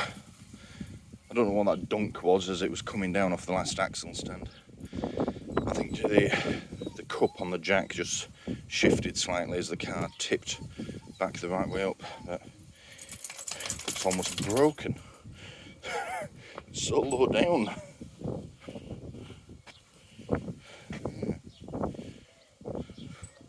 Right, let's check the oil level now. It's on the level. Let's see if we need to put a bit more in. There she is. Exact same level. Maybe a little over the top. One thing that probably hasn't happened yet is we haven't filled the oil filter, which may be that extra 100 millilitres or so that we're looking for. But to do that, we've got to give the girl a start.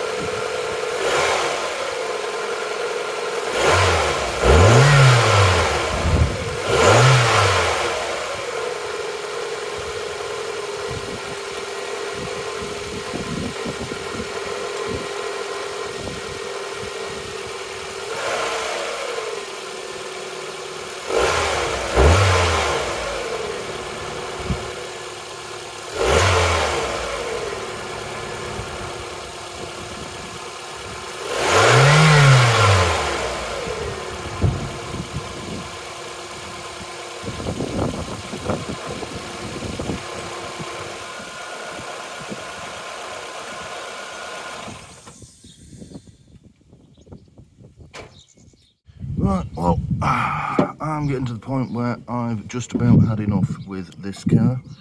I can get it in shot. Down there, you can see, is the oil filter. And coming out the bottom of it there is the oil leak from said oil filter. And it's really coming out. You may even get to see it drip in a second. And it gets faster if I rev the engine up. So either it just needs to be tightened, even though it's as tight as I can get it by hand, or it's not sealed properly. Either way, I'm starving and I've just about fucking had enough with this car for today. Why can nothing ever just go smoothly?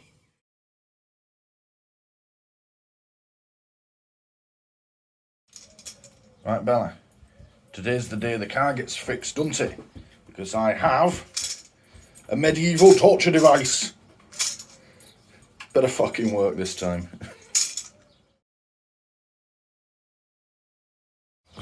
Okay, right. And angle that in there. You can see I've got it on. I'm just going to nip it up. There's actually quite a bit more tightening on this. Oh, bugger, it's fallen off. Fucking hell. Oh, cock it now, look what's happened. Fuck's sake.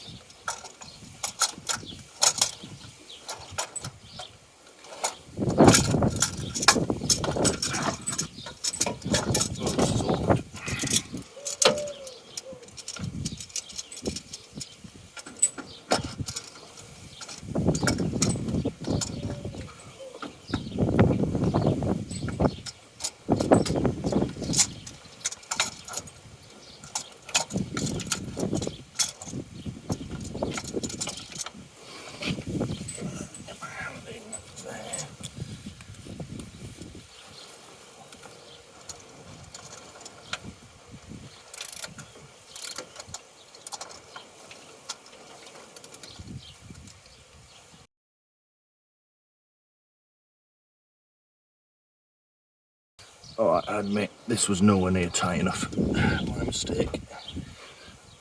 I think because the other one came off so easily, I thought this could just be done up finger tight, but no, this has actually got a lot more tightening to go. It's a shame it's in such a fucking awkward location.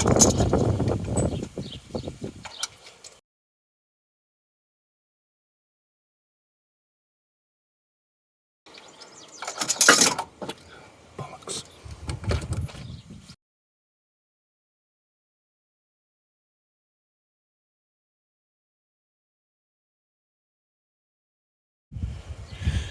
Right, that's as tight as it's going to go. It's actually started to put little dents in the filter. That was a fucking pain in the arse. Get my head in there. Yeah. Right, let's start her up and see what happens. Fucking hell, that was more difficult than it should have been. Right, there she is. No sign of a leak just yet. That's good.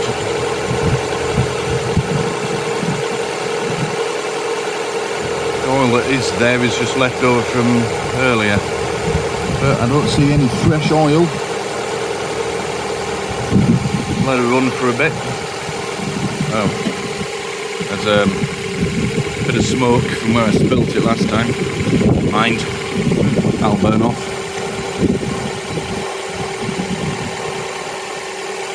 We're on to a winner at last. Let's give it a few revs and see what happens.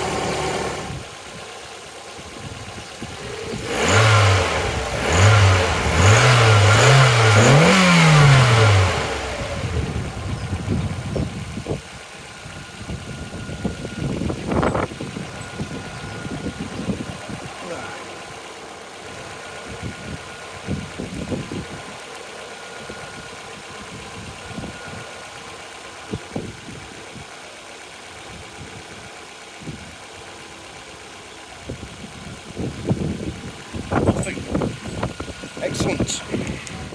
Right, we're going to call that done. There's no sign of any leaks. The oil level is good. So yeah, job's a good one. Apart from that leaky oil filter, that went relatively without a hitch. So yeah, I'm happy with that.